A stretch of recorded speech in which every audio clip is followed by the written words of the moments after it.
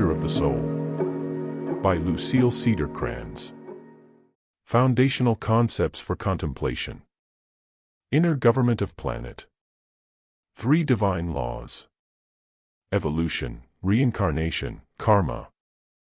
The path of initiation. Birth, baptism, transfiguration, crucifixion, ascension. The human family stands today upon the threshold of a new experience, that of soul consciousness. Every man, woman, and child incarnate upon the planet is being brought closer to this happening by the force of evolution itself. Just as man is differentiated from the animal, in that he is a self-conscious human being, so shall he make yet another advance in awareness to become a soul-conscious Son of God. No longer must he walk in the shadow of spiritual ignorance, for the light of his soul is moving upon his horizon. This movement of the soul toward expression within and through its lower counterpart can be seen within the mass consciousness of the whole human family. In no area of that mass is it stilled, but moves constantly to produce an awakening of men to its presence. Men and women everywhere are becoming restless, dissatisfied and overburdened with the world of material values they have created for themselves. They seek new values which will bring lasting peace to their world, little knowing as yet the nature of that peace. In recognition of, and cooperation with this activity of the soul, a new thought form presentation of the wisdom has been created and placed in availability for those who seek it. It can be contacted as an abstraction via the activity of meditation, and must then be translated into a concrete form by the one who meditates. This series of instructions is an interpretation of that new thought form, and has been written in an effort to aid men in the search for his soul. For those who seek authority behind the written word, the truth of this text must be proven via its application. A formulated concept is of value only if it can be worked out as a living truth within the life and affairs of humanity. Therefore, do not look to the source of this teaching for its authenticity, but to the application of it within your own life and affairs. This series of instructions has been built up from a foundation of certain basic concepts which can be briefly outlined as follows. A. Inner government.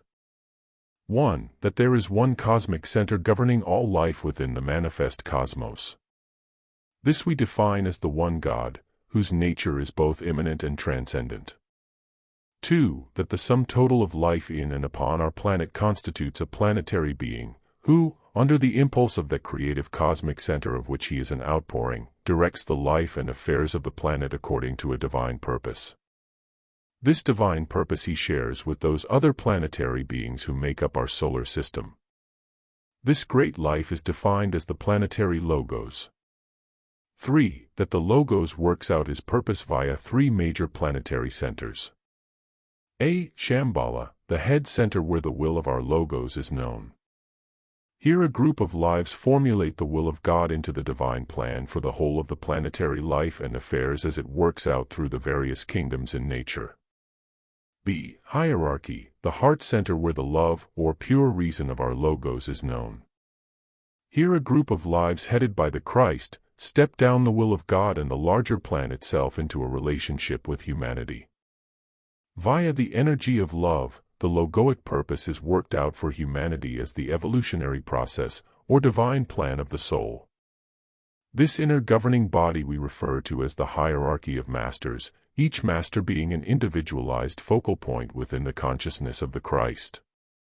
C. Humanity, the throat center where the will and love of God are worked out into manifestation via the energy of intelligent activity, the intelligent direction of the will, and the intelligent application of love within the life and affairs of humanity, will bring to successful fruition the greater purpose and plan of the planetary logos himself.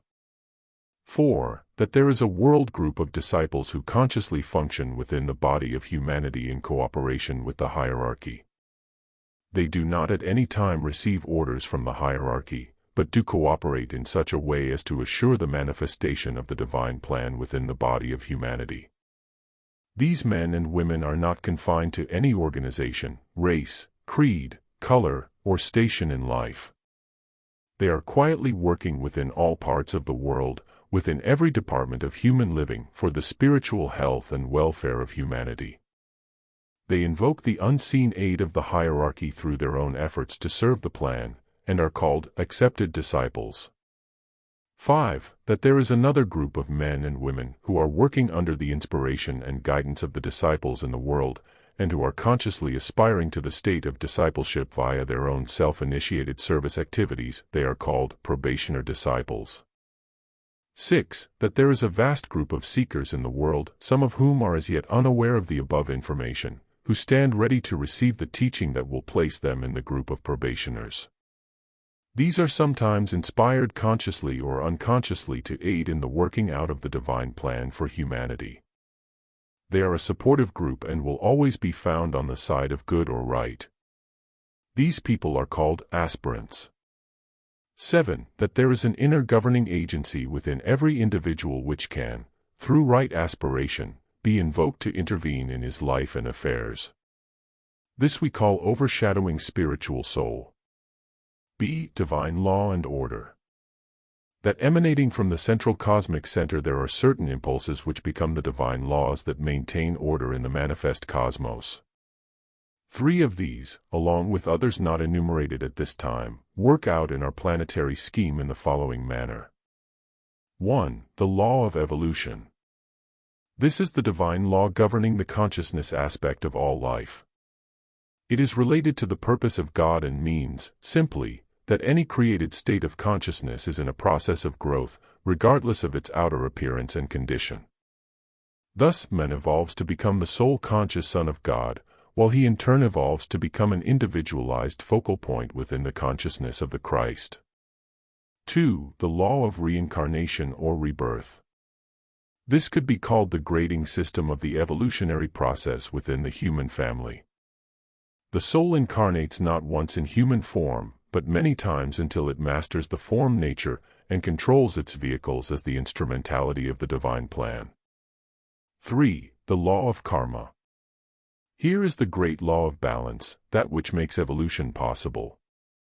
It controls the displacement of energies within the manifest cosmos, directing a return of each flow of energy, from any given point, back to its source in similar type, strength, and quality. Thus, whatever a man thinks, feels, or does shall return again to him as the balance of energy displaced within his own individual system. Via this law, a man meets with those opportunities for growth which he himself has created, and thus evolves in the school of experience from instinct to intellect, from intellect to intuition, and from intuition to inspiration. Thus does knowledge itself become wisdom, and the sole master of its own fate or karma. Upon such mastery, the incarnating consciousness is freed from the wheel of rebirth into a higher frequency range of activity. C. The path of initiation. That after the personality has reached a certain place in the evolutionary process, his growth becomes a conscious, self-initiated activity. In cooperation with the plan of evolution, the incarnating entity initiates those experiences which will expand the awareness of the personal self to include the awareness of the spiritual soul. This expansion covers 5 states of consciousness, sometimes referred to as the 5 initiations.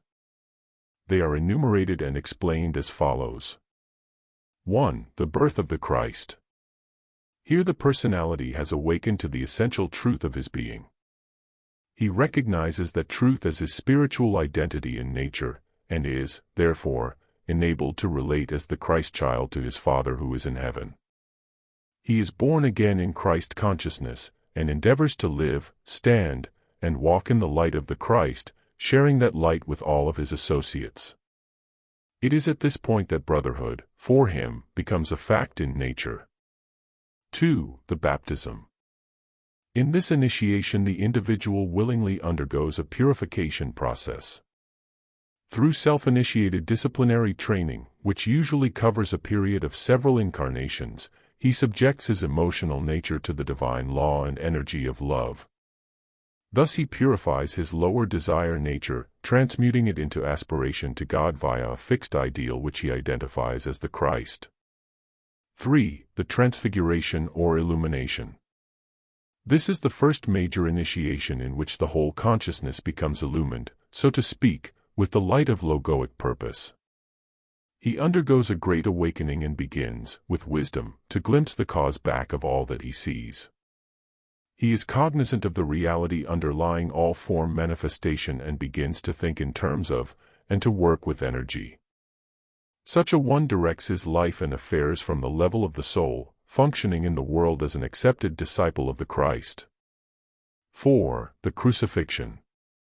This is the initiation in which the individual crucifies that part of his being which stands between himself and the full embodiment of his spiritual ideal. He sacrifices his personality, ambition, and desire to the one life indwelling all forms. He gives himself completely, works for, and is subservient to that life. After release from personal desire and ambition, he comes back to work in the world, but with one difference: his motive is love of humanity, and all that he does is in service to his brothers. 5. The Ascension. This initiation is so advanced that very little can be said about it. It is freedom from, and mastery of, the three planes of human endeavor: the physical, astral, emotional, and mental. The individual is released from the wheel of rebirth, and if he does incarnate again, it is only in times of crisis, for the guidance of humanity. Man today is undergoing a difficult transition of which he knows little. As a race, he is completing the first initiation and approaching the second, fluctuating between the emotional aspect of his nature and the mental. He is learning to react to life intelligently rather than with just his emotions.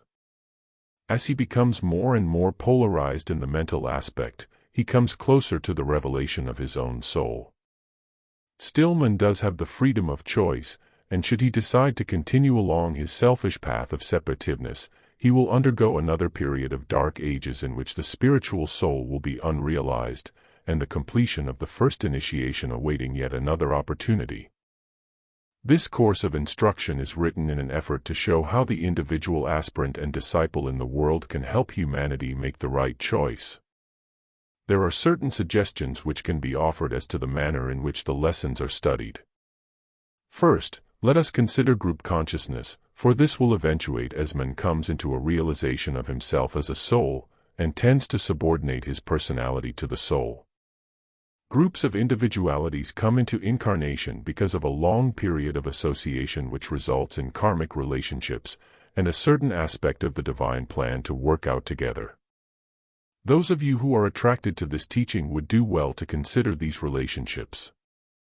All of those about you are souls who are, in a peculiar manner, related to you in the working out of the plan. As you progress in realization, others will be drawn to you, and if you progress rightly, you and the others will experience a group consciousness whose motive is service, and whose goal is the manifestation of the divine plan, as you have grasped it for humanity. A few words of warning may be inserted here regarding groups. Since you are functioning at this time as personalities, a certain amount of friction may occur, and unless carefully handled, the group will not survive as such. Let divine love guide you in this enterprise. Recognize each one as a soul, and therefore as your brother. Let loving kindness dictate your attitude in all of your relationships, and give to each the freedom to express himself as he sees fit.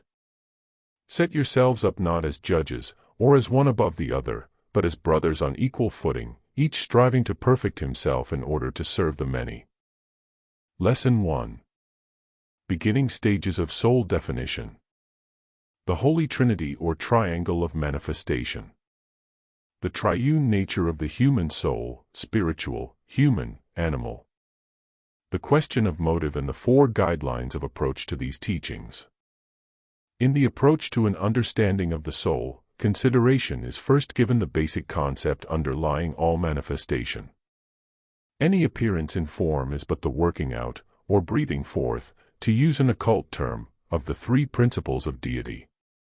These 3 principles, which have been referred to as the Holy Trinity, and symbolized in geometric form as the triangle of manifestation, are the 3 persons in one: God the Father, God the Mother or Holy Ghost, and God the Son. The occult student divorces them from personality, and considers these 3 basic principles as that which can be seen as the underlying cause of every appearance in form. He defines them in several terms in an effort to understand the inner meaning of the outer world. They are considered first from the perspective of polarity. The father aspect is seen as the positive pole, the mother aspect as the negative pole, and the son aspect as that which is created by the interplay of energy between the two. Thus the three principles are enumerated as 1. Positive pole, spirit. 2. Magnetic field, consciousness. 3. Negative pole, matter. Spirit and matter are seen as the two polarities of one energy, and consciousness as the magnetic field created by the resulting interplay of frequency between the two poles. The next step in the occult approach to an understanding of truth, or reality is 1. Positive pole, divine will. 2. Magnetic field, divine love. 3. Negative pole, divine intelligence. When positive will is impressed upon negative intelligence, the expression of love is born. The continuing interplay between will and intelligence produces an evolution of that love, according to a divine purpose which is inherent in the will, via a divine activity which is inherent in the intelligence. Thus we see the manifest world about us, and begin to glimpse, but a ray as yet, the light of its inner meaning. That light is somewhat increased when we put all of our definitions together into a synthesis.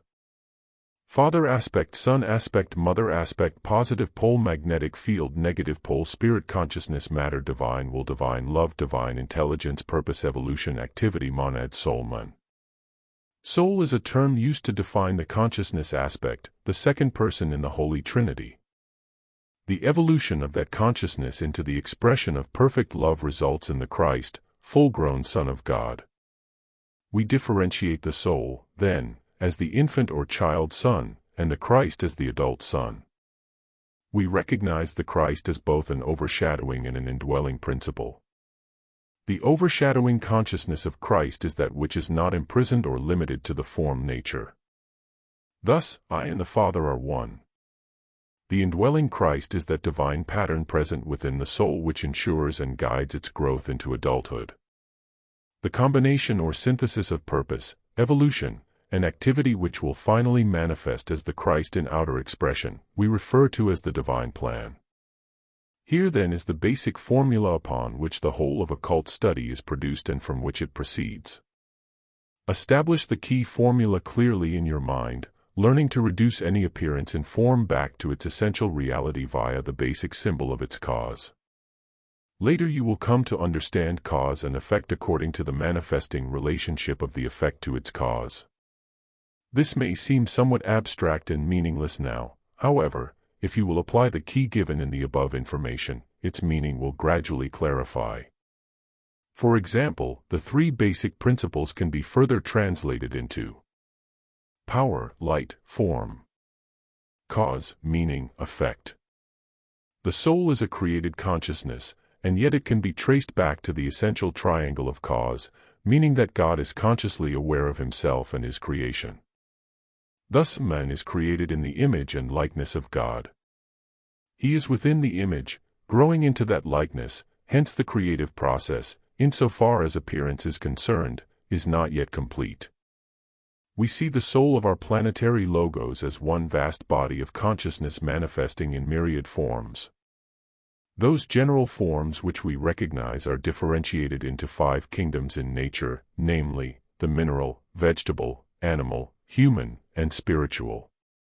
Each kingdom in nature is one identified being, or soul, contained within the logoic awareness.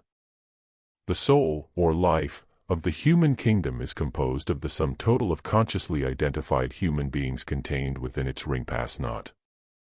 We see the soul of humanity then as one soul manifesting within its many vehicles. Because of the differentiation of the form, and the apparent difference in the evolution of the soul itself, it is difficult for the beginner to grasp this concept of oneness. Each soul is but an individualized expression of the Oversoul, and all are consciously, or unconsciously, working toward one purpose and goal. The one life builds many forms, each one created for the purpose of evolution and expression. Each form conveys a degree of developed and developing consciousness, plus soul expression. The appearance of the many can be explained in the following manner. An individualized soul is likened unto an atom in the body of the one soul, which has acquired conscious awareness of itself. It is not in the beginning conscious of that life in which it lives, moves, and has its being, but because of its inherent characteristics, it is swept into incarnation to develop its awareness, thus aiding the evolution of the one life. All of this time the central directing will and the intelligence are aware of the new birth, aiding it in its long period of growth, until it, too, becomes conscious of that life of which it is but an individualized expression, color, or tone. The purpose of evolution, insofar as man's mind has been able to comprehend, is at one moment complete with individuality. The soul of a human being, that is, the sum total of his consciousness, is defined in three major classifications, as follows. 1. The spiritual soul on its own plane. This is that aspect of the individualized entity which is not as yet incarnate in form. Its life and affairs are maintained above the frequency range of the brain consciousness, until such time as the persona has evolved to permit its incarnation. The divine purpose of the individualized expression, that is, its relationship to the one life, is maintained here in what is often referred to as the superconscious, and directed downward as the motivating impulse for spiritual growth. The essence of the experience gained during each lifetime is absorbed into the spiritual soul as wisdom, that wisdom which will be necessary to the working out of its purpose when at last it descends into incarnation. The spiritual soul relates man to God. 2. The human soul in the three planes of human endeavor. This is that aspect of the individualized entity which has incarnated and identified with form. It thinks of itself as I, functions within and through the brain as the persona, and evolves via its experience with form into an identification with its spiritual counterpart. At the height of its growth it merges with the spiritual soul, incarnates again into a human vehicle, and masters the form nature. At this point the persona has been absorbed by the spiritual soul, and the life in form is a conscious soul incarnate. Thus the fifth kingdom, heaven, is brought to earth. The human soul relates man to humanity. 3. The animal soul.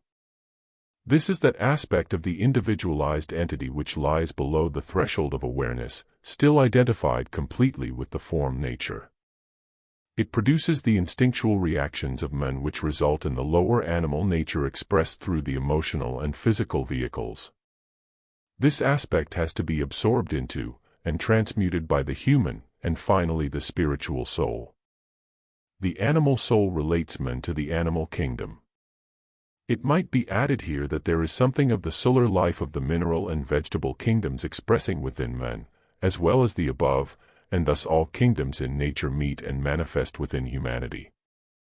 This is a point to be kept in mind, for it later leads to an understanding of the part humanity plays in the evolution of logoic consciousness. I would like to take this opportunity to explain something to the earnest student in regard to his understanding of the teaching. All teachers of the wisdom realize the difficulty presented, particularly to the beginner, in grasping the concept of truth which is projected. He is confronted with a bewildering array of new, and to him, meaningless terms with answers to the reason for his being, which he has never really expected to find. If he is not very careful at this stage, he is liable to become so confused as to what is truth, that he may delay his own growth unnecessarily long. First, examine very carefully your motives. For what and why are you seeking? What will you do with this teaching once you have grasped it? Do you have the betterment of mankind in mind, or do you seek for self-glorification? Remember, the conscious soul is a part of the whole. His desire is the evolution of that life in which he lives, moves, and has his being. Any activity in which the spiritual soul is engaged is in service to his brothers. If there is anyone who seeks attainment for the glorification of the separated self, it would be better if he dropped out, if he waited until such time as his motives became rightly oriented.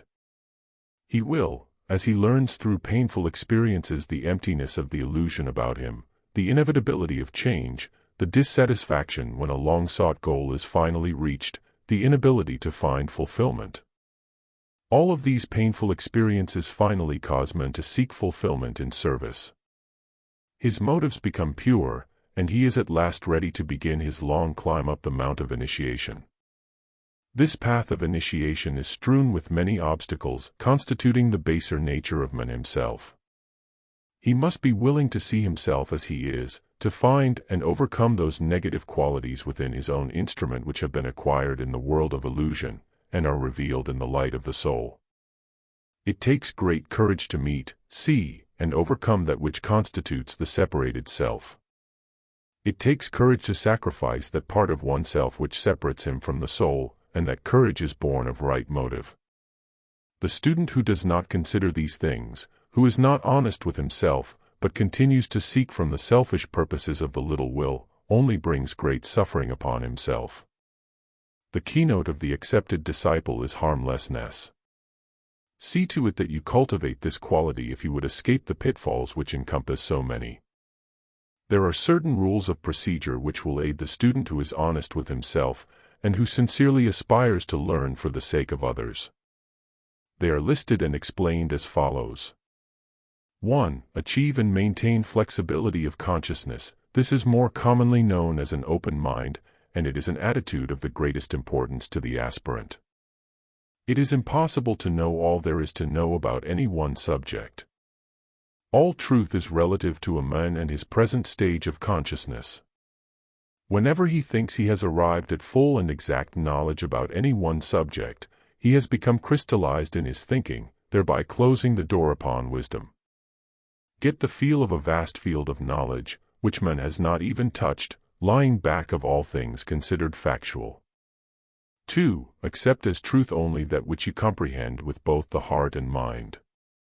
There is within the basic structure of the inner, subjective man, the combined head and heart, a built-in intuitive response mechanism which has been placed there by the soul. This is not the built-in emotional response mechanism, but rather a higher correspondence of that, which is responsible for the inner guidance known and experienced by many. It does not speak to you in either voice or formulated thought, but produces a response of instantaneous inner knowing which supersedes thought. Do not then be blind in your acceptance, accepting as fact a statement which comes from so-called authority. You can and will develop the intuitive response to truth which will guide you along the path of light. 3. Do not look at that which you cannot accept as a falsity. Remember that for another it might be the greatest of truth. Simply allow that which you do not comprehend and cannot accept to pass. Do not make an issue of it. Wait, and later you will see it in the light of your own soul, recognizing its place in the scheme of things. 4. Become receptive to the transference of concepts. This is difficult at first, yet extremely important. Remember, a word or a grouping of words is not the concept it is attempting to convey. It is a door through which the aspirant may pass into greater understanding. All truth loses something of itself as it takes on the outer wrappings of description. Nonetheless, it can be contacted as abstract concept if the mind is not imprisoned within, or caught up in, the glamour of its outer form. Very often a student is literally bewitched by the vehicles in which truth makes its appearance, and as a result he learns and repeats volumes of words which hold little, if any, meaning to him. Attempt to intuit the world of meaning, to sense the depth and fullness of that meaning, and to grasp in realization some understanding of it. This will stimulate into greater activity the intuitive faculty, and you will gradually become receptive to the transference of concepts. Lesson 2. The Trinity in relationship to humanity. The Trinity further defined: first, second, third logos. 3 statements of identity: I will to be, I am, I create. The soul's use of the persona in building a vehicle of manifestation. Consciousness, that being which is capable of awareness in any stage, we call soul, and define it as animal, human, or spiritual, according to its degree of developed awareness. The nature of consciousness, whether it be that of an animal, man, or a spiritual soul incarnate, is essentially divine, since its only parent is God. This concept is essential. Inherent divinity must be grasped, not only as an abstraction, but as a fact in nature, by every student who would become initiate in the wisdom. Thus, right and wrong, good and evil, any appearance of the pairs of opposites must be understood and resolved into harmony within the mind of the serious student. This is wisdom, and its practical application in the world of affairs is the self-appointed task of every disciple of the Christ. We attain to such wisdom via a study of, and meditation upon, the nature of the soul as it manifests itself in form. Thus, we turn our attention again to the basic triangle of manifestation in order to arrive at the essential impulses, characteristics, and attributes of the soul. 1. Father aspect positive pole divine will. 2. Son aspect magnetic field consciousness or soul, divine love. 3. Mother aspect negative pole divine intelligence. These three principles of deity are also referred to as 1. The first logos. 2. The second logos. 3. The third logos. The first logos, or the first aspect of deity, is the positive pole, because his nature is positive to all else. Here is the first impulse which initiated creation and the last impulse which brings it to its final conclusion during any one cycle. The third logos, or the third aspect of deity, is the negative pole because his nature is in direct opposition to that of the first logos. He is negative to, can be impressed by, the motivating will impulse. The second logos, or second aspect of deity, partakes of both divine will and divine intelligence, since he is the created result of both. His nature is composed of the positive and negative aspect, plus divine love or pure reason, which is his peculiar quality. The second logos, or son aspect, is the sum total of all that is in expression at any given time. Here then, in his higher aspect, is our God, and in his lowest aspect, ourselves, consciousness, soul, Son of God in manifestation. It is the divine nature of that Son or soul that we are approaching in our minds in an effort to arrive at wisdom through understanding. We do this through analogy. What are the inherent aspects within the soul which are analogous to the Son in his highest state? How do these aspects work out in the consciousness of the persona? First, as the divine will impulse, the motivating impulse back of all manifestation. This divine will impulse moves constantly within the soul, producing via its impact upon intelligence the characteristic of intelligent will within a man. Such will is essentially divine since it is the sounding logoic word meaning, I will to be. The constant sound or vibration of will upon intelligence within consciousness results in a progression of experience which evolves the consciousness to hear, to respond, and to grow in awareness of its essential meaning. Thus we find men demonstrating the will to live, to progress, to prosper. Secondly, as the impulse of divine love emanating from the heart of God, Christ, to impact upon the heart of man, soul. What is divine love or pure reason but perfect consciousness? Thus, man is conscious of being. His sound goes forth as the I am, and it is essentially divine, since it is the word of the Son or Christ, the second person in the Holy Trinity. Thus is produced within man the characteristic of identification, i.e., the expression or assertion of that degree of Son, soul, or love which is realized. Thirdly, as the impulse of divine intelligence constantly impacting upon the consciousness to produce manifestation or intelligent activity. Here sounding within the Son, or soul, is the inherent word of the Mother, the third person in the Holy Trinity, I create. Thus, forms are built through which the consciousness experiences and evolves the positive and negative polarities of his being. His activity is essentially divine because it is an inherent characteristic bestowed upon him by the intelligence of God. He must create, he must act in accordance with his inherent will, and his degree of identification with Christ. The synthesis of the above three manifest the attributes of the soul, which will be explained and clarified in a later lesson. What is a man, then, when observed from the perspective of reality? He is the synthesis of the threefold Word of God sounding in time and space. 1. I will to be. 2. I am. 3. I create. or Christ as it is translated by Christianity, or Buddha as it is translated by Buddhism, etc. From the moment of the birth of an individual soul, a self-conscious unit within the greater consciousness of the second logos, the process of human evolution begins. The new birth of awareness is swept into activity by the divine impulses of the will, intelligence, and love which are inherent within it. These, working under the divine laws of evolution, reincarnation, and karma, build the first cycle of vehicles for the incarnating soul, with little attention being given the building process by the consciousness itself. In the beginning, the process automatically proceeds according to divine law and the inherent plan. Later, however, when the spiritual soul has evolved a certain degree of wisdom, awakened, via its experience with form, to its essential reality and its divine nature, it takes a more specific part in the building process. It observes the growth of the persona, that aspect of its consciousness which is imprisoned within and identified with the form, and determines what further experiences under divine law are needed. Then, consciously manipulating divine will and intelligence, the spiritual soul creates the vehicles of incarnation. This is an important concept to bear in mind. The soul does not seek out a vehicle already created and then incarnate into it, but rather he builds the persona vehicles via a meditation process. An aside note may be inserted here for later meditation and reflection. The spiritual soul is in deep meditation throughout the whole of its incarnating cycle. In cooperation with the individual souls of the personality parents concerned, determined by evolutionary development and karma, the spiritual soul proceeds with the process of creation from his own plane of affairs.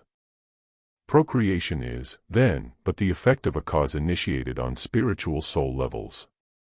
Such information may be somewhat startling to the beginner on the occult path, therefore, it is suggested for all those to whom these concepts are new, proceed slowly and without intensity of mind.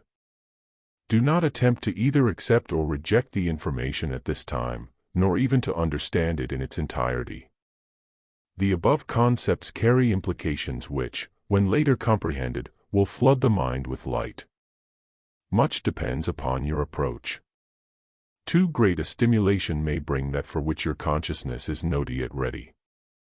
On the other hand, too great a struggle to grasp the inner meaning of esoteric concepts may result in an unconscious repulsion of that meaning.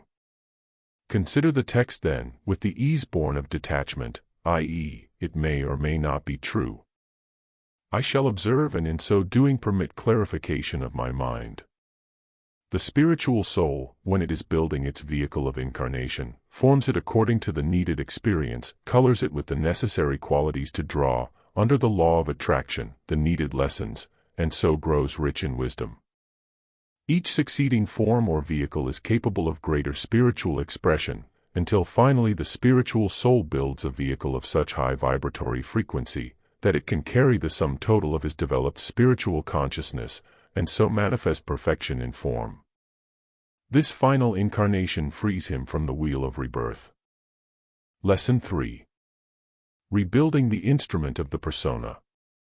Character building, the persona's response to the soul impulse to start on the path of return. Invocation and evocation, the basic tools of relationship between the soul and persona. The disciplines of the average man and the aspirant in relation to character building, meditation, and alignment. We have stated thus far that the divine impulses of will, love, and intelligence impacting upon the incarnate consciousness produce three inherent characteristics within the evolving persona. These characteristics themselves are evolved within and with the persona until they are expressed as a synthesis of soul-planned activity. Thus is the evolution of the men concluded in the human sense, and the conscious soul incarnated into form. It is during this stage of personality growth that the process of character building is emphasized as the path of return for the Son of God. The conscious I begins to glimpse and to build an ideal of his divine prototype, the spiritual soul, and endeavors to rebuild his instrument, to expand his consciousness, and to fashion his life and affairs according to that ideal. In the beginning his vision will be distorted and incomplete due to the lack of clarity in his mind. It will also be clouded with many glamours in accordance with the emotional content of his feeling nature, but in most cases it will suffice to stimulate him into a new effort of conscious growth. Little realizing the importance of the evolutionary step he is taking, this one approaches the path of initiation, whereon he will initiate his own spiritual development with whatever aid he may invoke through the invocative strength of his own efforts. I should like to seemingly digress for a few moments for the purpose of bringing your attention to bear upon the idea of invocative strength. Many of you who are attracted to this series of instruction are already somewhat acquainted with the concept of invocation and evocation. However, we shall define the terms used, for the sake of clarity, and proceed with our subject from that definition. Invocation is the calling down into active play of that deity which overshadows an individual or a group of individuals. That which is invoked may appear in one of many forms, such as an idea, an experience, or in the case of a needy humanity, even as the incarnation of an initiate consciousness. Thus, divine intervention is brought into being via the magnetic pull of the invocative center, which is acting as a positive pole of magnetic attraction within the three worlds of human endeavor. Evocation is a calling forth into expression of that divine potential which is latent within the manifest form. Thus, the indwelling Christ, that divine spark or seed within the consciousness of the mass, can be attracted into expression via the magnetic pull brought to bear upon it by a conscious Son of God living within the body of humanity. Invocative strength is developed within the aspirant via his self-initiated efforts towards spiritual growth, and his expression of that growth. God help me, will meet with success in accordance with the proven sincerity of its speaker. If such an appeal is made via action, then will the aid be forthcoming from whatever level the aspirant has been able to reach. Character building is the first and, it might be added, the most important process used in the development of invocative strength. The evolving persona is attempting to become soul-infused. He attracts that soul infusion, divine intervention, via his effort to embody his ideal of the soul. Each successful expression of a soul quality establishes him more definitely as a positive pole of spiritual magnetic attraction within his environment. Such spiritual magnetism works in two directions. It attracts that which is above it in frequency down into manifestation, and that which is occluded or imprisoned within the form nature upward and outward into manifestation. Thus, the overshadowing Christ is brought down into incarnation and the indwelling Christ is brought up to be merged with its divine prototype. At a later date an actual technique can be given those of you who qualify, for the purpose of utilizing this information to the betterment of humanity and the working out of the plan. In the meantime, attempt to understand its inner meaning and to relate yourselves to it. As the aspirant actually takes his place upon the path of initiation, the character-building process is entered into as a science which utilizes certain techniques based upon a knowledge of the characteristics of a soul-infused persona. The vision then becomes more clear, more definite, and more possible of embodiment. It is no longer distorted and clouded, a vague dream of self-glorification, but a vision of radiant beauty which is based upon the real truth of the soul of humanity. What the aspirant himself can and will attain to, all of humanity can and will reach, and hence his vision no longer includes just himself, but becomes the divine plan which includes every man, woman, and child upon the planet. The characteristics of the soul-infused persona are the manifestation of divine will, divine love, and divine intelligence within and through the form nature.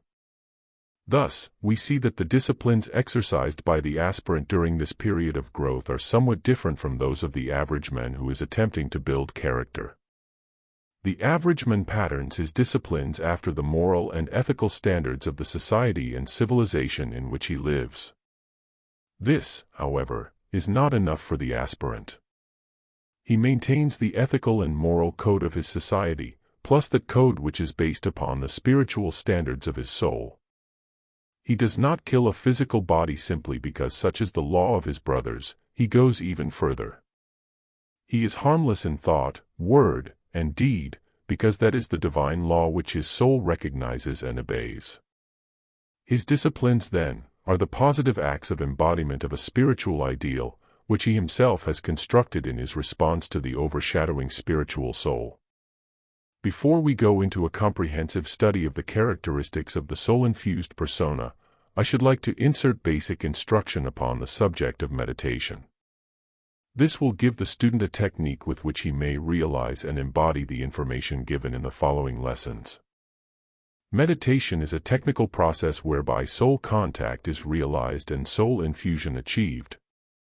It is safely carried out as a daily practice only after the persona has dedicated his vehicles to the soul.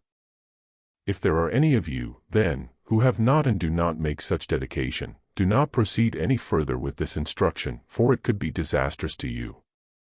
At this point you are entering the upward way which leads the errant son into the province of his father. You will be invoking into your vehicles the higher frequency of spiritual energies, which can be safely wielded only for the betterment of humanity. Deliberate misuse of a spiritual energy or power brings quick retribution, karma, to the user, hence the protection of the masses is ensured by divine law. The first step in any well-ordered meditation is that of alignment. Alignment is the establishment of a path of least resistance for the flow of energy between any two given points. In this case, the alignment is to be between the persona, focused in the physical brain, and the spiritual soul in its own sphere. The persona is composed of three aspects: the physical or dense body, the emotional feeling nature, and the mind. The objective of the first stage of alignment is to render the physical body and the emotional nature quiescent and under complete mental control. This is brought about in a twofold manner, as follows. 1. The two lower aspects of the instrument must be relaxed. Wherever there is tension, there the mind is held a prisoner. An emotion, particularly of a negative nature, will produce a physical tension, which holds the attention of the mind fastened to the body and the problem, without freedom to seek, recognize, or create a solution. Any attempt to strain or lift the mind from its prison will only serve to strengthen its hold. Therefore, the process must be that of relaxed alignment, which results in a freeing of the mind. This is accomplished in the following manner. A. Become physically relaxed and comfortable. Make the body as comfortable as possible in a sitting position. Beginning with the feet, relax each muscle, tendon, and, finally, cell, of the entire body. Speak to the separate parts, telling them to relax. Know that the nervous system carries the message to them and that they will obey. B. Become emotionally calm and serene. Speak to the emotions, telling them to relax, to become at peace. Let each emotion become quiescent until there is a noticeable serenity pervading the feeling nature. 2. Establish a point of focus. When the physical body and the emotional nature are at peace, the personality consciousness will naturally focus in the mind. The mind, which is no longer held a prisoner to the lower aspects, naturally focuses its attention in the world of mind. It does not leave the body, but it can become attentive to the soul. It is poised and alert.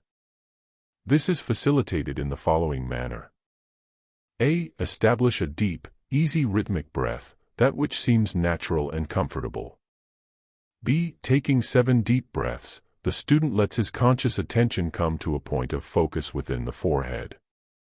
Do not create a point of tension here.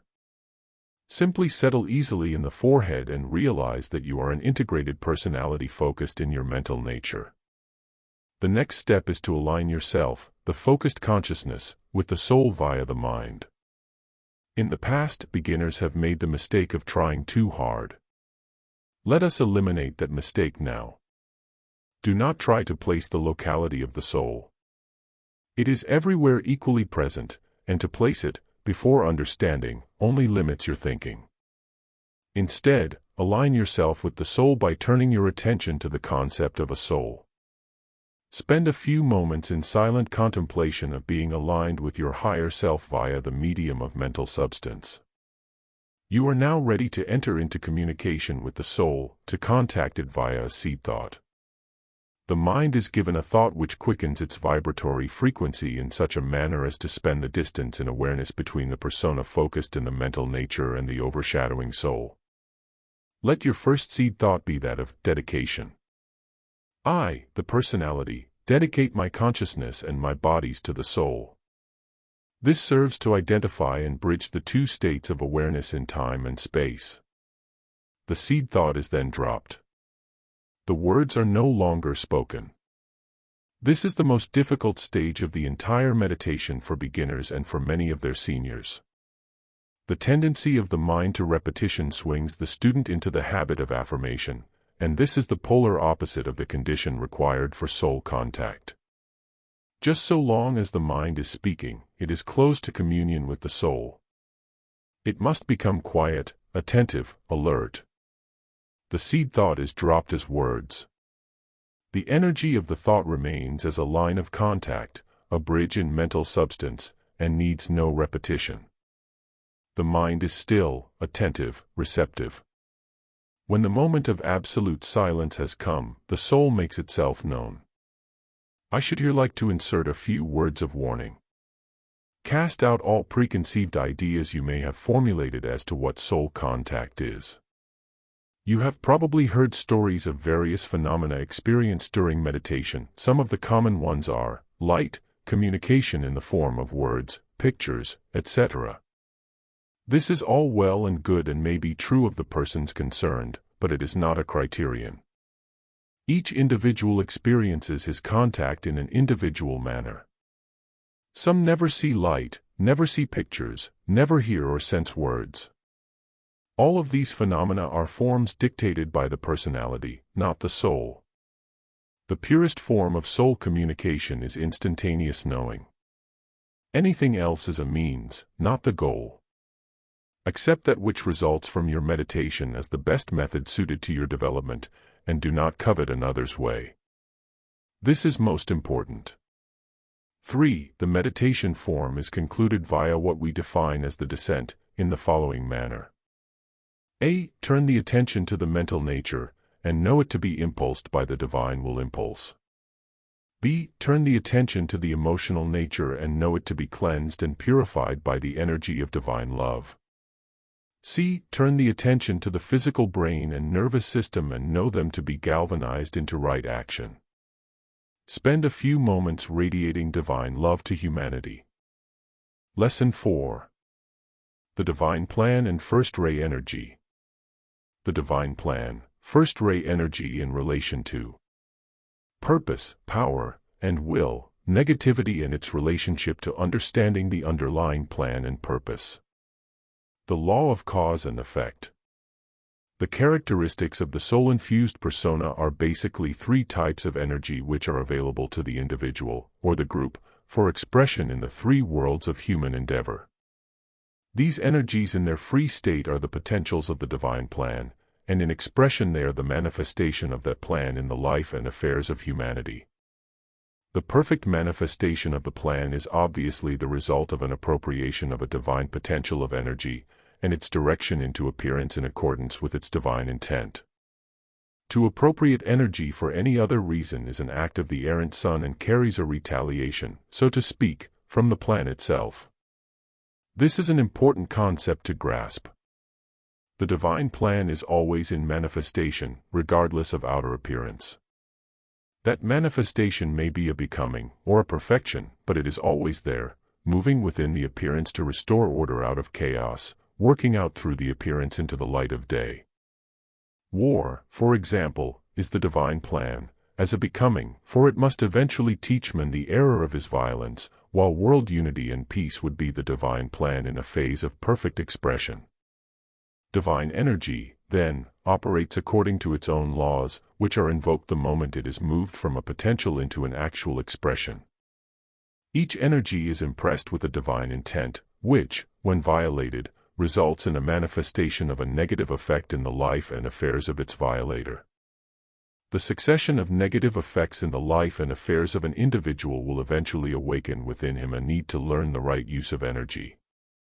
This phase of the evolutionary process we call the path of experience, for it proceeds via the trial and error methods, with little conscious effort made toward spiritual development. The soul-infused persona is attempting to appropriate energy and to direct it into manifestation according to its divine intent. This activity we define as service to the plan, and those who are engaged in the activity we define as disciples. There are many stages of discipleship, from that of the probationer up to, and beyond, that of the accepted disciple working from within one or another of the hierarchical ashrams. The path of initiation is actually the path of discipleship which leads finally to the overshadowing Christ. Please bear the above concepts in mind as we proceed with a study of the characteristics which constitute, for the beginner, the ideal of the soul. As you envision that ideal with greater clarity, such concepts will hold real meaning for you. As the energy of divine will impacts upon the consciousness of a beginner on the path, we see it manifesting within his mind as the will to good. This is the first major step he takes in his reorientation to the soul. His little will, which has heretofore been concerned with the affairs of the separated persona, is aligned with the will of God, as he begins to think in terms of the betterment of humanity. Thus, the good of the many becomes the motivating impulse underlying all of his activity. He is moved by that impulse to express goodwill toward his friends, relatives, and associates, so brotherhood becomes, for him, a fact in nature.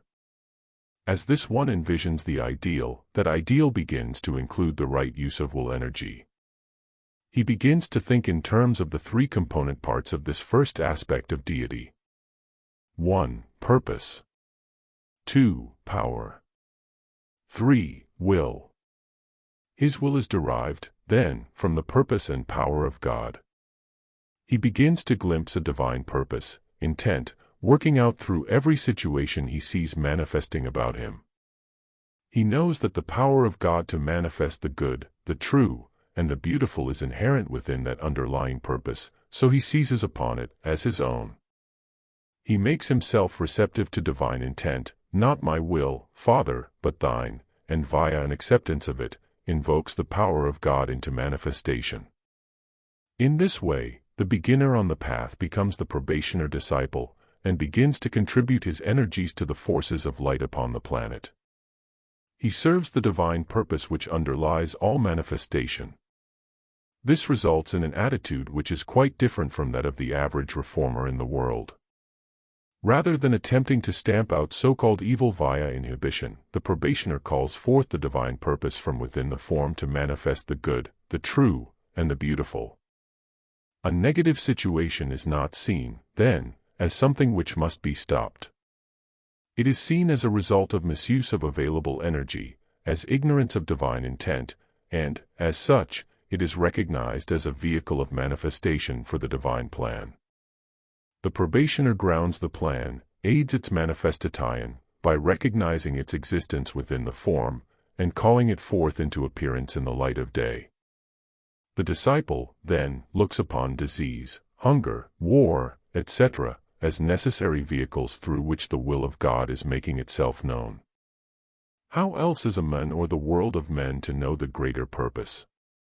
The ills of the bodies become secondary factors, important only in their disclosure of the ills of the consciousness.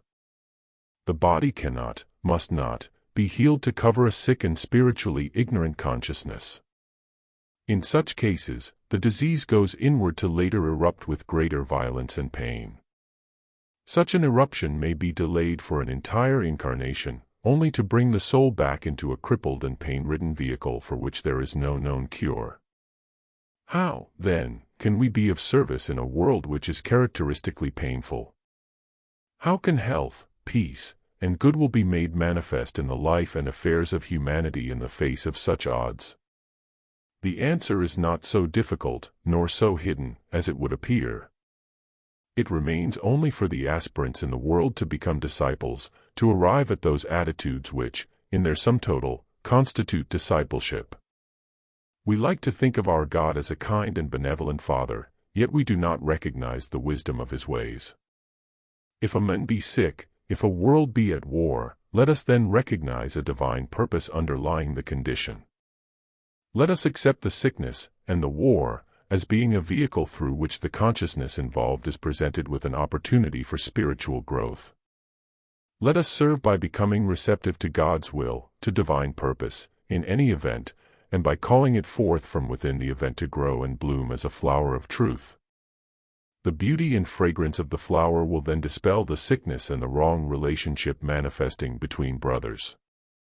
At this point, I should like to present you with a service technique which can be utilized by an aspirant to discipleship to great advantage. When you are presented with a condition of negativity, whether in your own life or the life of a brother, carry out the following technique. A. Establish your own alignment with 1. Your soul. 2. The Christ. 3. The Father. B. Recognizing that the manifesting condition is a result of the working out of divine law and order, become receptive to the divine purpose which is inherent in this particular situation.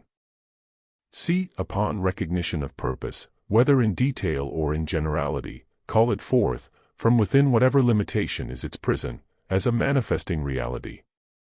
See it take root within the consciousness aspect, grow there, and bloom as truth. D. Then, and only then, see the radiance of truth dispelling the darkness cast by the shadow of ignorance. See that radiant light emerge from the consciousness and shine forth through the form nature, transmuting, as it does, the outer form into a true reflection of inner reality. E. Speak the words. May the divine plan manifest divine adjustment within this condition in divine law and order. Sound the Aum, and turn your attention elsewhere. Divine will manifests also as perseverance, which is a needed asset in the life of any disciple. The beginner must learn to work without always noting immediate results in the world of form, and this is often difficult. He is so enthusiastic, he has sensed the vision, and grasped a bit of the divine plan for humanity. Very often he feels a sense of urgency, a need for haste. In his attempts to manifest the plan as he has seen it, he meets with seeming failure, not once, but many times. Often he does not realize that there is no real failure, but that out of that which appears as such, success is one step closer. In his first attempts to serve, he makes many mistakes, and in viewing these, he feels a certain self-disgust, an inadequacy to meet the need of the times. He forgets that all through this period of learning he is being watched, and trained, and aided wherever possible. He will pass out of this period of probationership as a skilled worker, one of the trusted and dependable disciples upon whom the hierarchy builds its hope for humanity. There is another factor to be considered here, and that is the law of cause and effect. Cause originates in the inner world of thought, and effect is the manifestation of that thought in form. We find that every situation is an effect of a state of consciousness, and that to successfully change the situation, we must work with the consciousness aspect which is its cause. Therefore, the disciple works from above, downward. He extends his awareness into the world of mind, and of the emotions, as well as the world of form. He has sensed something of the divine plan. He then works to establish a state of consciousness within the mental sphere, a condition within the astral-emotional sphere, and intelligent activity in the physical. Very often there will be a period of apparent chaos manifesting in the world of form as a result of his efforts, and the beginner often becomes discouraged. The wise disciple realizes that often change will manifest in just this manner as karma is precipitated and adjusted. He continues his work, maintaining strength in the calm assurance of his soul that all is well. He perseveres until his goal is realized. During the coming week, use the following seed thought in your meditation exercise. I am receptive to the purpose, power, and will of God, as it is stepped down to me from my soul. I serve that purpose, accept its power, and do the will of God. Lesson 5. The 7 Rays and the Right Use of Will. Introduction to the 7 Rays, ray makeup of human kingdom. Planetary and solar logoi, synthesis, glamour of self-importance, will energy as it impacts the instrument of the persona. Right uses of first ray energy. In our consideration of the characteristics of divine will, we must bear in mind that it is basically an energy expression of divinity. God expresses in this solar system via 7 ray energies, which are in themselves 7 subsidiary frequencies of the cosmic ray of divine love wisdom. In order to more clearly understand this subject of energy expression, it is necessary to consider again the two polarities of the basic Trinity. Positive-negative. Spirit-matter. In Lesson 1 it is stated, spirit and matter we see as the two polarities of one energy. Spirit is matter vibrating at its highest frequency, matter is spirit vibrating at its lowest frequency. These two polarities, plus the consciousness aspect or magnetic field created by the interplay of frequency between them, we define as the basic cause of all manifestation. The three aspects, in a cosmic sense, manifest as three frequencies of energy which are defined as the cosmic rays of 1. Divine will and power. 2. Divine love wisdom. 3. Divine intelligence. These in turn are differentiated into 4 minor frequencies which are defined as the cosmic rays of attribute. 4. Harmony. 5. Cosmic definition or equation. 6. Ideation. 7. Divine law and order. A solar system embodies one of the major rays, divine love wisdom, in our case, and differentiates it again into 7 subsidiary frequencies which are the 7 subrays of the embodied cosmic ray. Our solar logos is then in a process of embodying the second aspect, divine love, or the consciousness of a cosmic heavenly man. Cosmic love is the lesson which he is learning, cosmic consciousness the goal toward which he is evolving, and the perfect expression of wisdom or pure reason within his life and affairs, the goal he has set for himself. A planetary logos embodies one of the 7 solar rays, in our case, divine intelligence, and again differentiates it into 7 subsidiary frequencies which become the 7 planetary rays. Our planetary logos makes his approach to cosmic love or cosmic consciousness via the embodiment of divine intelligence. He attempts to arrive at and express cosmic love through intelligent activity and its 7 subsidiary frequencies. He is still attempting to embody cosmic consciousness, remember, as is the solar life of which he is a part, but indirectly, via the expression of a divine characteristic inherent in the consciousness aspect of the solar logos. That characteristic is not the basic third or matter aspect, but rather the divine intelligence the Son inherits from the Mother. All life within the planetary body is conditioned by 1. Cosmic love via its third solar subsidiary, divine intelligence. 2. And several of the 7 planetary subsidiaries. The major planetary rays are defined for further clarity as 1. The will to know love in its highest aspect. 2. The love of wisdom. 3. The intelligent application of mind in love. And the minor 4 as 4. The balancing of the pairs of opposites to produce harmony out of discord. 5. Application of intelligence in concrete knowledge and science. 6. Devotion to an ideal. 7. Order through ceremony and sacrifice. The 7 rays, whether cosmic, solar or planetary, always maintain their basic nature since original impression of divine intent is maintained. They are only stepped down in frequency by the cosmic, solar, or planetary consciousness appropriating them. To carry this correspondence even further, we find the soul of humanity in a process of embodying the third solar ray of divine intelligence, while an individual soul may be found on any one of the planetary 7. The rays of the persona are in turn subsidiary to the soul ray. Synthesis is the lifting in frequency of any subsidiary 7 into its original expression. Example 1. In the solar life, synthesis is the lifting of the solar 7 into cosmic love. 2. In the planetary life, synthesis is the lifting of the planetary 7 into a solar expression of intelligent love. 3. In the individual human sense, synthesis is the lifting of the personality rays into an expression of the soul ray. We see every appearance in form as but a combination of certain ray energies, knowing that the so-called solid form is but the slowest rate of frequency of the energies involved. This appearance is the appearance of the matter aspect, the negative pole of manifestation, while spirit is but the highest rate of frequency of the same energies involved.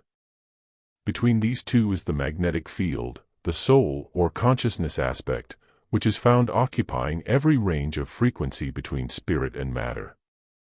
It is realized that the above information is highly technical and will be difficult for some. However, it is not only necessary to you as foundational occult knowledge, but it holds illumination for those whose intuitions are awakening in a spiritual sense. Learn it, as you would learn any other text, and then reflect upon its inner meaning. Do not be concerned if that meaning, and spiritual significance, is not readily apparent, for it will reveal itself in due time. The above technical information can serve in one sense now, however.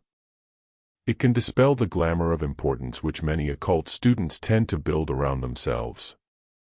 Once it is understood that our solar logos, that life in which our planetary logos lives and moves and has his being, is evolving toward cosmic consciousness, the individual will not make the mistake of thinking he has attained to the same state. He will take his proper place, eliminating the swelled sense of ego, and work toward the achievement of his own evolutionary goal.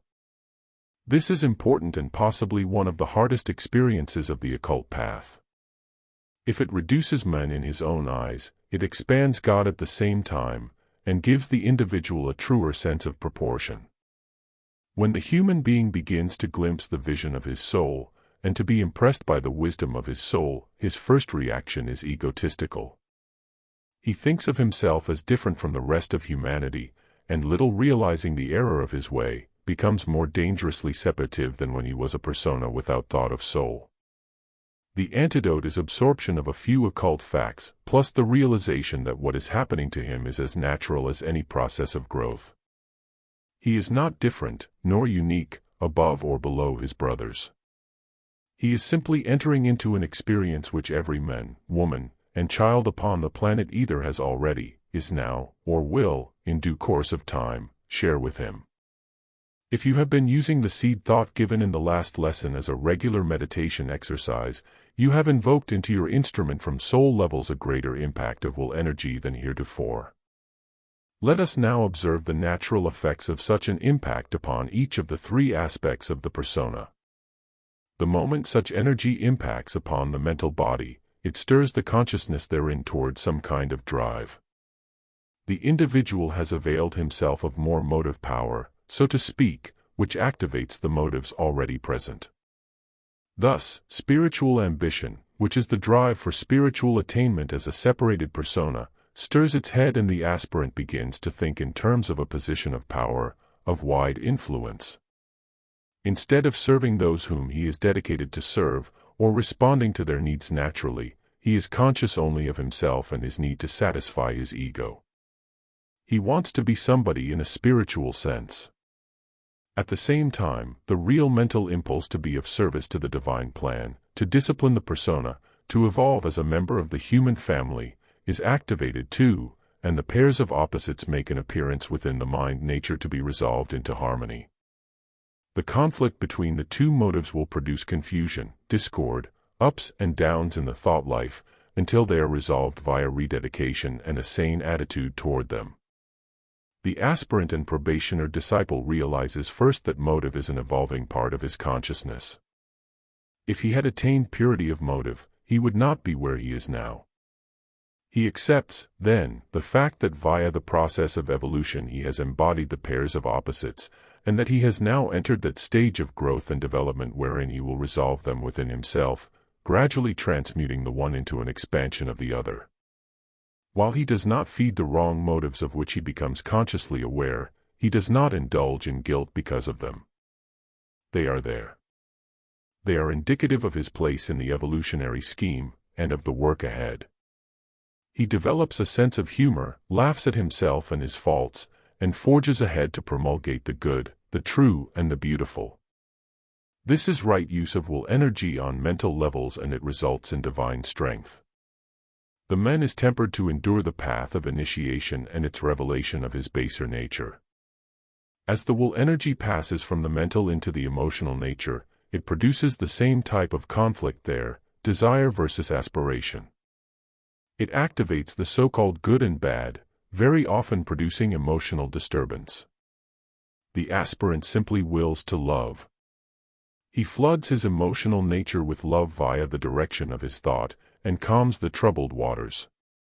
He assumes the same attitude toward the emotional situation as he does toward the mental, bringing the reality of his soul into being within this aspect of his nature.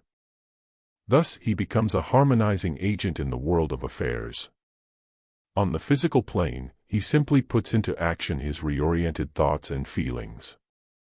He realizes that his will is the step-down energy of God impressed with the divine intent. The wielding of divine intent produces order within his life and affairs. During the period of his probationership as a disciple, the individual uses will energy in the following manner. 1. To seek out and know the divine plan as it is held in focus by the Christ. This he does via meditation, study, and observation. 2. To render his instrument fit for service to the divine plan. This he does via soul-imposed disciplinary training, which involves the invocation of divine will impulse into his own inner nature. 3. To embody to the best of his ability that degree of soul quality which he can touch with his heart and mind. This he does via aspiration. 4. To initiate a defined service activity on mental, emotional, and physical levels, which bears no hope of tangible return or obvious results. In other words, let him find a service which is performed from behind the scenes, to no one else's knowledge. During the coming week, continue with the same seed thought, noting the effects of the impact of will energy in your life and affairs. Determine, via an observation of your daily activity, the ways in which you can put such energy into right use. As an assignment, bring a brief written statement of such discoveries to your next class. Lesson 6. The question of identity and the second ray. Second ray as magnetic field, as image of God, as consciousness. Our identity as soul, the nature of divine love, wisdom as reason, perfect understanding. Right relationship, second ray in relation to the astral body manifesting as desire and aspiration. Embodying second ray in terms of harmlessness and relating to others as soul. Detachment. We have defined the consciousness aspect as the magnetic field created by the interplay of frequency between positive spirit and negative matter. Here is the created sun, the love-wisdom aspect of the divine expression. There is a great mystery underlying these terms used as synonymous to describe the second logos. What is the magnetic field? It is the essential area of activity resulting from a flow of force alternating between the two poles. Force in this instance is constituted of the various frequencies that the one energy takes as it plays between its positive and negative polarity. The essential area of activity is consciousness, or soul. This is the conscious thinking, feeling, creating entity. This is the God of our manifest cosmos beyond which the highest developed minds in our solar system cannot go. About him it has been said, and having pervaded the universe with a fragment of myself, I remain. Our Christian Bible states, God created men in the image and likeness of himself. The essential area of activity, the magnetic field of consciousness, is the image of God. It is the first, counting from above, manifestation of God that man's mind can attain to, and this only in theory thus far. And yet, man is not only created in the image, but he is a part of it. The beginner often has difficulty with this concept of himself as consciousness, for what is it? It is, insofar as he is concerned, an intangible something he cannot see, hear, taste, smell, or touch. Consciousness to him is formless, and yet out of it emerges all of the forms that are. He cannot confine it, limit it, or pin it down to a specific. Therefore, comprehension of himself as a consciousness seems impossible. To further confuse the issue, a teacher cannot limit it to a specific, but can only explain what it is not. It is not the body, the emotions, nor the mind, it is that which creates and uses them. The teacher can only say, you are a consciousness. You were before the form of your body, you are now within that form, and you will be long after it is gone. Here is the old problem of identity, which characterizes the occultist, beginner, and adept. The beginner can help himself to begin to know, by following a very simple meditation exercise as follows. 1. Turn attention to the physical body and realize that you are not your body.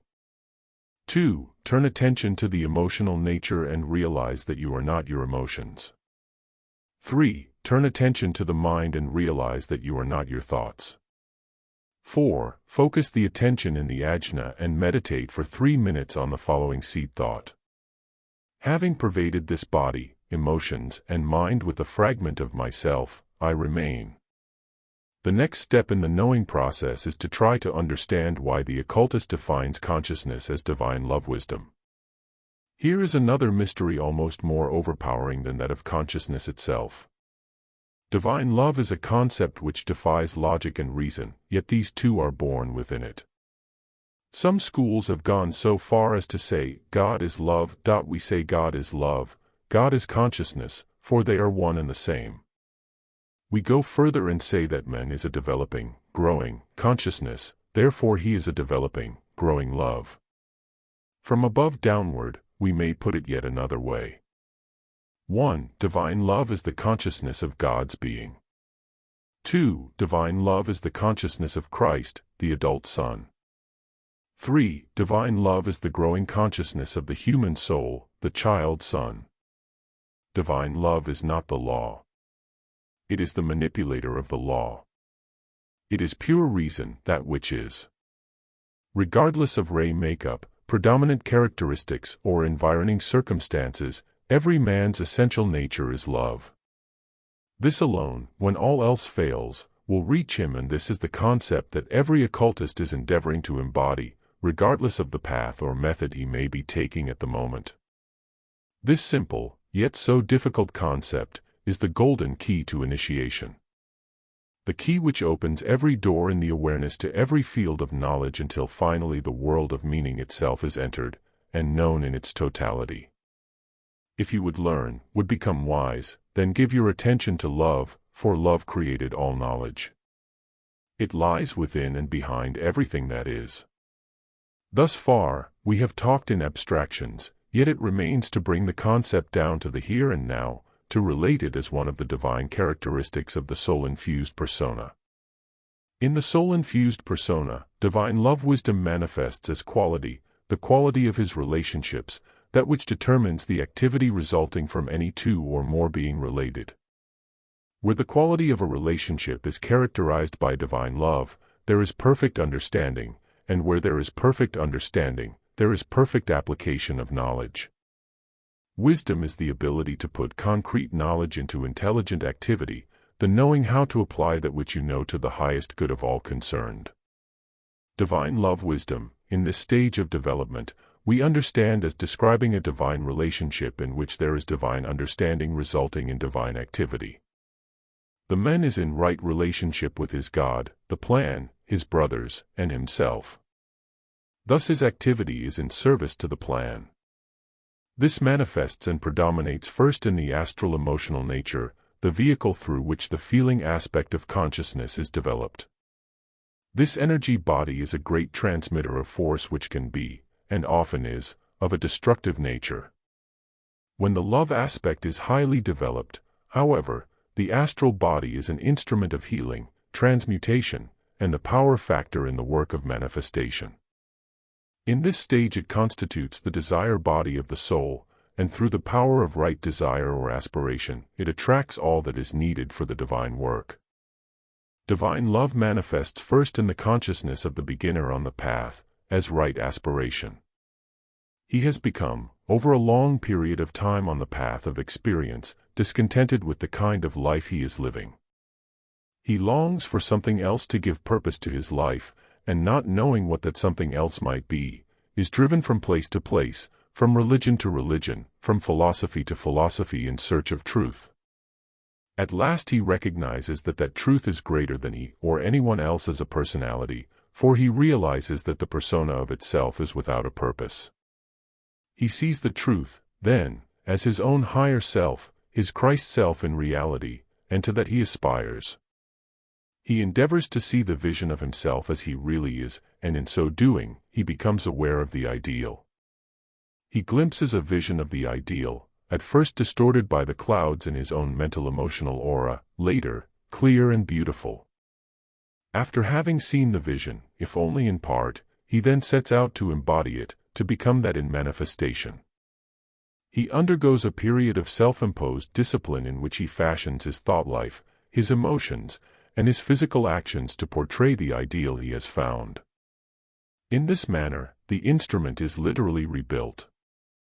The inner thought life gradually undergoes a transformation which eliminates negativity and the non-essentials, to build in those thought patterns which characterize the soul-infused persona. The emotional life assumes an attitude of serenity and radiatory love, while the physical body, from the cellular structure to the whole vehicle itself, is galvanized into right action. During this rebuilding process, the aspirant endeavors to practice harmlessness.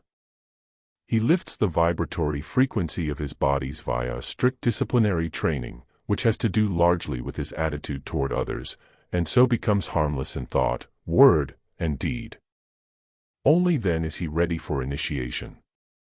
In reorienting his affairs to the life of the soul, the aspirant finds divine love wisdom manifesting next as a recognition of others as souls. This is the first step toward the attainment of the common goal of men, the manifestation of brotherhood. He recognizes, first, those of his immediate group, as his brothers in Christ, and gradually all of the connotations of this relationship seep into his consciousness. He experiences the greatest of all gifts, the richness and fullness of the love of God in men. One of the most important steps taken toward this goal is the attitude of detachment. As an effect of divine love, it is actually an attachment to the soul of all life which results in a detachment from the form.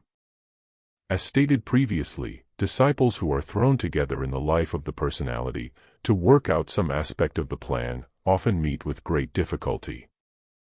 There are differences in personality reactions, differences in opinion, in type and method of work, and in ray makeup. This causes friction where the attention is focused in the world of form. The aspirant learns first that his brother is a soul, and therefore they are both a part of the one life. He then learns to attach importance only to the oneness of the soul, and to attach no importance to the differences of the persona. This is at first difficult, since the aspirant that's been concerned with the affairs of the persona over a period of many lifetimes. It necessitates a placing of values upon the constant realities, rather than changing conditions, an attainment of right perspective. This is most easily facilitated when the aspirant can lift his focal point of attention above the area where old thought forms can influence him.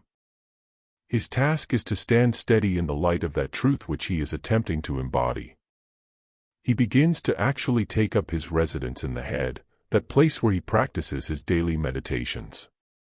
Here it is possible for him to abstain from criticism in thought, word, and deed. He goes even further and recognizes neither vice nor virtue in the persona. Thus, his focal point of attention is shifted beyond the mask to the reality, and truth communicates itself to him.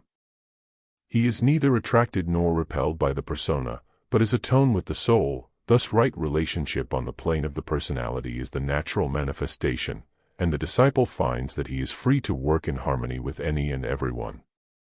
During the coming week, please utilize the following seed thought in your daily meditation exercise. I stand receptive to that love which is my soul, and truth is made known to me. Lesson 7. Second ray as it impacts the instrument. Second ray in the mental body is reason or comprehension and its relationship to intelligence. The precipitation of love via hierarchy, the soul, and its instrument. Love in the astral body and the pairs of opposites, the need to manifest love in physical dens. Divine love wisdom, which is the basic energy and the basic law of our solar system, is actually the very essence of consciousness itself, and is usually found predominating somewhere in the disciple's equipment. Even those disciples who work along first or third ray lines of force do so in an approach to the final embodiment of love. The major concept in regard to the second ray, and one which is very little understood until after a certain initiation, is its relationship to the reasoning process. The intellect which we attribute as a faculty of a man's intelligent mind, is in actuality a faculty of consciousness itself, which wields the will and the intelligent substance available to it, to produce order out of chaos. According to the degree of developed awareness, consciousness of love will be determined the ability of a man to think. This developed awareness of love is actually a presence which underlies and moves within the mind. The individual mind itself, or a man's mental body, is created out of will and intelligent substance by a focal point of self-identification within the consciousness of the planetary logos. The focal point of individuality grows in its awareness of self as love, through experience, gradually building a mental body capable of comprehending that greater life of which it is only a part. Love, then, produces comprehension. It is the energy which relates many experiences in such a way as to produce a pattern, an evolution, and, finally, intelligent, productive thought. After a man consciously enters the path of initiation, he becomes more apparently intelligent, because he is becoming more aware of love. That so-called intelligence grows until it becomes wisdom, and hence we define love-wisdom in its highest aspect as pure reason. Such reason is all-comprehensive, or all-knowing, because it is instantaneous. It supersedes the reasoning process of the average man, which sees and can only relate, then, to the form aspect, because it goes beyond the form, to the triadal reality or cause of form to relate all factors into one harmonious whole. Nothing is left out, but everything is included through the power of love to perceive and to relate. Thus, we say perfect love produces perfect understanding. If the probationer would learn more, if he would perceive the plan, and relate himself to it, let him so fix his attention on love, not as an emotion, but as reason and as consciousness, so as to literally invoke it into his own mind. In this way, he will attract all of the various parts of the plan into his mind where they can be perceived, and related into that assemblance of thought which produces the vision, speaking in occult terms. Love finds its source, insofar as humanity is concerned, in the planetary heart center, known as the spiritual hierarchy. It seeks its point of entry into the individual man via his soul, to pass unnoticed, and unappropriated, in most cases, through the mind into the feeling nature, the astral emotional body, where it is reflected into the brain consciousness as emotion. The alignment, then, with love, or the heart of God, for most men is as follows. 1. The spiritual hierarchy. 2. The individual soul. 3. The mental body. 4. The astral emotional body, feeling aspect of consciousness. 5. The brain consciousness. Seldom is this energy utilized by the man in the region of pure, higher, mind, where thought is created, but it passes unimpeded through this area to impact upon the feeling aspect of consciousness, where it is interpreted as an emotion. It is then reflected into the lower mind, in which the brain consciousness functions, to be evaluated as a series of thoughts, which are in reality little more than emotions given form and mental substance. Thus, an average man interprets experience according to its impact upon the love energy within his own emotional nature. Little wonder, then, that humanity's reactions to its own livingness are ofttimes so irrational, so unreasonable. Little wonder that its affairs do not reflect light. The light of reason has been shadowed by the clouds of spiritual ignorance, which dwell in that area between higher mind where pure thought is possible, and the brain, the area where a man's emotions veil truth. Do not forget that the brain is not the creator of thought, but rather the instrument, and in many cases, the victim of thought. If such thought forms as impact upon a man's brain are largely emotional in content or so-called reason, then so will his reactions to life be emotional. If he lives in his solar plexus center, his outer life will portray the fogs which are characteristic of this place where, in occult terms, water is transmuted into steam. The man who lives here cannot see clearly, for his vision is distorted by fog. There is much for the aspirant to understand in the above. If it seems difficult, that is because the information is intended to arouse the spiritual intuition. Dwell upon it, then, and come to know why the emotions are likened unto fog. The serious student who studies and meditates upon this lesson will see the obvious path which lies before him. First, he must lift himself up into his head, where he will take up residence and live consciously. Just how conscious is the average individual? Just how often do you know why you do what you do? Is not the so-called normal human being largely caught up in a maze of activity seldom produced or even aided by his own conscious thought? Do you know what a thought is, free of emotion?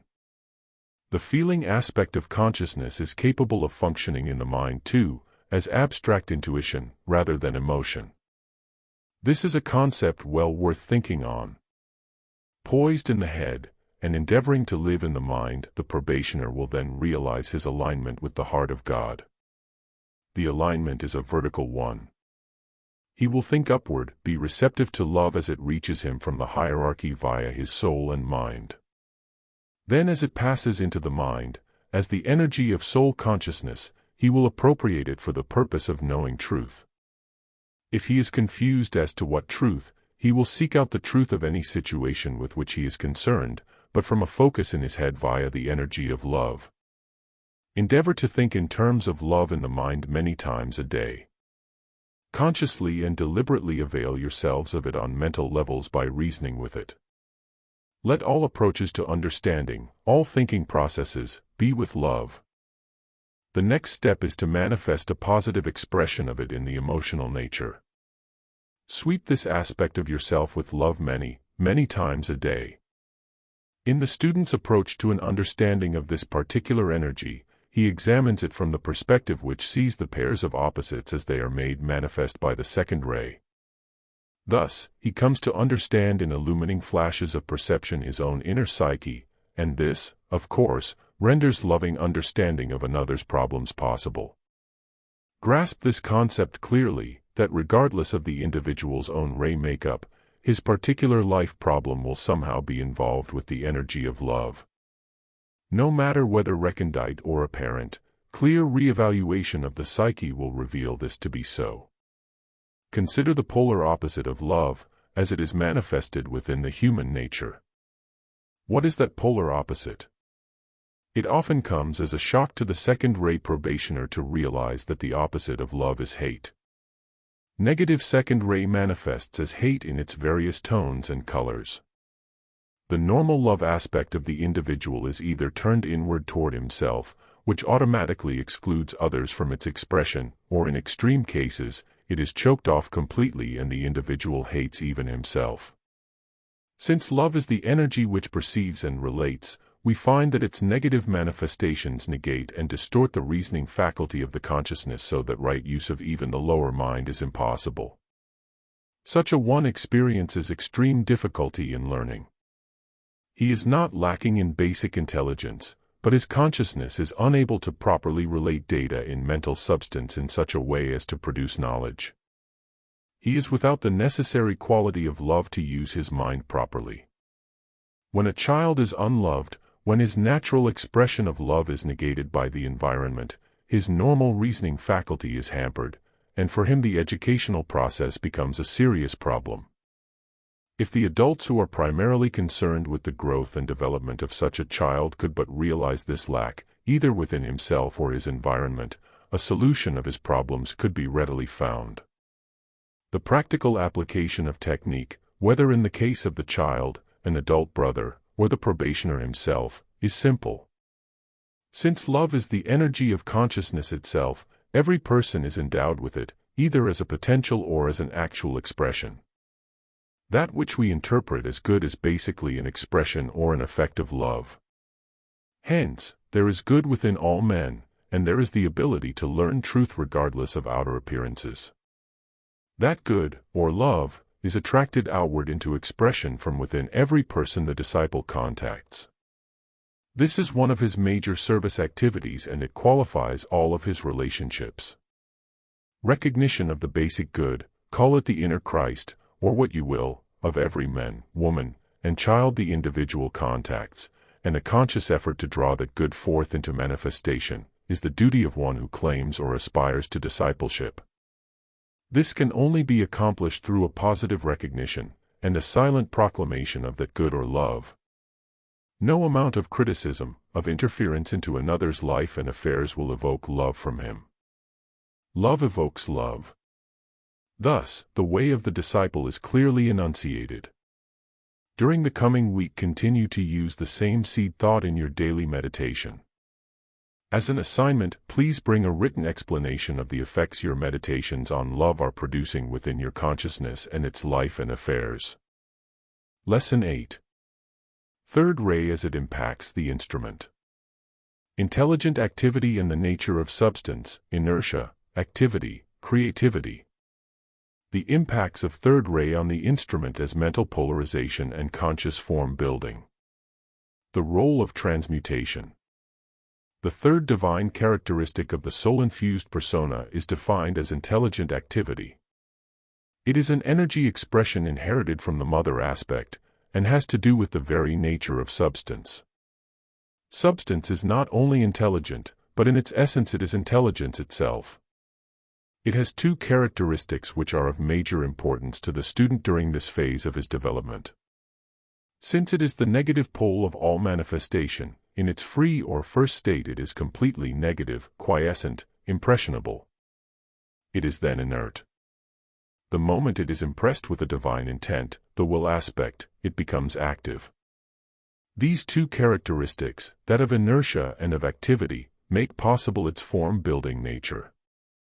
Thus, we see intelligence, substance, or the mother aspect, as it is in itself. When it is acted upon by the will, as in the first Trinity or cause, its basic inertia controls its excitation to create only the forms carried in the divine intent of the will, and thus an ordered cosmos comes into being. The Son aspect of the first Trinity inherits not only the will and intelligence of his parents, but the characteristics of both. The abilities to direct the will, and to act intelligently are his, and thus out of himself, he, in turn, creates.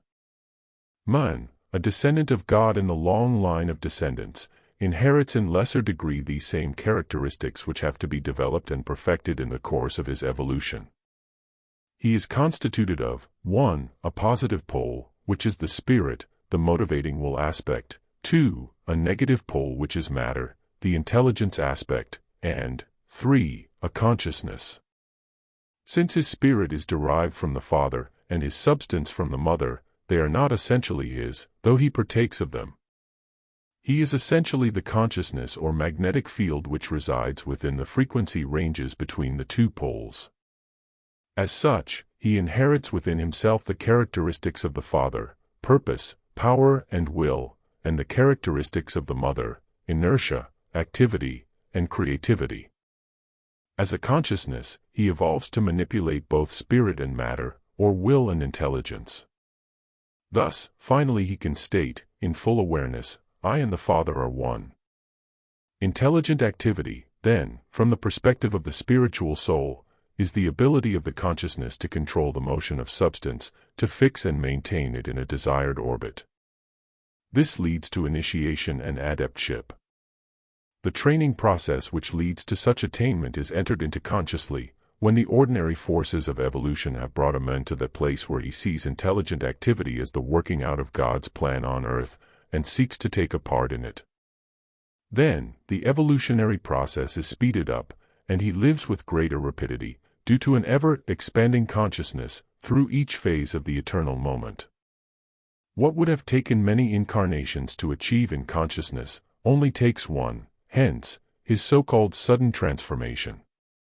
Intelligent activity then speeds up the entire process of growth and development, so a man may sense a goal or ideal, expand his consciousness to embody that ideal, and realize its manifestation within his life and affairs in one short lifetime. Here is that divine activity of the plan which, once realized and accepted, becomes analogous to the law of grace taught to the mass by Christianity.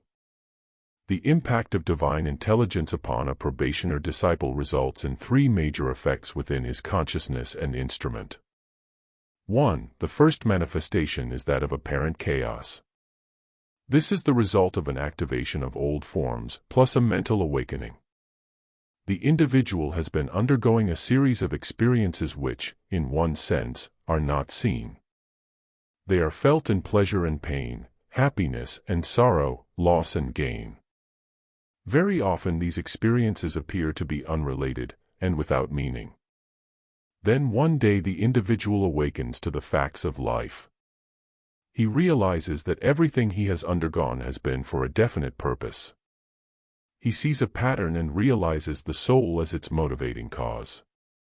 He begins to take a mental, note the difference between mental and emotional, interest in what is going on within and without himself, as well as others. At the same time, he is recipient of a flow of divine energies pouring down from the soul through the various aspects of the persona. As we have already discovered, this energy activates the desirable as well as the undesirable, causing a growth of all that lies within the total state of consciousness. As it passes through the mental aspect, thoughts of self, as well as thoughts of service, expand and grow out into manifestation. The mental body is activated and the individual becomes aware of his own thought life. As the energies pass through the emotional nature, all desire remaining is fanned into a flame to rise in conflict with the newly awakened aspiration. Very often the student is amazed to discover within himself emotions he had not known he was capable of entertaining. He becomes aware of his own subconscious wish life. As the energies pass through the physical instrument and out into the environment, the effects are many and varied, for here in concrete form the subjective thought life and astral emotional life are precipitated. There may be an appearance of many small illnesses, or even a serious illness, while on the other hand, there may appear healings which are miraculous to the onlooker. In the beginning, the manifestations, whatever they are, seem to be in a state of upheaval, as one opposes the other. Hence, the first manifestation of intelligent activity in the life of an aspirant or probationer disciple is chaos. It does not make sense to the ordinary human mind. This is the first danger upon the path for the beginner, the trial accompanying initiation. The young disciple must look past the appearance to the inner reality, realizing that via this outer chaos, divine order shall be re-established in his life and affairs. 2. The second manifestation of intelligent activity which must take place within the life of the disciple now is that of mental polarization. He has to shift his focal point of attention from the astral emotional nature into his mental body, and this is no easy task. An individual who is focused in the astral body is controlled by his emotions and influenced by the emotions of others. He is pulled this way and that by the forces of this aspect of his instrument, and of the emotional world in which he lives. Astral forces are the power factor of manifestation. He, then, is controlled by power on the rampage, so to speak, and cannot see with a clear inner vision because he is blinded by his own desires and feelings. He is lost in the midst of illusion, actually a part of that illusion since he is, after all, only an actor in a great drama, unaware of himself as an actor. He is suffering the triumphs and the tragedies of the role he plays, unaware of his true identity. Let the student realize that if an emotion, any emotion, be it that of yourself or another, can deflect your action or your thought from any truth which you have at some time grasped, there, in that area of the astral body, a part of your consciousness is polarized. The whole effort during this stage of growth is to lift the consciousness bit by bit, out of the area where the emotion is in control, into that area of mind where truth formulated into thought is the controlling factor in the life and affairs. This is intelligent activity, and when the consciousness in the brain will cooperate with the soul, the shift can be made with amazing rapidity and the least discomfort.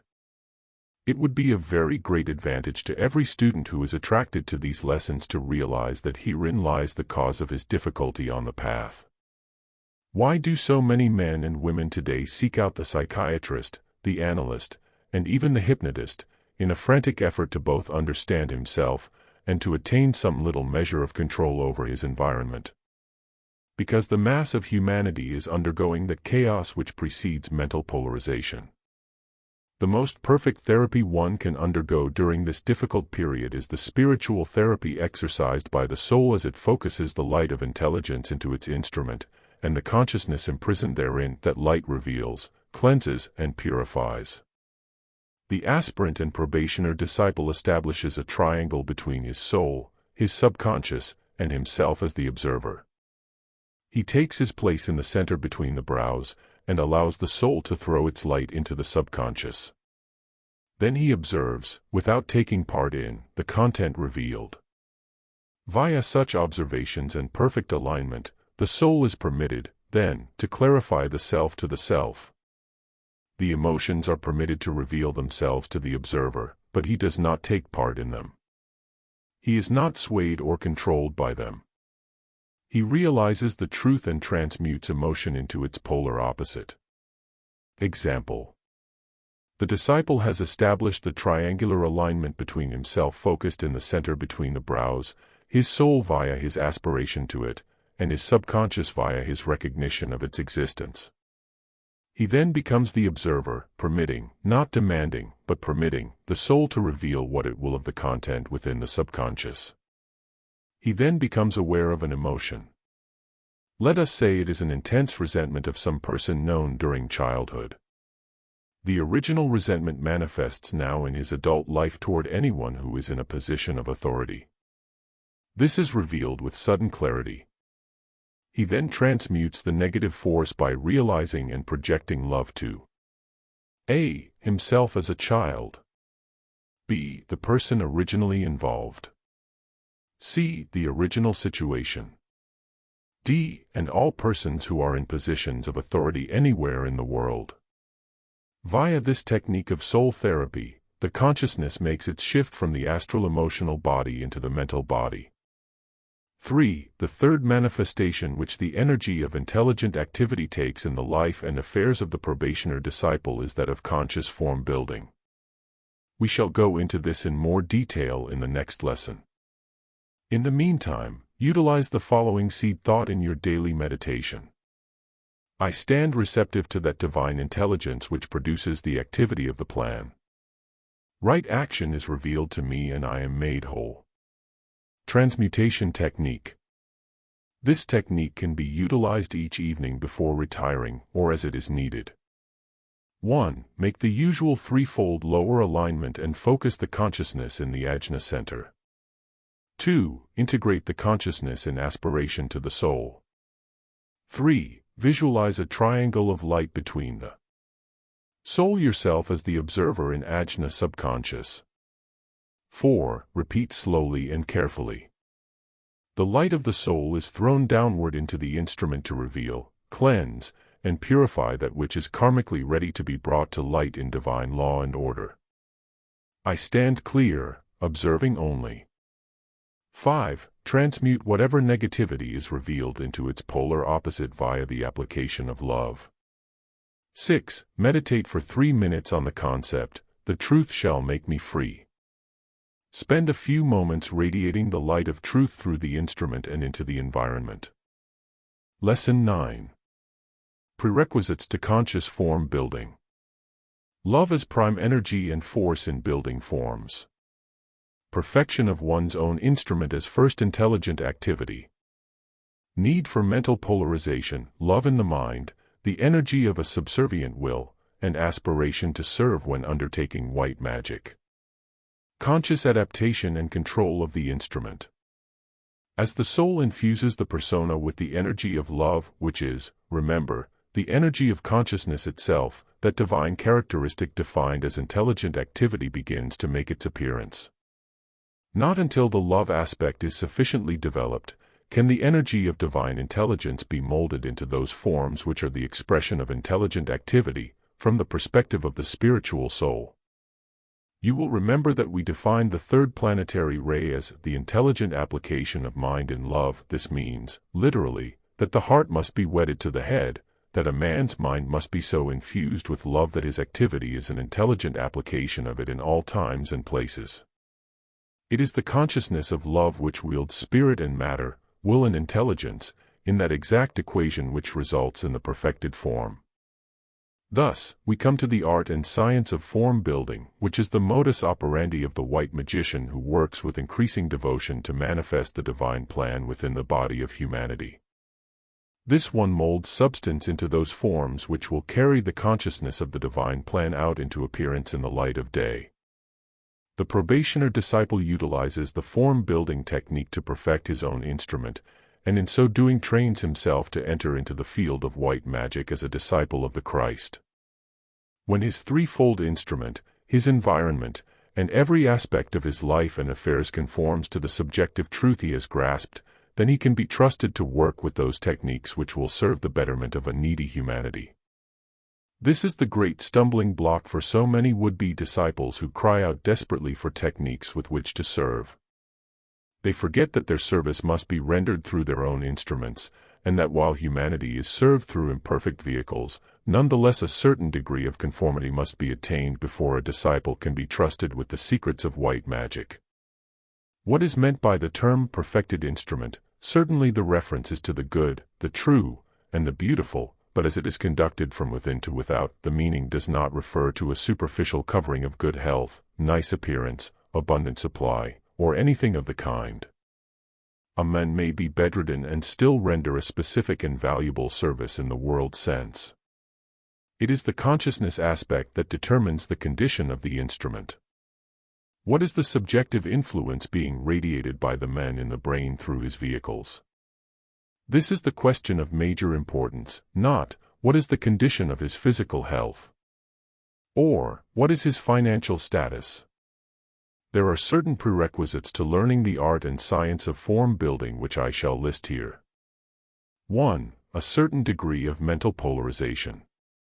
The man must be capable of establishing and maintaining for at least 3 minutes a concentrated mental focus which cannot be disturbed by emotional impact. Most students have acquired this ability via the common need to earn a living, others through meditation practice, and still others through educational effort. 2. The ability to wield love from a mental level and so control the astral body. This is not so common and most students have yet to acquire it. The transmutation technique given in the previous lesson will aid the earnest student in his effort to build in this prerequisite. 3. A developed will which is subservient to the divine will of the plan itself. In other words, the developed personal will is willing to accept the divine plan in all instances. 4. An intense aspiration to use the mind for the betterment of humanity. The student seeks knowledge, but not for the sake of knowledge alone. He must be motivated from an inner need to make his contribution to a better world for the race of men. The first concept the student-disciple will learn as he approaches this science is that the forms with which he is primarily concerned are the forms within his consciousness. What does he think in relation to all things, both individually and collectively? What does he feel?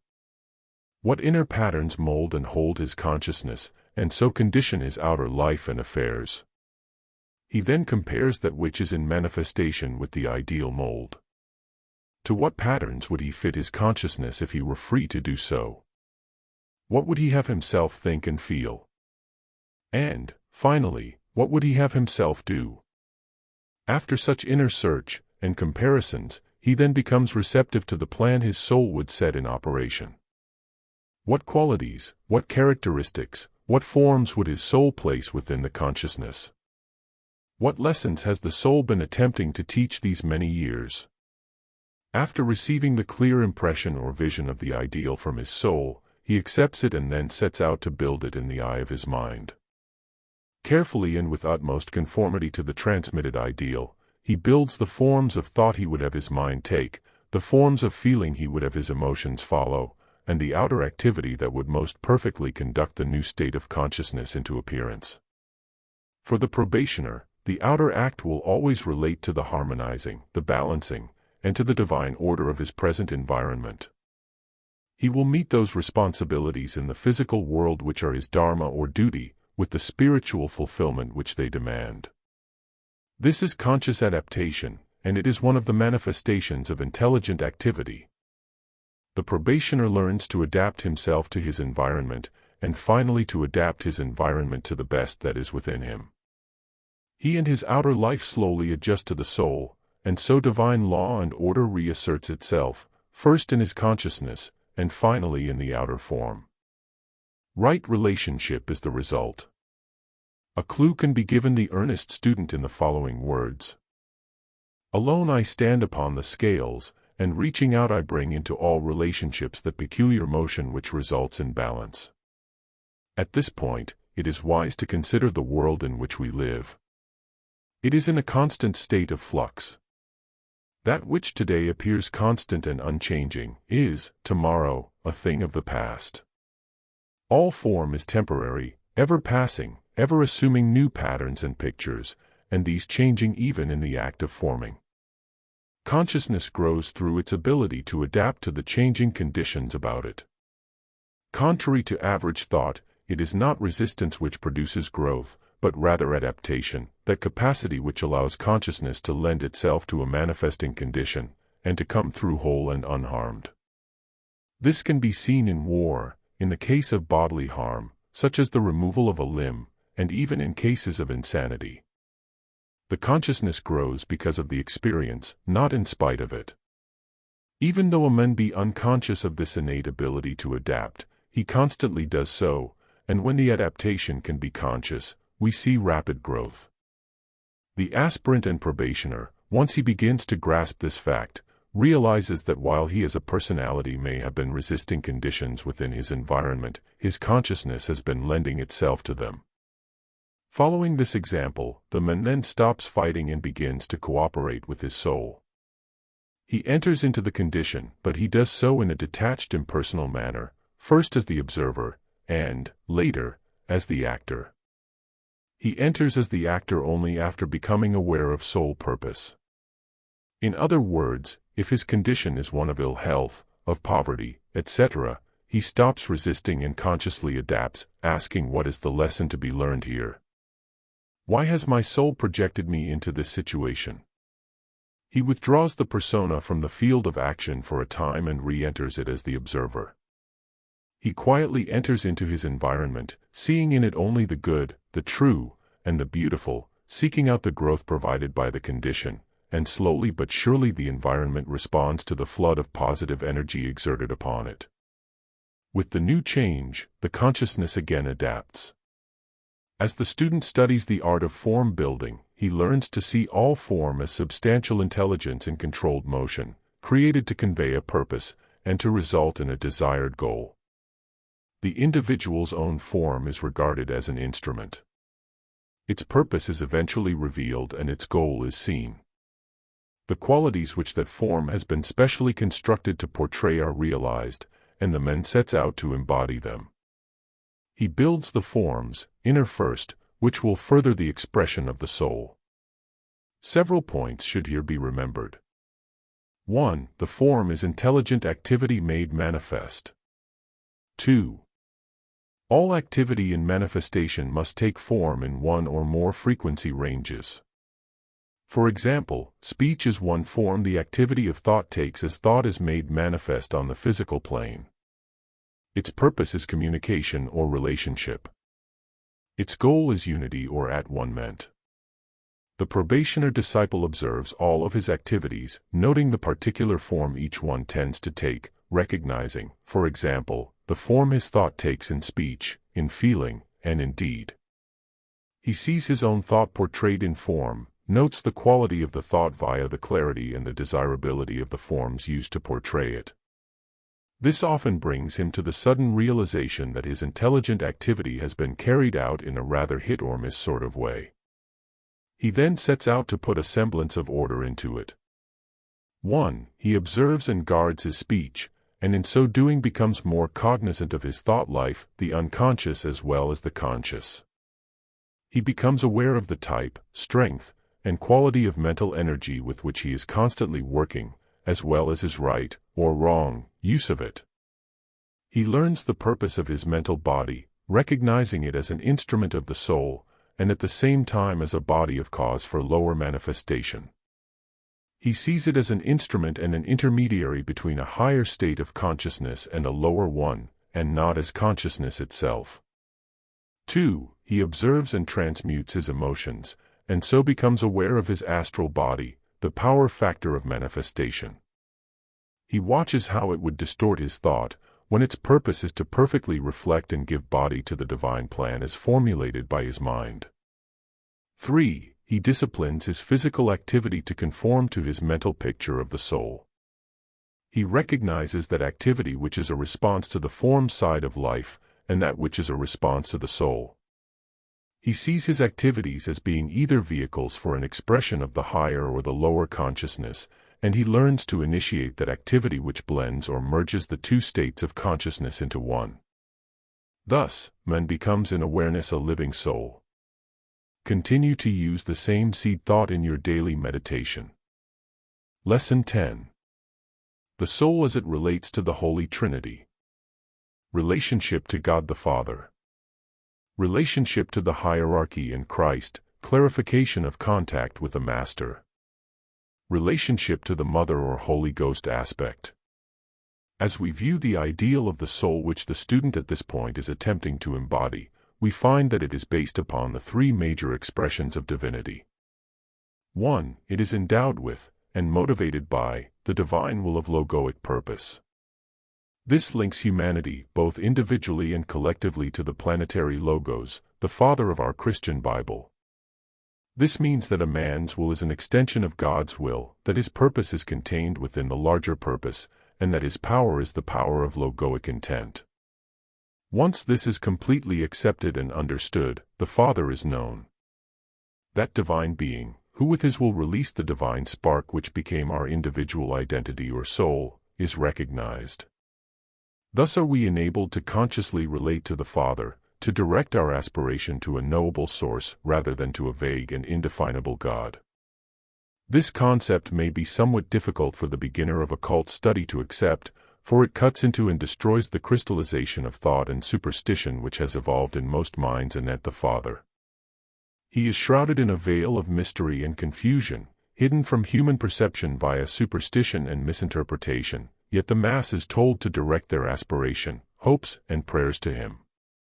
This has resulted in an inability of the human mind to relate to his divine source, the Father of his being, hence the maladjustment of a humanity who cannot relate to its parent. In considering this concept, we first realize that our immediate Creator is much closer to us than we had considered. The Father of each soul within this humanity is the Logos, the central, directing, life who ensouls, and indwells, the planet Earth, and all life therein.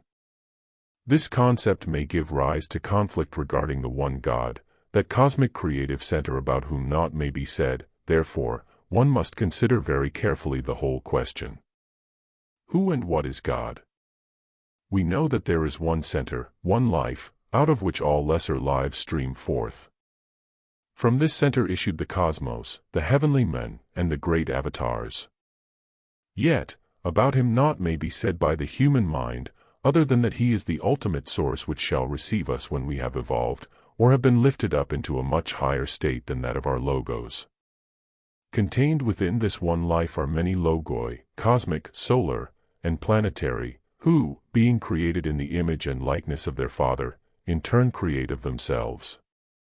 We the human children are the sons of God, but our sonship is in our own planetary logos.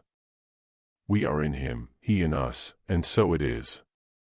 If the student can accept this concept now, and grasp its essential meaning, a divine adjustment can take place within his psyche which will have deep psychological effects within his personality. This is perhaps one of the most important truths with which you will ever be impressed, therefore, think deeply upon it. Your alignment with God is direct and real, for it is via your will straight through to the will of the Logos who created your soul. Think upon this, my brother, and then go back to the prayer of the Master Jesus. When you silently say, Our Father, do so with conscious knowledge of who He is, relating to Him as His divine child. Do not be afraid to thus identify, and to pour forth your love and thanksgiving to Him. Thus does your will relate you to the Father. Thus do you take one of the first steps upon the path of initiation which leads to a complete realization of your spiritual identity, and thus do you truly begin to embody the ideal of the soul. 2. The ideal of the soul is qualified by divine love wisdom. It is the consciousness of divine love in which wisdom is inherent. Thus is its quality derived from the heart, consciousness of soul aspect, of our planetary logos. This links humanity both individually and collectively to the Christ and His spiritual hierarchy, who embody the heart of our God. Man is related to the masters of the wisdom, those divine beings who have fully realized and grown into their sonship via this identity in Christ. These are the elder brothers of the human race, the guides and watchers of our civilization, the teachers and saviors of our souls. While we may not normally meet with these, for they live in a frequency range which is beyond our perception, we may relate to them as younger brothers, fashioning our lives after the truths which they have embodied. Those truths are contained within the teachings of such appearances as the Buddha and Jesus of Nazareth. Let it be known that the soul is in contact with the hierarchy, for each soul has been given into the keeping of one or another of the masters until such time as he has attained to his own adulthood. This, too, is an important concept to grasp and understand, yet there is danger here. At this point, the student must be extremely careful not to lose the truth of the concept by clouding it round with glamour. First, he realizes that each soul has its particular and specific relationship with one of the elder brothers, that each soul is watched and guided on soul levels through the various stages of its evolutionary development, and that the elder brother can aid only within certain limitations which are defined as follows. A. His contact is with the soul only, never the persona. B. That contact is via abstract concepts and energy, never via thoughts or words, except in the case of a divine incarnation, such as the Master Jesus. In other words, a master of the wisdom may impart certain truths to the spiritual soul, via the transference of concepts on higher mental levels. The man in the brain must merge his consciousness with that of the soul to realize such communion, or receive an imparted truth into his awareness via contact with his soul. The words or pictures used to translate the truth will be his own, formulated within his own brain as it translates the inflowing abstraction into concrete form. C. An imparted truth must always take the form of an abstraction, be universal in its application, and relate only to teaching. In other words, a master is not permitted to advise as regards a personality problem, or to direct a persona along any course of action. The individual's own will is left free in every instance. D. The master releases his divine energy, truths, and protection to the disciple according to the disciple's effort to serve the plan. In other words, he responds to the disciple's invocative strength.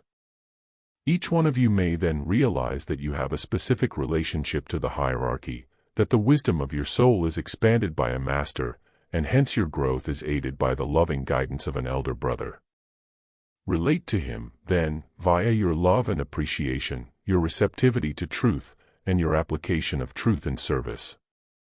When you have done, and are doing these three, then you may consciously invoke both the wisdom and the energy of your master into your planned service activity. 3. The ideal of the soul is seen as being endowed with the ability to create, to control the motion of substance. This links him finally with the mother aspect, the Holy Ghost, or divine mind. As he makes a specific contact with this aspect, it will be through the angel of the presence, that energy body of light which houses his overshadowing Christ self. Here indeed is a concept which contains a great mystery. The soul is in contact with the substance out of which all forms are made via his own angel of the presence, and is therefore enabled to control the motion of substance and so create the forms his service shall take. The medium of the form-building process, which is the mother aspect insofar as this planet is concerned, is the divine mind. Here the logoic will first impress his substance, or intelligence, with his purpose, and the archetypal forms appear. These archetypal forms are given further substantial body in the world mind, part of the divine mind, by those souls who consciously serve the plan. The student at this point makes his contact with that energy which is substance via his receptivity to the light of his own angel of the presence. He aspires to work with that light, to build forms out of it for the betterment of mankind. He becomes receptive to that mind which was in Christ, endeavoring always to make right use of mental substance. This mind which was in Christ he visualizes as the blue-white light of Christ which permeates his mental body from above. As he is recipient of it, he reciprocates by directing his will to good, and his will to love to the Holy Ghost aspect, on monadic levels via the angel of the presence. The result is an increasing knowledge of the archetypal forms, and hence knowledge of the divine plan, plus an ever-increasing ability to mold intelligence into those forms which carry the divine plan into outer manifestation.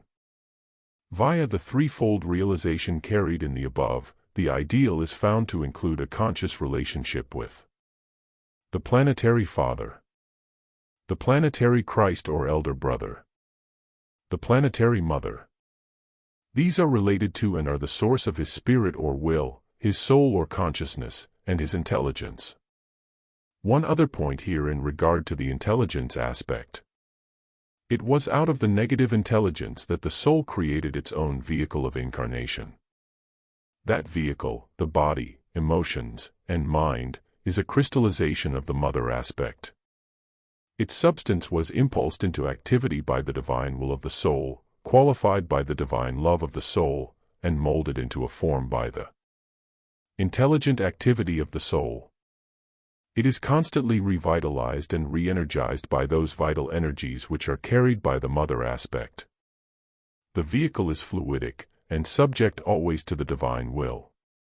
The ideal of the soul includes, then, complete control of the form nature. Please utilize the following seed thought in your daily meditation exercise. I am the soul. I blend and merge the three lights to become the light divine. I am that light. As an assignment, please explain in your own words your vision, understanding, of the ideal. Lesson 11. The Trinity as it relates to the persona. First ray in aspiration, in emotions as desire, in mind as ambition. Reorientation of selfish and separative will into state of cooperation and inclusiveness. Second ray in meditation, as tool for illumination and service. Third ray in application. The three major planetary rays, which the probationer disciple is attempting to perfect within himself in the character-building process, are three types of energy which reach and influence him according to his aspiration, meditation, and application. We shall now consider at some length this threefold method of contacting, accepting, and embodying the divine energies of the soul. This will give the student a further understanding of the law, and clear the way for an eventual contact in awareness with the soul. A. Aspiration. In order to more clearly understand this activity, it is wise to consider first its correspondence on a lower level, namely, desire. Desire, which is a phenomenon of the emotional nature of a personality, is based upon the selfish will of the men in the brain. The term selfish, as used in these lessons, has to do with anything which concerns the separated self. It is the attitude of exclusion which can at times be very subtle and difficult for the individual to see within himself. The desire for personal attainment, even though such attainment be considered spiritual, is selfish, and characterizes almost all probationers upon the path. It separates the individual in awareness from his brother. His desire has created a barrier of thought and emotion which revolves around him in such a manner as to isolate him in awareness from others.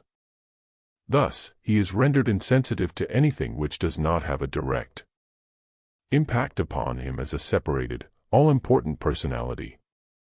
The individual recognizes and eliminates this personality tendency by realizing with both the heart and mind that he is a part of the whole, and that he is dependent upon each part, and the whole. This concept must mean more to him than just a theory which he is able to comprehend with his intellect. It must be known as truth in the heart as well as the mind, so that the student is merging within himself both the heart and the head approach. He then realizes that he is important, and important is an incorrect term, only insofar as his relationship to each part, and the whole, is correctly recognized and balanced.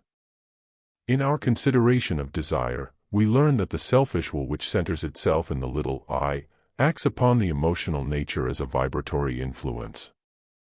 A bombardment of electrical impulse passes from the little I seated in the brain, to the emotional polarization located in the region of the solar plexus, via the nervous system. This calls forth from the emotional nature a vibratory activity commonly called desire. The emotional body of most persons, as seen by a clairvoyant, is in an almost constant turmoil. There are vortices of energy very similar to whirlpools in a stream or river, into which the energies of the individual are pulled. These vortices represent the many desires which tend to direct the life and affairs of the individual. They are spasmodically stimulated by the little will impulse, but without a definite rhythm, being, therefore, somewhat unpredictable and erratic. In this case, we see an individual who is completely ruled by his emotions, who is without purpose and who is a so-called victim of circumstance at all times. There is a difference when desire is coupled with purpose. The individual then tends to become one-pointed, manifesting less turmoil within the astral emotional body. There will only be one or two large vortices, and a more definite rhythm will have been established. This rhythm attracts and repels, and so we see periods of intense desire, with later gratification through the fulfillment of that desire. The gratification of desire always leads, sooner or later, to disillusion, and so the individual is still dissatisfied. This naturally leads to a substitution of goal and a new period of intense desire, until the individual awakens to the fact that desire is a betrayer. He then turns from it, and enters into the activity of aspiration. In summing up desire, it is an activity of the emotional nature impulsed by the selfish will of the persona. It is always separative, being confined to the satisfaction of the individual concerned, and therefore largely responsible for the lack of brotherhood in the world today. Aspiration is the result of an electrical impulse projected from the soul, focused in the region of the pineal gland, to the emotional aspect, located in the region of the heart, via the energy underlying all substance. Thus is the vibratory activity of the emotional nature quickened, and this aspect literally lifted up out of the lower levels of the astral sphere where desire characterizes it, to the higher levels of aspiration. This body of energy, when seen by a clairvoyant, is relatively quiescent. It is likened unto a calm, still pool of clear water, which reflects only the vertical impact of the divine plan as formulated by the mind of the disciple. There is, then, first the impulse from the soul, which stimulates the aspiration into being. The aspirant begins by a sort of longing, a yearning toward light. Just as a flower reaches toward the light of the sun, so the aspirant reaches toward the light of the soul. This he does with his whole being. Just as a flower grows and blooms and radiates beauty, so does the aspirant grow and bloom and radiate divinity. This radiation of the aspirant is characterized by his giving, in the form of activity, of the energy he has received from the soul. This continual reaching toward the light, and in turn the giving or sharing of that light, has been termed aspiration. This in turn evokes a further response from the soul, and the aspirant is the recipient of greater light.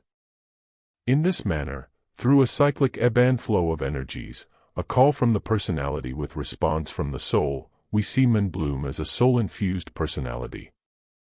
The term itself, aspirant, as applied to an individual, denotes a certain development, and is not carelessly used in connection with all students.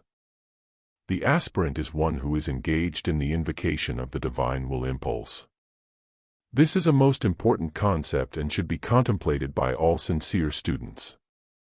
In this manner, the first aspect of divinity is brought into active manifestation within the individual environment. As the aspirant becomes a probationer, and later an accepted disciple, he does not outgrow or leave behind the activity of aspiration. This is something that evolves with him as he treads the path of initiation. When the aspirant is well into this phase of growth, his mental attitude can best be described by the following words. Not my will, O soul, but thine. Deliberately, and often at great seeming cost to the personality, this call is sounded forth. The little will of the personality, which has ruled for a long time, is subordinated to the will of the soul, and not without battle. Those forms which are out of harmony with soul purpose undergo a disintegrating process.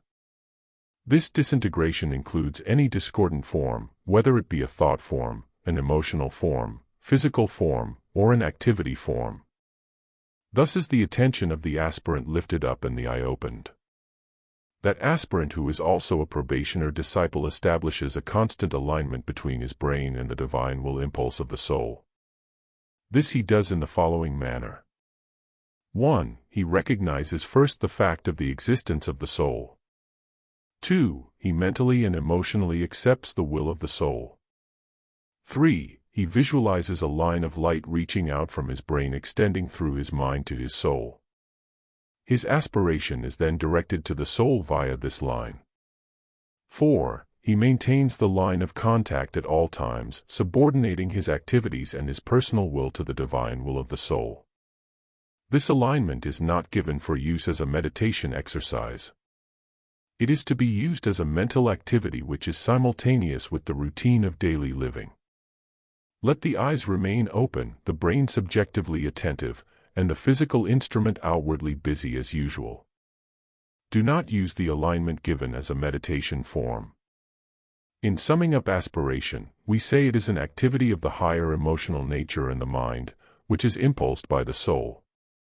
It is always concerned with the divine plan, being therefore inclusive, eventually producing within the mind and heart of the aspirant the recognition, acceptance, and practice of brotherhood.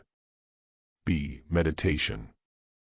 Meditation, when rightly carried out, brings the aspirant into contact with the illumining aspect of the soul. It makes possible the recognition and the eventual embodiment of the quality of the soul. The activity of aspiration puts the student in tune, so to speak, with the soul, while meditation expands the consciousness of the personality to touch the periphery of, and to finally merge with the consciousness of the soul. I should like to take this opportunity to point out to those of you for whom meditation seems dull and unrewarding its importance, not only to your own individual development, but as a service activity as well. First, as regards your individual development, meditation is the open door into initiation. It is the way into light which is tread by all disciples of the Christ. It is via this activity that the inner kingdom of God, the world of meaning, and the secret place of the Most High, is entered and known. Every activity of the accepted disciple has been first contemplated and worked out in cooperation with the divine plan via meditation. There comes a time in the life of every individual when further spiritual progress is dependent upon this activity, for it is literally the footpath of the gods. Meditation, to be fruitful, must be entered into by the occultist who is also the mystic, for the whole being, the entire focus of consciousness, is centered in the mind in order to focus upon truth. Do not, then, enter into meditation in a half-hearted attempt to comply with instruction. Let the whole being be flooded with love of the activity in order to accomplish the most by it. As a service activity, which each one of you can initiate here and now, meditation is one of the most important. Via this activity the disciple is enabled to focus within himself not only the divine plan or hierarchical intent, but the precipitating energy of the divine plan as well. He becomes an instrumentality through which the Christ focuses his effort to guide, instruct, and uplift the mass consciousness. Every disciple who offers himself in this way serves a much greater cause than he can possibly realize. For as he experiences the realization of a truth, the strength of his realization broadcasts that truth into the mass mind where other members of humanity may pick it up as their own thought. In this way those divine ideas which spring forth from the hierarchy to the disciple, from the spiritual soul to the men in the brain, are again transmitted into the mental body of humanity as a whole, where many members of humanity can both be influenced by them, and in turn, become an influence in the activity of the divine plan.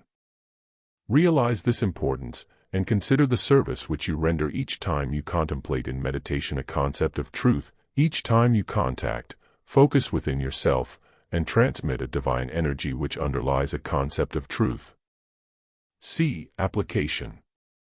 After careful study of A and B, the student realizes that the will of the soul is contacted by his persistent aspiration, and that the love-wisdom of the soul is contacted by his ability to meditate.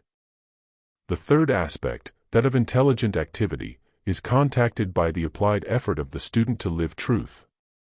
This application which is put forth by the sincere student, not only brings his life and affairs into intelligent activity, but it also makes it possible for him to manifest in activity the other two aspects of the soul which he has contacted. In the next lesson, we shall consider application as the disciple's ability to establish and control his vibratory activity. In the meantime, give this lesson careful attention, for it contains much that is of advantage to you. Continue to use the same seed thought for meditation. Let there be light. Lesson 12. Application and embodiment of truth. Harmlessness. Purification of thoughts. Control of speech. Proper direction of emotions. Communicating the quality of our inner being via physical actions. A disciple is defined as one who has entered into awareness of himself as a soul, and who works in the world as such. This work of the disciple is actually the establishment of a certain type and quality of vibratory impact upon his environment, and his ability to control that impact at all times. In this way, the disciple creates a particular auric influence which becomes a part of his service equipment. The inner subjective man creates his vibratory impact as he goes about the task of daily living. Every thought, feeling, word, and deed which he sets into motion carries a specific vibratory frequency. As that frequency impacts upon another individual or group of individuals, it wields an influence either for so-called good or bad. The student is taught first of all to aspire toward harmlessness. He learns that only as his vibratory impact is in harmony with the divine plan is he harmless. He then sets out to bring his fourfold vibratory activity under conscious control in accordance with those concepts which he knows as truth. In order to arrive at a clear understanding of this phase of the character-building process, we shall study separately each aspect of the fourfold vibratory activity of the student. A. Thought. We know that all things which can be defined as something in the world of form maintain a life of their own, manifest in time and space according to the law of cycles, and have a definite effect upon all other lives. This we call the vibratory activity of life. All things carry a vibratory frequency which determines their cyclic activity in and out of the world of affairs, their manifestations in time and space, and their effect upon all other lives. This is as true of a thought as it is of a solar life. For this reason, we speak of thoughts as thought forms. They are actually ensouled ideas, given concrete form. While it is true that the human cannot originate an idea, and only a very few can originate a thought, still he does receive the original idea or thought within his own mind, where he gives it individual tone and color. It has then become his own, carrying the frequency which he imposed upon it as a part of his influence in the world.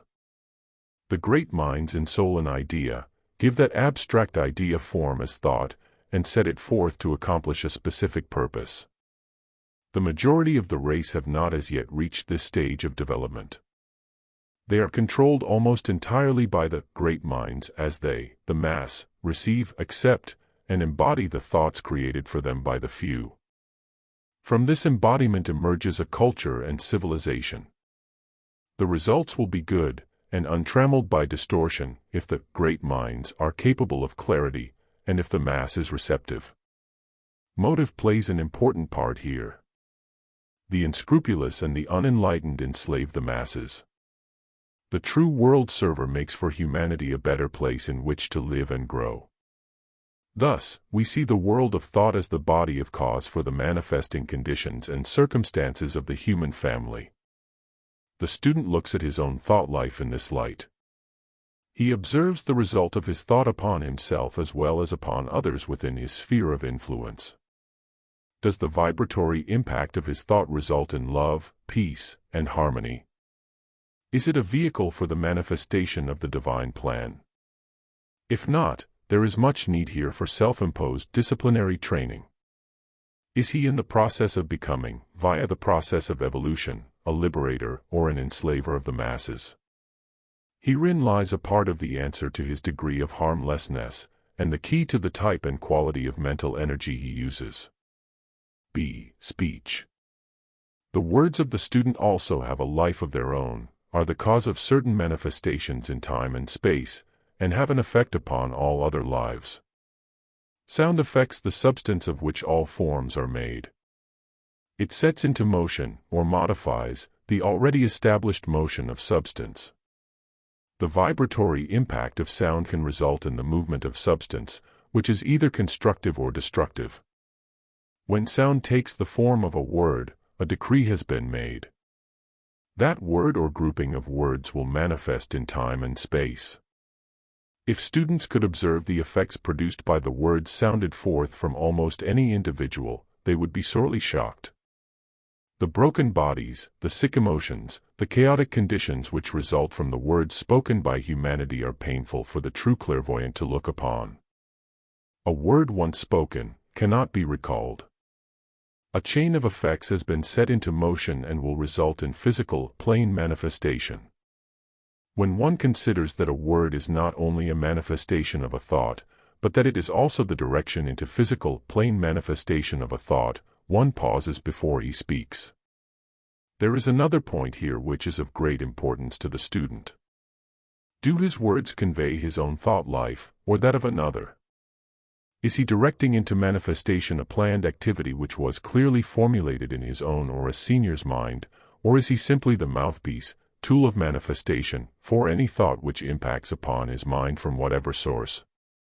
The probationer disciple speaks, and because he has become recipient of a certain degree of soul energy, his words manifest with greater strength and speed than do those of many of his brothers. They have a definite influence upon those within his environment. They often form and determine the conditions to manifest within his sphere of influence. Thus do the aspirants and probationers in the world manifest the shorter cyclic conditions in which many of their younger brothers must live. Many of the obstacles of the beginner were laid at his feet by the little-knowing, would-be disciple. My brothers, guard your speech. Study its effect upon others and learn another lesson in harmlessness. You cannot advance upon the path until this lesson is learned. C. Emotions. This subject has posed a problem during this particular age, for the average teacher of the wisdom. The beginner and the majority of probationers have little or no understanding of the emotions. Emotion is a name given to his feelings, and what is a feeling? Lack of proper terminology further complicates the task, and hence the lack of clear teaching at this subject during the past.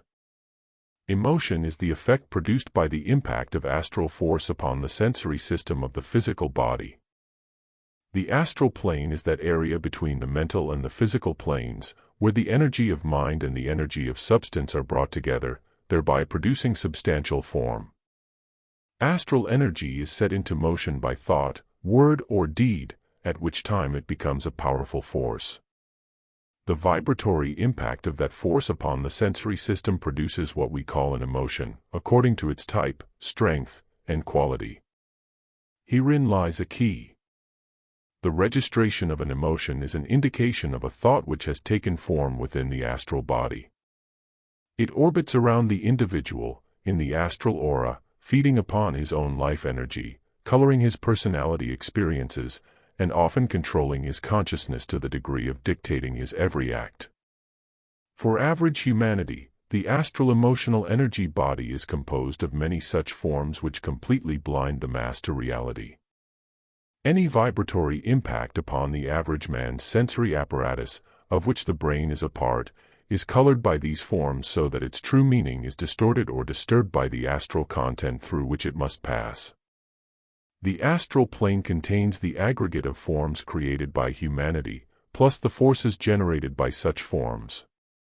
Here are man's thoughts, his dreams, his wish life, concretized and made manifest.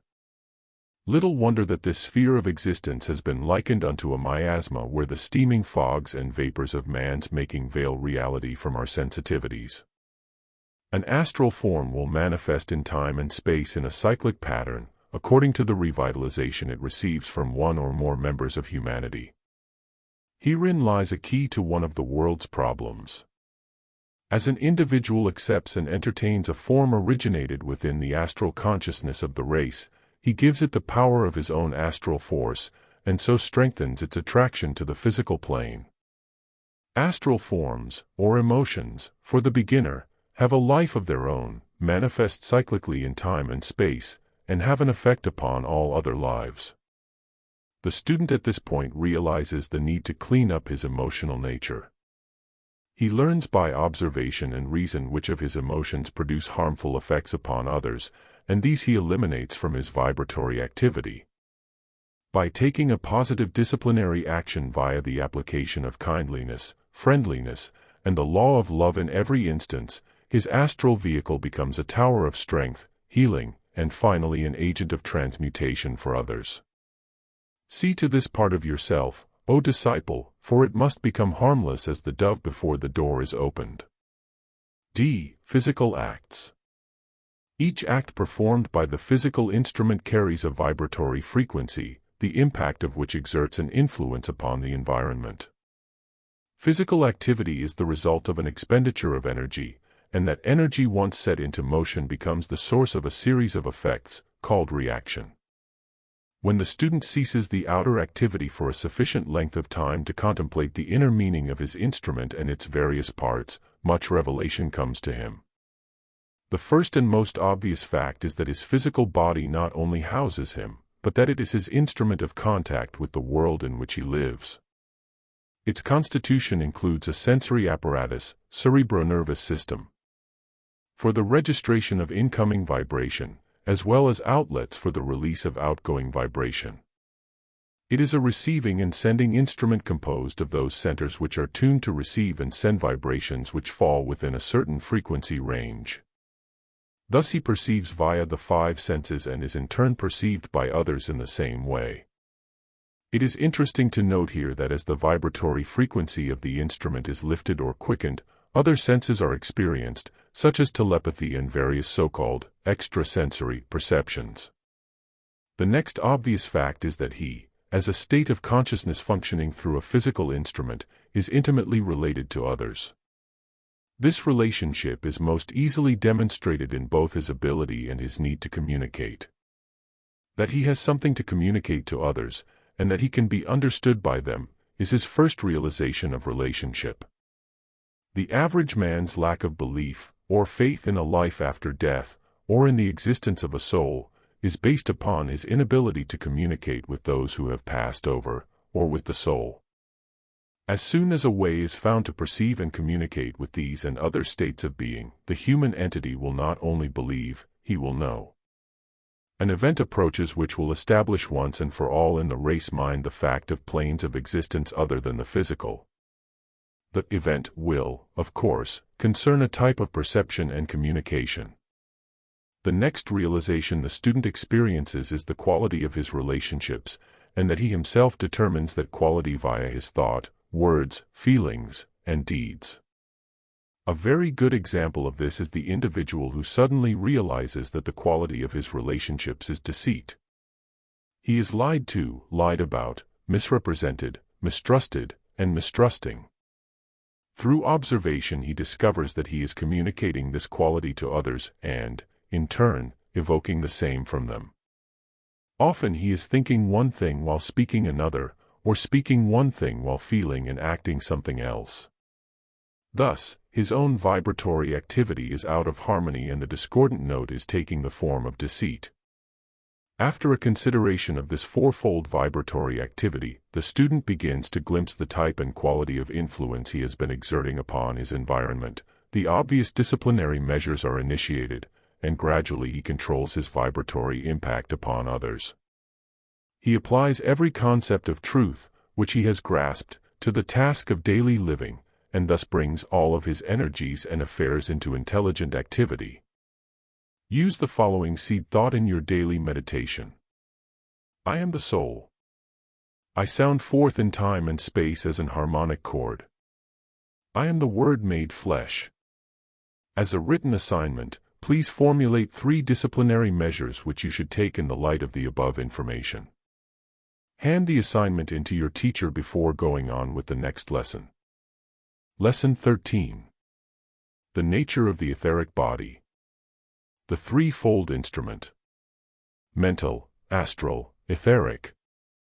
The nature of the etheric and its relation to the physical mechanism. The center system. Location, significance, transfers. Meditation and alignment as it relates to the center system. Before proceeding to a study of the attributes of the soul, we shall once again turn our attention to meditation technique. You are now ready for a somewhat more advanced form which utilizes certain of the centers and a more conscious manipulation of energy. It is wise at this point to re-evaluate the entire subject. What are you attempting to do via meditation? What are the purpose and goals of the meditation technique, and how does one master the technique in order to eventually get into that area of meditation which supersedes form? The motivating purpose for entering into the activity must always be the aspiration to serve. Perhaps this is why meditation is so difficult for beginners. Those who are not motivated out of a somewhat selfless, soul-impulsed aspiration to be of service to humanity seldom persevere past the point where meditation is no longer a discipline. In the beginning, the activity bears so little apparent fruit that the persona, who is not well oriented to the soul, is unlikely to exercise this discipline over his form nature. He does not realize that interior adjustments have to be made before his meditations can produce outer results. If he is well oriented, and if he truly aspires to take his place on the path as a disciple, a world server, this is one of the areas in which he will demonstrate the will of the soul rather than the little will of the persona. One must, at this point, have some knowledge of the instrumentality of the soul in order to more perfectly re-evaluate the meditation technique and its place, both in the training and the service of the disciple. The instrument of the soul is threefold in nature, being composed of three energy bodies which are coexistent in time and space. These energy bodies are 1. The mental, 2. The astral, 3. The etheric. The physical body is not listed because it is not a principle. It is a temporary effect of very short duration when observed from the perspective which sees the evolutionary scheme as a whole. It is an appearance or effect, a substratum in a sense of the etheric, in its imperfect manifestation. As the etheric vehicle, or principle, is perfected, the dense substance of the physical body will have been lifted in frequency to the frequency of what is now its etheric counterpart. The etheric body is the vital energy body which interpenetrates all so-called space form, relating, feeding, and sustaining the many informing lives within the one life. We see it first in its general manifestation as the substantial body of God, a vast network of energies and forces within which we live, move, and have our being. It interpenetrates all substance, relates it, and holds it in form. It is electrical in nature, being composed of many tiny lines of force, tube-like in appearance to the clairvoyant, which form channels for the flow of energies throughout its entire system. The energy of thought and emotion moves through these tubes to impact upon another mind and emotional nature, and in order to take on an outer manifestation. We all know that energy follows thought. It moves through the etheric network to its destination, whatever or wherever that destination might be. In the human form, these lines of force underlie and are peculiarly related to the cerebronervous system. From this major network, the etheric body interpenetrates every atom of the physical body, and extends out some inches from it, varying in distance according to the evolution of the indwelling consciousness. Through the medium of the etheric network, the mind impresses the brain. Through this same medium, the astral body, desire nature, impresses the brain and nervous system, and, again, through the same medium, the force necessary to action is fed into the physical body via the nervous system and the endocrine glands. When the etheric body is sufficiently developed, the soul utilizes it to dominate and control the outer form nature.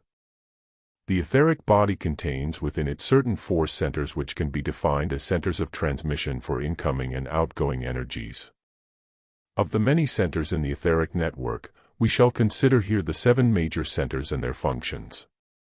Please remember as you read and study the following, that these centers are formed in etheric substance, and do not actually exist in the dense physical, though they do interpenetrate and produce effects within it. Each center is located from 3 to 6 inches outside of the physical, extending into it in the form of an inverted spiral. 1. The head center is located at the top of the head. This center puts the imprisoned consciousness, persona, in touch with the overshadowing spiritual soul. It is quiescent until the man takes the upward way. 2. The ajna center is located between the brows. It is relatively quiescent until such time as the threefold persona becomes more or less integrated and can be consciously focused on the mental plane. At this time the ajna plays an important part in the alignment of soul, mind, and brain. It relates the three in awareness and aids in the creation of that magnetic field of mind which is so important to the growth and development of the consciousness. Later, the ajna serves as the center of control over the lower form nature. As the probationer disciple nears the third initiation, an interplay of energy is established between the ajna and the head centers which compels the entire system to reorientation. This last statement is important to those of you who find yourselves in the process of becoming adjusted to a head polarization. 3. The throat center is located about midway in the neck, finding its point of entry into the physical in the spinal column. This center is very active in the case of the intellectual.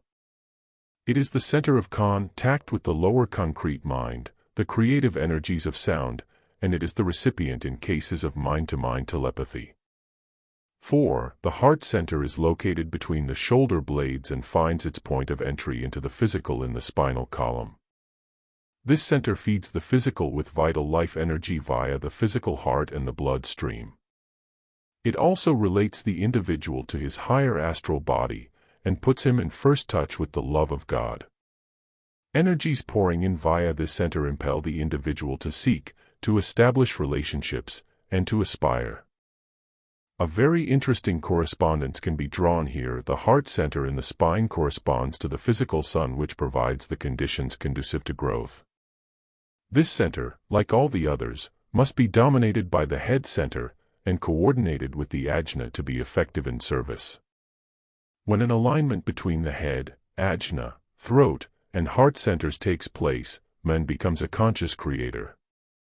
In the creative artist today, the predominate centers are usually the head, throat, and heart.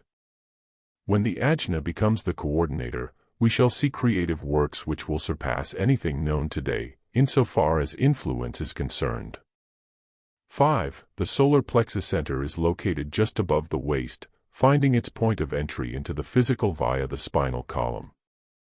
This center is the predominate center today insofar as humanity is concerned. It is very active in all emotional types, being the center of contact with the astral, emotional body. It has eventually to be dominated and superseded by the heart center.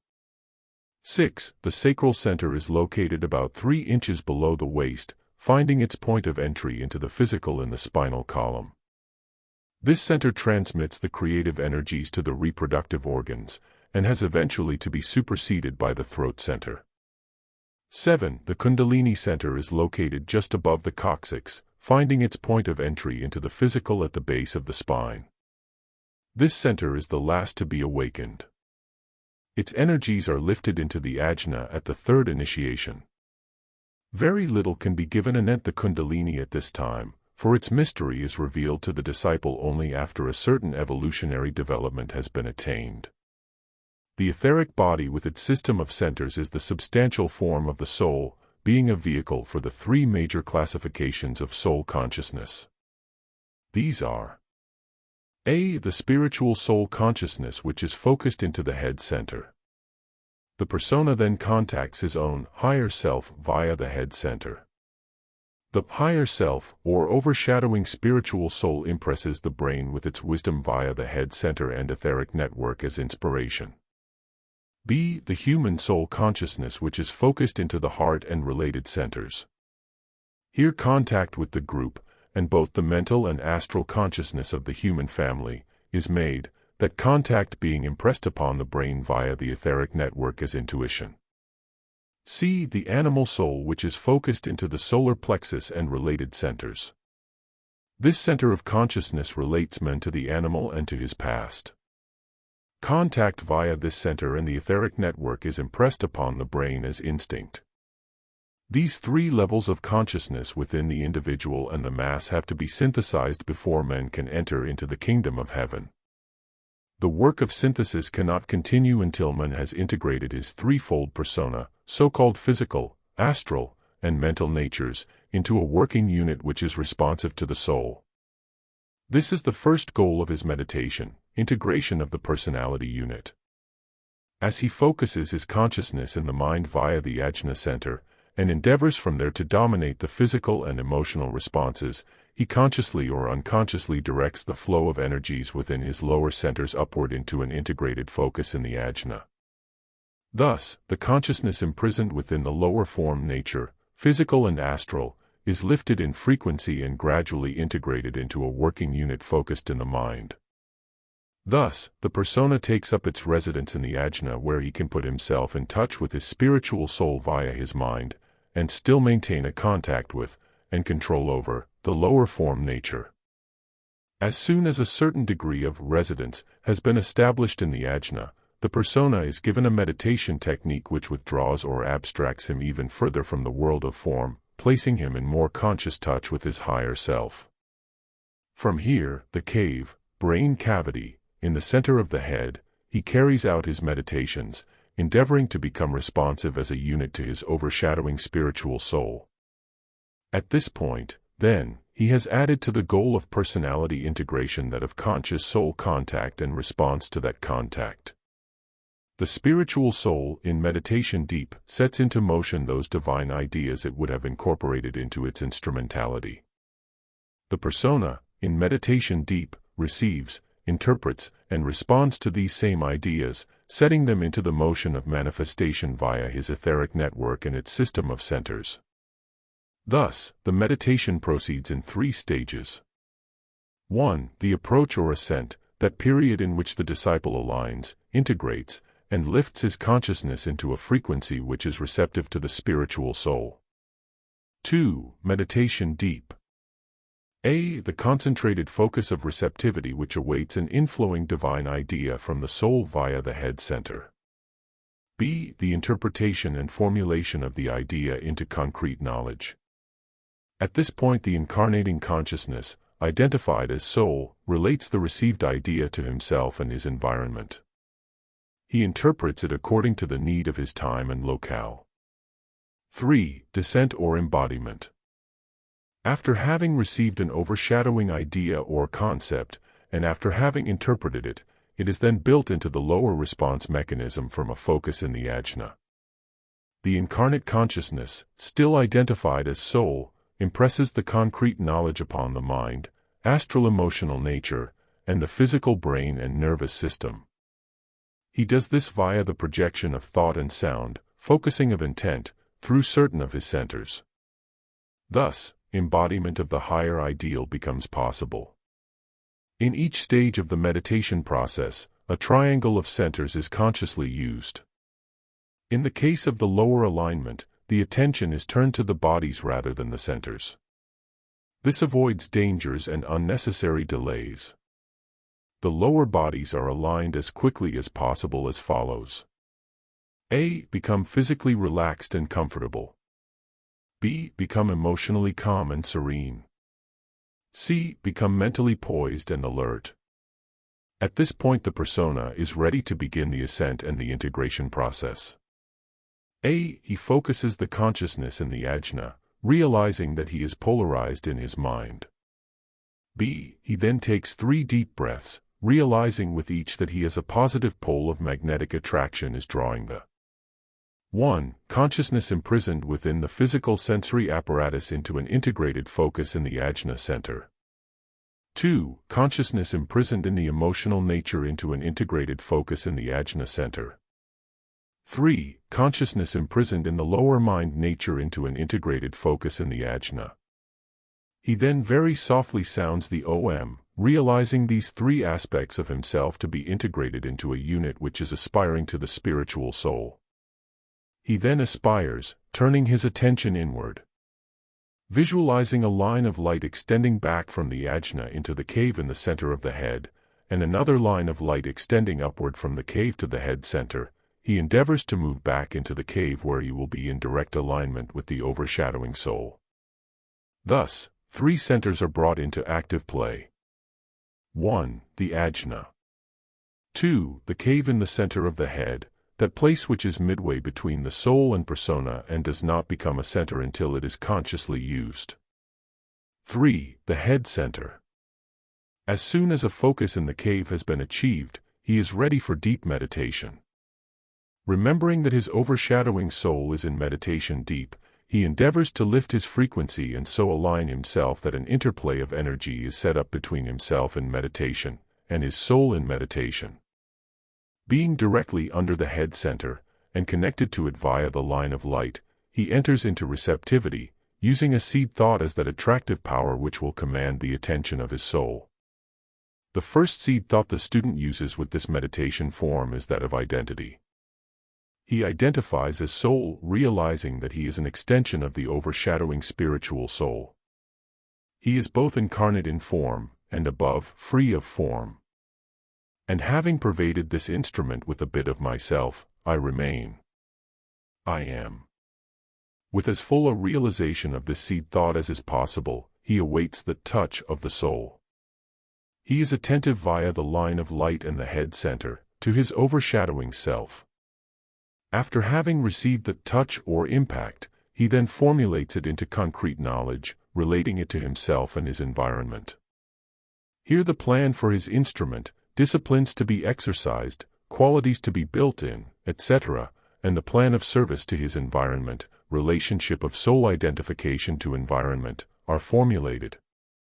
He is now building thought forms. Thus, again, 3 major centers are aligned and active: head center, cave, and ajna, for the line of light remains intact from cave to ajna throughout the entire process. He is now ready for the descent, the embodying process. He remains in the cave and projects his formulated intent into the ajna upon the sounding of the Aum. I, the soul, appropriate the integrated threefold persona in service to the plan. Om. He moves out again into the ajna, and maintaining his focus there, but directing his attention to and through the following centers, he completes the descent. 1. Ajna center, let there be light within the mind.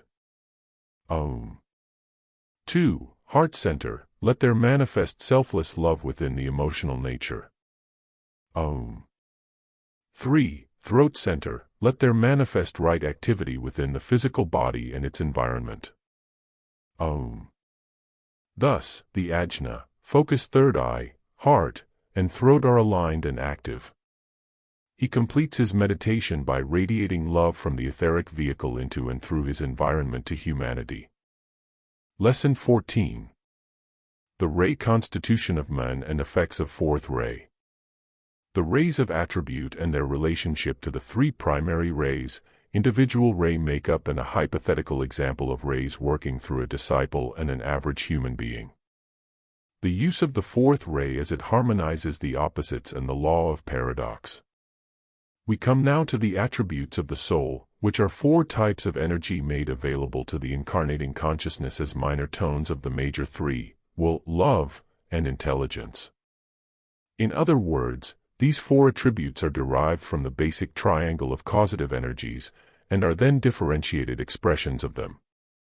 They are defined as 1. The fourth ray of harmony through conflict, which is derived from, and is a differentiated expression of the second ray of love wisdom. 2. The fifth ray of concrete science and knowledge, which is derived from and is a differentiated expression of the third ray of intelligent activity. 3. The sixth ray of devotion, which is derived from and is a differentiated expression of love wisdom. 4. The seventh ray of ceremonial magic or divine law and order, which is derived from, and is a differentiated expression of, the first ray of will and power. These 4 energy expressions are created as the major 3 impact upon substance via the consciousness aspect. They are the expressions given to the major 3 by the logoic consciousness as he works out his purpose via the instrument of time and space. Thus, we call them the attributes of the soul or consciousness aspect, meaning that they are the expressive qualities derived from the causative energies of the soul. These energies can be more easily expressed in time and space to produce a specific effect than can the major three, since their frequencies are more easily appropriated and wielded by the incarnating consciousness. Thus, the first ray is more often expressed via its stepped-down or differentiated expression of ceremony and order than as pure will and power. The second ray is more often expressed as harmony and devotion than as divine love, wisdom, or pure reason, and the third ray finds its expression more often in concrete science and knowledge rather than pure creativity. The seven manifesting at the peak of their potential sound forth in time and space as an harmonic chord which expresses perfectly as logoic purpose, thus manifesting perfection in form.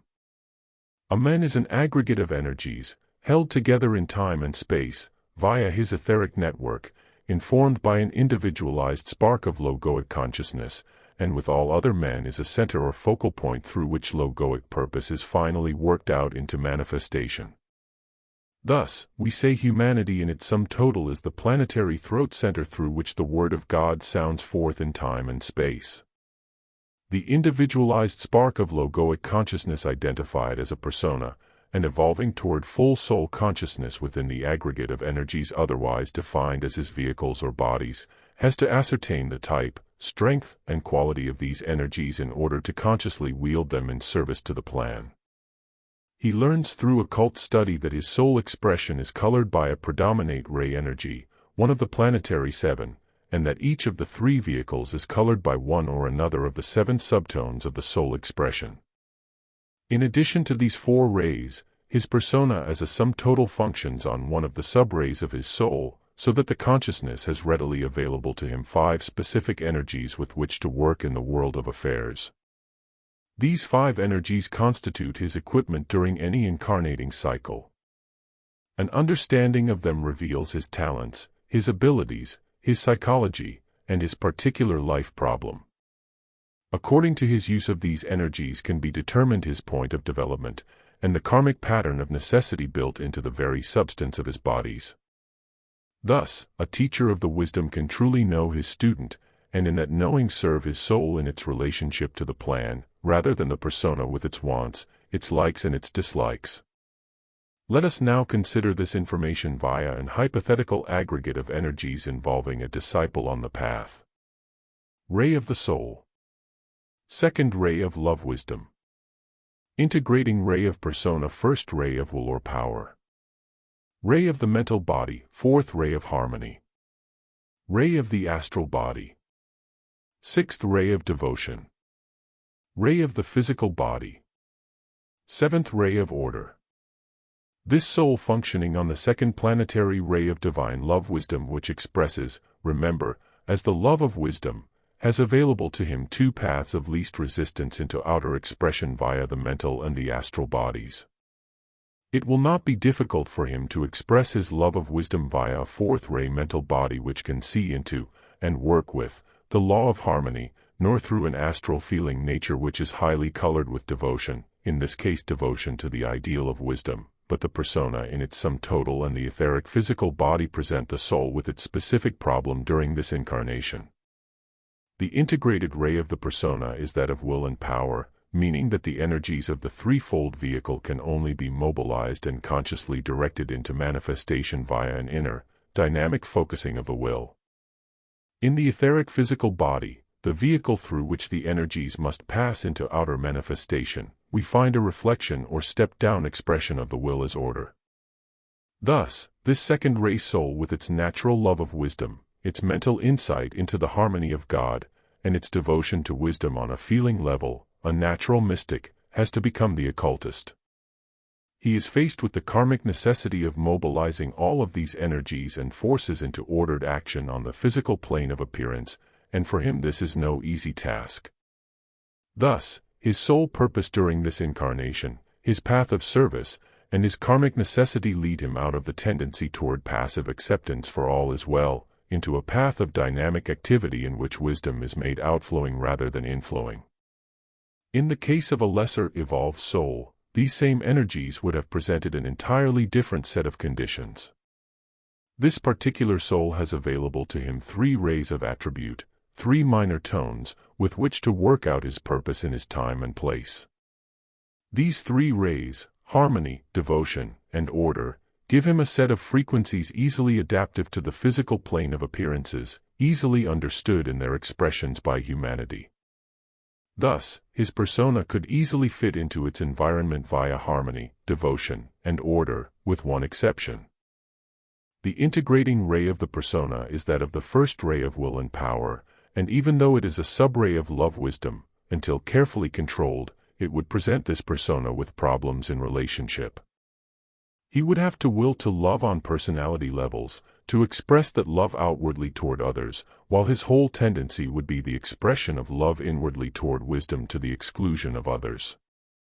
Thus, we begin to grasp some measure of the significance of the rays. At a later date, meditation techniques will be made available to you for the purpose of ascertaining your own ray makeup. In the meantime, attempt to absorb a growing understanding of these energies as each is considered in its turn.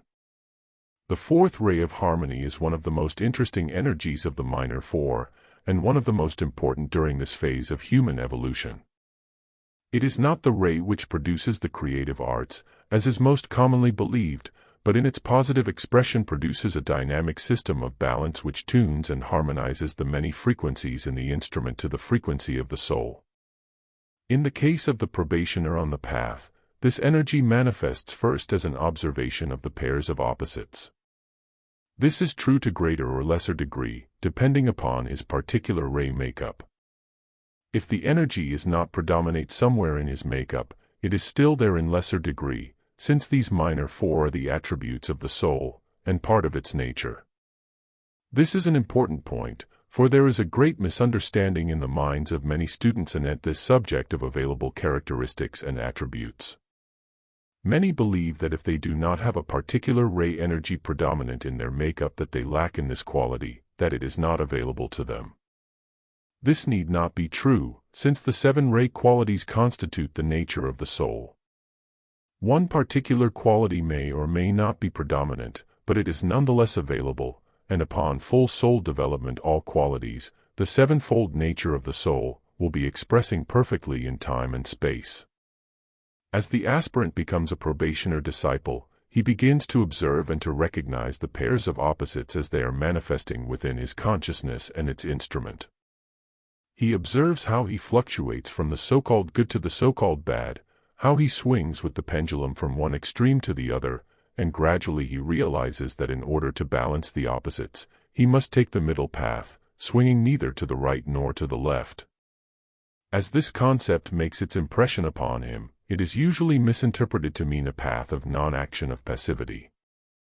This is a glamour of the astral plane, one of the astral vapors which so distort truth that it becomes non-recognizable in its appearance. This harmonizing energy is anything but passive in quality. It is essentially dynamic, for it fuses the pairs of opposites together in such a way as to render them whole, thus producing a whole tone in the sounding Word of God. For some time, then, the probationer attempts to become passive, to take the path of least resistance, and this does serve a purpose since it renders him more easily the observer. Moving along what he considers to be the middle way, he observes the pairs of opposites, endeavoring to balance them from his central point of focus. Alone I stand upon the scales, and reaching out I bring into all relationships that peculiar motion which results in balance. That peculiar motion is the expression of the 4th ray of harmony, which enables the probationer to move from passivity into action, to reach out and bring the opposites into that central point of focus where balance is restored, where the so-called bad is transmuted into good. At this point the probationer begins to comprehend the law of paradox. He learns that all concepts, all systems of thought, must be based upon a causal truth. Anything that is must have its foundation in reality or it could not be. At the same time everything that is must be false for it is confined in a form.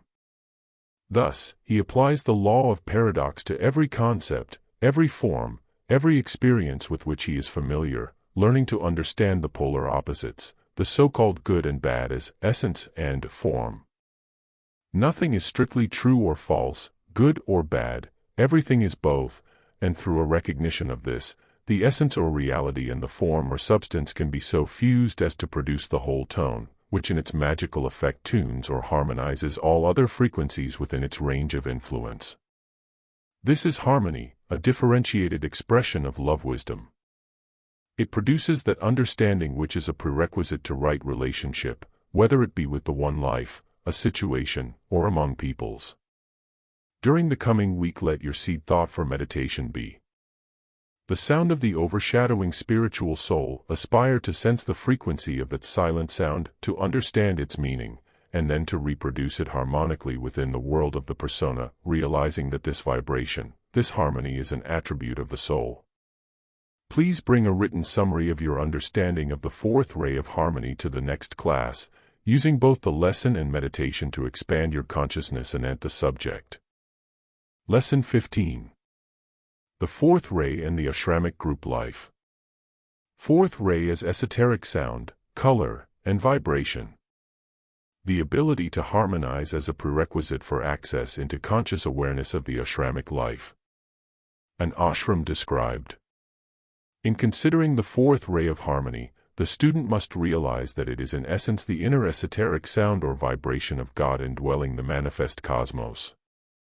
This vibration is present within all forms, inherent within all consciousness, and available to disciples as both an energy and a law to be wielded in service to the plan. Thus harmony, whether recondite or outwardly visible, is an integral part, an essential ingredient of everything that is. It is not necessary to look away from or beyond discord to find harmony. It is everywhere equally present in essence, and is made visible via recognition and invocation.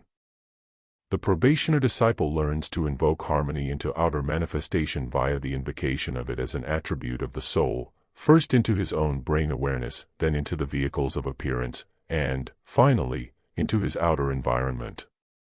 Thus, he gradually produces that auric influence which is characteristic of the accepted disciple and successfully passes initiation, i.e., gains entry into the Ashramic group life. This subject of hierarchical ashrams is one with which most of you are more or less familiar, but only in a vague and intangible sense. Its lack of clarity in the minds of probationers produces such a distortion of glamour in the astral body, that very little is truly known about it in the exoteric world.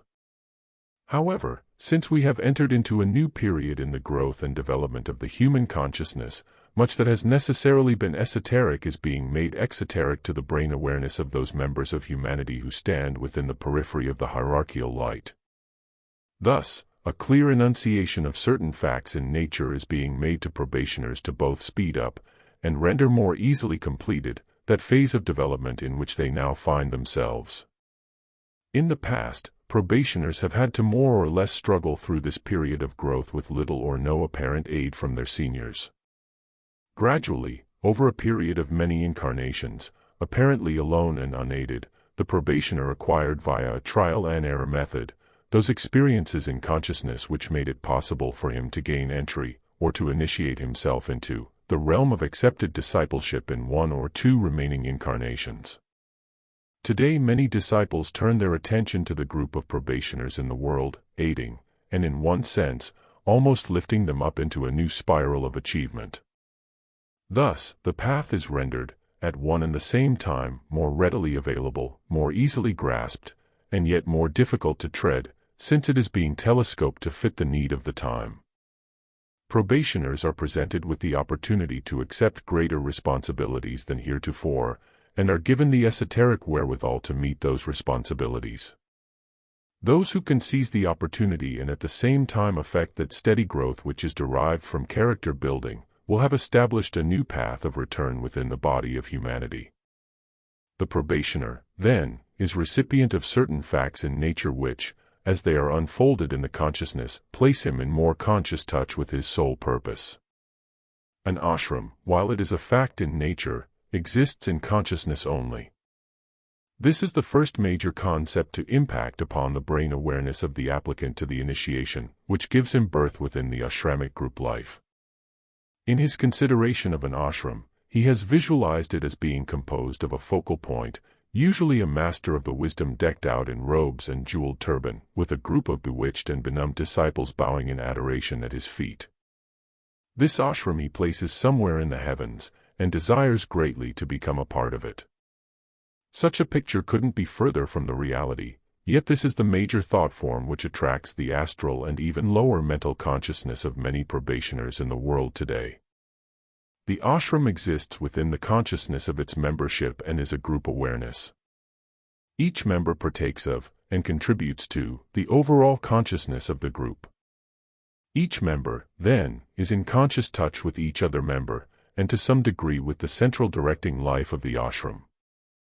The plans and purposes of the group are focused into it via the central directing life, each member relating himself according to developed talents, fitness, and karmic necessity, to the working out into manifestation of those plans and purposes. The overshadowing spiritual soul, on its own level, has its particular life and affairs which are in, and a part of, the Ashramic group life. This is the second major concept anent this subject to impact upon the brain awareness of the probationer. His spiritual soul, that higher, divine self which he is in reality, is now functioning within the ashram. It is not waiting to be admitted into the group life, it already is a part of that life. What does the initiation entail, then, for the spiritual soul? It involves the integration, illumination, and control of the persona which leads to its inclusion in the Ashramic group life. This, the overshadowing spiritual soul proposes to do. This, then, is an immediate goal designed to serve its higher purpose. The higher purpose, often referred to as soul purpose, has to do with the relationship between the soul on its own level and the Christ consciousness of which it is becoming aware. The Ashramic group life is a focus of that Christ consciousness into a group soul through the hierarchical member acting as its central directing life. The divine plan as held in focus by the Christ is precipitated into the ashram where the membership can, as a group consciousness, ensoul it, and via that ensouling relate it to the need of humanity in any time and place. The divine plan is a state of consciousness referred to as the Christ.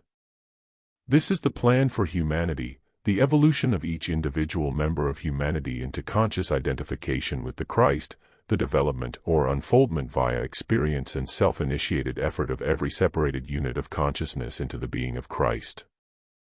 The soul's own realized purpose has to do with its specific relationship to that plan, a series of divine acts, or states of consciousness, to be made manifest throughout a series of incarnations called the path of discipleship, which shall contribute to and see the working out of the plan.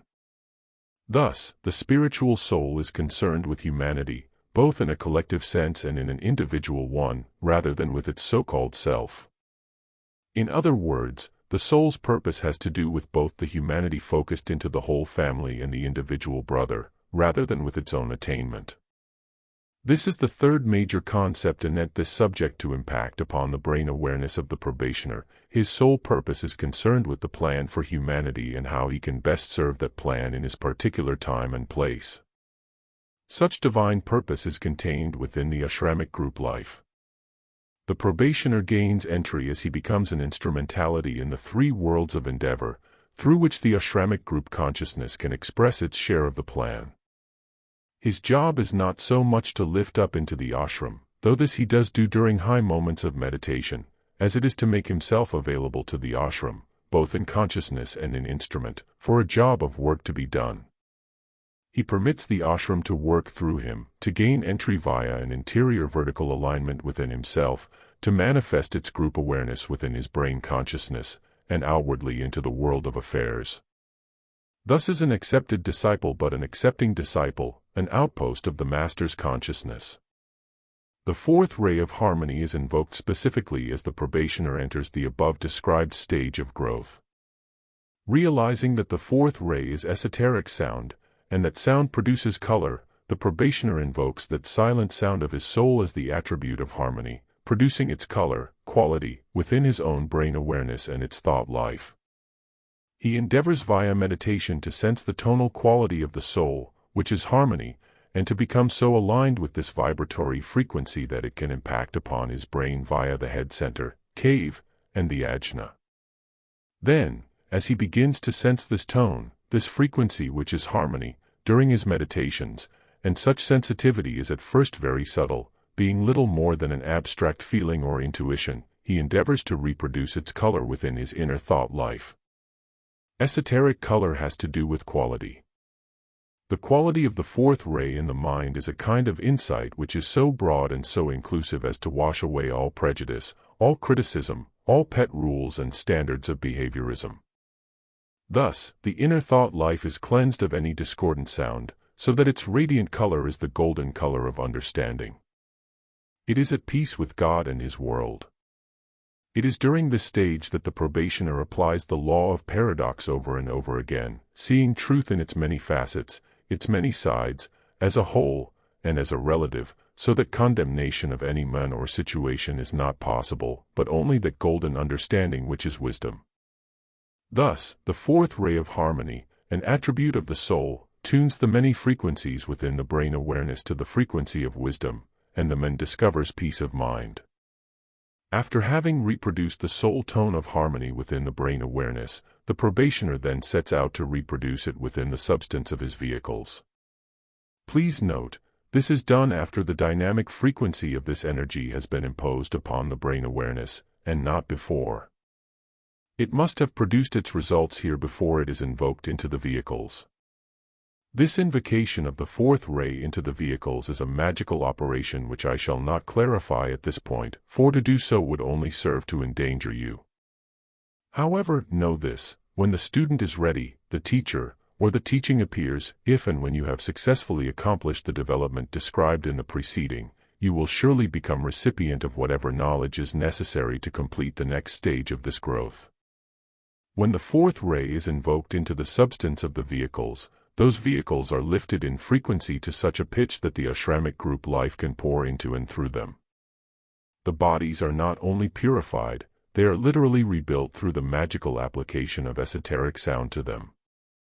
This is the period wherein old karmic patterns of disease and disability are completely eliminated, and the flesh is cast to a new mold. The probationer, literally with a new consciousness and a new instrument, is now ready to recreate his environment, to produce that auric influence which completes his initiation into the new life. What can be said about such an event at this time, other than that which is general and abstruse? Such a one has become an accepted disciple through his acceptance of the way, the life, and the consciousness of the disciple. Hence, he lives in the world as such. His auric influence is such that it produces obvious growth within all units of consciousness which it touches. Here is a young Christ, not as yet full-grown perhaps, but conscious of his Christhood and productive of the good, the true, and the beautiful for his brothers. He has become a power in the world, an influence for the Christ, as agent of the divine plan for humanity.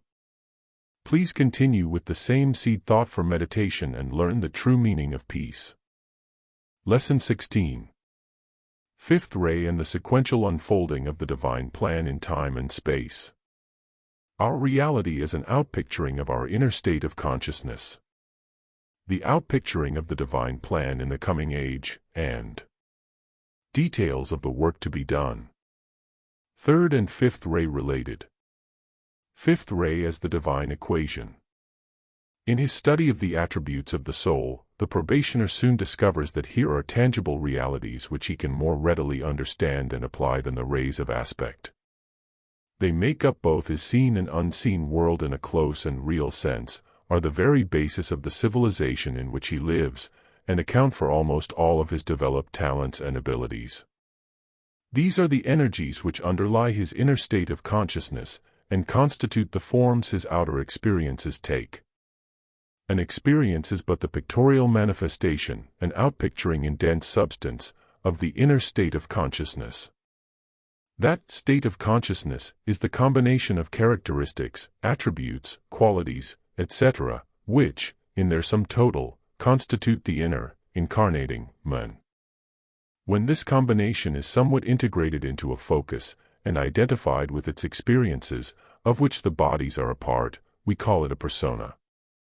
When the integrated focus has detached its identification from its experiences, detached from its own effect in substance, and re-identified as a focal point within the one life, we call it a conscious soul incarnate. The consciousness has then become identified as consciousness, and realizes that while it lends itself to its effect in substance, nonetheless the creator is not its own creation. Through this process of de-identification and re-identification, the soul evolves into the Christ being the only begotten Son, i.e., the consciousness of the many focused into a one.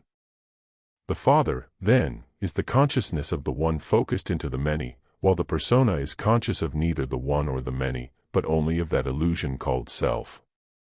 Of what is the soul conscious? What does its awareness include that can be defined as goals to the aspiring probationer? The soul on its own plane is conscious of the group life, hence its participation within the ashram. Its awareness includes the consciousness of its group in an ever-widening sphere of identification which gradually includes the many. This means that the brain awareness becomes but an instrument through which the group life, soul, expresses itself in service to its brothers, other group souls. Its particular service has to do with its relationship to the plan, and that, of course, is determined by the type, strength, and quality of its energy potential, i.e., the ray of the soul. What is the divine plan for humanity? We have defined it in numerous ways, speaking in generalities rather than in specifics, and this has been necessary, for each must interpret the plan according to his relationship to it. In this lesson, however, we shall be somewhat more specific by relating it generally to this particular time and space, this cyclic period of growth within which humanity now finds itself. The divine plan for humanity in this cycle includes the following growth and development. A. Identification, both individually and collectively, of the mass consciousness with the soul via 1. Conclusive proof, in several scientific fields of endeavor, of the existence of the soul as the causal factor of manifestation. A. Through psychological findings anent reincarnation, life after death, and the incarnating entity or soul. B. Through the instrumental perception of the etheric network and its final discovery as the substantial body of the one life, thus relating and leading to new discoveries anent the life aspect. C. Through instrumental contact with the astral plane, and groups of disciples working within that sphere. D. Through instrumental contact with the mental plane, the perception and recording of thought forms, and the tracing of energies released and directed into manifestation by those thought forms. E. Through data gathered via contact with outer space. Thus, science itself will force a complete re-evaluation of all religious and philosophical systems of thought, lifting humanity up out of its apparent lethargy into a new, dynamic, spiritual endeavor. B. Realization by the mass consciousness of the purpose of life in the three worlds as being the growth and development of the soul via 1. The forced shift by science of human consciousness from an astral to a mental focus. 2. The intensive effort of disciples to re-educate the mass to the new ideas and ideals. 3. The emergence, out of the ruins of the outmoded structure of organized religions, of a new world religion which cannot be confined within, or limited to, any outer organization. It will be of such strength and purpose, of such universality, as to break the bonds of any attempted organization of it. This will truly be a world religion because it will spring forth from the fountainhead of the mass mind and heart. C. A new culture and civilization created in an endeavor to aid the growth and development of the consciousness aspect. 1. The development of a new and valid science called occultology. 2. The building of a new economic structure whose purpose is to manifest the growth and development of consciousness. This economy will convert all natural resources to the spiritual betterment of humanity, meeting the common need whenever and wherever it is focused. 3. A new educational system designed to aid in the growth of the soul within the child, and to develop the soul purpose from a potential into an active expression. 4. The end of the political regime and the beginning of the true function of the new group of world servers within the body of humanity. 5. The advance of medicine into the science of regeneration and rejuvenation of substance. This is but a bare outline containing only a few of the changes the divine plan holds for humanity now, but these few indicate much more clearly the fields of service into which probationers may enter as a part of their own initiatory activity. In the light of the above, consider what humanity has yet to experience prior to, and as a part of the mass initiation. The impact of the fifth ray alone, via the various fields of science upon the consciousness of humanity, will demand an intensive effort of all probationers and disciples in the field to stabilize that impact into an ordered, steady, progressive growth. Here is the field of service dictated by the divine plan. How shall you relate to it? The fifth ray of concrete knowledge and science is that energy which properly equates spirit, matter, and consciousness, defines them into a manifesting picture. Hence this lesson, which brings into a focus this energy of the fifth ray, clarifies somewhat the divine plan for humanity in its relationship to the world of affairs here and now. Thus, we see that this energy is concerned with time and space. It is the concretizing aspect of the third ray, that energy which makes possible the clothing of a universal abstraction with concrete mental substance, thus producing the specific thought form in a sequential manner. The abstraction is precipitated into concrete form, and the sequence of the manifesting form creates so-called time and space. The third ray is the form-building aspect, the energy and substance of intelligence, the matter aspect. The fifth ray is that frequency of the substantial intelligence which produces the final form in its outer structure, that which moves into appearance, the movement itself creating time. While it is realized that this is a somewhat difficult concept to grasp at the onset, it is nonetheless important to your development at this point. Try to visualize the idea in its timeless sense, being precipitated into that frequency which produces its movement through a series or sequence of defined forms, thus creating the manifestation of its evolution in time and space. This is the connotation of the fifth ray as seen from the perspective of the overshadowing spiritual soul. Its purpose, then, or its divine intent, is to produce the equation of spirit, matter, and consciousness into such movement as to result in an experiencing, which we call evolution, by every atom of consciousness, of all that is possible to the sum total. Thus, the consciousness knows not only in theory, but in actuality, all that is possible to it from the lowest to the highest state of being. What does all of this mean to the probationer who is caught up in time and space? Whose consciousness is imprisoned, so to speak, in the movement of the form-building aspect.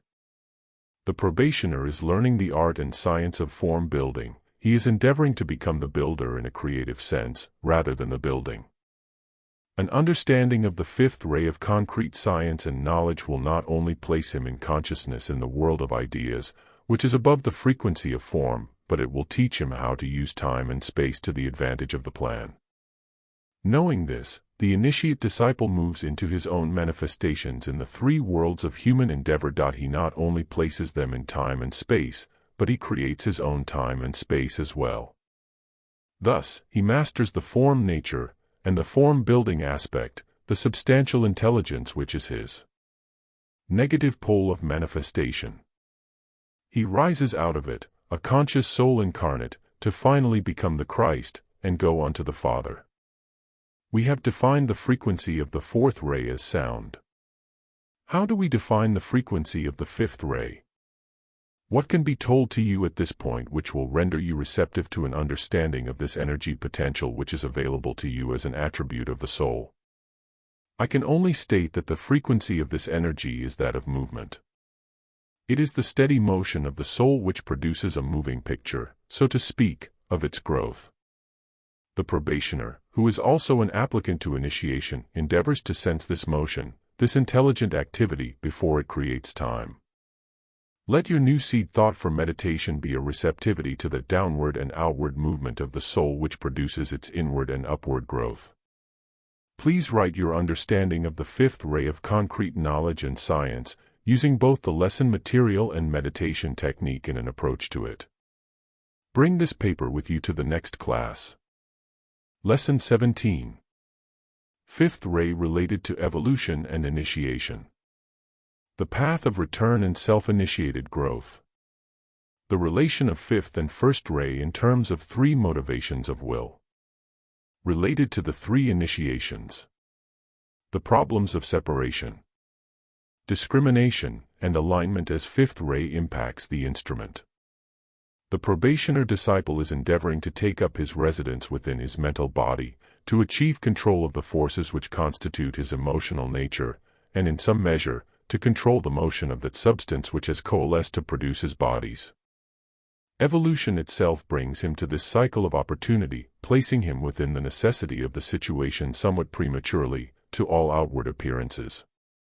He is then faced with this threefold task prior to his understanding of it, and so, for some period of time, deals with it almost unconsciously. He does not know what he is trying to do or why, but only that he must do something. Here is the driving force of evolution itself impulsing him in a certain direction almost in spite of his will. This is a period which is fraught with much real, inner pain. Finally, evolution brings him to that place where self-conscious and self-initiated growth is seen as a possibility.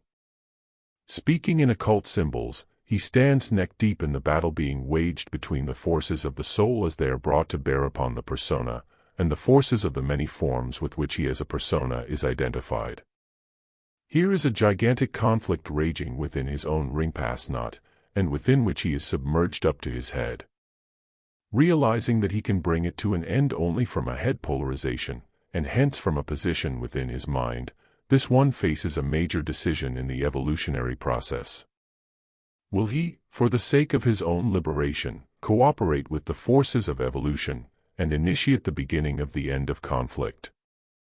In that moment of clear seeing, the individual will either seize the opportunity and maintain himself in the head, via decision, or he will ignore it to go down again into the midst of conflicting forces for yet another period of time. Sooner or later, during one or another of the cycles of opportunity, the individual will grasp the connotations of this reappearing moment, wield the energy of decision, and place his feet for the first time upon the path of initiation as a probationer. Consider the tremendous significance of this act. He must place his feet upon the path from a position within his mind. The only expendable energy available to him which will cut through the conflict to move him onto the path is the energy of will. This is the moment, when finally despairing of the attractive pull of the form nature, he states, "I will arise and go unto the Father." This is his first conscious effort toward liberation, his first conscious cooperation with the divine energy of will as transmitted to him from the monad through the medium of his spiritual soul. Thus, monadic forces are brought directly to bear upon the conflict taking place within his ring-pass knot. This first impact does in no way lessen the conflict, but it will maintain him in the head, above and almost free of it. That phase of the path which we call probationary discipleship is characterized by three motivations of the will. 1. The will toward individual and personal liberation from pain. This is the beginning of self-initiated growth. 2. The will toward union with the One Life. This is the advance toward a known spiritual attainment. 3. The will toward humanity's liberation from pain. This is the real beginning of active discipleship, and finally places the probationer within his own ashram. Thus, we see that the first statement, "I will arise and go unto the Father," is but the beginning, and that it is necessarily selfish. It concerns the separated self, and his suddenly realized necessity to escape pain. We find the mass of humanity today approaching this stage, which is the completion of the first initiation, the realized sonship which can will to arise and go unto the Father, and the approach toward the second initiation. Thus, humanity again approaches the reappearing moment, when from a sudden experience of clear seeing, the mass, individually and collectively, realizes that only from a focus in the mind as the sun, can liberation from pain be achieved. Those who can be considered the leadership of the mass will see a way out which leads from the valley of pain to the mountaintop of freedom, and that way out will be cognized as self-initiated growth towards spiritual maturity. The leadership will in turn transfer the concept to the mass, and humanity will consciously place its feet upon the path. If, in this new age of many new concepts and ideas, one is more important than any other, it is this concept of self-initiated growth. Here is an idea which is not new in itself, and yet has never before made its impact upon other than a few minds at any given time. Consider the spiritual significance of the concept. Consider its many implications and their effects upon humanity. Man grows because it is a basic law of consciousness that he does so. Regardless of how little, mean, or petty he may appear, each incarnation will see his growth toward the positive side of his nature. This is evolution, and it appears as a long, slow process with which man has very little to do. Growth is something which naturally happens to him, and deep within every man's consciousness is knowledge of this. Now, suddenly, he discovers that he can, through his own effort, initiate a new growth and development. He can conceive a goal of spiritual maturity within himself, and initiate the experiences which will produce an embodiment of that goal. Hence, every man can become a Christ because he wills to do so. No longer is he hampered by fate or karma, for he has reached that place wherein he sees himself as the creator of his own fate. Via the creative process of thought, he can become that which he would be. He is no longer held prisoner to his heredity, environment, or built-in response mechanism. Here is the real vision of freedom which humanity en masse now approaches.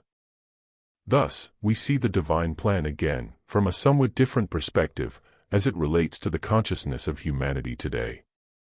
We see the field of service, into which the probationer can enter, with a growing clarity which gradually erases all doubt as to what constitutes right action in any given instance.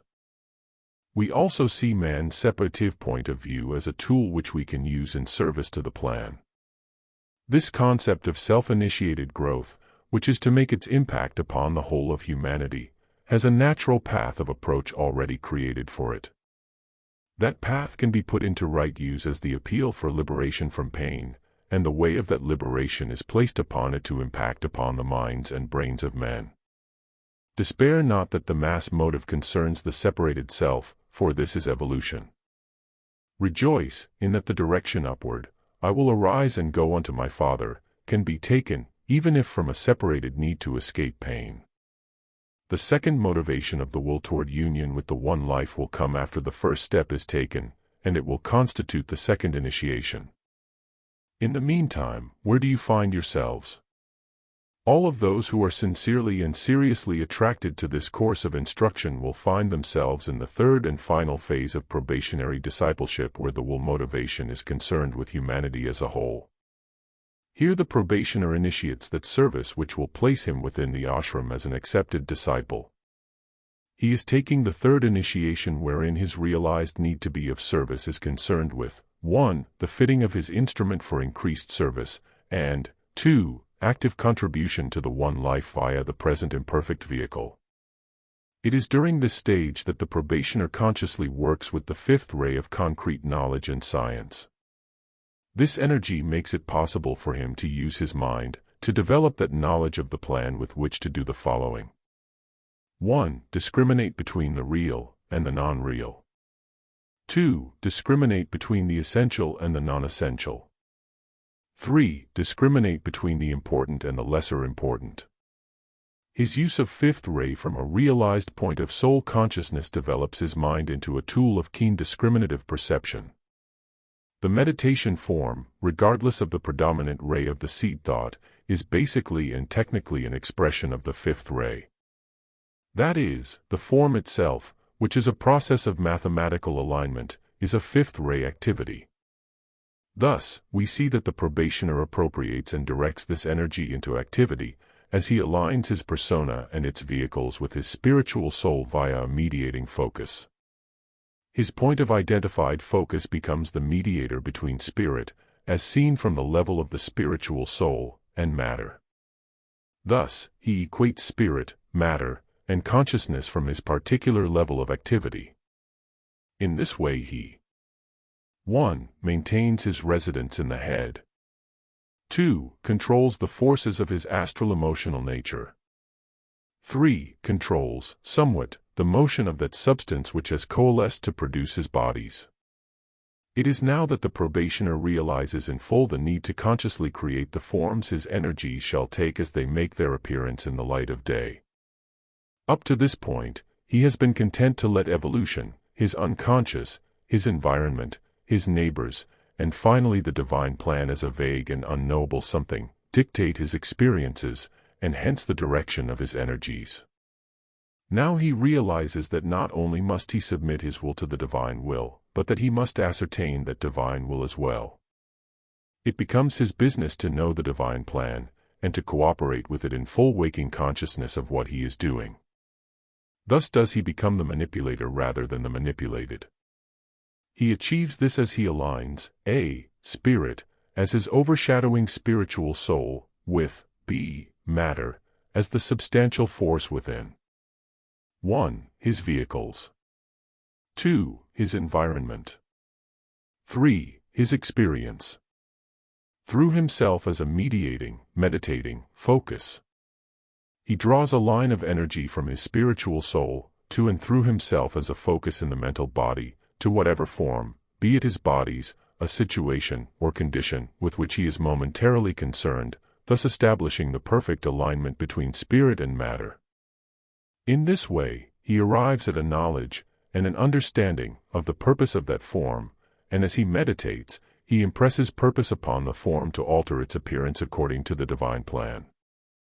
Using this fifth ray technique, the probationer learns to create his own time and space, contributes to the one life in service to its plan, and takes the third initiation, passing into the ashram as an accepted disciple. Continue with the same seed thought for meditation, and as an assignment please carry out the following technique. A. First week. Consciously align the substantial forces of the threefold instrument with the overshadowing spiritual soul via an identified focus in the mind as the sun. Carry this alignment with you throughout the entire day, endeavoring to cognize and realize it as often as is possible. B. Second week. Choose a situation of a negative nature within your environment and align the substantial forces of that situation with the overshadowing spiritual soul via an identified focus in the mind as the sun. Carry the alignment with you through the entire day, endeavoring to cognize and realize it as often as is possible. C. Third week. Use the same technique, this time working with a situation of a positive, pleasing nature within the environment. D. Fourth week. Choose a negative condition manifesting within the body of humanity as a whole, and align the substantial forces of that condition with the divine plan via an identified focus in the world of mind as the sun. Carry the alignment with you throughout the entire day, endeavoring to cognize and realize it as often as is possible. At the end of each week, write a brief report of the activity. Lesson 18. The sixth ray of devotion and ideation. The sixth ray conditioning of the past age. The role of the idea and its counterparts of ideal and idol. The soul as an idea unfolding via 7 stages of growth. Building right relationship with the sixth ray as it passes out of manifestation.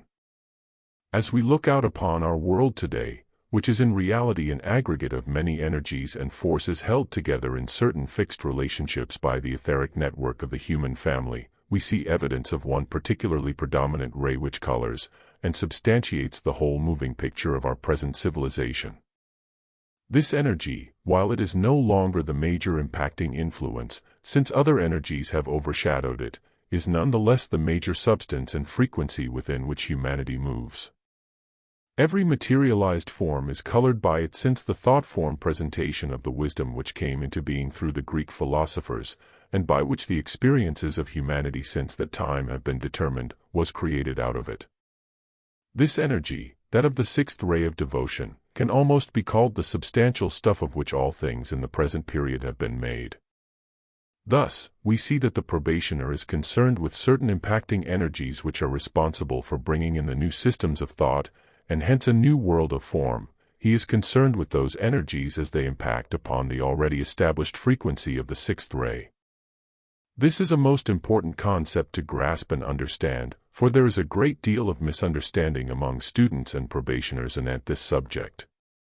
The so-called passing of the sixth ray from the position of major impacting influence does not mean the death of its activity, nor the elimination of it from today's scene. It means only that this energy has created its major effect, both in consciousness and in substance, and can then be added to by other influences as humanity proceeds along the evolutionary way.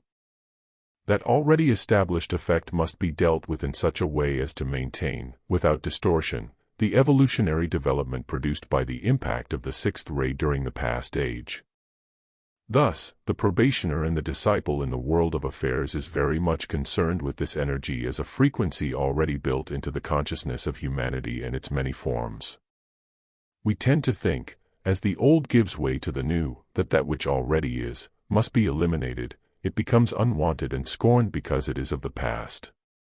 We fail to realize that it is the past and the future which, in their conjunction, produce the present moment. Therefore, the individual who, in his blindness, fails to take that which is into consideration, and who would too quickly pass from and disregard the realities of the past, moves foolishly in his own little sphere of glamour, being of little use to the plan he thinks he seeks to serve. There is a tremendous lesson in this for all those who find themselves consciously taking part in the present crisis of opportunity. While the influence of the sixth ray produced a kind of fanaticism, and astralism, which is disgusting to the modern disciple, it also produced a good, and a truth which is beyond description in its beauty. Look into and through the outer crystallization of its negative aspect and observe that beauty if you would understand this energy expression. The sixth ray of devotion is in its highest aspect the energy of the idea, or ideal of divinity which is conceived in the consciousness of the soul. Thus is the soul endowed with the ability to ideate, i.e., to create a form in consciousness which is an expression of divine being. Plato brought us the concept of truth in its purity as being found only in the idea, and all manifestations below that level were but distortions or shades of truth.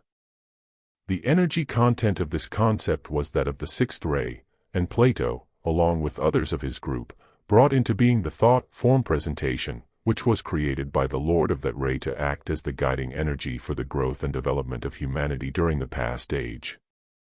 That pure truth can be found only in the idea, cannot be denied by the earnest seeker after it. Beauty is really perceived in the idea of beauty. The truth of the rose is found in the idea of the rose, because that idea is its soul, the very essence of its form. Thus, all seekers are advised to seek within, if they would truly enter into the kingdom of God. We begin to see the soul itself from a somewhat different light as we make an approach to it via the sixth ray of ideation. We have defined the soul in many terms in an effort to understand what it is. We have called it the second logos, the consciousness aspect, the magnetic field created between the polar opposites of divinity, etc. Now we say that the soul is the idea of spirit conceived within the womb of matter and born forth into the world of form as the consciousness of God, in 7 stages of growth. 1. Infancy animal man individualization. 2. Childhood astral man completely emotional in nature. 3. Puberty mental man the partially integrated self-conscious unit. 4. Adolescence devotional aspera, soul-infused personational man. 5. Youth group conscious mastery, Christ. 6. Middle age planetary and solar logoic consciousness. 7. Spiritual solar and cosmic centered logoic maturity consciousness. As the personality unit becomes soul conscious, or soul impressed, he finds himself perceiving the world of ideas, i.e., the truths he has long been seeking, ofttimes called the ageless wisdom. To these ideas, or ideals as they later become, he directs his devotion, attempting to embody them into a living manifestation of truth. Thus, he makes his conscious approach to God via the sixth ray of devotion to an ideal. Later, as the personality unit is merged with the consciousness of the overshadowing spiritual soul, he perceives these ideas as being in, and of, that soul. The soul evolves as it ideates the overshadowing impression of the Christ into its own consciousness, setting into motion those divine ideas which are its radiatory activity. As that radiatory activity expands, as it gains in spiritual potency, it catches or lifts the personality unit up into the periphery of its own sphere, where the two are merged, soul and persona, or idea, and its expression, to reincarnate again into the brain as a whole being, the self-conscious, group conscious, son or unit of God. Thus, the sixth ray is concerned with that which can only be defined as the idea of wisdom. Here is wisdom in its essence, a differentiated expression of the second ray of divine love wisdom. Here also is the great philosopher, the seeker after truth, who, perceiving the idea, moves into a world so vastly different from that of form that he is truly in, but not of, the form. Would we pass too quickly from this energy expression?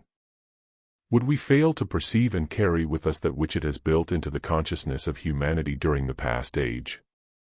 The very idea of God, and gods, of beauty, harmony, and truth itself, is basically an expression of the sixth ray. Humanity has perceived the idea of the good, the true, and the beautiful, and has responded to that idea. God help us to maintain it during this next era of logic and reason, of magic and order. Let it be the foundation from which our logic, reason, magic, and order may proceed. As these new energies impact upon that which is already built in, they naturally produce a conflict in which the old form is disintegrated. This is a necessary manifestation in the evolutionary process, and it could be a painless one if the consciousness involved would detach sufficiently from the form to maintain the idea which is truth. When the form is seen as the importance, the idea is lost as the form goes down in the face of the new impact. We look about us in the world today and we see many appearances, some loved, others hated. These appearances are of such a fast-changing countenance that we hardly know them from one year to the next. Many are disintegrating, disappearing before our very eyes. As we watch all of this, we tend to react in one of two ways. 1. To mourn the lost form, seeking solace in grief. 2. Or to scorn it as being old and outworn, a false thing of the past. Either way is a manifestation of personal attachment to the form, and in both the idea is lost. We see this taking place particularly in the religious world as the conflict between the new energies of science and the older, more stable energy of religion destroy the form. What can the probationer do to be of service during this crucial period in the growth and development of humanity? Above all, he can understand. He can observe the truths which were the motivations behind the present religious structure, and which are again the same motivations behind the new era of science. He can see these truths in their essential reality and make his peace with both energy expressions of them. Thus, he becomes a peacemaker in an era of conflict, a custodian of light, of wisdom. His thoughts, his feelings, and his words can carry the energy of healing, which again is the energy of wisdom, and so seal the cleavage, heal the breach between science and religion. The disciple who is wise never speaks out against a religious form truth has taken, but rather he breathes forth that truth in such purity that the old form is not mourned. He points out and reveals that synthesis which is the same truth in both the old and the new, and so points the way of progress. Such are needed in this time of conflict when the minds and hearts of humanity are sorely troubled. There are many young disciples in the world today, many probationers who seek entry into the fifth kingdom. Their task is clearly set forth for them.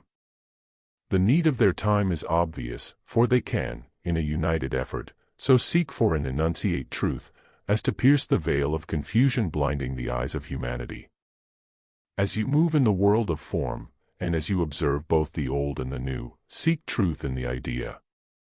Look past the form to that idea which is its soul, its cause, in order to preserve and perpetuate the good, the true, and the beautiful gained in the past. Thus is that error which sends humanity into the experience of the dark ages avoided during a new cycle. Let your new seed thought for meditation be a receptivity to the divine ideas of the overshadowing soul, before they have taken form. As an assignment, please write your understanding of the sixth ray of devotion, using both the lesson material and the meditation technique in an approach to it. Bring this paper with you to the next class. Lesson 19. The opposites of sixth ray and its impact on the instrument.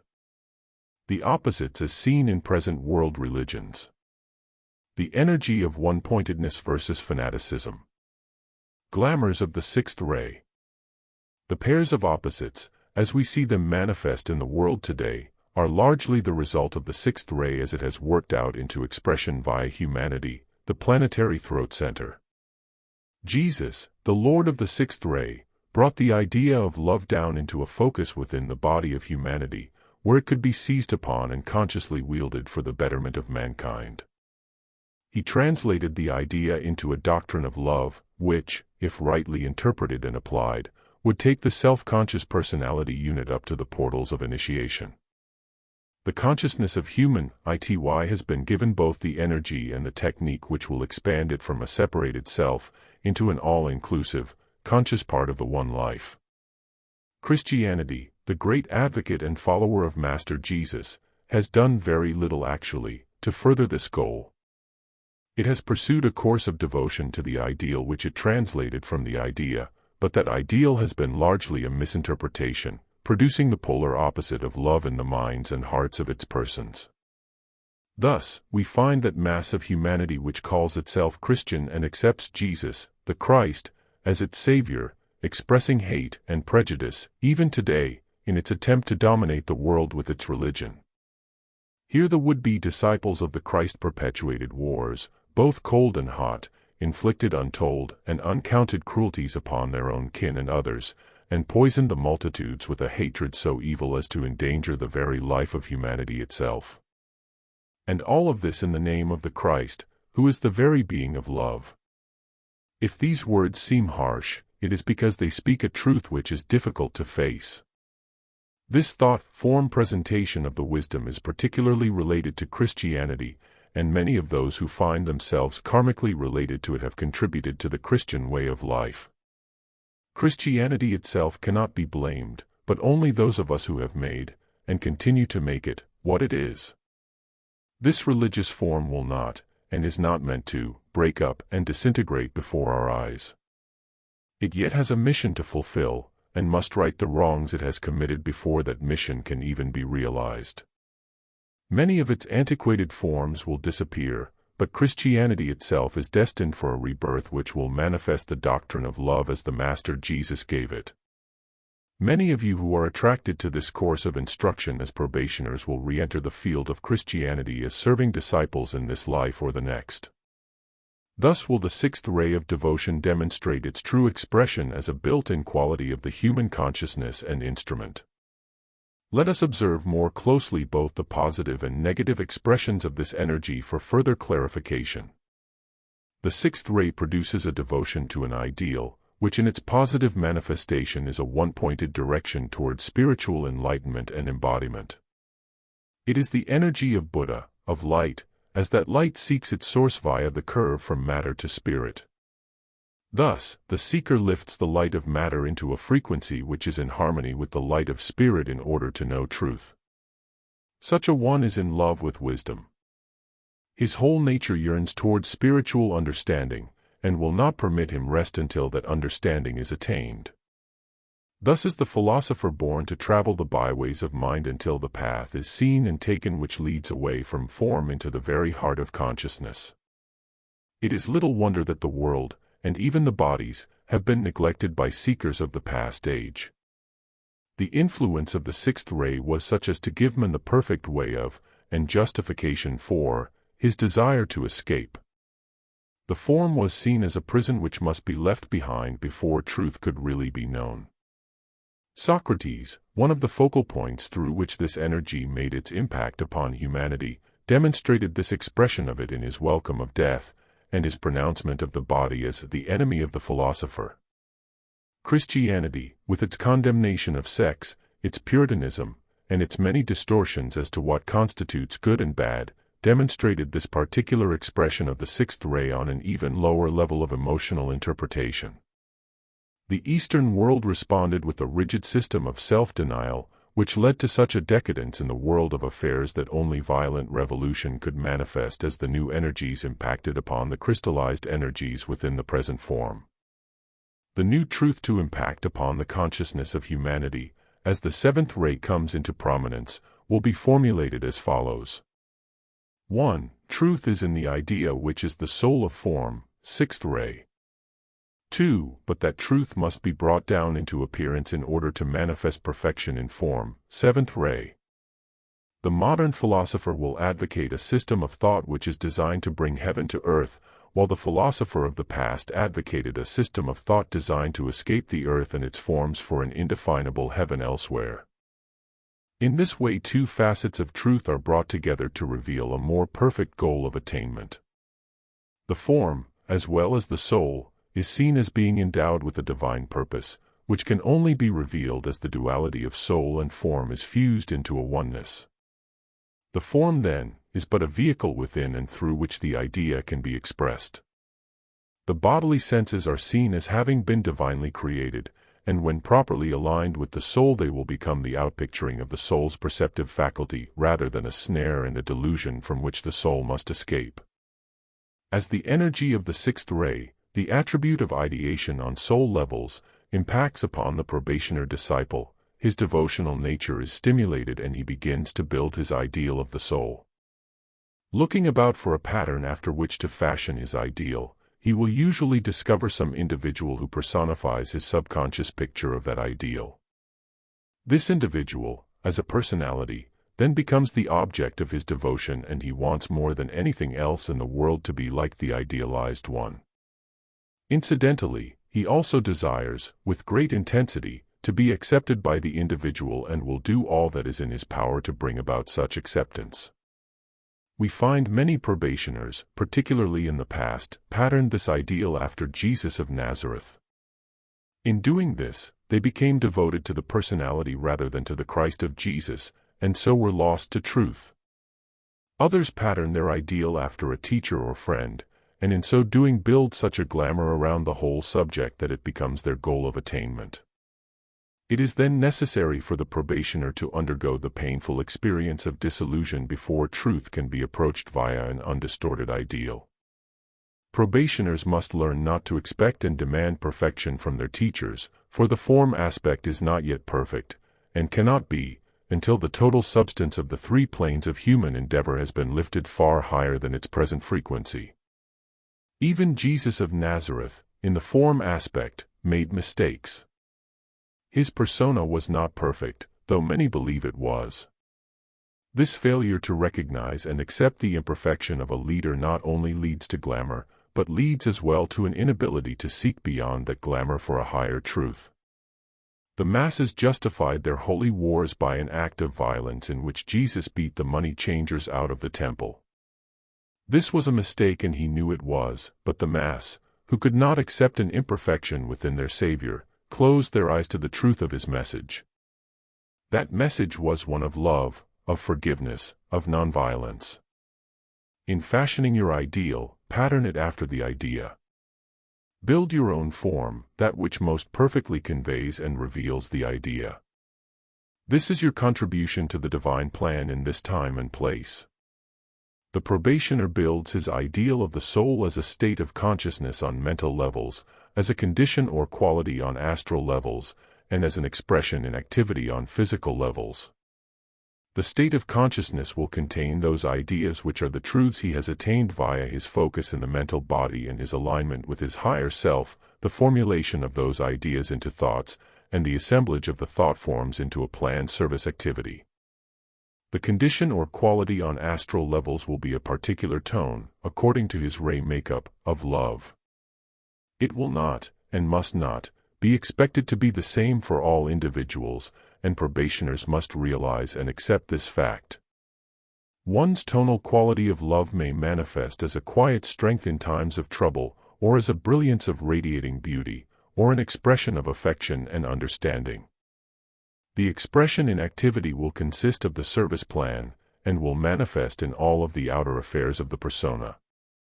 It will also be stamped into and upon the form itself, be carried in the voice and gesture, and be revealed in the inner response mechanism. The modern probationer must learn to direct his devotion to the plan, rather than the focal points through which the plan is brought into relation with humanity.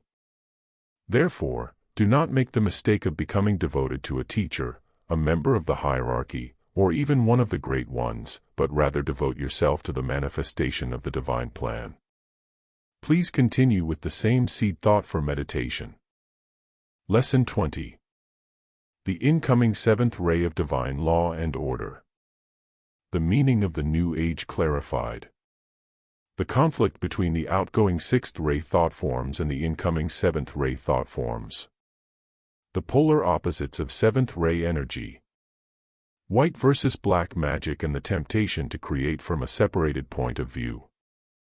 The rapidly integrating new group of conscious serving disciples in the world today is faced with facilitating one of the major evolutionary changes to be brought about in the growth and development of humanity. Truly, in this present moment does the future meet the past to produce a crisis of opportunity unparalleled in human history. The crisis is one of transition, in which those decisions are made, and those patterns constructed, which will determine the experiences of the next 2,500 years. There are many who look toward the New Age with hope that its coming will bring the spiritual values so lacking in the human consciousness today. They await this New Age as they would await a miracle, failing to realize that it is upon us now and that the changes it brings are opportunities. This is a point which demands clarification, for to await a miracle is to compress the lips, shake the head, and refuse to accept the opportunity proffered. The New Age is. We have already entered into it, and its meaning is simply this, that new energies and forces are impacting upon the mass consciousness and its many forms of expression, which, as they impact, produce a condition of instability within the consciousness, the form, and hence the world of affairs. This condition of instability can be likened unto the first 2 years of a child's life, in which the mold is set for the directional flow of his energies throughout the life experience of this incarnation. In other words, the so-called New Age has incarnated, and is now in that phase of growth which will determine its characteristics and qualities for the 2,500 years that are its life cycle. This means that humanity stands at the crossroads, the forked path of decision, with the responsibility as the planetary throat center, of making those decisions which will manifest God's plan on earth during this New Age. If the higher spiritual values are to be worked out in human affairs, if the path of return is to be taken which leads back to God, and if the Christ is to make his reappearance during this cycle, it will have been because humanity seized the opportunity to build into this transitory period the mold of the long-awaited Golden Age. Thus is the new group of conscious, serving disciples faced with a tremendous challenge, for upon them falls the task of awakening, guiding, and inspiring humanity to the spiritual facts of life. The fact of the crossroads, the choices confronting them, and the way of light has to be so clearly enunciated and placed before humanity that the mass consciousness can build in the necessary new response mechanism. Contrary to the condition of the past, we find human consciousness today demonstrating a fluidity which renders the mass receptive to almost any new pattern of thought which might be inflicted upon it. Change is a constant reality, and receptivity to change is the present reality. All too soon this transitory period will pass, and the forms created will become the guiding factors for the experiences to come. The fluidic and unstable consciousness of the young child, New Age, will have been molded to a pattern, and his growth and development affected via that pattern. The new group of disciples can be likened unto the parents of the child who dictate the pattern of the mold according to their response to the environment, in this case the world of affairs, and their treatment of the child within that environment. The disciple, then, is concerned not only with the pairs of opposites as they have been built into the consciousness via the energies of the past, but with the pairs of opposites which are potential within the newly impacting energies. The energy of the sixth ray brought the philosopher, the man of God, into being during the past age. It also brought into being the fanatic, the devotee who would escape the form and hence his spiritual obligation for the sake of the separated self. Consider the potential pairs of opposites of the seventh ray which necessitates attention to form. The sixth ray necessitates attention to spirit, while the seventh redirects that attention back into the world of matter. The seventh ray is the energy of spirit, of will, as that will seeks manifestation via the curve from spirit to matter. The seventh ray is, in its higher aspect, the reflection of spirit in matter. Right use of this energy, then, works out into manifestation via divine law and order, and ceremonial magic, the will of God. The result is perfection in form. The polar opposite of this, i.e., misuse of seventh ray, is the working out into manifestation via ceremonial magic of the personal will of the separated persona. The result is the manifestation of desired forms with no thought as to what God's will might intend. The discovery by humanity, which is rapidly developing, of mental substance as being the prime matter, and of the will as the magical force which directs that matter into a specific appearance in form, will bring the forked path of decision out into the open. In addition to the above, discovery will immediately follow of the knowledge of techniques, i.e., the way in which spirit and matter, or will and mind, are manipulated by the consciousness to produce a predetermined effect in the world of affairs. Hence, we are moving into an age of magic in which all effects will be consciously created via white or black magic. This brings one to a moment of pause and deep consideration. If the mass consciousness is now living in terror of such a threat as the bomb, think of what its terror, its hopelessness, would be if a like threat could be produced by the manipulation of will and mind. This will be the nature of the battle of Armageddon at the end of this new age, unless the balance of power can be shifted from the dark forces of ignorance and materialism to the light forces of wisdom and spiritualism. The seventh ray as an attribute of the soul is simply the ability of consciousness to precipitate its intent into form. This energy in its right use, i.e., when rightly motivated, invokes divine law into activity to produce divine order in manifestation. The probationer disciple is faced with one of the major trials of initiation as this energy begins to impact upon him. The very secrets of God, speaking occultly, become known to him, and the forces of creation are made available to him. To what use shall he put them? Here is the great moment of temptation symbolized by the story of Jesus as he was tempted by Satan. Who and what is this devil who would dare to tempt the Christ? He was the dweller on the threshold, the sum total of consciousness identified with form who would pursue the nature of that form. This so-called devil rose up from within the personality of Jesus to do battle with the Christ, and Jesus said, "Get thee behind me, Satan," meaning, I, the conscious Son of God, will lead the way, you must follow. Such temptation comes when the whole consciousness, spiritually and materially identified, is faced with the realization of power. No matter how oriented to the divine plan, or how rightly motivated, such a realization arouses that sleeping dweller, separated self, with its silent voice of temptation. The man suddenly realizes that he is a creator, that by a simple manipulation of will and intelligence, he can produce whatsoever form he will choose. Consider the effect upon the subconscious wish life, upon the past ambitions and dreams which have yet to be fulfilled, upon the sense of ego itself. It is easy to renounce ambitions and desires which have little hope of fulfillment insofar as the consciousness is concerned. But what of the moment when that consciousness realizes that it can carry out any course of action, any ambition or desire it may choose, when the world is offered as its toy, its pleasure? The inflow of seventh ray always brings into manifestation such a crisis, which is the crisis of opportunity, for it offers the opportunity of initiation into the white or the black lodge. Every probationer faces this trial, and humanity en masse faces it on a lower level of the spiral, as the seventh ray comes into incarnation as the predominating energy of the age.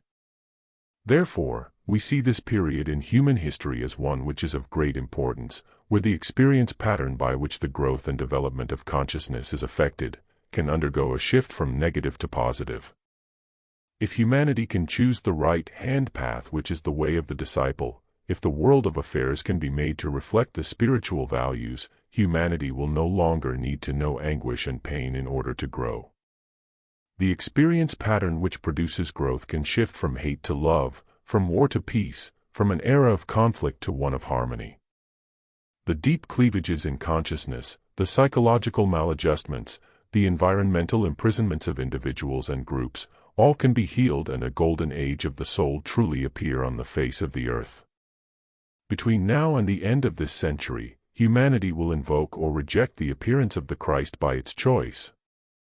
Actually, the hierarchy and its group of conscious, serving disciples see no choice.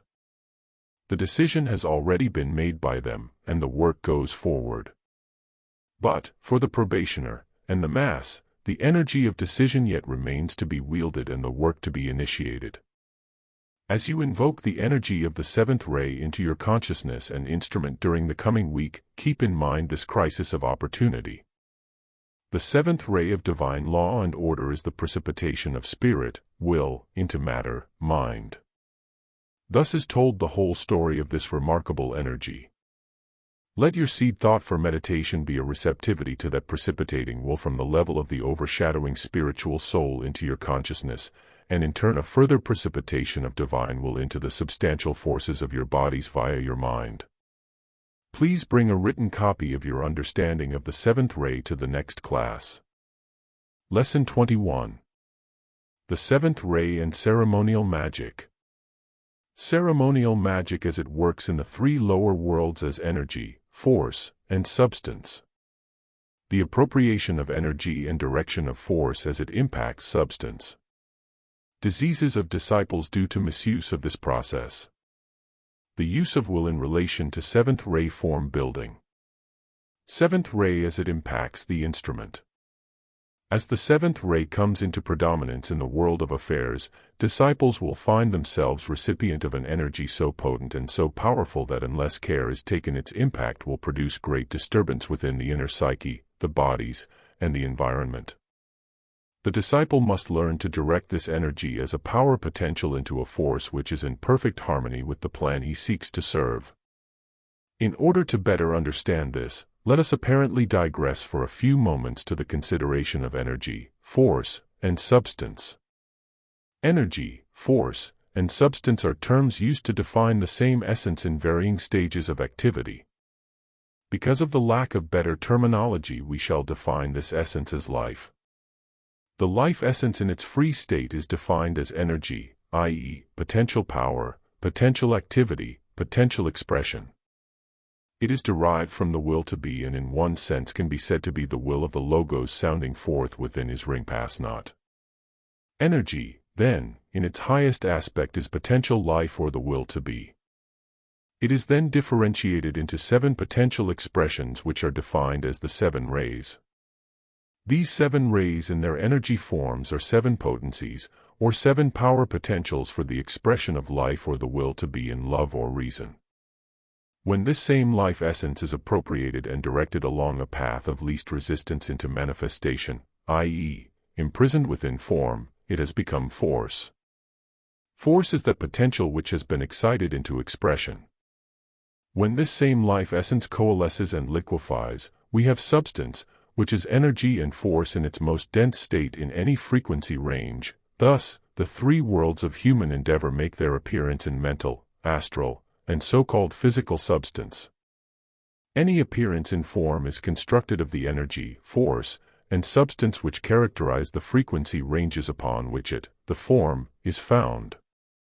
There are then within any form 1. Energy or potential, uninitiated cause. 2. Force. Cause and expression. 3. Substance, appearance or effect. Energies in the strict sense of the word are either overshadowing or latent potentials, the impulses of which activate the consciousness into a greater awareness. When a man, acting under such an impulse, seizes available energy in order to perform some activity, he consciously or unconsciously 1. Invokes a higher law which directs free energy into a specific path of least resistance, through his own vehicles. This energy, immediately upon entering the path of least resistance through his bodies, becomes force. 2. With the focused third eye, he maintains the steady flow of force in its predetermined pattern throughout the vehicles, thus producing in time and space. 3. An effect in substance, i.e., the manifestation of energy and force into substantial form. It is interesting to note here that the ills of disciples are the result of 3 major causes. 1. Misappropriated energy as a result of wrong motivation, thus precipitating into the vehicle's force which cannot be safely handled. 2. Appropriated, but not rightly directed energy, which creates an erroneous flow of force throughout the system, bringing imbalance into the center system, the glands, and finally the organic functions of the body. 3. The inability to complete the path of least resistance for the flow of force into final manifestation, due to an undeveloped third eye, thus creating what is erroneously referred to as energy blocks. They are actually force blocks which dam the flow of force in one or another of the bodies, producing congestion in time and space. The seventh ray is a reflection of spirit, the divine will, in substance. As an energy, it is that potential which makes possible the creative act of the will to produce a specific form in time and space. Thus, the disciple, and the humanity who is recipient of an inflow of seventh-ray energy, find themselves in possession of a creative will. This is their power potential. As a force, the seventh ray has become a powerful activity which moves cyclically to produce the manifestation or appearance of all forms which find existence within the consciousness. Remember, this expression as an attribute of the soul is the ability of consciousness to manifest its intent in form. Hence, the impact of this energy gives will power, or intent, to all forms the consciousness entertains, which then moves as a powerful force within the bodies to produce its effect in substance. Consider the consciousness of the average probationer. It is filled with contradictions and conflicts. Forms exist within the subconscious which are in direct opposition to those truths the probationer is attempting to embody. Both are given the potential power of expression as the seventh ray makes its impact, and the result is a manifestation of both in conflict in the outer life and affairs. The poor, bewildered probationer is beset with every kind of a manifestation he has ever imagined, and many he is not consciously aware of having even considered. The more persistently he attempts to discipline his form nature, the more violent its opposition as it receives the power to manifest its responses. The more persistently he attempts to manifest the plan as he sees it, the more opposition to that plan he sets into motion without consciously realizing that he does so. He manifests most of his own obstacles to successful service out of an ignorance of the law. This continues until such time as his consciousness can be illumined with the fact that as he seeks to serve the plan, he is recipient of the precipitating energies of the plan, and as those energies impact upon him, he directs them into his vehicles as force via all that lies formulated within his consciousness. A man thinks, and according to his thought, he directs those energies and forces which are his to control into a specific pattern which we call a thought form. A man feels, and according to his feeling, he releases into the form he has created the power to manifest. A man speaks, and according to his spoken word, the empowered form is directed into time and space. When this threefold activity is entered into consciously, with intent to manifest a specific effect in the world of affairs, it is called ceremonial magic. Whether it is white or black magic is dependent upon the man's motive, the reason why he creates. This seventh ray activity is consciously initiated as a man becomes mentally polarized, as he realizes the positive and negative polarity of his constitution, and as he ascertains the purpose of his threefold instrument. His will, which is analogous to and is an extension of spirit, is positive to his mind, which is analogous to and is an extension of prime matter. The will in the mind, or spirit in matter, is positive to the substantial forces of the threefold instrument.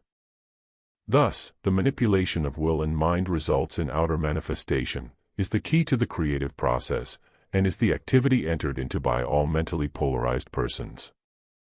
The purpose of the threefold instrument is very easily seen once its polarity is understood.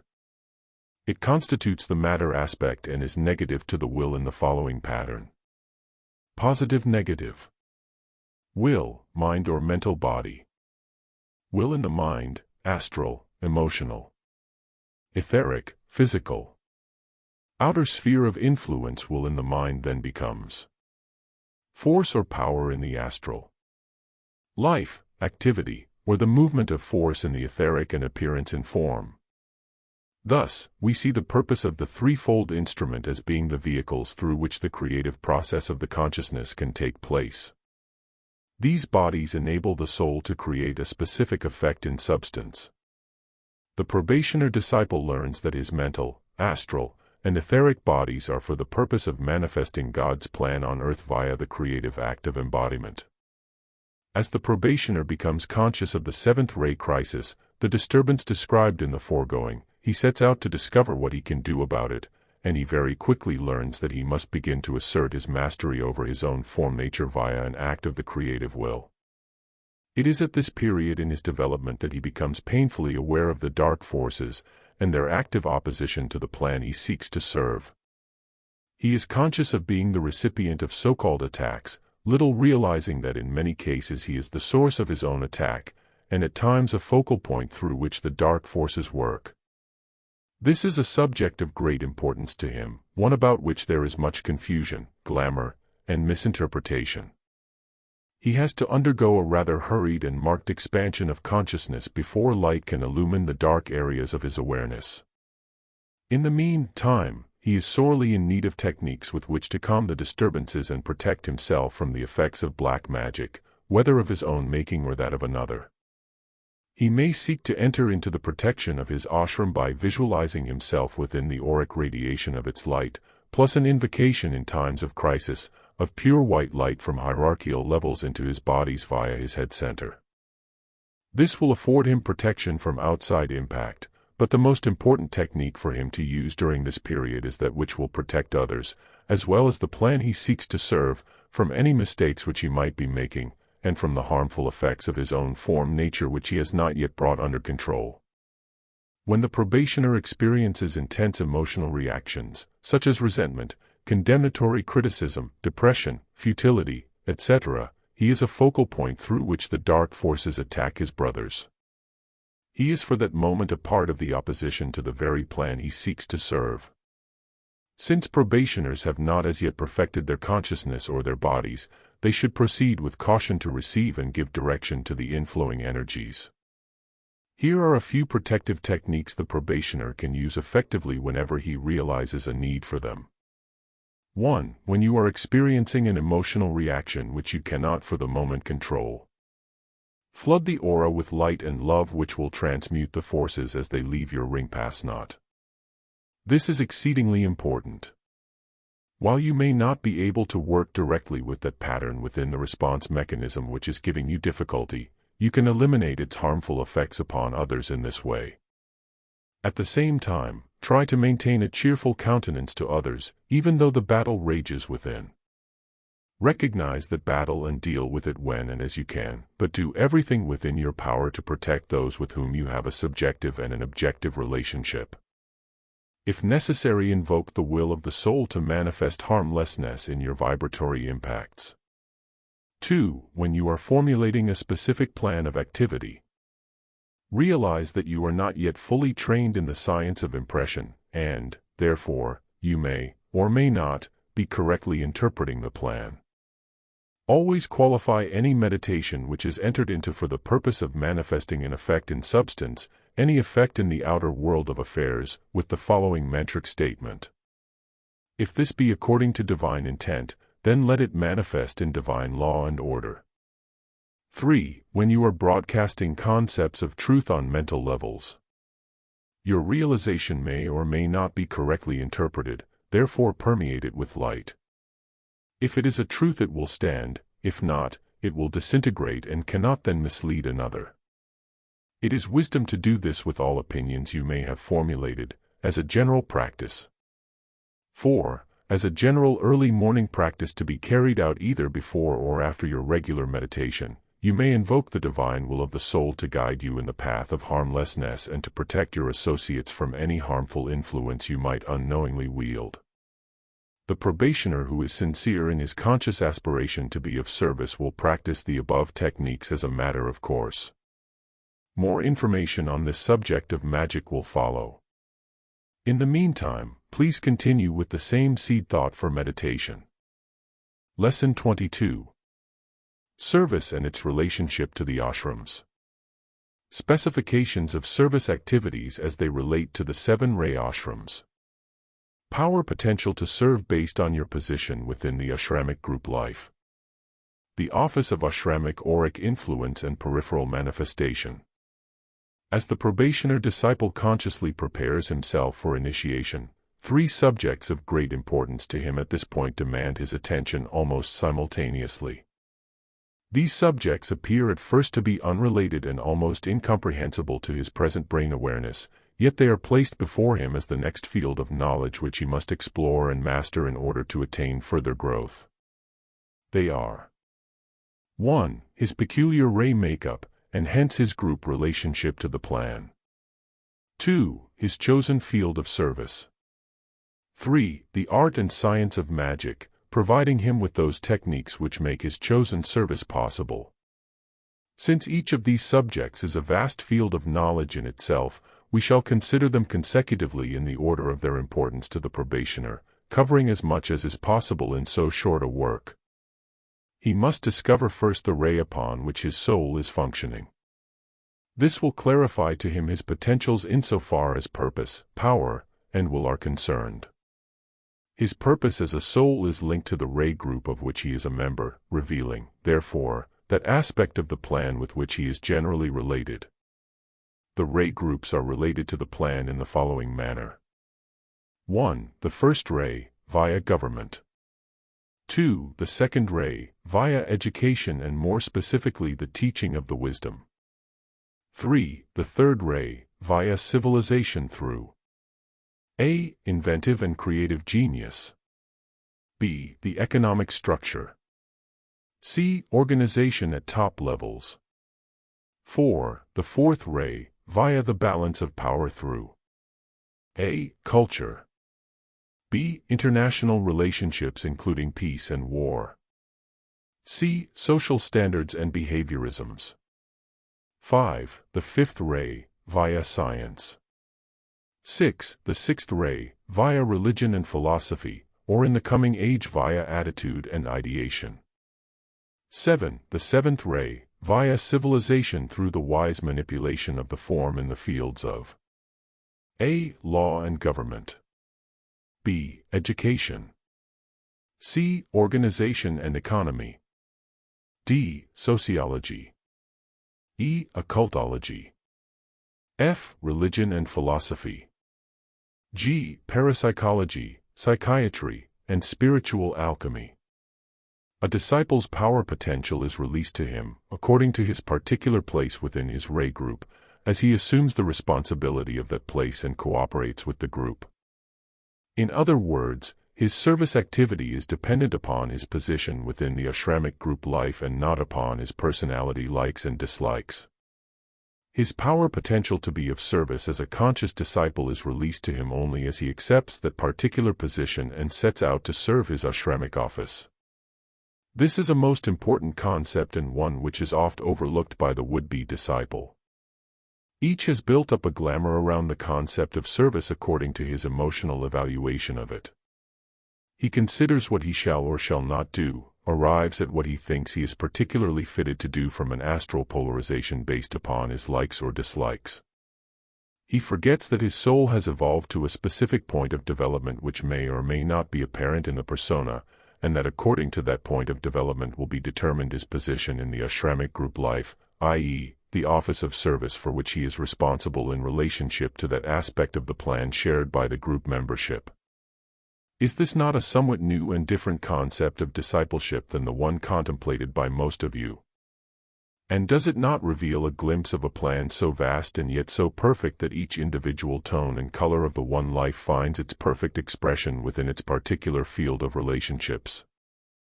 An Ashramic group life exists in the consciousness of its membership, yet it is a reality. Each member holds a particular office in relationship to each other member and the humanity they collectively serve.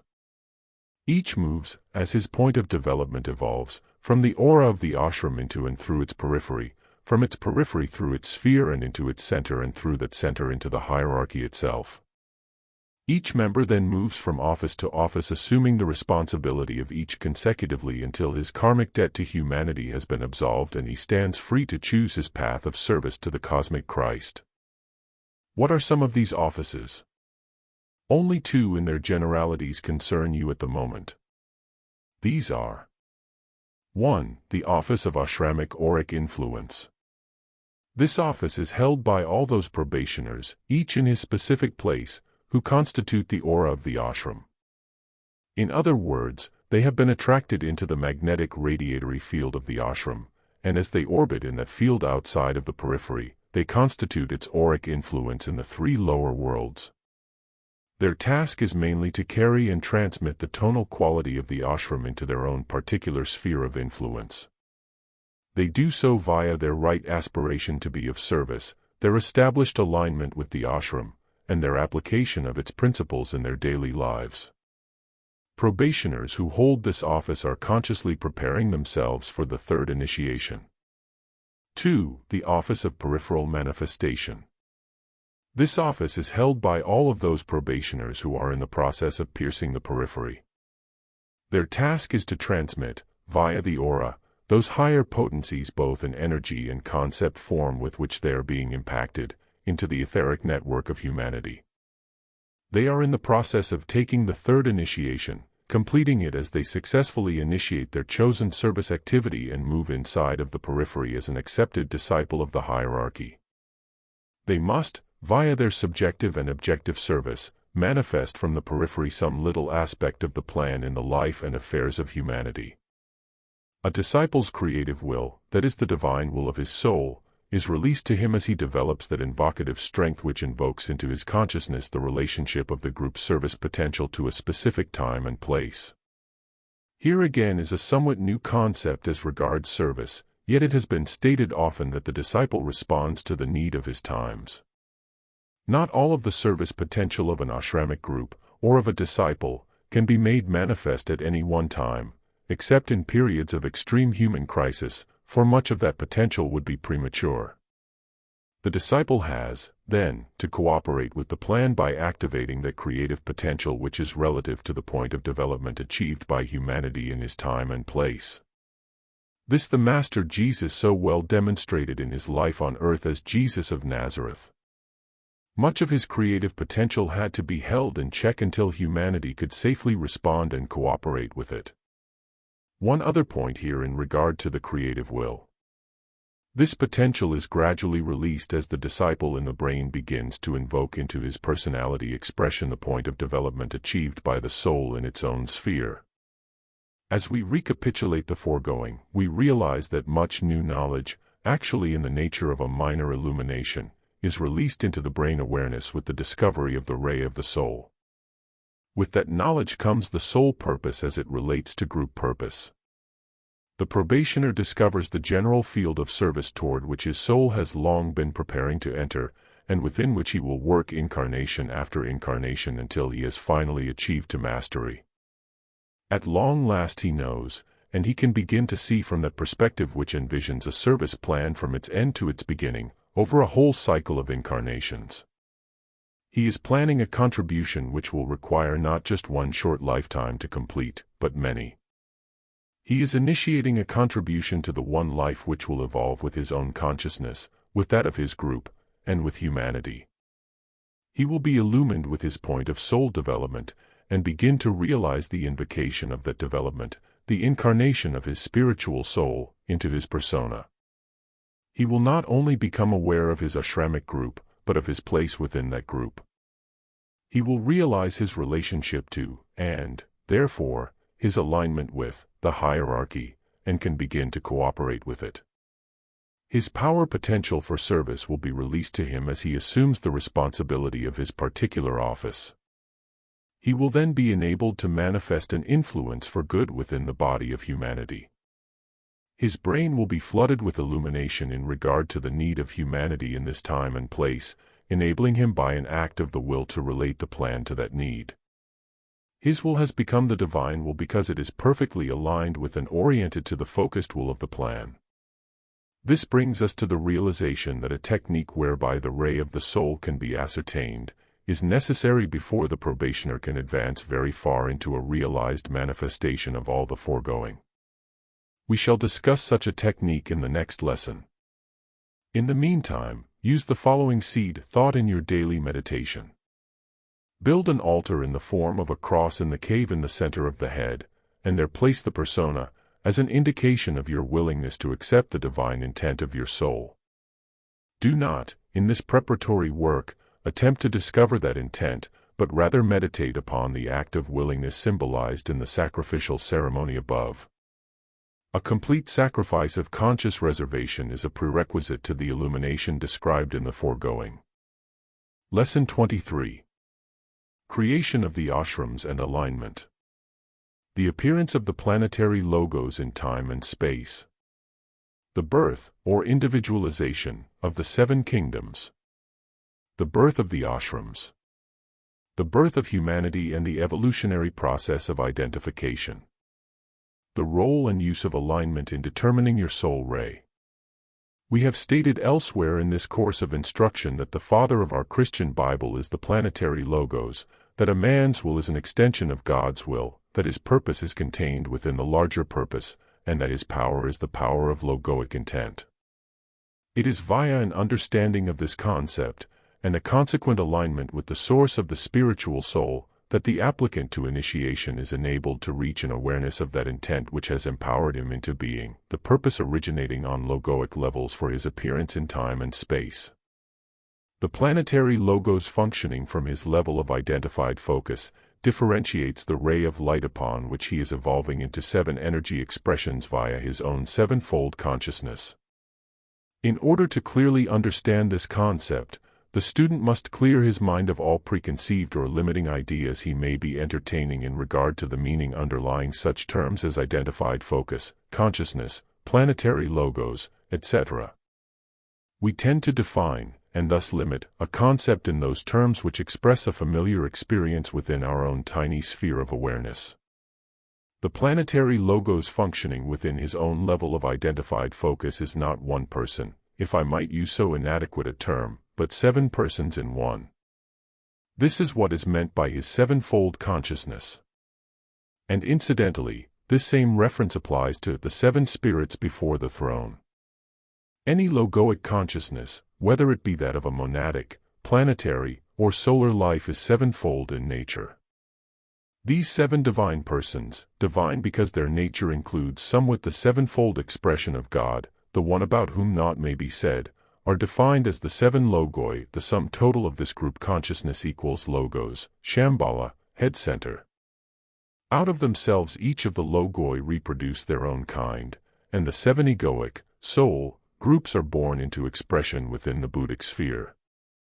These are the seven ray groups, represented by seven major ashrams, held together and in right relationship by the seven lords of the rays, who in their sum total equal Christ, hierarchy, heart center. Out of themselves each of the egoic groups reproduce their own kind, and the seven types of persona, mask, are born into expression in the three planes of human endeavor. These are the seven subtones of each of the seven egoic groups equaling, then, 49 distinct energy expressions, who in their sum total equal world persona, humanity, throat center. Thus the logoic intent is carried into the lowest frequency of the cosmic physical plane, via the process of spiritual reproduction, i.e., the reproduction of the consciousness aspect, or its involution into the human form. Thus logoic consciousness involves, via reproduction, into the depths of its own substantial form, and from that point evolves all of itself into a higher degree of perfected awareness. This may seem somewhat abstract and abstruse to you now, yet it carries within it the mystery of the whole process of involution and evolution, and the purpose of humanity in the scheme of things. What do we mean when we say that every being, whether subhuman, or a so-called God far beyond the human state, either has been, is now, or will be a human being?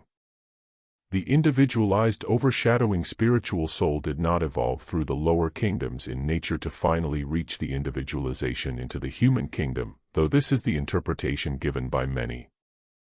Actually, a spark of logoic fire descended into the realms of matter, united with units of the consciousness imprisoned therein, and individualized the totality into a human being. Thus, a human is a composite of the solar life of the mineral, vegetable, animal, and higher kingdoms in nature.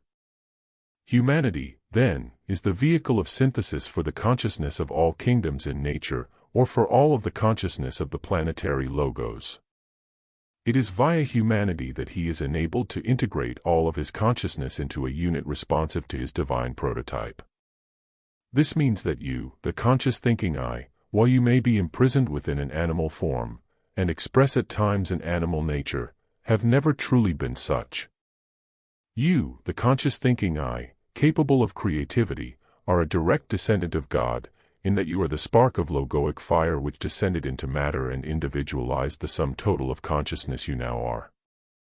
Evolution of the total consciousness is possible only because of the descent and burial into matter of that logoic spark. Its magnetic quality is such as to integrate into a whole the units of consciousness from the mineral, vegetable, and animal kingdoms which orbit within its ring pass not. Thus do all kingdoms in nature meet and merge within humanity, and thus does the planetary logos lift into a higher state of perfected awareness the very depths of his own lower consciousness. This, in turn, lifts in frequency the substance of his cosmic physical body until at the height of its perfection there are no distortions or subplanes of it. The evolutionary process is actually a process of identification. When the logoic spark made its descent and individualized the group consciousness or soul which gave it house, so to speak, it identified at the lowest level of its individualization, that is, as unevolved animal man. It then manifested the consciousness of unevolved animal man, and the experiences necessary to the growth of the identified focus. Gradually such experience, plus the magnetic quality of the logoic spark of fire, integrated the mineral consciousness with that of the animal man. Man and his body became one. At the height of this development, the logoic spark began to identify with his emotions, and to manifest the experience necessary to the growth of the identified focus within the astral sphere. Gradually such experience, plus the magnetic quality of the logoic fire, integrated the vegetable consciousness with that of the animal man. Man, his body, and his feeling nature became one. Thus the solar life of the mineral and vegetable kingdoms in nature, into which the logoic spark had made its descent, was integrated with the animal soul, and man became what he is today, an emotionally polarized persona. The process of identification proceeds from this point, with the logoic spark identifying with his thought life, becoming more mental in nature, lifting the integrated mineral, vegetable, and animal aspects of his nature up into a focused unit of consciousness within his mind where he can begin to identify as a soul. The individualization proceeds, then, from the level of animal man to the level of incarnating soul. The identified focus, the I-consciousness, begins to exert its control over the form nature via its residence in the mental body, gradually realizing its true identity and its divine heritage. Relate this to the collective body of humanity, and you begin to realize the internal process manifesting within the consciousness and the instrumentality of the planetary logos via humanity, the cellular life of his physical brain. When the logoic spark, identified as a self-conscious persona, half emotional, half mental in nature, begins to grasp his true identity, when he begins to realize that he is a consciousness inhabiting the bodies, that he is divine in nature, he then begins to seek inwardly and upwardly for that divine prototype which precipitated him into incarnation. At first this is a half-instinctual, half-intuitional act, of which he is only vaguely conscious, but it serves to establish a tentative alignment with the overshadowing realization of what he is, in reality. Via this interior, vertical alignment, more and more of his divine nature is impressed upon his brain awareness, until finally the fact of his Ashramic group life makes its impact, and he begins to cognize, vaguely at first, his spiritual relationships. I know of no other words in which to clothe this concept for your understanding, yet I know, also, how meaningless it is to you. You are so caught up in the environment of time and space, so inclined to believe only that which is presently perceivable to the five physical senses, yet this is but a minute fraction of the sum total of your life and affairs.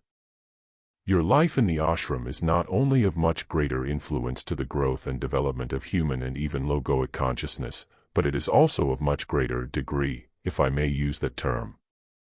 Here, within a magnetic field of spiritual relationships, both of an horizontal and a vertical nature, you live, move, and have your being. Here, according to the point of soul development, spiritual age, the purpose of the whole incarnating cycle in the three worlds is known. And here, within that egoic group of brothers, some younger, some older than you, is your spiritual security, your relationship to the Father. It is awareness and perception of all this described above that you are working toward now. How is such awareness achieved? It appears a stupendous undertaking to the men whose focus of consciousness includes so little at present. Yet relatively speaking, it is not so stupendous nor so difficult as that growth which he has already made. Consider the vast expansion which you have experienced from that dim, dark past in which the logoic spark was literally buried, to the present, where it burns with a steady expanding flame. The concepts contained within this lesson are put into intelligent activity within the consciousness via 2 new meditation techniques which are utilized, one in the morning and one at night. Much of its success will depend upon 1. Your degree of rightly motivated aspiration. 2. Your perseverance with meditation forms previously given. 3. And the degree of invocative strength developed via your past application of truth as you have known it. This meditation technique is an advanced one in which you begin to move from the confines of the meditation form and hence from the limitations of your own form nature. A. Establish the threefold lower alignment as quickly as possible without the use of a word form. This is important. Do not formulate the activity in words but rather put the concept into action. 1. Become physically relaxed and comfortable without saying or thinking the words. 2. Become emotionally calm and serene without saying or thinking the words. 3. Become mentally alert without saying or thinking the words. B. In the same way establish the focus of consciousness. 1. First in the ajna where the threefold persona is integrated into a unit aspiring to the soul, without saying or thinking the words.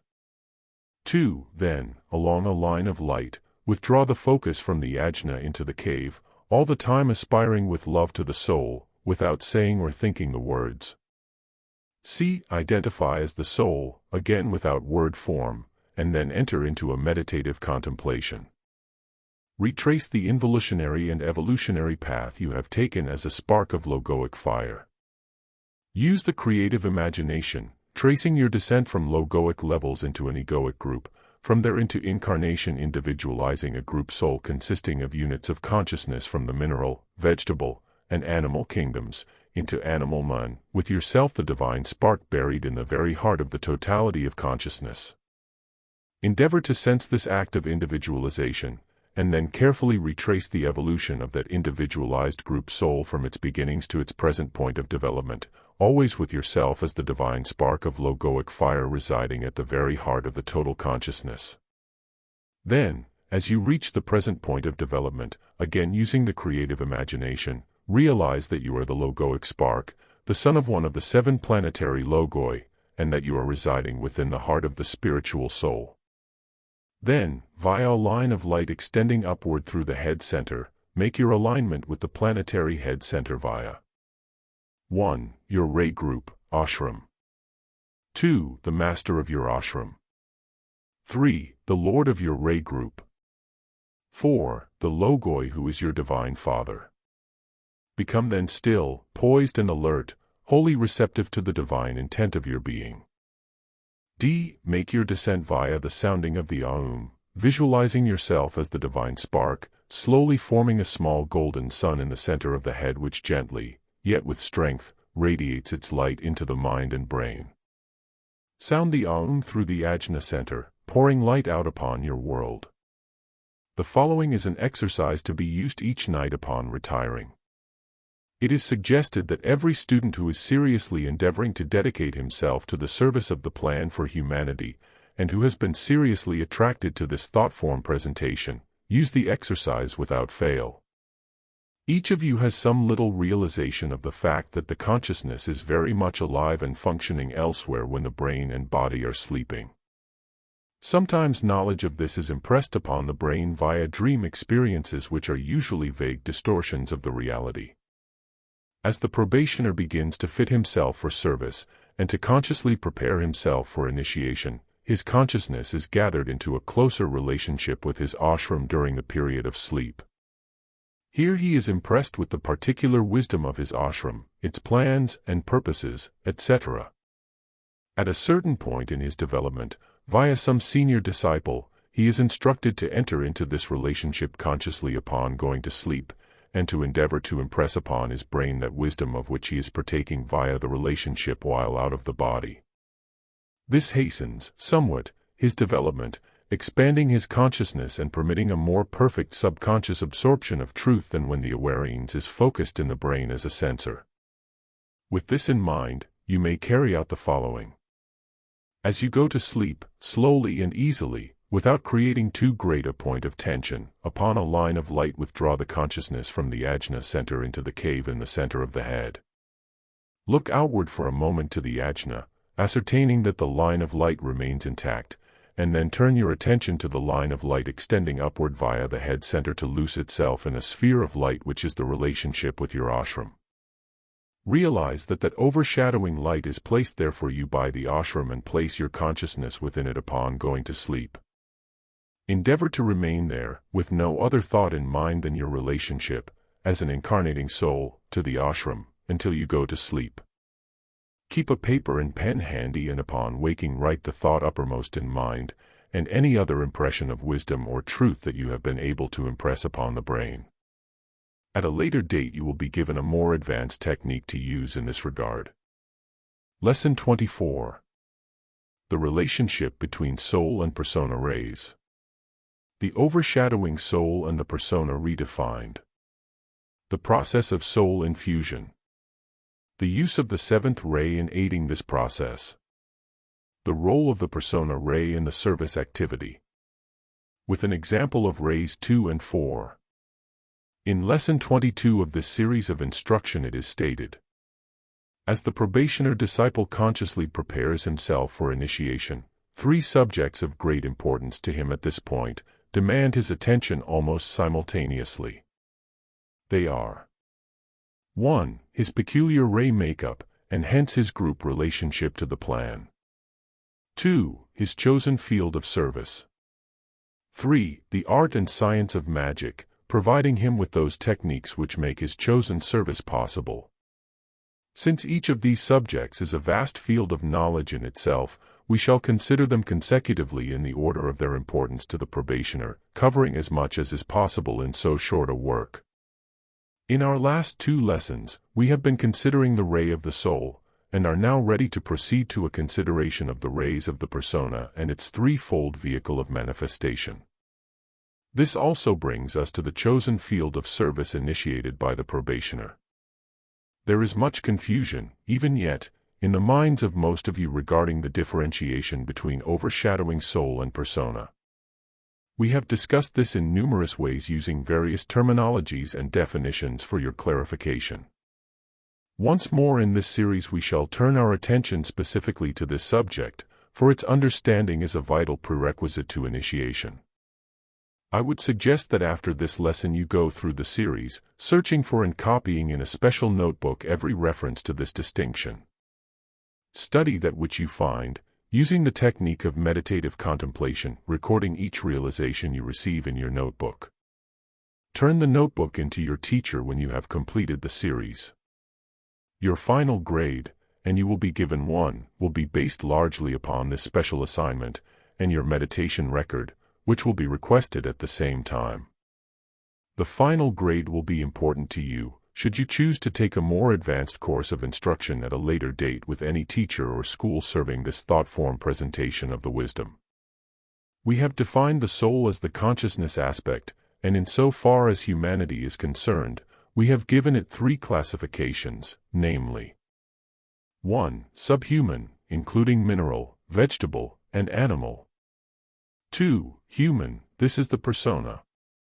3. Superhuman or spiritual, this is the overshadowing soul. Both the persona and the overshadowing spiritual soul are consciousness then. 1. The persona is an extension of the other, the overshadowing. They are separated only by time and space, or form. The persona, a part of the soul, is incarnate and imprisoned within the form nature. The overshadowing spiritual soul is that aspect of the consciousness which has maintained itself in identity, above the frequency and, therefore, free of the limitation of form. That which overshadows is connected, if I may use so poor a term, to the persona by a consciousness thread, which enters the form nature via the head center and the etheric network, and is anchored to the form in the region of the pineal gland. The spiritual soul is reflected into the cave in the center of the head via this thread of consciousness as the persona gives its attention to it. In other words, when the incarnating consciousness, otherwise known as the persona, the conscious thinking I, begins to aspire to the spiritual soul, its own identification with spirit, and to turn its attention upward via an alignment which uses the consciousness thread, the interplay of energy between that which overshadows the form and that which indwells it creates a magnetic field of light in the cave in the center of the head. The persona then attempts to place himself, to focus his consciousness within that light, and as he does so, the spiritual soul is reflected downward into the light, where the two, soul and persona, are merged in awareness. The mergence takes place only momentarily at first, during his moments of meditation, until finally a polarity has been established, a brilliant focus of light, which locks the mergence, so to speak, and the men in the brain, now actually the men in the heart, for this center is the heart of his being, becomes the conscious soul incarnate. The persona has freed itself from form, is no longer identified with it, and the spiritual soul no longer overshadows. He has incarnated into the form, which is no longer a prison, but has become an instrument of service, a vehicle through which the spiritual soul makes its appearance in the light of day, as we know it on earth. It is interesting to note here that this information is to be released, with ever-increasing clarity, by science as well as religion and philosophy, during this new age when the seventh ray of magic, of divine law and order, comes into dominance. The seventh ray is, remember, the reflection of spirit into matter. Here, then, is that great cycle of opportunity which not only renders the above readily attainable to all who are ready, but also renders it knowable as concrete knowledge to all of humanity. This shall be known as a part of the evolutionary development toward which mankind is moving. It shall be demonstrated as an established fact in nature, toward the end of this century, by those now taking initiation, and shall become a fixed ideal or goal in the minds of all men. I would have you consider the vast connotations of this fact. What has been the spiritual goal for humanity during the past age? A vague concept of an indefinable heaven, attainable only through Jesus Christ as a persona to be worshipped rather than through the teaching he presented, with an everlasting hell of fire as the only alternative. What a tremendous change this new concept, new insofar as the consciousness of present-day humanity is concerned, holds for mankind. Contemplate that change, and soak up its meaning, for this is the divine plan with which you seek to relate. This is the truth that shall make men free, the cause toward which you are dedicated, and the work of this wonderful new energy, new insofar as its present impact is concerned, which we call the seventh ray. This is its magic, the effect it shall create in substance via the consciousness who appropriates and puts into right use its meaning. Grasp the meaning implanted into these words and much shall be revealed that has hitherto remained hidden. Do you realize the glory of that to which you have aligned your aspiration and dedicated yourselves to serve? The integrating ray of the persona is that undertone of the soul ray with which the incarnating consciousness has identified. It is a sub-ray of the overshadowing soul, and since it is the ray upon which the consciousness in the three worlds functions, it is the most important of the sub-rays. This ray indicates the specific field of service for which the persona has been best fitted by its long cycle of incarnations. For instance, let us consider the hypothetical case of a second-ray soul with a fourth-ray persona, whose evolutionary status is that of probationer disciple. The second-ray soul relates this disciple generally to the field of teaching. The fourth-ray persona relates him specifically to serve in one of three fields, namely, via the balance of power through 1. Culture. 2. International relationships including peace and war. 3. Social standards and behaviorisms. Let us say that his choice is the field of culture because of past training. He is first of all a teacher of the wisdom. He will, then, endeavor to bring into the culture of the present civilization those new ideas and ideals which will make of it an instrument through which the divine plan is enabled to manifest. He will, undoubtedly, enter the field of teaching, gradually becoming an expert as an inspirational art teacher. He may confine his activity to the present educational system, seeking from within to adapt it to the plan, or he may serve in one of the occult schools, or function independently in an attempt to establish his profession, as such, in the world of affairs. In any of these events he will be attempting to balance the power of materialism with the power of light in the field of culture. Thus, he is stepping the ray of his soul down into the frequency of harmony in order to balance the pairs of opposites within his chosen field of service.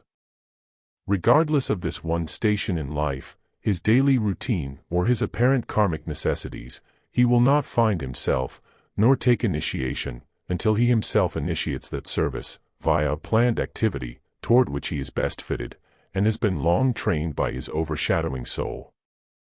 There is a common misinterpretation in the minds of many aspirants and young probationers in the world today anent the initiation of a service activity. Too many are prone to believe that in whatever field they might find themselves lies their service karma. Would that it were true! Do not forget that initiating a planned activity which will precipitate, and I use this word advisedly, his service karma is a part of a major initiation being taken by the probationer. Do not forget, also, that most probationers in the world today find themselves in jobs which are not at all to their liking, nor do such jobs call forth and activate their true potentials, simply because of the necessity of caring for themselves and their families. This necessity is a karmic necessity of a personality nature, and it must be met.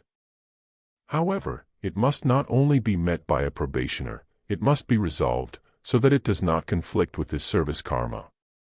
If this seems contradictory to other teaching which has been projected to you, please reserve judgment until it has been adequately clarified for you, for we shall go into it more specifically in our next lesson. In the meantime, suffice it to say that this problem, which is so much a part of the world problem, is a part of the test and trials of initiation, and as it is solved by the probationer in this day and age, it will be solved for the whole of humanity. The probationer in any age is faced with a world problem which, as he arrives at and manifests its solution, lifts the whole of humanity into a higher standard of living, thus providing the group of probationers in the world with a group service karma. They serve, not only each in his own field, but as a group, in the very act of taking initiation in a specific time and place. Lesson 25. Hindrances to the manifestation of one's service activity. The problem of detachment from past life forms. Right handling of personal karma via the assumption of service karma. The problems of self-importance, of fear, and of balance in personal and service obligations when initiating a service activity. Right orientation to service by affiliating with a service group, by sacrificing personal ambition to the good of the divine plan, and by the elimination of self-importance. Any initiation is a new beginning. It involves an expansion of consciousness into an hitherto unrealized field of spiritual knowledge, a reorientation of the entire persona to that which has been newly realized, and a precipitation of the truth into the daily life and affairs. How many times this has been stated, yet how little of its meaning makes an impact upon the brain. An initiation is literally a new birth, involving a renewal of the life within the form. It is a new birth which is taken consciously, by the soul, without benefit of discarnating, in order to break the karmic patterns already established within the persona. Ordinarily, when a life in the body has served its purpose, i.e., when it has worked out a sufficient degree of karma, and effected a predetermined degree of growth, the soul brings about an abstraction of the persona from its physical body, and that transition known as death ensues. The consciousness is removed from the karmic limitations of its physical environment in order to suffer new ones. Consider what takes place in the life and affairs of the persona at the time of the transition. He is removed from his family, from his friends, from his home and place of work, and from his particular station in life. He undergoes, then, after passing over, a period of reorientation in which he detaches from the forms his past life has taken. The karmic relationships of father, mother, life partner, children, etc., are gradually removed from his consciousness as such, so that his former mother or son are no longer mother and son, but rather brother souls. All the while that he is engaged in this reorientation, he extracts the wisdom gained from his experiences via a review of the past life. He sees it in retrospect, gaining a new understanding of its lessons through observation, and gradually he is enabled to detach from the forms that life took. The length of this period will be determined by the age of the soul, and the relative unfoldment of the soul within the persona, so that some spend the equivalent of centuries in this devachanic experience, some the equivalent of a few years or even moments, after which they go on to higher forms of learning and other paths of experience while out of the body, and still others are so unable to detach, so earthbound, that they seek reincarnation prematurely into a like environmental condition. The detachment from the forms the past life has taken makes possible the rebirth of the persona into a new and different environment, a new and different set of coordinates which will provide the karmic limitations the new life shall take, and render possible another expansion or growth of consciousness and the balancing of another aspect of the total karma. Consider how necessary this is to the evolutionary process. What would happen if a man carried over from one life to another his old loves, his old enemies, his old likes and dislikes, which were created largely by the childhood environment, rather than his intelligent choices, or his former status in life? Even his talents must change, or the painter should always be the painter, the statesman, and the thief, etc., and the soul would never achieve a rounded-out development. Yet, when it is suggested to the probationer that he must initiate his own service activity, he is stunned, shocked, and frightened as he begins to grasp the meaning of that statement. So, let us look again at the path of initiation. What does it mean? What are its connotations? The path of initiation is a process which enables the soul to master its own form nature and free itself from the wheel of rebirth. What does this process involve? Each initiation involves the expansion of the personality consciousness to include some degree of the wisdom of the soul, and to that degree, via a reorientation of the whole persona, to detach from the illusions of the form without benefit of death.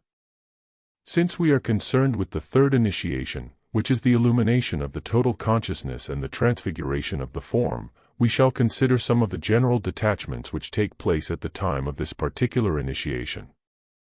Karmic obligation of a personal nature. This is one of the most difficult concepts to impress upon the probationer, and it may take many lifetimes before the overshadowing spiritual soul can impress it upon the persona sufficiently to render initiation attainable in any one incarnation. Personal karma is resolved into, and balanced by, the conscious acceptance of service karma. This in no way means that a probationer's personal karma can be eliminated like an old glove. It does not mean that a man is justified in shirking or failing to meet his present responsibilities. It means, simply, that those responsibilities are met via the acceptance of a greater burden of karma. Does this not appear paradoxical? Yet all truth is a paradox, an inability, or a refusal, to see the paradox indicates that a man's thought is an opinion rather than a truth. A general lack of understanding anent this concept, plus a certain apathy on the part of the consciousness in regards to service, holds so many today from entry through the door of initiation. It is a deplorable condition to observe in a world where the need of humanity shouts for the service activity of thousands of probationers who stand at the very gates of illumination, but who see not the open way. It is often an undue illusion of self-importance that renders a potential disciple karmically not free to serve the plan according to his relationship to it. I speak now to many of you, who, in your present job or work, waste your talents and your energies upon a world condition that you alone could solve. How many of you are completely satisfied with the way in which you earn bread for your families? How many of you love your work, would not change it if the opportunity to do so were presented? And how many of you consider the daily routine to be the service for which you are best fitted to render the plan? For those of you who answer in the affirmative, this is not written for you, accept as a general truth which will give you an understanding of your brothers. For those whose answers are negative, this is written directly to you, and your numbers in the world today are many. There is a new profession being established within the present civilization. Many of you have incarnated for the express purpose of helping to establish it, while many others of you have incarnated for the opportunity it presents in regard to your own growth, if you can and will seize that opportunity. The new profession is the practice of the wisdom in the various fields of human endeavor. It makes its entry more easily into the body of humanity via the fields of teaching, healing, the creative arts, business, and vocational guidance, so that we find most disciples who are directly related to this aspect of the plan particularly fitted to serve in one or another of these fields. Probationers, even after realizing their specific relationship to the plan, and after having formulated in meditation a planned service activity, fear initiating that activity if it takes them from the means by which they have been earning their livelihood. The probationer becomes confused, undergoes a most uncomfortable period of conflict in which he feels pulled between two obligations, his obligation to the plan and his obligation to his dependents. If his daily routine necessitates his constant violation of those basic concepts of truth which he has accepted as being the path, his conflict is increased, and often he suffers psychological and physical disease as a result of that conflict. This is a most difficult problem, and its resolution demands the development of the discriminative faculty, plus a subjective effort to manifest divine adjustment to the divine plan. The probationer is not justified in failing to provide for those who are karmically dependent upon him, therefore, he cannot, with wisdom, move prematurely from one activity, which does provide him with a measure of material security, into another which does not. His move can be made only after it has been thoroughly worked out according to the plan, and after a karmic adjustment has been made that provides for his personal obligations. Regardless of how impossible the situation may appear, that adjustment can be made if the probationer is rightly oriented to the plan. Right orientation entails the following. 1. His affiliation with a service group whose members are united in a common purpose and goal. This may surprise you somewhat. No probationer initiates a service activity in this cyclic period of opportunity alone and unaided. Hierarchical effort today moves into the body of humanity via a group movement rather than through selected individuals working alone with some aspect of the plan. Thus, if the probationer is rightly oriented, he will find his place within a service group, and his relationship to the plan will be from within a group in relationship to it. More will be given anent this particular subject later in this series. 2. His complete dedication to the divine plan for humanity. That plan, the evolution of the soul, has taken the first place of importance in his life. It is, in fact, his life, his cause for being in the three worlds, and he is willing to make the complete sacrifice for it, the sacrifice of all personal ambition and desire to the working out of the plan. Thus, he is enabled, as he sets out subjectively, to establish divine adjustment in his life and affairs, to ask nothing for the personal self. This, of course, constitutes the supreme test for the probationer, for who does not come into a service group in the beginning with conscious and unconscious self-motivations? All do, for that is where they are in the evolutionary process, and if they had purified their motives, they would have taken the initiation long since. The probationer, then, must accept himself as he is. He must be able to look into his own mind and emotions, seeing here a personal ambition, and there a personal desire, and with a divine sense of humor place them upon the altar. The man who fools himself at this point and tells himself that he is without personal motivation fails to pass the test, and must continue another period of preparation for initiation. 3. His conscious effort to eliminate his illusion of self-importance. This is perhaps the most difficult of all, for it demands a detachment from the karmic form of all relationships and the establishment of right relationship, which is essentially brotherhood, with all associates. Let us, for example, consider the probationer who is a husband and a father. His task is to detach, without benefit of the transition known as death, from his sense of husbandship and fatherhood, which are in most cases a subconscious dictatorship or ownership, and to reattach as a brother whose relationships are all within the one life. The effects are of so subtle a nature that, unless one is very careful, a glamour can be built in here which would serve as a pitfall or bypath for incarnations. The probationer does not desert his obligations. He does not leave his loved ones or his dependents, but he realizes that his sense of importance in relationship to them is false. The true Father is God, and He is the only real security upon which humanity can rely. The probationer then goes even further and considers just how important is he to his family. What would happen to them if he were to suddenly discarnate? This enables him to look at these relationships from a new perspective, as being within the one life, and while he continues outwardly to manifest as husband and father, he does so inwardly detached from a sense of self-importance. Thus, he places his and his family's security in the plan. He realizes that his dedication is to the greatest good for the greatest number, and this includes all of humanity. Thus, the probationer shifts his sense of responsibility from family to humanity, which includes family, and manifests the plan for all.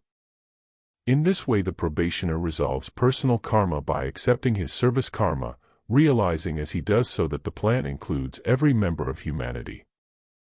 His obligation is to the whole. We shall proceed with this subject in the next lesson.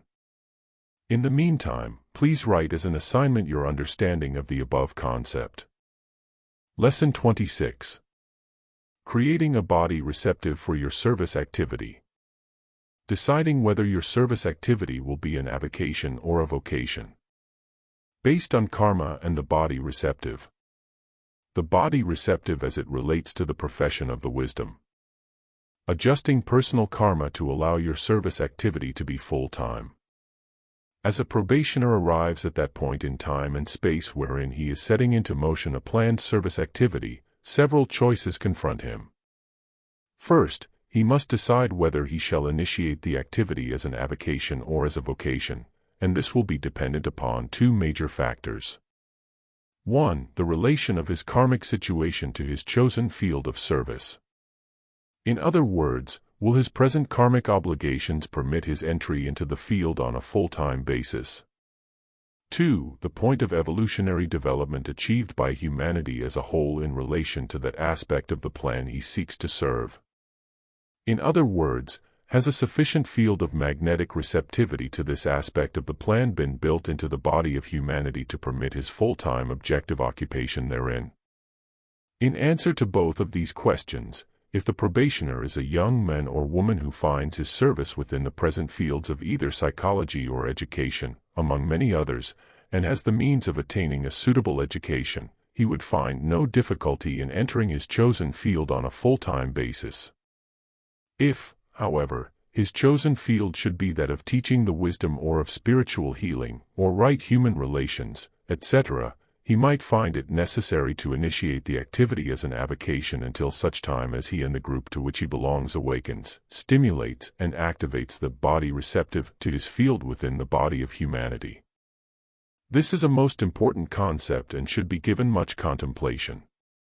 There is, within the body of humanity, a state of consciousness composed of many persons throughout the world, which is specifically related to that aspect of the plan you seek to serve.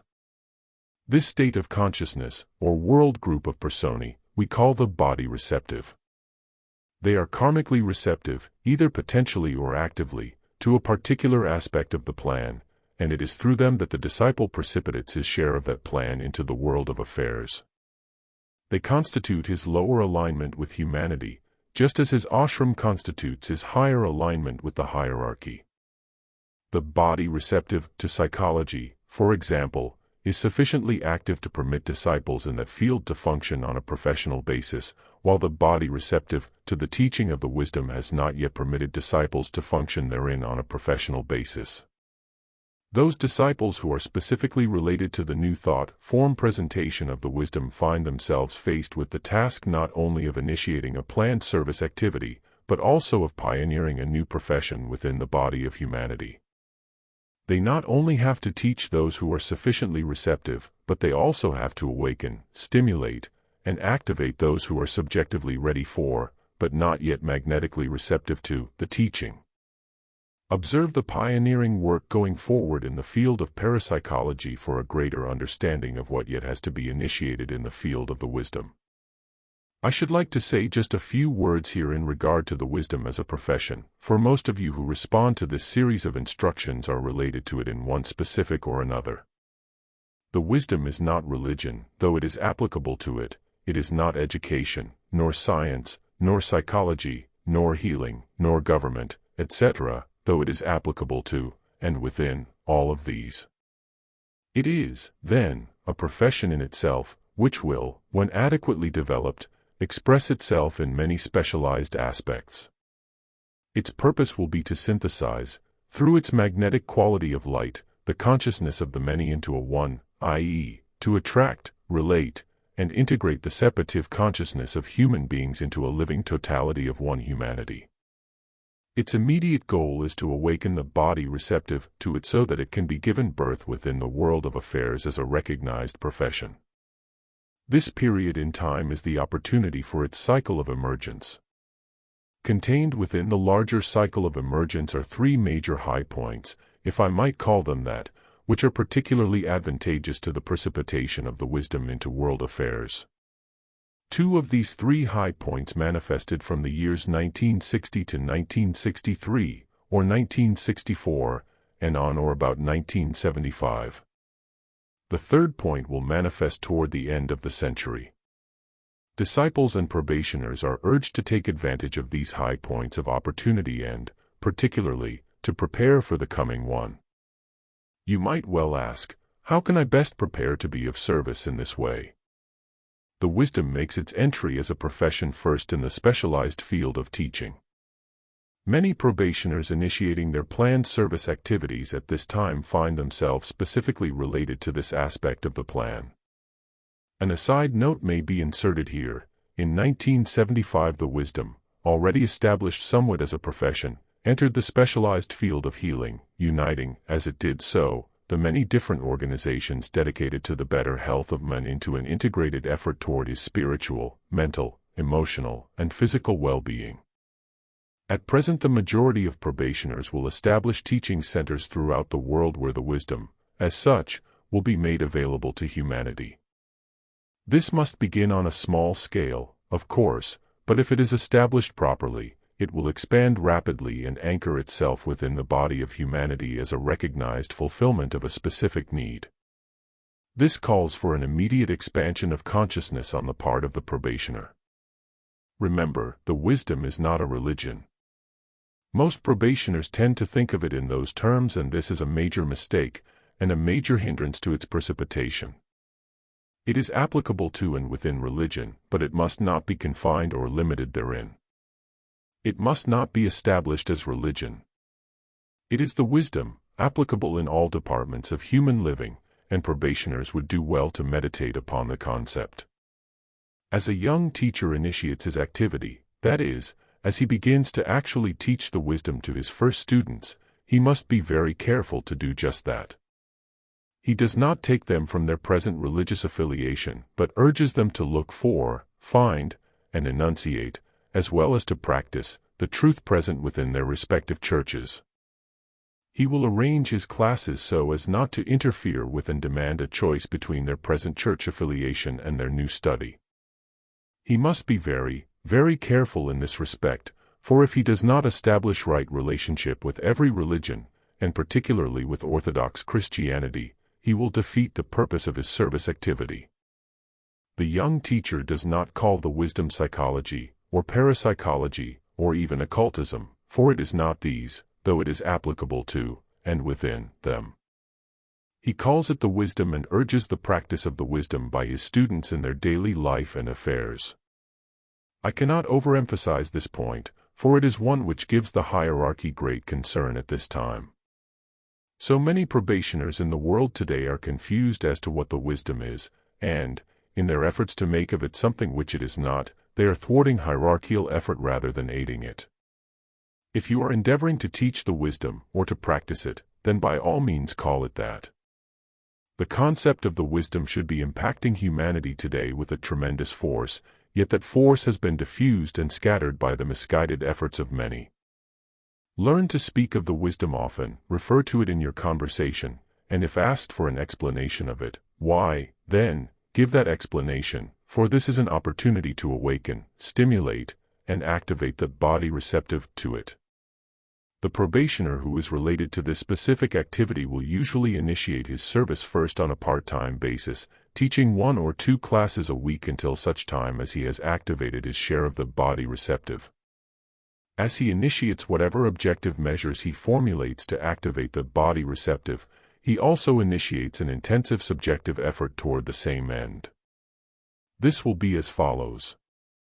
He becomes a focus in consciousness via an established meditative state of mind, through which the energies and concepts, on a subjective level, can pass from hierarchical levels via his ashram, into the etheric network of humanity via the body receptive. He pays particular attention to the body receptive, endeavoring to awaken a response from within it to the wisdom with which it is specifically related. Eventually, in some one incarnation or another, the probationer initiates his service activity on a full-time basis and completes the 3rd initiation. In order to do this, he must bring divine adjustment to the divine plan in his life and affairs, resolving all karma of a personal nature that stands between himself and his service. This brings him to another and most difficult choice. When and where, that is in time and space, and in what degree shall he precipitate the remainder of his outstanding personal karma so it can be adjusted? This brings us to a place in the initiatory process which is almost heartbreaking and often terrifying to the probationer in its connotations. What man at this point upon the path knows the karma he has engendered in the past which yet must be resolved or balanced before he can give himself to the plan? He knows not whether it will bring apparent pleasure or pain, whether it will take a relatively short or long time to resolve. He only knows that it is there and must be consciously precipitated to be resolved. This, again, is one of the sacrifices and the tests of initiation. At the 3rd initiation, the man deliberately, and in full waking consciousness, precipitates the remainder of that personal karma which stands between himself and his chosen field of service. What can be said anent this subject that will bring clarity and yet give the assurance and courage which is so necessary to the committing of the act? It is a part of this specific initiation. Each and every one who reaches this point goes through this experience and grows thereby. It is the sacrifice of the separative self to the plan. These are statements which have little meaning to the man who has not made them a part of his consciousness via experience, yet, the truth within them, and his response to that truth, give him the courage and the perception to complete the initiation. The probationer who is faced with this necessity must put his faith, his trust, in God, and in all of those higher spiritual relationships in God, who have, through their own sacrifice, aligned with him to help him through this period. He must realize that no soul is burdened with more than it can, via its persona, carry and resolve according to divine law. He then sacrifices the separated self in the following manner. After having established his own meditative focus and alignment with the plan via his ashram, he evokes from within himself love for that plan. When the love within him reaches its height, he then pours it out upon humanity and meditates upon the following invocation. I stand willing to serve the divine plan. Make of me a whole consciousness and a whole instrument so that light may pour through me to light the way of men. Whatsoever karma I may have engendered in the past which stands between myself and my presently potential service, precipitate in that order which will, under divine accommodation, open my eye to the way of the disciple. Guide me that I might adjust whatsoever karma is precipitated according to the greatest good of the greatest number.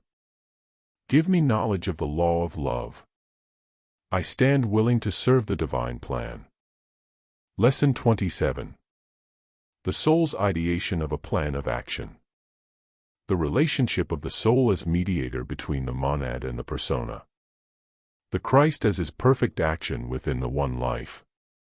The plan of action to become Christ-like via identification as soul aspiring to be the Christ, and by expressing this through the persona. The karmic relationship of the state of your equipment when it expresses itself negatively. The law of grace.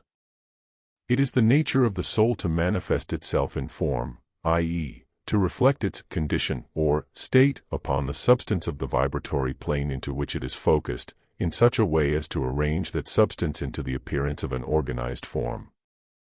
Thus, consciousness inhabits a body, and via that body produces an environment with a resulting series of experiences. Experience reveals the soul to itself. It outpictures the consciousness in substance, which reflects back into the center of perception its own state of being. Since the soul is in potential the expression of wisdom, it evolves or unfolds that wisdom via its ability to perceive its own appearance in form, and to cognize the meaning of that form.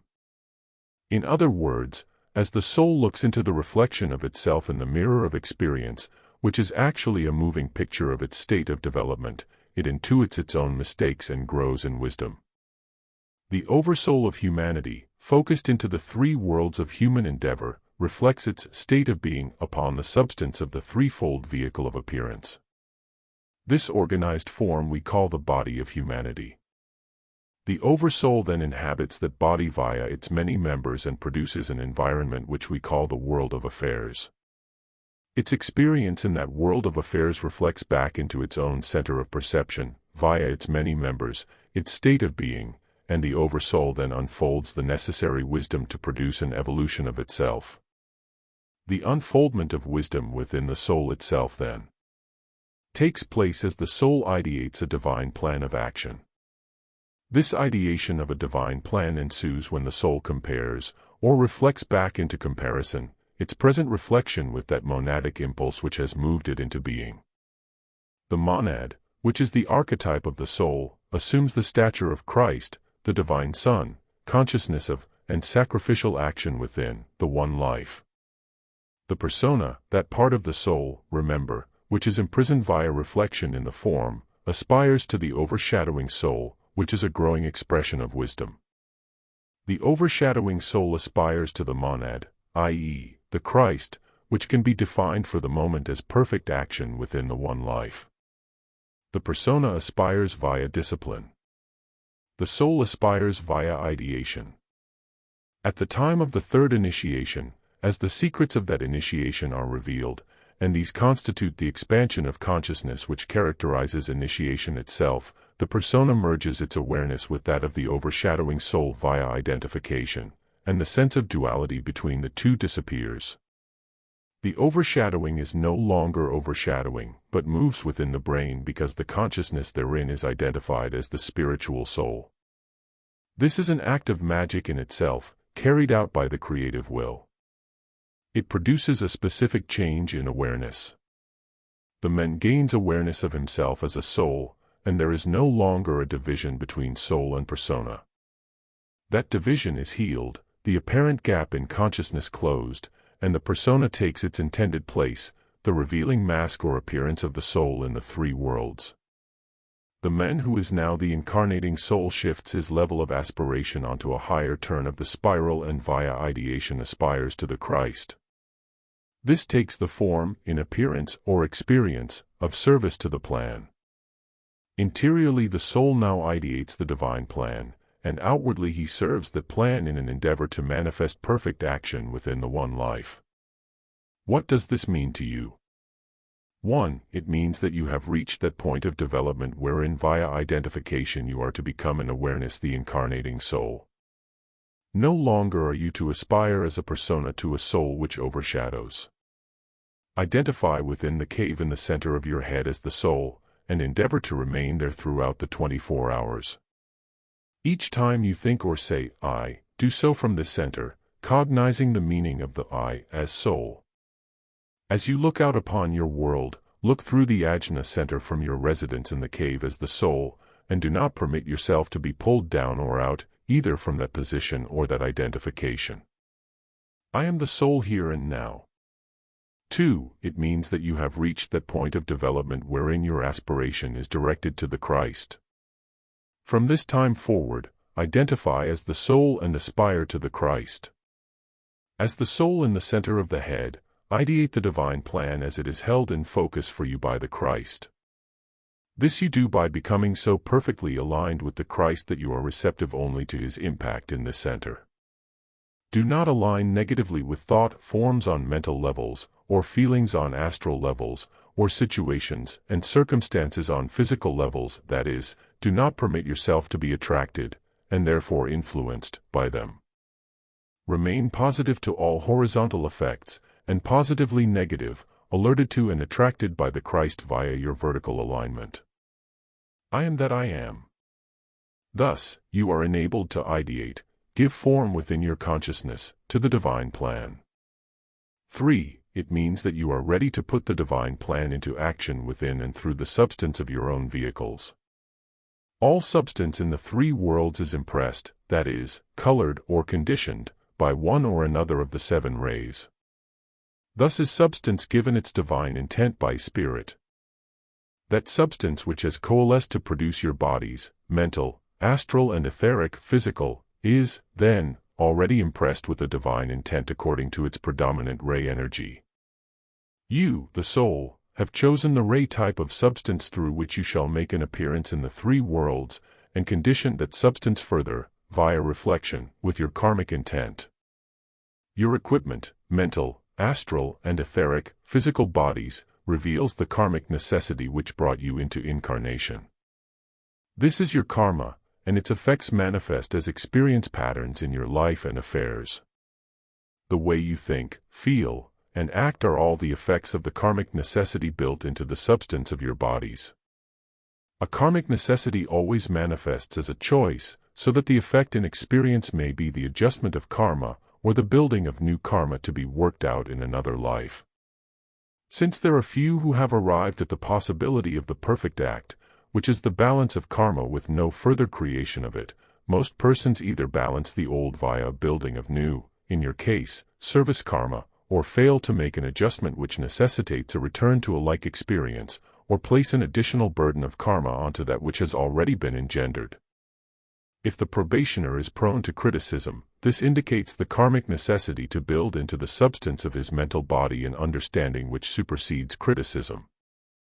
In other words, the soul observing this reflection of its consciousness in the experience of the persona, will, as that reflection is thrown back into its own center of perception, see it in comparison with the monadic impulse which is the motivation for being.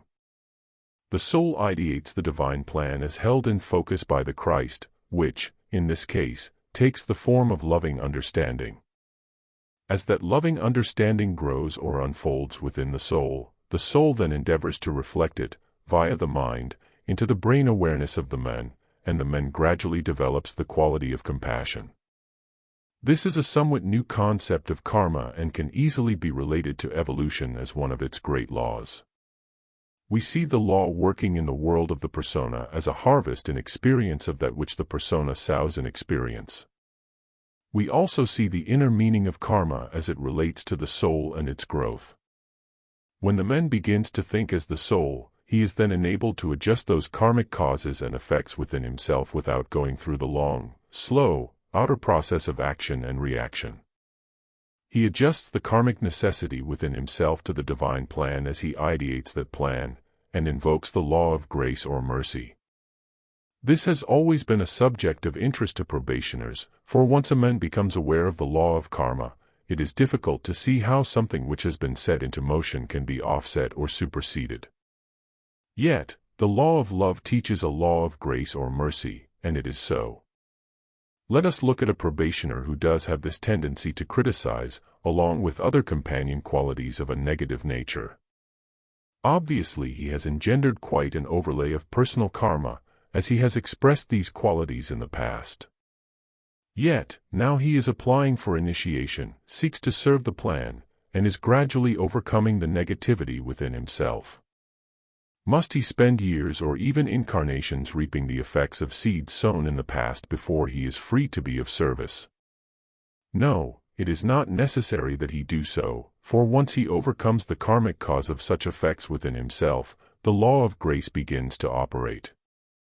The overlay of personal karma created in the past by these karmic causes is transmuted as he takes up his service in the three worlds.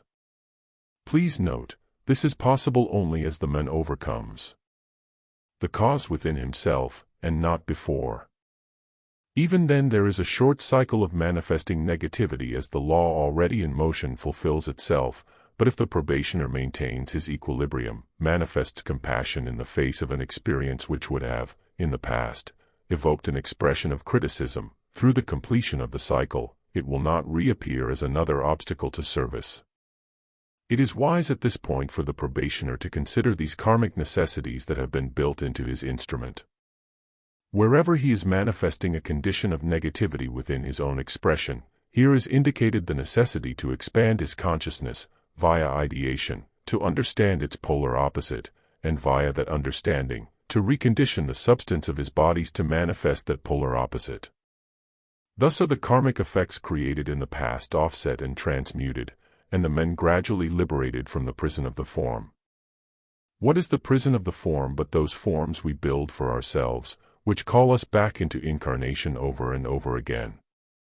Lesson 28. The form's role in the soul's use of magic.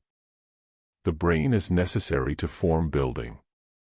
Meditation as an alchemical process of altering the brain's cellular construction. The function of the brain in form building and the practice of projection. The science of impression is used by the soul to train the response mechanism of the brain. The art and science of magic, which we might also accurately define as the art and science of service, operates according to fixed laws which the probationer is learning to manipulate.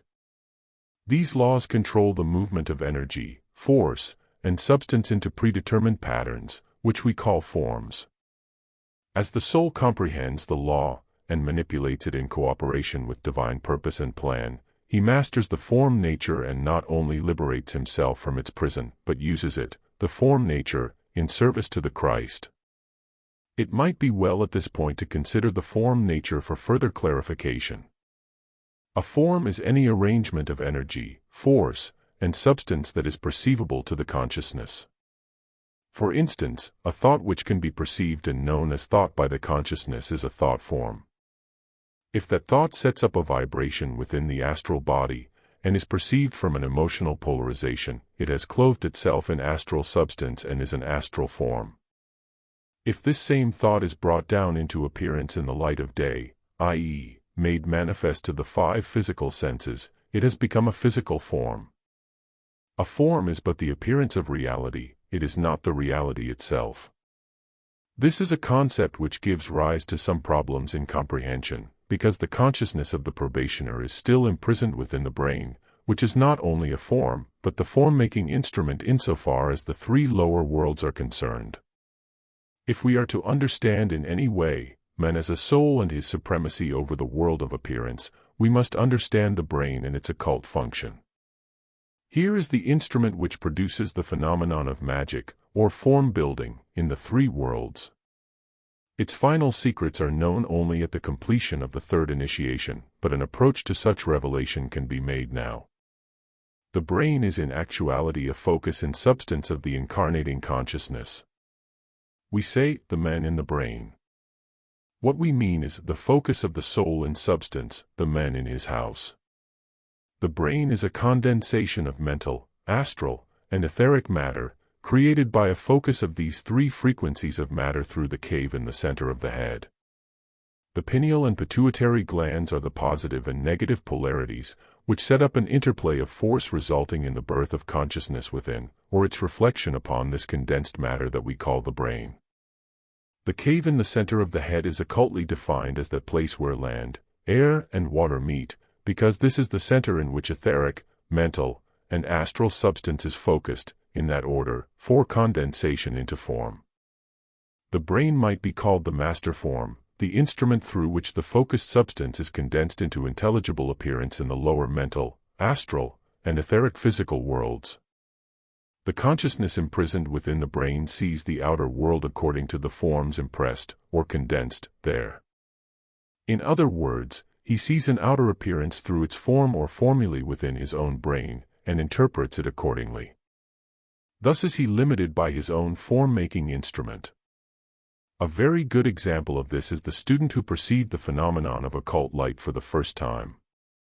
In the middle of her meditation, she suddenly found herself, in her imagination, opening the door of her refrigerator. The light flashed on as the door opened and flooded the inside of her head with its brilliance. When this same student realized that she had perceived this phenomenon through an acceptable form within her own brain, and that the perception of the light in the head was by no means uncommon, she no longer needed the refrigerator in order to perceive the light.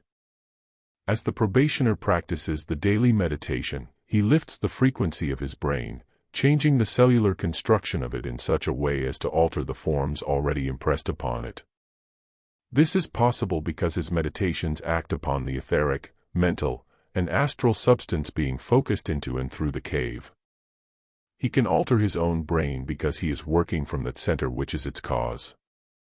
The substance of the vehicles is conditioned through the brain itself from the center, the cave, which brings it, the substance, into first focus.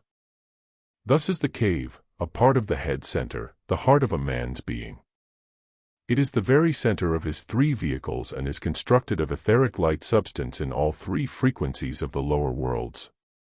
In other words, it is here that land, air, and water meet, and in just that order.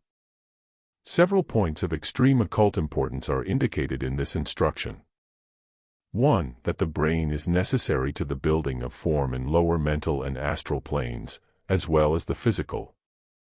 This has been veiled heretofore to safeguard humanity from the works of premature magicians, but such safeguarding is no longer possible with the incoming seventh ray. The great occult secrets having to do with magic, and the brain as the instrument of it, are revealed as the seventh ray makes its influence felt. 2. That once the man has freed himself from the limitations of his own form, the brain, and stands within the cave in the center of the head, he is in the position of master, i.e., he can control substance. 3. That the way of becoming the magician is clearly defined as A. Meditation. B. Practice in form building. C. Practice in projection. It is unusually simple. The man frees himself from the confines of form through his attention to meditation. In meditation he gradually places himself, his own focus of consciousness, in the cave in the center of the head, where he becomes the manipulator. He then practices form building, molding substance into those forms that he wishes to manifest. Over a long period of time, he evolves his consciousness into an identification with the soul, and as the soul, with the one life, until the final secrets of projection are made known to him. These relate to the focused third eye, the brain, and the ajna and throat centers. The mental, etheric, and astral substance necessary to the building of an intended form is appropriated by the consciousness in the cave.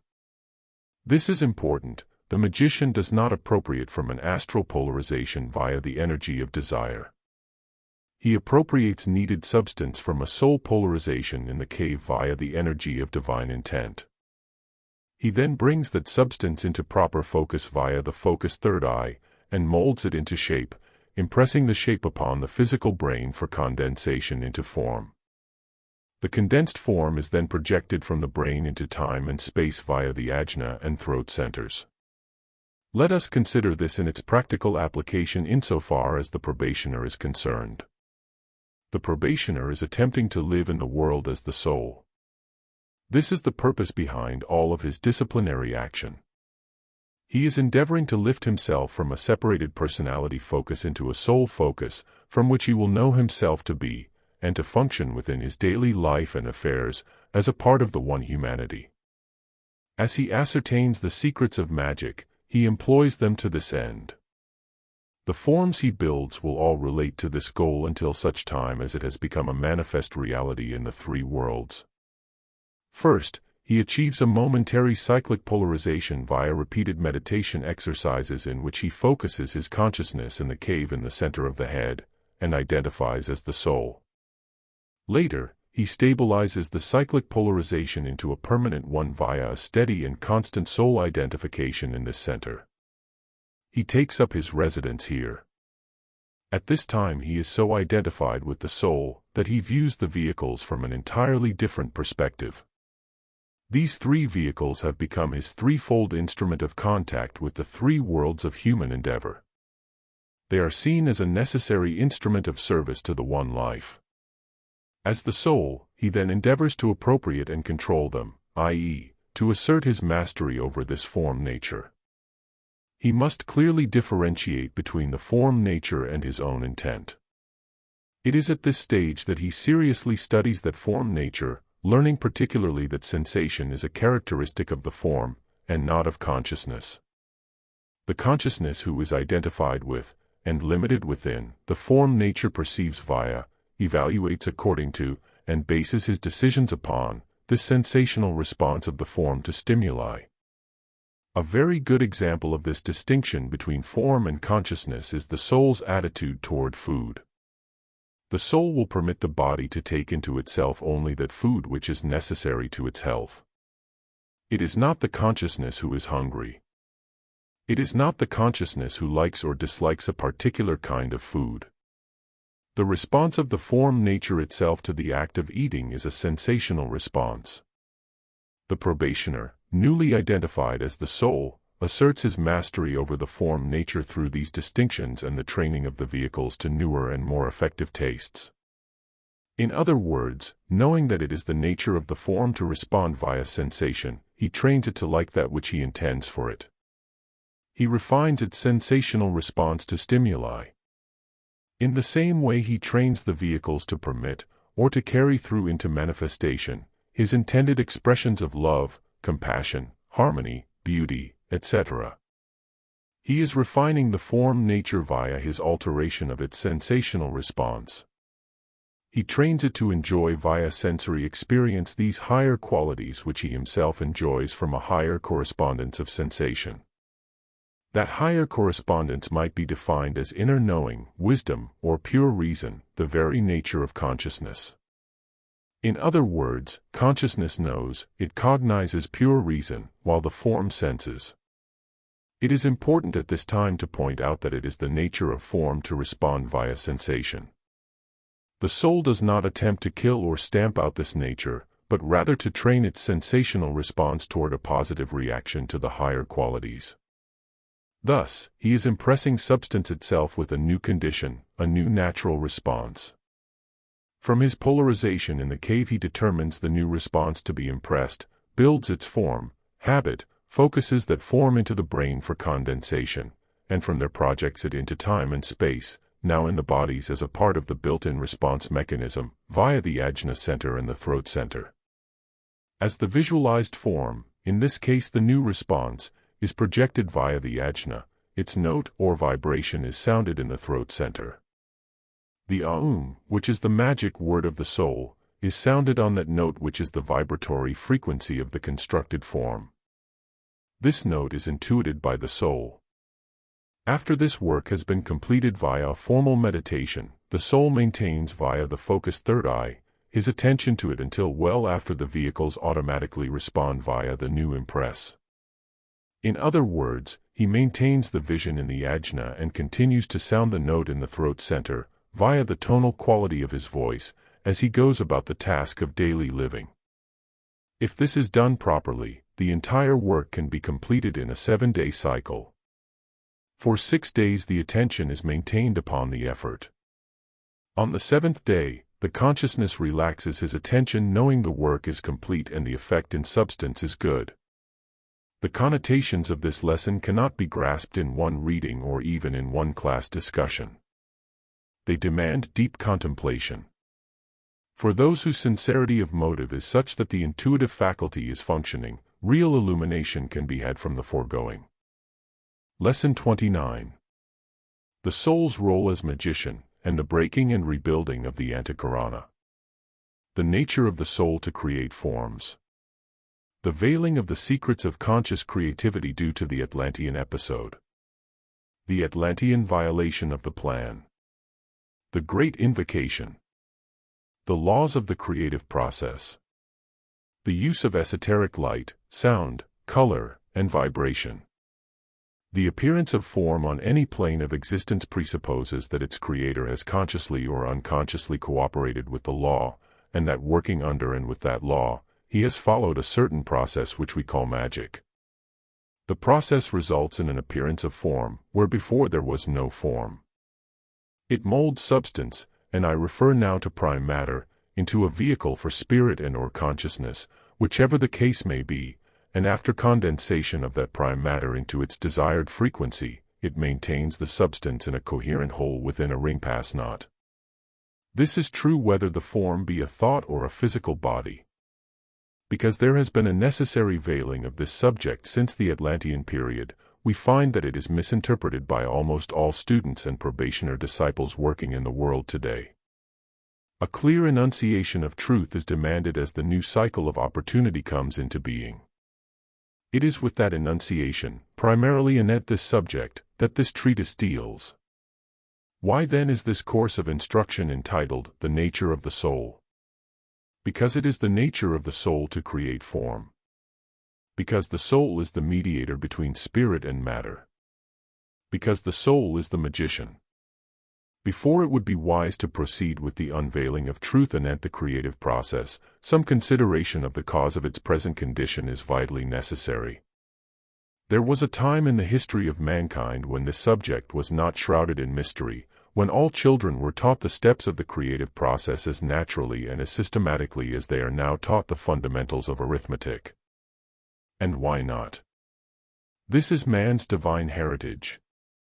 It is the reason for his being, the logoic purpose underlying humanity's place in the scheme of things.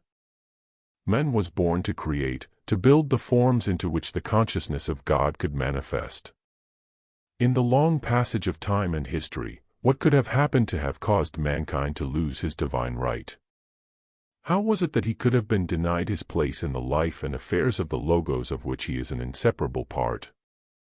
He must have committed an almost unpardonable crime against that life, and this he did. We see the karmic consequences of such an act all about us today. We see a humanity utterly lost to knowledge of its identity, of its divine purpose, and of its inmost natural creativeness. We see humankind steeped in fear of the monster it has created out of substance, a lonely, suffering humanity at the mercy of that monster, denied the golden key of wisdom, which is its only hope for freedom. Only a few words are permitted regarding the Atlantean episode, but these few will suffice. When a man creates a form out of substance, he is using the economy of the life in which he lives. He does not alter the composition of it, but he does alter the relationships of spirit, matter, and consciousness. When he does this in violation of the plan of the one life, he naturally sets up a disturbance within the whole sphere, planetary and even solar, which puts it out of tone, so to speak, with the life in which it lives. Thus, its own relativity is disturbed, its purpose thwarted, and its growth momentarily delayed. Is this planetary karma? It must be so, yet we have to look at the part humanity has played in this karmic precipitation in order to bring about a balance of it. Let us look again at humanity's place in the scheme of things, in order to clearly ascertain his purpose and the violation of that purpose. Humanity, as we have said many times, is the planetary throat center, the center through which the logoic word sounds forth. That word, the soul and later the monad on its own plane, is creative. It creates the forms within which our God shall appear. Looking at it from another perspective, we see humanity as the brain of the logos. Each human being is, then, a brain cell within the one life. The logos, or directing will, transfers his purpose and plan, via the heart of his being, the hierarchy, into this brain for condensation into form. Humanity then takes into itself that purpose and plan, recreates it into form, and gives it appearance in the light of day. During the Atlantean period when all human beings were conscious magicians according to plan, humanity, for an inexplicable reason, except that it be karmic, denied the logoic plan for one of its own. That is, men conceived and created according to their own separative purposes. In so doing, the economy of the planetary life was misused, the relationship of spirit, matter, and consciousness altered, and the Antakarana between man and his own soul broken. As the word sounded in time and space, it took on a destructive tone because it was sounded in violation of the one life. The breaking of the Antakarana resulted in an upheaval within the consciousness of the planetary life, and man set himself adrift from the logoic purpose which had brought him into being, i.e., he broke off his own relationship with God. It was not a vengeful God who denied man his divine heritage. It was man himself who destroyed his own awareness of himself as soul, and consequently shut the door upon his creative genius. The outer results of this act came in the form of a cataclysm which wiped out the Atlantean civilization. The violent changing of the Earth's surfaces, the inundation of heavily populated areas with water, and the gradual decline of man's knowledge of the creative process, were but outer reflections of the terrible upheaval taking place within the consciousness of the planet itself. Since that time, humanity has gradually brought itself back to the reappearing cycle of opportunity. The Antakarana, not only between man and his soul, but between the hierarchy and humanity, is being reconstructed by those disciples in the world who consciously serve the plan. That plan, which has to do with man as a creator, is once again being focused downward, and the redemption of both consciousness and substance for logoic purpose becomes possible. Thus, the unveiling of the mysteries proceeds according to law, but with this specific warning: let your creative genius be directed to the working out of God's plan on earth. It is suggested that the sincere student take the great invocation into meditation for further clarification in the light of the above. From the point of light within the mind of God. Let light stream forth into the minds of men. Let light descend on earth. From the point of love within the heart of God. Let love stream forth into the hearts of men. May Christ return to earth. From the center where the will of God is known. Let purpose guide the little wills of men. The purpose which the Master knows and serves. These first three stanzas have to do with the reconstruction of that triple strand of light which is called the Antakarana. They refer, also, to the proper equation of spirit, matter, and consciousness, which since Atlantis has been out of balance. From the center which we call the race of men. Let the plan of love and light work out. And may it seal the door where evil dwells. Let light, and love, and power restore the plan. On earth. These last are self-explanatory in the consciousness of one who has intuited the truth from the above text. The laws which have to do with the creative process concern 1. The illumination of the three. We are concerned here with the equation of spirit, matter, and consciousness. Into what relationship must these three be placed in order to produce a manifestation of the plan? This was the first law the Atlantean consciousness violated, in that it disregarded the relationship completely. The same is true of the black magician of today who creates for his own purposes. Remember that the divine purpose of humanity in the scheme of things is to create the forms into which the consciousness of God can manifest. If you will recall, the first instruction in this series had to do with the triune cause back of all manifestation. The Trinity of spirit, matter, and consciousness is the key formula, the first cause of all that is. The man who creates must, then, work with this cause if his creativity is to be in line with divine purpose. As conscious souls, we are the mediator between spirit and matter. We must then take our conscious place between the two in order to perform the divine miracle of creation. This we do via our conscious alignment with, and focus within, the causal triangle of the manifest planet. We become one with the consciousness of that life in which we live, move and have our being, enter into his meditation, equate spirit to matter according to his plan, and proceed from here with the building of the form into which such plan shall manifest. Thus do we set up the necessary polarity into which the consciousness of God can manifest. Volumes could be written anent this subject, yet it is necessary for our present purpose to touch briefly upon it in order to proceed with the text. Therefore, I urge each one of you to take this concept into meditation, to expand it until you cognize the depth and the breadth of its meaning. Never attempt to build a form from within a separated focus of identification. Establish first in deep meditation your at-one-ment with the one life. Dare to set aside your own separated identity, your own purpose and goal, and to ascertain the way in which you can best serve the plan via your alignment with it, as an integral part of the one life. I here insert a warning. Do not attempt to become the one life within yourself, but give up self in order to become a part of that one life, and from this focus, learn to serve the many. The first law with which the magician is concerned is the equation of spirit, matter, and consciousness.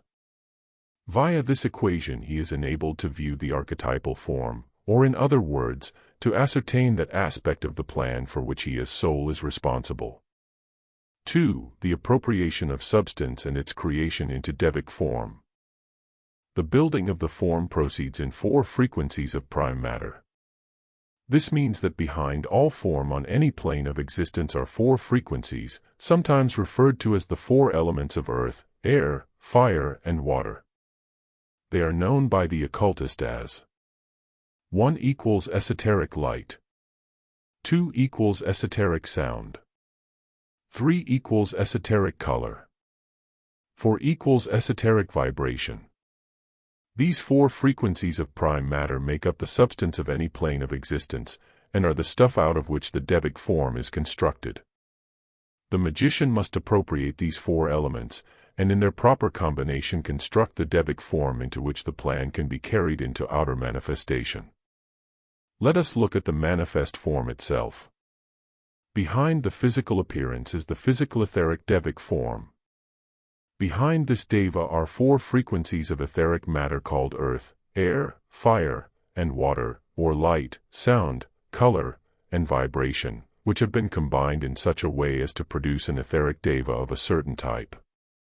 Yet as we look at this, we are seeing but the lowest appearance in substance of the quaternary. These 4 have been driven forth into manifestation. But before they took form in mental, astral, and etheric substance, they were created as the quaternary on soul levels out of the 4 frequencies of prime matter. Thus does the construction of the form proceed above the 3 planes of human endeavor, in the Buddhic sphere of the soul. Once the form is constructed, it is driven downward by the soul to pass into outer manifestation. We shall deal with this later.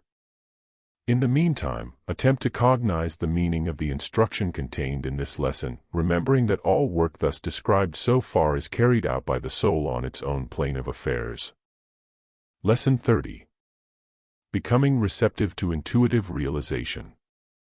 Air's relation to esoteric breath and sound. Distinguishing between the white and black magician. Earth's relation to light or primordial blackness.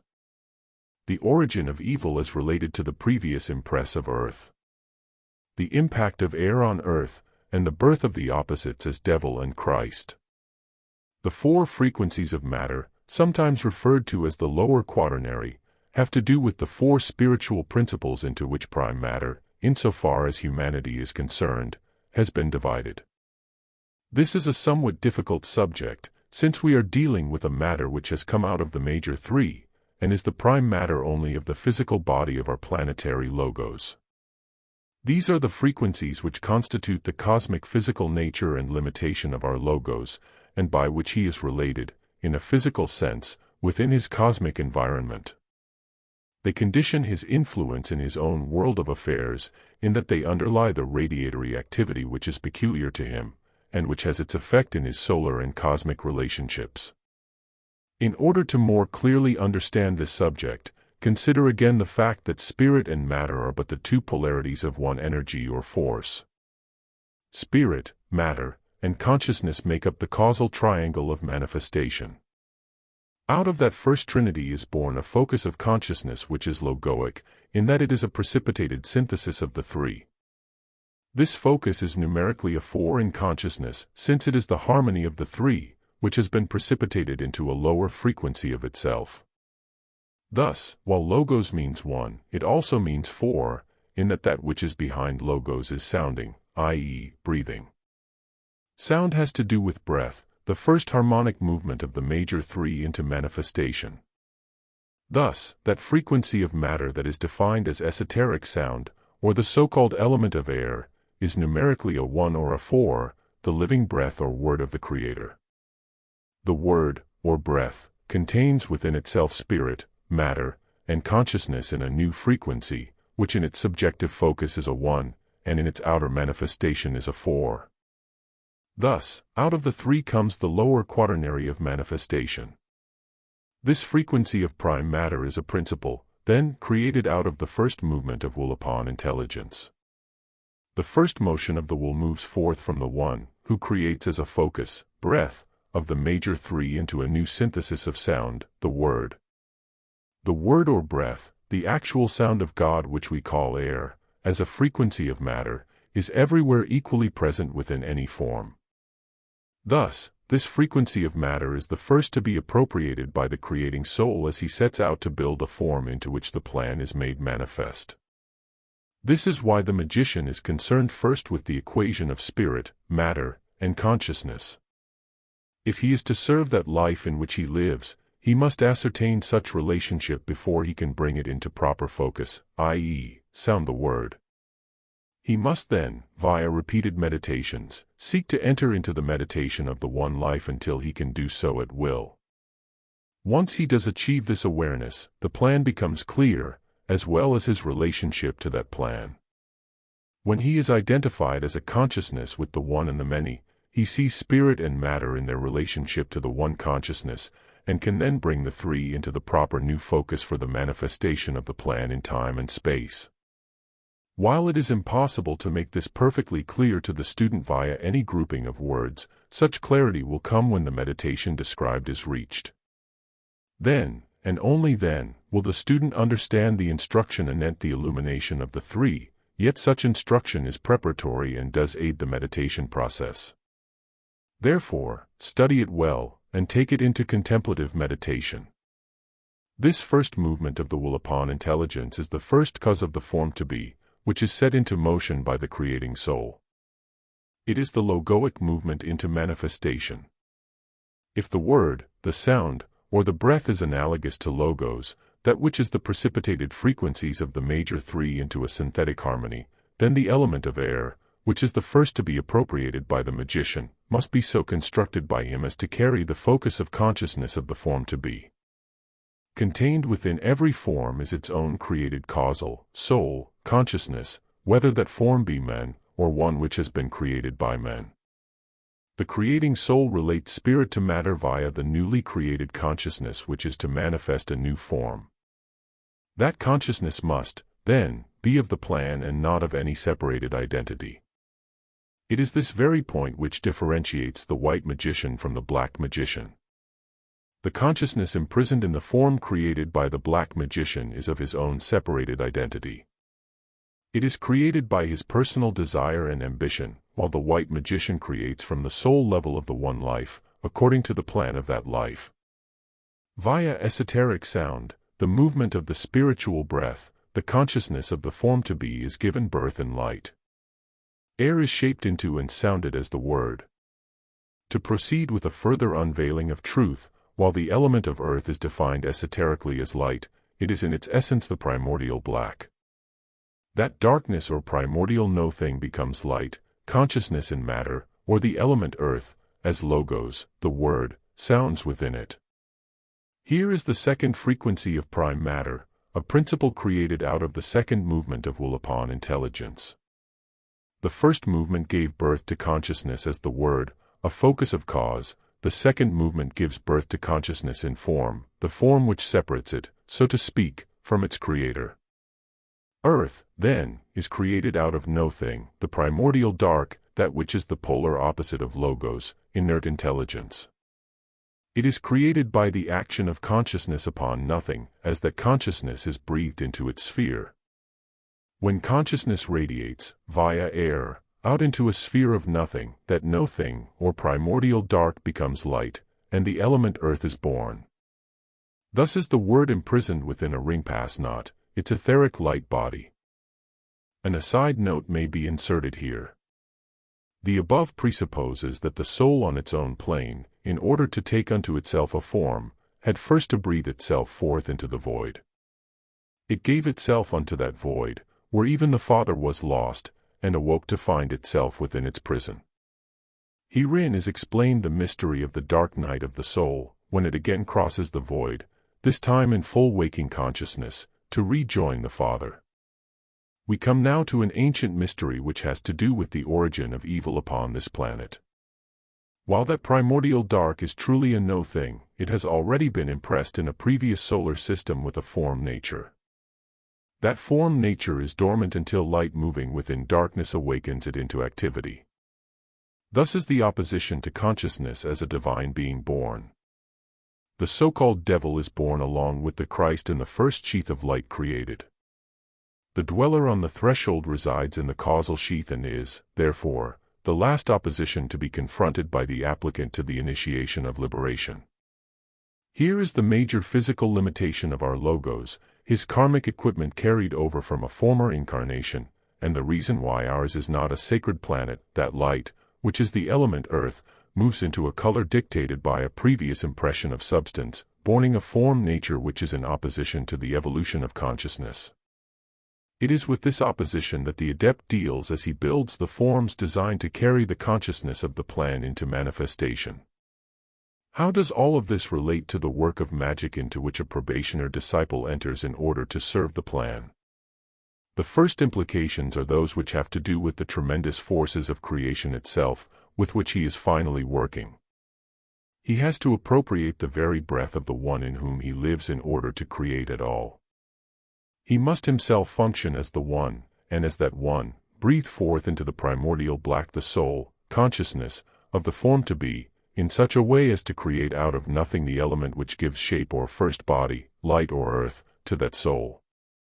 He does this in full knowledge that harmony upon this planet is known through conflict. He must then ascertain the conflict which will be born into being with the newly created form, and with wisdom, account for it. That primordial no-thing which he must appropriate in order to create the element earth, contains within itself a dormant opposition, which will rise up as the consciousness of planetary prime matter, to oppose the very plan he seeks to serve. Yet, that consciousness will be a part of the newly created soul, wedded to it, as light irrevocably awakens and attracts it into being. Why create at all, he wonders. Yet the realization must come that it is only in this way that planetary karma can be resolved. This aspect of logoic equipment must be redeemed before our planet takes its place among those sacred in the system. The assurance of success lies in the name of Christ. Only in this name do we propose to create, only in this name is synthesis truly possible. The word he sounds forth in time and space is the name of Christ. Let us now recapitulate the procedure thus far from a somewhat different perspective. The soul in meditation deep merges with the one and sees the plan before him. The illumination of the three reveals the word. The soul in meditation deep takes unto his heart that word and sounds it there. The Creator and his creations are one. The sounding word casts a shadow in the darkest night. The soul with heartfelt love sounds forth the word to sound within the shadow, and light is born within its sphere. Three colors merge and blend, and fire claims the word.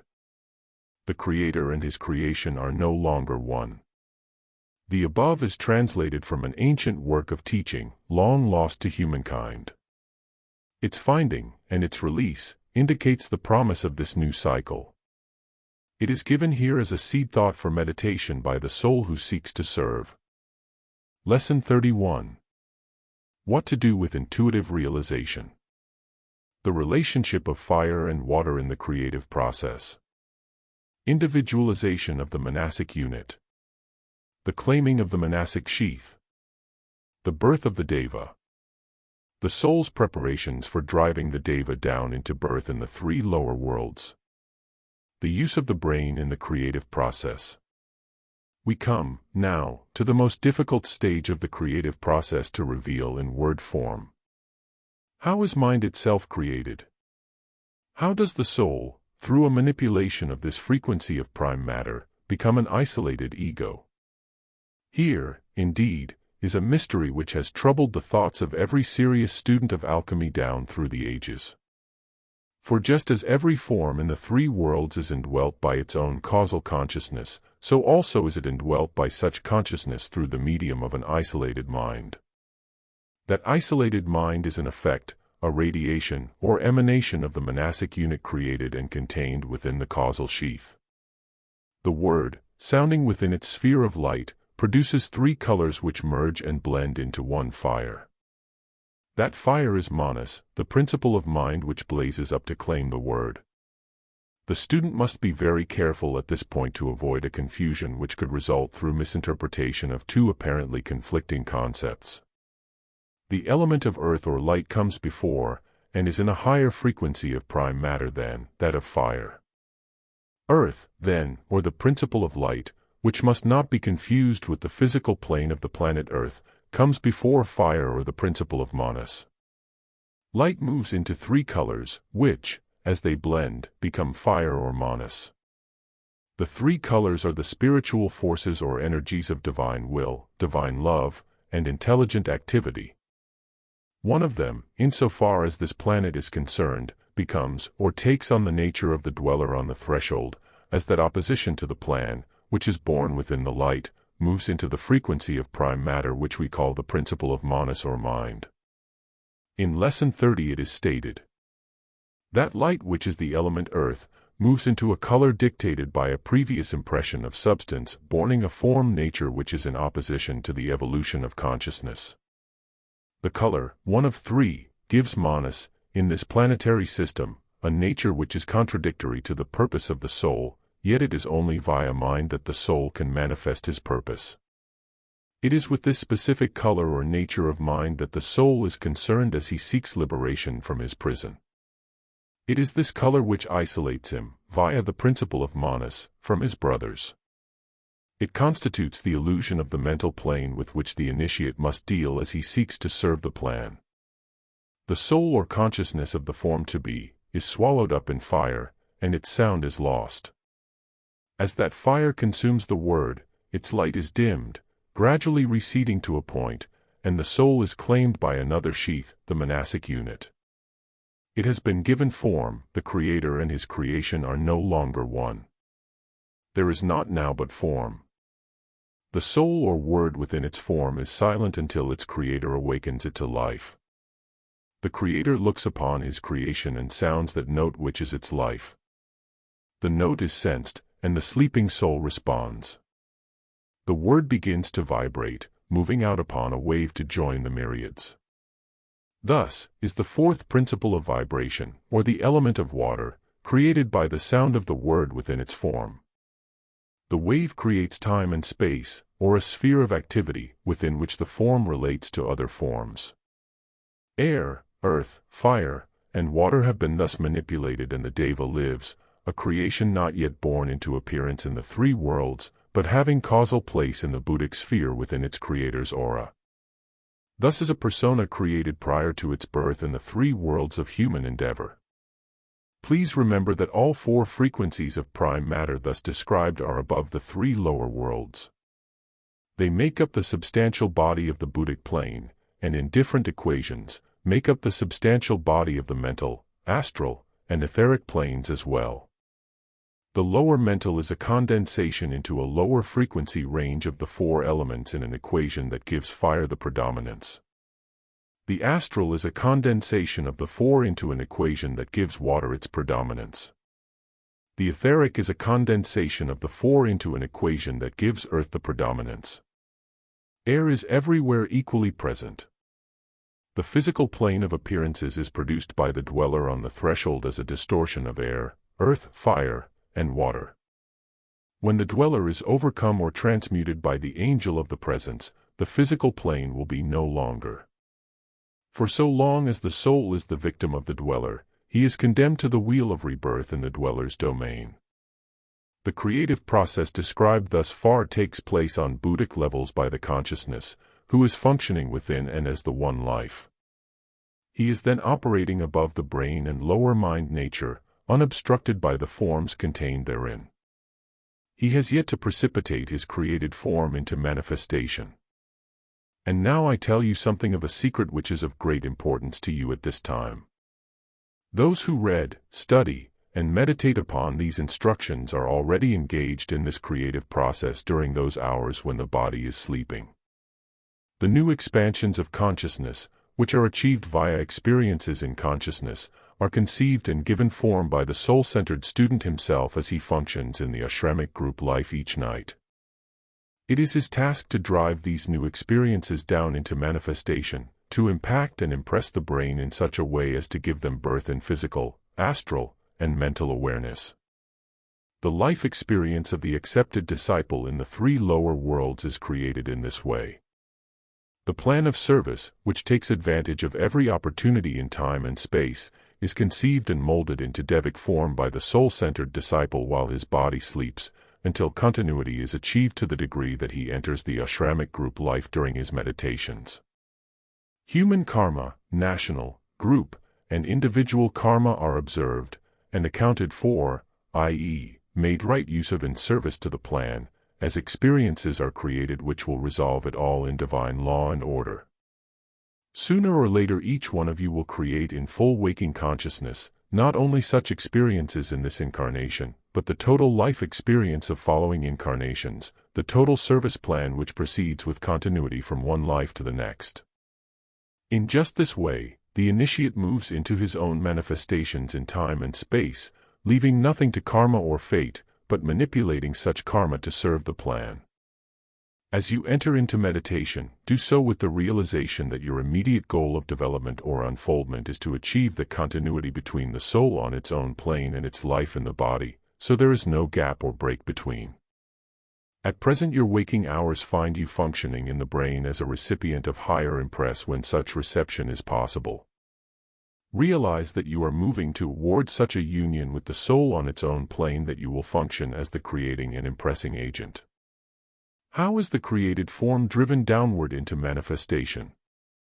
The soul has now to impress the intangible, insofar as the three worlds are concerned, and subtle form, with its imprisoned consciousness, upon the form-making instrument in the three worlds, the physical brain. This he must do in such a way as to make possible its appearance in etheric, mental, and astral substance. In Lesson 28 it is stated, the brain is actually a focus in substance of the incarnating consciousness. We say, the men in the brain. What we mean is, the focus of the soul in substance, the men in his house. The brain is a condensation of mental, astral, and etheric matter created by a focus of these three frequencies of matter through the cave in the center of the head.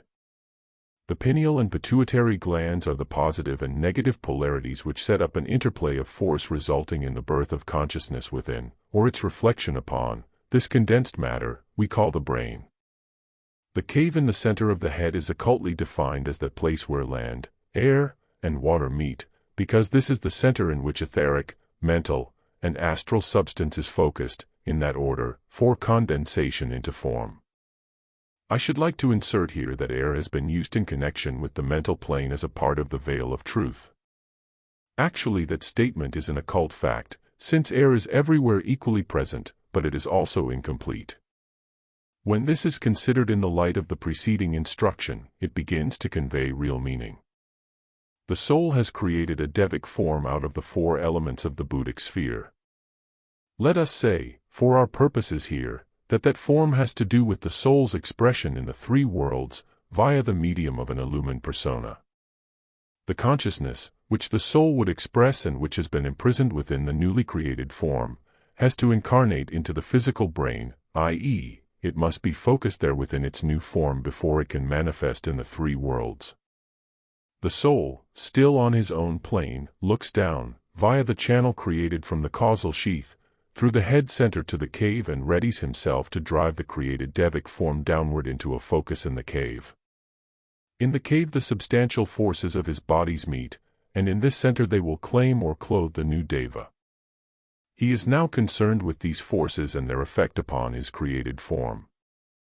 He has, then, to look through the center where etheric, mental, and astral Devas meet, into the bodies themselves, to ascertain their readiness to cooperate with this effort. The condition of the bodies is reflected back into the cave. For just as the forces concentrated there have created them, so do they impact upon their center causing reaction therein. More will be given at this stage of the creative process in the next lesson. As an assignment, Please explain in your own words your understanding of the four elements. Lesson 32.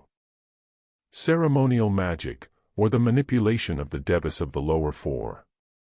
The Devas of mental, astral, etheric, and physical dense substance, or energy, force, substance, and appearance. The evolution of the Devic lives. The use of will when impacting the Devas. The parallel evolution of consciousness, as being, and matter, as intelligence. The soul's assessment of the condition of the lower four. The term ceremonial magic is one which has been used deliberately, both as a veil and as an occult indication of truth. It refers to that conscious manipulation of energy, force, and substance which produces phenomenal appearance in the world of affairs. In the last few lessons we have concerned ourselves almost completely with the creative process as it is initiated from the level of the Buddhic plane by the soul-centered disciple. While this is pure creativity, and while we have referred to it as magic, it is not actually ceremonial magic, for ceremonial magic deals with the manipulation of the lower four. Here we come to a further unscrambling of truth in order to understand a subject which has been clothed in so many veils as to render it seeming fancy.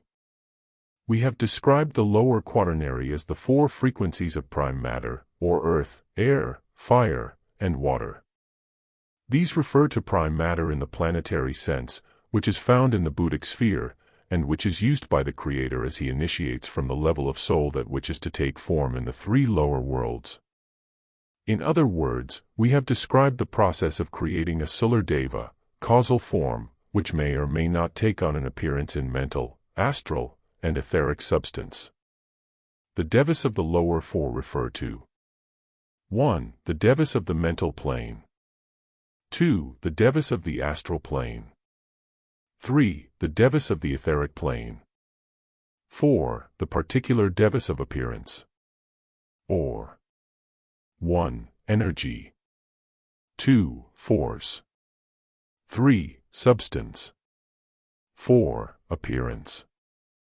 In other words, the work on Buddhic levels is pure creativity, while the work below that level is ceremonial magic, i.e., the manipulation of four orders of Devic life. The kingdom of Devas is a parallel evolution of substance or intelligence which relates to consciousness in such a way as to give substantial form and appearance to it. Thus does logoic purpose work out into manifestation via the consciousness aspect in its relationship to the Devic evolution. Via this relationship, a man is enabled to think, to feel, and to act, for it is the Deva who gives body to that which he would express on any level. To the man in the brain, or the consciousness imprisoned within the confines of the three lower worlds, the solar Deva, whose creation we have considered in the last few lessons, is the archetypal form. To the Devas of the lower four, the solar Deva is not only the archetypal form, but the higher directing life toward which they aspire, and whom they seek to obey. Just as the imprisoned consciousness aspires toward, and seeks union with, its higher correspondent, so do the Devas of the lower four evolve similarly. Just as the consciousness finally reaches such union via Devic life, so does the Deva reach his union via consciousness. Thus, both kingdoms are interdependent and can reach the fulfillment of their respective purposes and goals only through a cooperative effort with one another. Every form that is perceivable to the five physical senses is constructed of the Devas of the lower four, and indwelt by consciousness. The bodies themselves are constituted of Devic lives, so that the two evolutions of Deva and consciousness are closer than are logos and soul, even though the latter two are one. The very mind with which you think is a Deva. The feeling nature through which you perceive, sense, and touch is another Deva. The substantial body behind your appearance, and the appearance itself, each is an intelligent life within this Devic evolution. These lives have to be deliberately contacted by the consciousness, and cooperated with in the working out of God's plan on earth, before either can realize its purpose and goal. The Devic evolution is the third aspect, the negative pole of manifestation. At its highest level, it is the third logos, but in its highest grade available to men, it is the Holy Ghost, and in its lowest grade, it is the physical element. Consider for just a moment these two parallel evolutions in their unconscious relationship to one another. A man in his mind, mental Deva, is enabled to think only because the Deva obligingly arranges itself according to the dictates of the man's will, which is the positive pole. A man in his feeling nature, astral Deva, is enabled to perceive via the senses, to sense and touch only because the Deva obligingly relates him within a sphere of activity or vibration. It puts him in touch with other forms and states of consciousness or isolated egos, according to the dictates of his will. A man in his inner substantial soul, etheric Deva, is enabled to act only because the Deva gives substance to what he would do. A man in his physical body or appearance, a combination or interaction of etheric Deva and elemental, is an appearance only because the elemental gives him appearance, reflects what he is, according to the dictates of his will. In this way, the human evolution lives within, and unknowingly manipulates. Devic lives in order to manifest it all. The Deva always cooperates with the will aspect as it is wielded by a man's consciousness. Thus does it serve his evolutionary purpose. The man consciously cooperates with the evolutionary purpose of the Deva only when he transfers or impresses upon it with clarity the divine will, rather than a separated will. Thus is the Deva enabled to contact, and finally merge with, its higher life, namely spirit. Consciousness is the evolution of being, of identity. Matter is the evolution of intelligence or substance. The attention of these two evolutions will not be directed to the evolution of the first aspect in this particular solar incarnation, though some few revelations anent it will come in toward the end of its day. The third or final incarnation of our solar system in the cosmic physical plane will reveal the evolution of spirit, and hence complete the final equation of spirit, matter, and consciousness on its own level, or in a solar sense.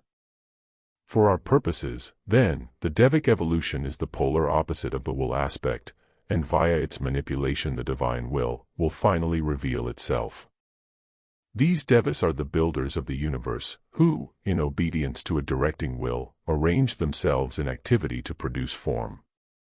In our last lesson, we had arrived at that critical place in the creative process where the soul, on its own level, must ascertain the readiness of the lower Devas to cooperate with his effort.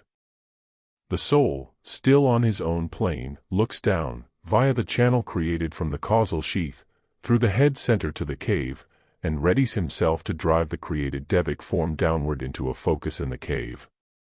Three factors here concern the soul.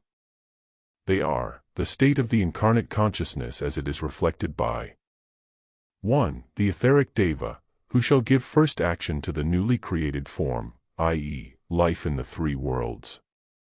In other words, out of its own substance, the etheric Deva shall build the etheric network, the inner substantial body, or constitutional framework, of that which is to take birth in the three lower worlds. This Deva must then reflect a ready consciousness via its upward movement of poise. It is held steady and receptive to higher impact. Its breath is quiet, i.e., in the higher interlude of reception. 2. The mental Deva who shall give purpose and direction, or potency, to the form. This Deva reflects the readiness of consciousness via its alerted attention to higher impact. The lucidity of its substance is noted. Is it such that the higher purpose of the precipitated form can be impressed upon it? Will that purpose reflect as meaning in the mind nature of the new form? This Deva must clothe the new form with that body of mind which ensures the precipitation of its creator's intent. That intent is reflected, via meaning, as the life plan of the form from its end to its beginning. I should like to clarify somewhat this occult statement of, from its end to its beginning, that which is reflected downward from the mental body to the astral is an inversion of the created image, so the last, beginning, comes first in the sequence of manifestation. Thus, the mental Deva receives and builds from the end to the beginning. This Deva has to be coordinated with the etheric Deva in the higher interlude of reception. 3. The astral Deva who, out of his own substance, shall create a field of activity and relate the newly created form within its own sphere, to that field of activity which is to be its world of affairs. This deva must evidence the readiness of the incarnating consciousness via its utter quiet, i.e., peace. Only out of peace is that chaos of activity born which results in a new precipitation of purpose and plan. This deva is coordinated with the other two in the lower interlude of reception. We have herein considered the requisites to magical function insofar as the devas of the lower three are concerned. They indicate the three requisite conditions of the incarnating consciousness as being: 1. That it has been brought into a point of focus, abstraction from the world of horizontal impacts. 2. That it is aligned and receptive via mind to the higher purpose and plan. 3. That it is capable of entering that silence known as peace, i.e., its focus is one of poise. Lesson 33. Using the higher and lower interludes of the creative process to manifest the form. The relationship of the Ashramic meditation to the moon cycles. Coordination of the soul's lower interlude of meditation with the higher interlude of the persona. The higher interlude's connection with the full moon and illumination. The lower interlude's connection with the new moon and precipitation. The minor cycles of the 24-hour day. Throughout the entire incarnation, the spiritual soul is in meditation deep.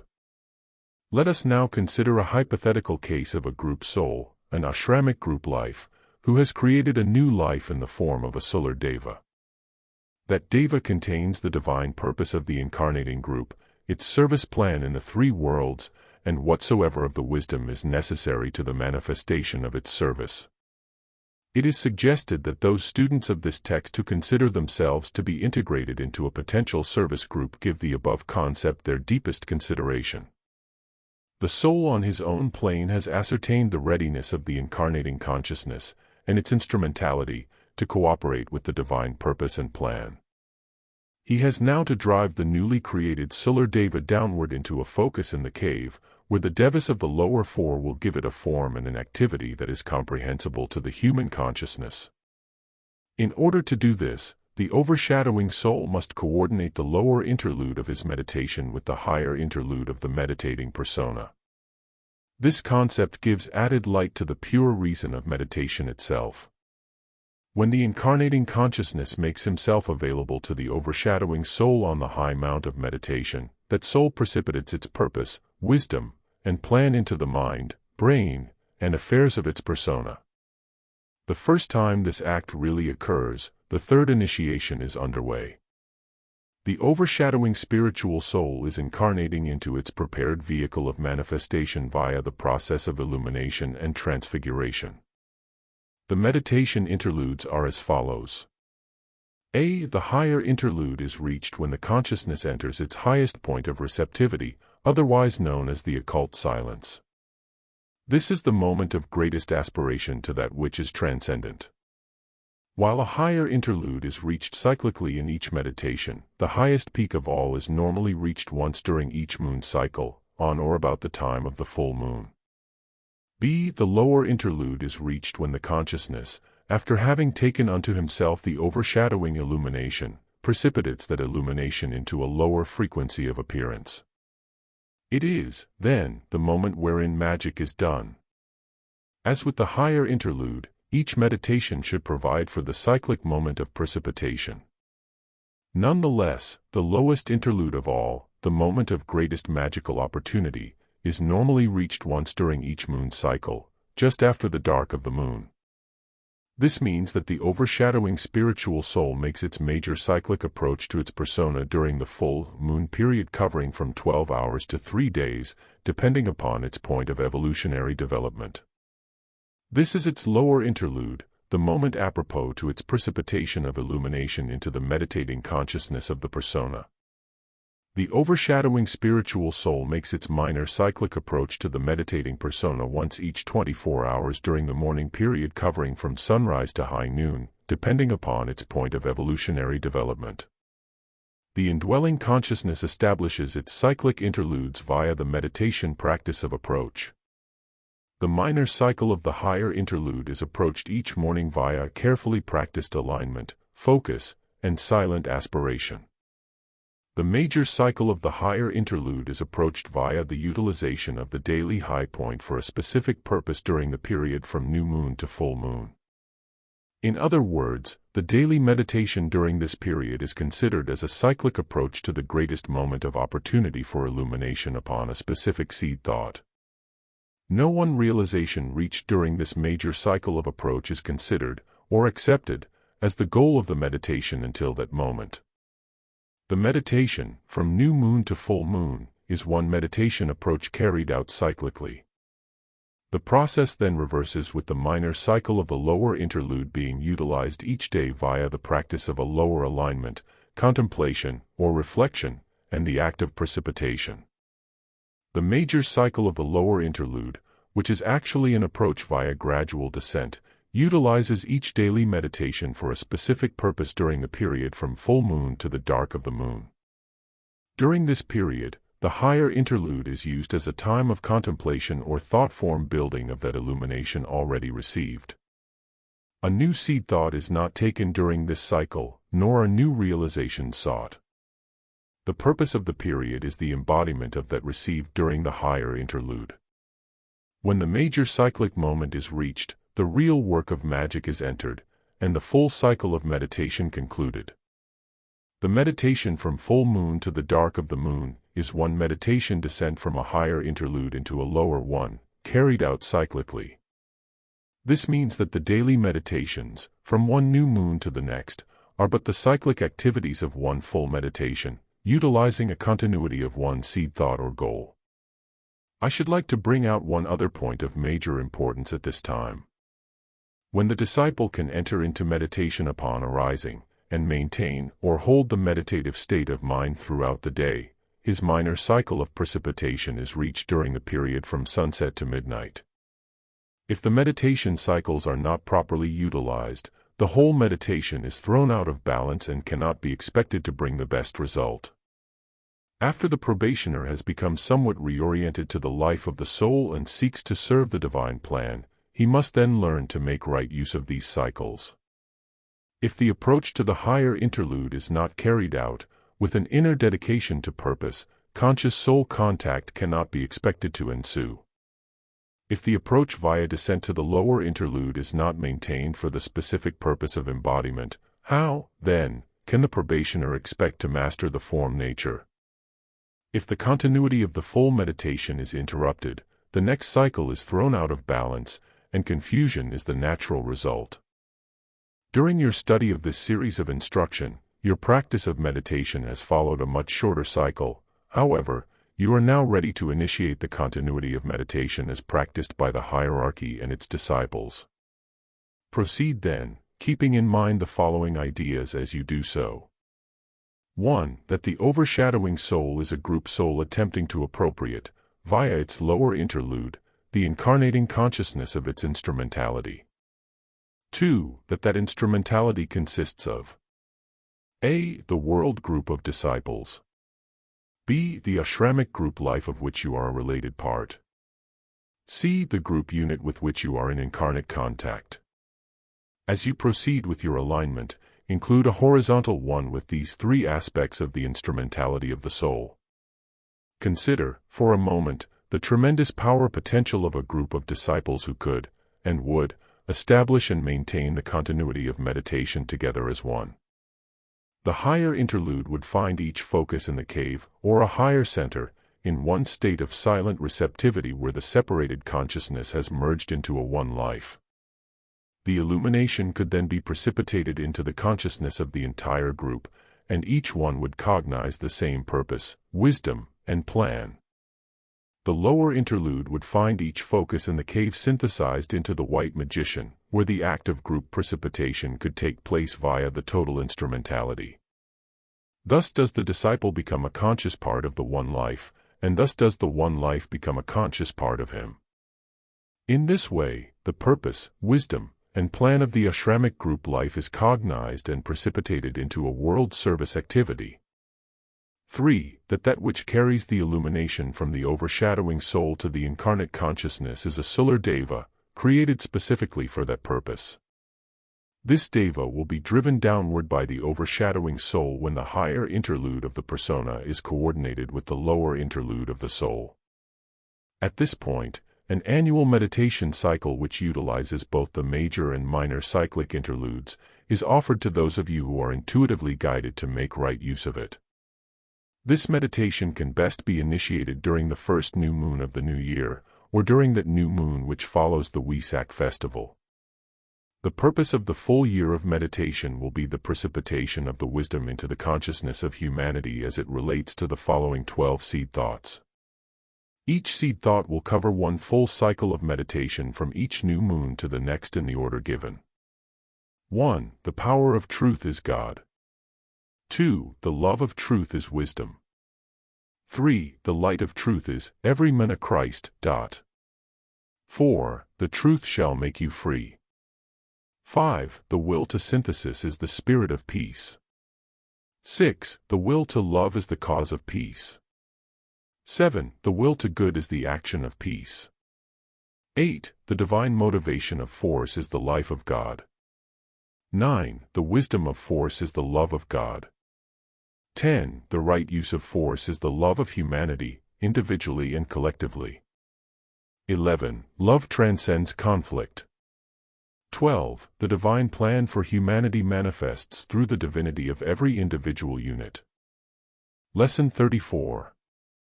Problems of the young disciple as ceremonial magic is first attempted.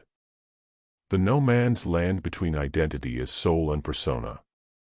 The problem of dissatisfaction with the world of the persona.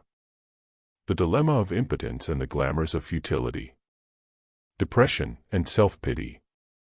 Wielding divine laws as methods of coping. The law of economy and the nature of obsessing. Thought forms. Right relationship with finance. The young disciple who is entering the realm of initiate magic for the first time finds himself beset with obstacles and conflicts, which, in their total impact, give the appearance of utter confusion or chaos. He moves within that no man's land between two worlds, each with a distinct set of laws, finding that he can enter into neither. The old world of the persona, within which he has lived and moved, and had his being for untold centuries of experience, is no longer open to him. He long since took a path which led directly out of it, and with little recognition, he has finally moved through the gate which bars him from re-entry into it. Ahead he sees, but dimly yet, a new world of the soul, wherein new laws of life must be learned before he can begin to function. As he practices meditation, he is learning the rudiments of mobility, communication, and cognition. He stumbles, as does the baby when it is learning to walk, he stutters, as with the child who is learning to talk, and he makes mistakes similar to those of the youngster with his 3 R's. His horizons have extended far beyond the circumference of his physical vision. A new and different light than that of his sun shines upon all that is, making it grow according to an inner half-seen pattern. Life is no longer a space of time between birth and death, but has become an everlasting growth of consciousness and changing forms.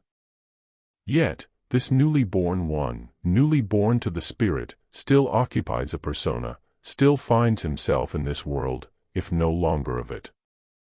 What, specifically, are his problems? Those of you who have come thus far will recognize such problems when they are stated, even though you yourselves might be unable to define them. First, of course, is the sense of so little real knowledge, which every young disciple feels with such an acute awareness. The vast expansion of consciousness which he has experienced, and it is vast when compared to that of but a short time ago, is as nothing in sight of that which he has yet to attain. His vision of the world of reality, with all of his new knowledge, is but a place of shadows. The laws that he must manipulate are but definitions which sound and feel right to him, but which, as yet, hold little practical meaning. That soul which he is, his very identity, is as yet little more than theory. Secondly, and at the same time, the young disciple experiences an increasing dissatisfaction with the world of the persona, which grows out of all proportion to his new knowledge. Here he cannot find joy or peace of mind. He grows tired of his very life work. He finds every contribution he would make to society utterly inadequate. The gift is given, but without the spirit of the giver. This is a dangerous period, a test of the very process of initiation, which claims the failure of many a beginner.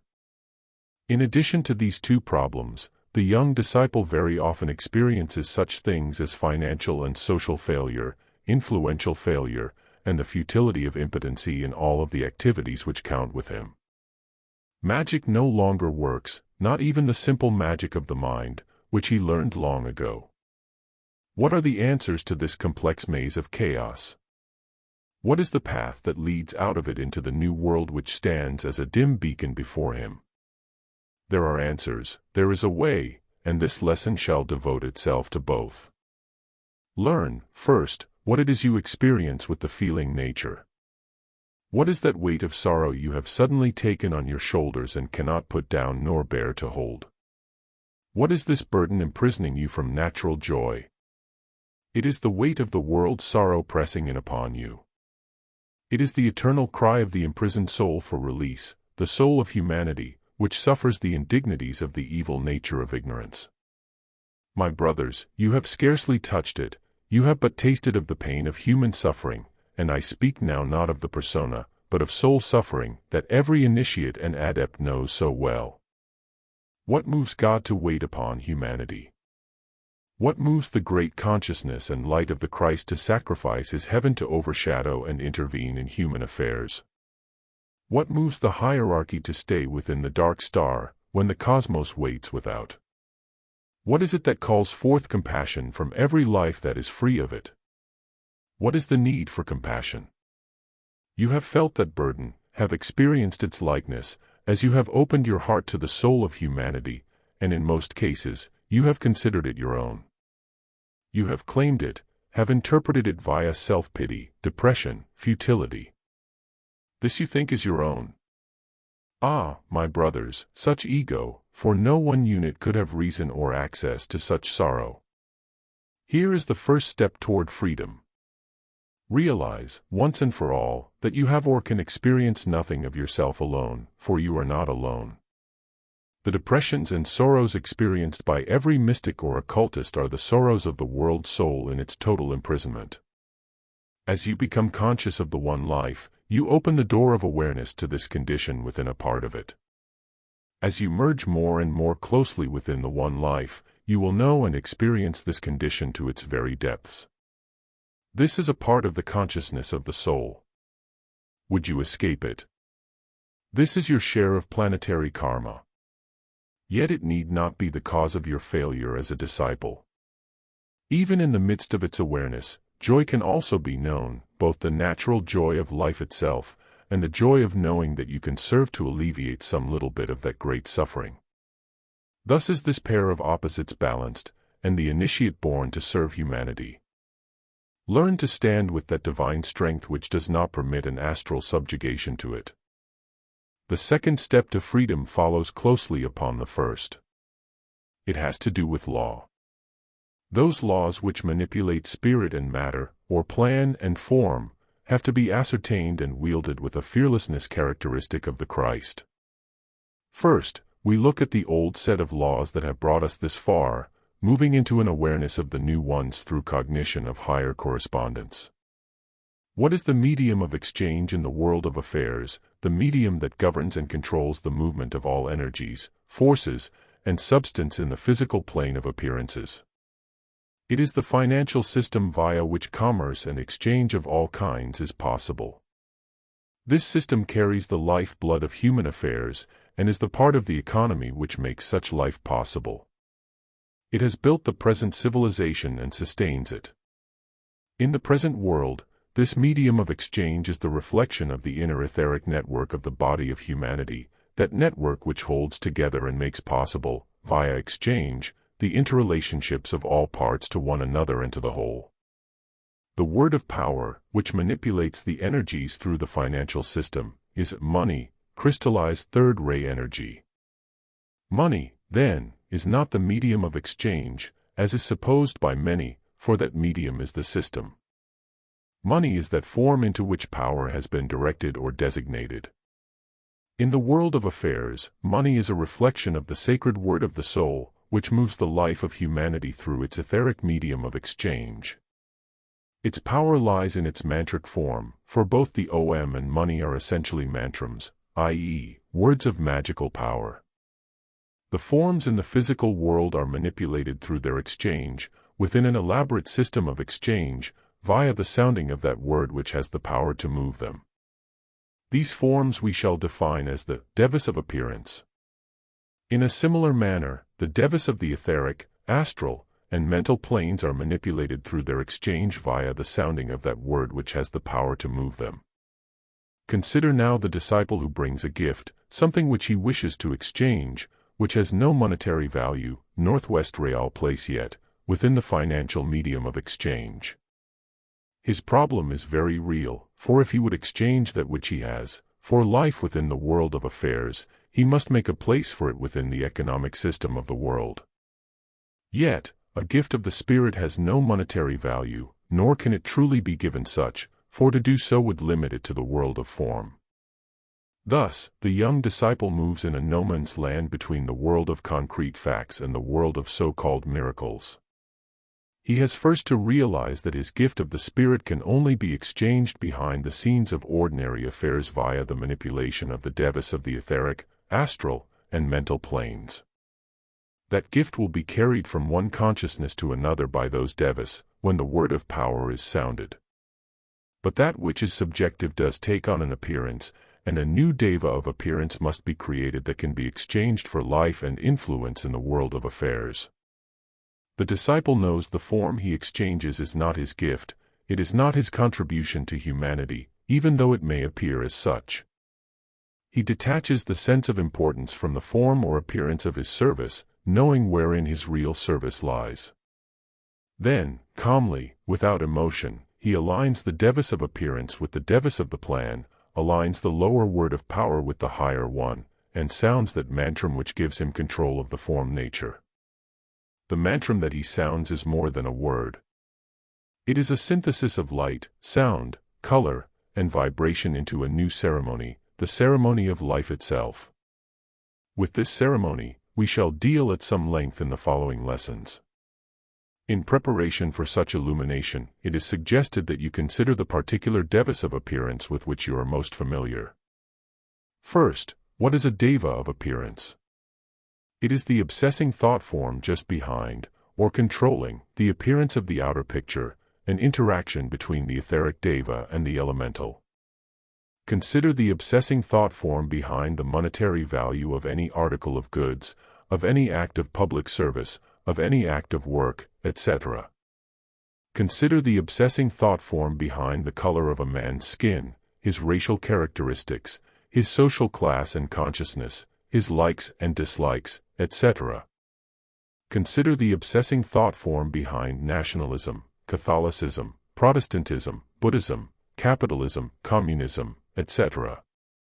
Consider the obsessing thought form behind peace and war, good and evil, life and death, love and hate. Anything that makes its appearance in the three worlds via a thought form which obsesses consciousness, this we call the Deva of appearance, which finds its place between, and yet within, the etheric Deva and the elemental form. If the disciple is to control the form nature, he must deal with these Devas, choosing those with which he will be obsessed, and with which he, in turn, will obsess. If this comes as a shock, realize that you are only considering the facts of life. Lesson 35. Aligning Devas via the ceremony of life. Participation in the ritual, formal and informal, of aligning Devas. The light body of the Christ, Selah. The light body of humanity, Selah. The use of sound, the brain, and the center system in formal alignment. Lesson 35. A disciple's medium of expression, and therefore of exchange, is the etheric light body of the planetary logos. We view it first as a one life, a great light Deva, whose substance enters into, permeates, and holds in right relationship all parts of the one life in an integrated totality. Insofar as our planet is concerned, the Buddhic sphere is the point of origin, or more correctly, the door of entry of this light body into the 7 vibratory spheres of planetary activity. Thus, via this medium of expression, the life of our logos flows into, and through, all of its parts from the Buddhic sphere, the natural habitat of the soul, which is the heart of the logoic life. Pause for a moment and consider the Buddhic sphere as the heart which distributes the life of the logos throughout the planet via a great light deva, which emanates spherically from its center to its periphery. Thus does that life reach into, and direct, the affairs of the 7 planes or spheres of vibrating matter that make up the logoic physical body. Via this emanating life which is love, the conscious soul, according to its awareness, has access to, and expression within, all 7 spheres of planetary activity, for this deva not only carries the life aspect, but is also the vehicle of consciousness. When viewed from the perspective that sees it in its totality as a one life, it is the solar deva, the etheric light body of the Logos himself. This is the 3rd aspect of manifestation constructed of light, sound, color, and vibration, or the elements of earth, air, fire, and water.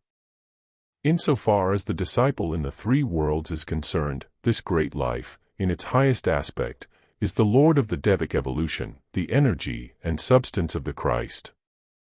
It is via this deva that the Christ makes his presence known to the meditating disciple, and via this deva that his plans and purpose are revealed. Christ is the redeeming principle within the planetary life. The great light deva is the instrument of that redemption, giving causal body to each focal point of logoic fire within the Buddhic sphere. Thus, a man's soul body is but a part of the great deva of light, the body of Christ, in process of redemption. Upon completion of that redemption, the periphery of the solar deva is shattered, permitting the life and consciousness to merge with that life of which it is a part. We speak of the divine plan for humanity as being held in focus by the mind of the Christ. That focus within which the plan is held is the great deva of light whose name, as close as can be translated into formulated sound, is Sila Aum. The meaning of this name is the plan, and it can only be cognized through meditation and expressed through loving service. The sounding of this name in the proper combination of notes, and accompanied with the cognition of divine intent, invokes divine intervention into the life and affairs of humanity. The release of this information is in preparation for that time during the latter part of the 20th century when the world group of disciples shall, in coordinated effort, invoke the reappearance of the Christ in a mass initiation. This, however, must be preceded by many changes, both in the consciousness and in the affairs of humanity. The integration of all disciples into a world group effort toward rehabilitation and reorientation of the mass must proceed almost at once if the cycle of opportunity is to be taken advantage of.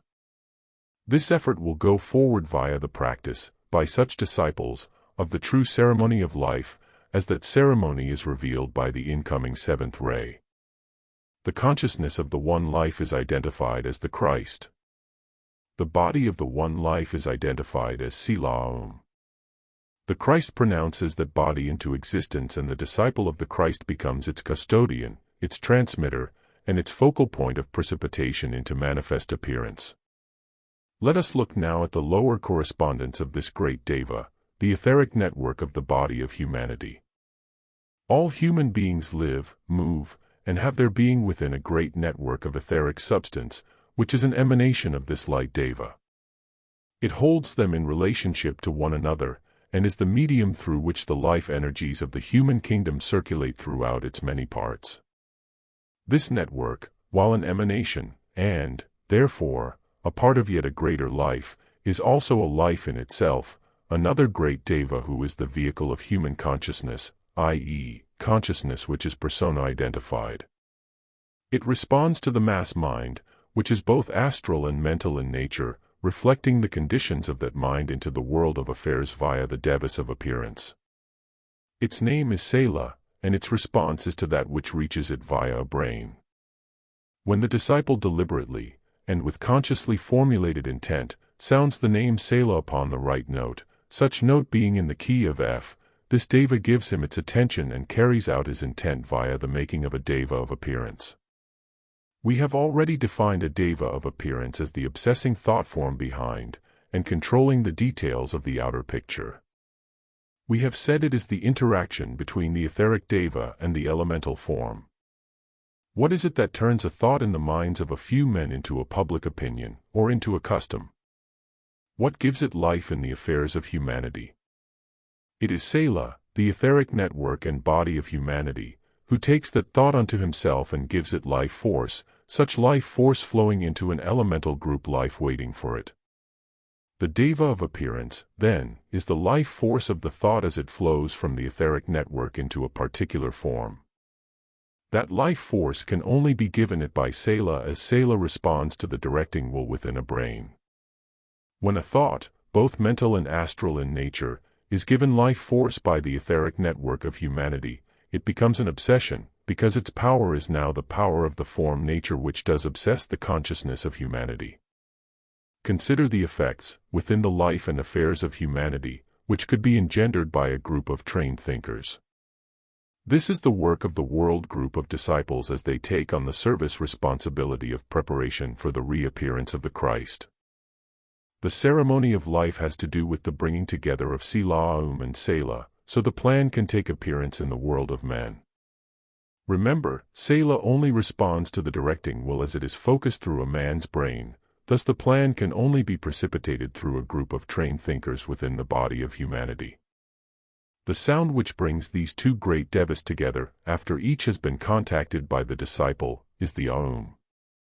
This sound, when chanted on the right note, such note being in the key of A, creates a channel, between Selah and Selah, through the disciple's own etheric light body. When it is chanted on the right note, such note being in the key of G, the circuit is completed between the created deva of appearance within Selah, and its higher correspondent within Selah without the instrumentality of the disciple. This saves the disciple from his own work. This is most important, for if the disciple unknowingly creates a deva of appearance, and does not complete the alignment with the plan, it invites the attention of those who would misuse it.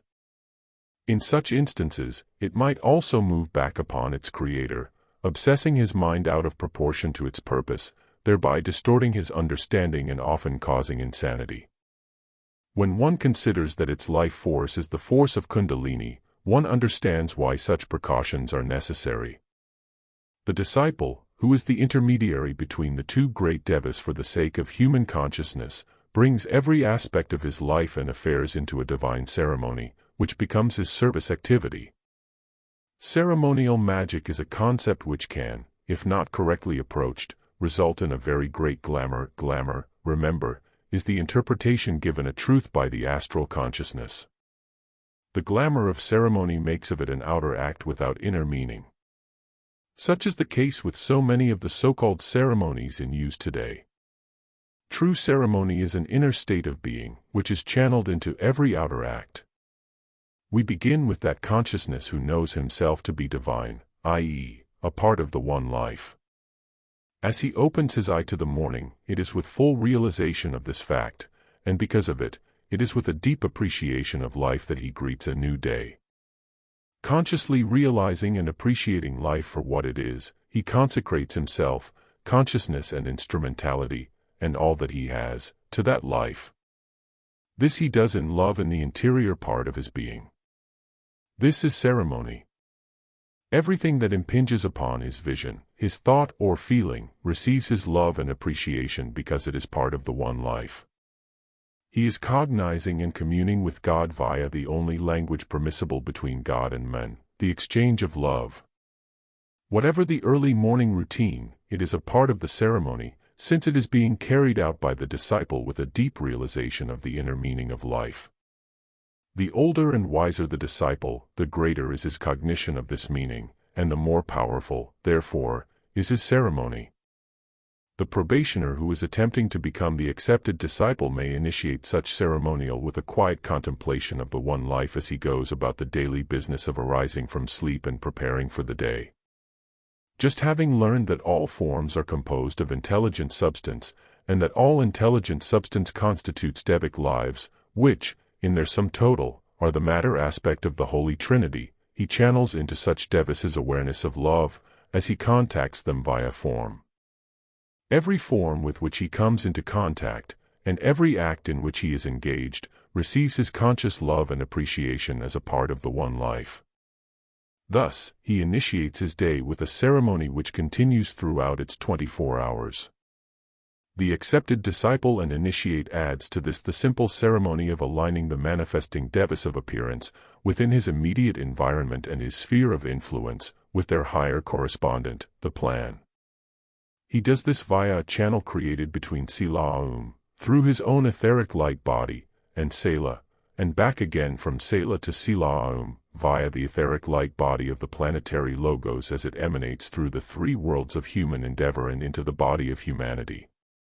The channel descends from its apex at the level of the Christ to its midway point in the cave in the head, from there to the manifesting Devas of appearance within the etheric network of humanity via the Ajna center, and ascends, at an angle, back up through the three worlds of human endeavor outside of the disciple's instrumentality to its high point of origin. On the descent, the OM is chanted in the key of A 7 times, each time in a lower octave than the one before, the sound becoming audible only at the midway point in the cave, and continuing audibly until the descent has been completed. The consciousness must be cognizant of what he is doing and why, for this to be effective. On the ascent, the OM is chanted in the key of G 7 times, each time in a higher octave than in the one before, the sound becoming inaudible on the fourth note, and continuing so until the high point of origin has been reached. During the ascent, if the disciple will realize that human Kundalini, not his own but that of humanity, is being aligned with God's will as it is focused by the Christ, the ceremony will be more effective. A few more words. I should like to emphasize at this time the note of Sela is in the key of F. The note of Sila cannot be disclosed at this time. The note which aligns Sila with Sela, in readiness for invocation, is in the key of A. The note which aligns Sela with, and evokes Kundalini upwards towards Sila is in the key of G. Each note is sevenfold in nature, affecting the substance of each of the 7 spheres of vibrating matter within the logoic cosmic physical body. A few words of warning before I bring this lesson to a close. Do not permit the import of this release to overwhelm your consciousness. You have entered into the great cycle of revelation as the 7th ray comes into active incarnation in world affairs. Accept the atmosphere of it with ease and move forward into real light. Lesson 36. The soul's assessment of its instrument. The paradox of causality. The overshadowing and indwelling state of consciousness. The alignment of Devas, and the ceremony of life, used to manifest the divine plan in physical dance. The call to a deeper capacity to love and wisdom as applied truth. If we have learned anything thus far, we have learned that the primary concern of the conscious soul incarnate is with his direction of energies and forces through the etheric network of his threefold environment, and the effects they create within the indwelling consciousness of that environment. Let us approach this subject somewhat differently than before, looking more closely into that which constitutes cause and effect. We have said previously that a man's state of consciousness is the true cause of all that happens to him, since experience is but an outpicturing in substance of the inner state of consciousness. This is a truth which, if not rightly comprehended, can result in an interpretation of contradictions which bring the probationer to a state of impasse. A man is his own cause, yet there are other causes which supersede and relate to the inner state of consciousness as cause to effect, and it is with these that we are here concerned. Paradox is polarity. It is not contradiction. This must always be taken into consideration if a student is to grasp and to appreciate truth. Let us look very closely at this paradox. 1. The indwelling consciousness is causal to the outer experience via its reflection in substance. 2. The conscious soul, whether incarnate or overshadowing, is causal to the indwelling persona. Identified consciousness via A. His reflection into the substance of the three worlds as a persona, and B. His direction of force throughout the etheric network of the environment within which he is related as a persona.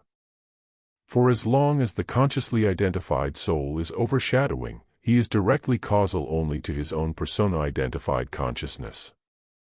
In other words, his alignment with, and entry into, the body of humanity as a causal factor is only via the persona for which he is a focus of light. While such a persona may appear as a causal factor within his environment, meting out pain or pleasure to others, it can only be in response to their attraction of such experience via their own inner state of being. Thus do fully identified personae work out together a group karma through natural attraction of one to another in an association of karmic factors. Example, a dominating and possessive woman will be attracted to, and attract unto herself, those whose karma, the conditional state of the incarnating consciousness, demands the experience such an association will engender. The moment the overshadowing soul begins to infuse its persona with an awareness of itself as soul, a change takes place in its causal power potential. Such a one becomes causal to the conditional state of consciousness of those around him, becoming, in point of fact, much more than an instrument of personality karma. As that infusion continues, and the incarnating consciousness becomes more and more soul-aware and soul-identified, he becomes the instrumentality of the Christ and of the plan for humanity. He cannot then be the instrument through which ordinary personality karma is worked out. Example, he could not be the dominating and possessive woman. If he were placed within a group whose demands were for such a persona, his obligation to them would be to instigate that growth which would lift them above such needs. Thus, he becomes causative to the incarnating consciousness within his environment, affecting its growth into a new conditional state of cause. This is service to humanity. Such service is rendered via the direction of force into and through the etheric network within which humanity lives. All force, whether of mental, astral, or etheric nature, reaches the consciousness of an individual, or a group, via the etheric lines of force which connect him or it with its originating source. The impact upon the indwelling consciousness results in an outer experience which, in turn, produces growth. Observe the conscious soul incarnate within his environment. Consciously identified with the one life, and cognizant of its etheric body of manifestation, he relates to those within his environment as interrelated parts of the totality. He then relates the plan to the consciousness aspect of the environment. What new growth is indicated in the tonal quality of the relationship between plan and indwelling consciousness? Example, he knows the plan for humanity in general to be Christhood. He relates that planned goal to the incarnating consciousness, and compares the tonal quality of such consciousness to that of the plan.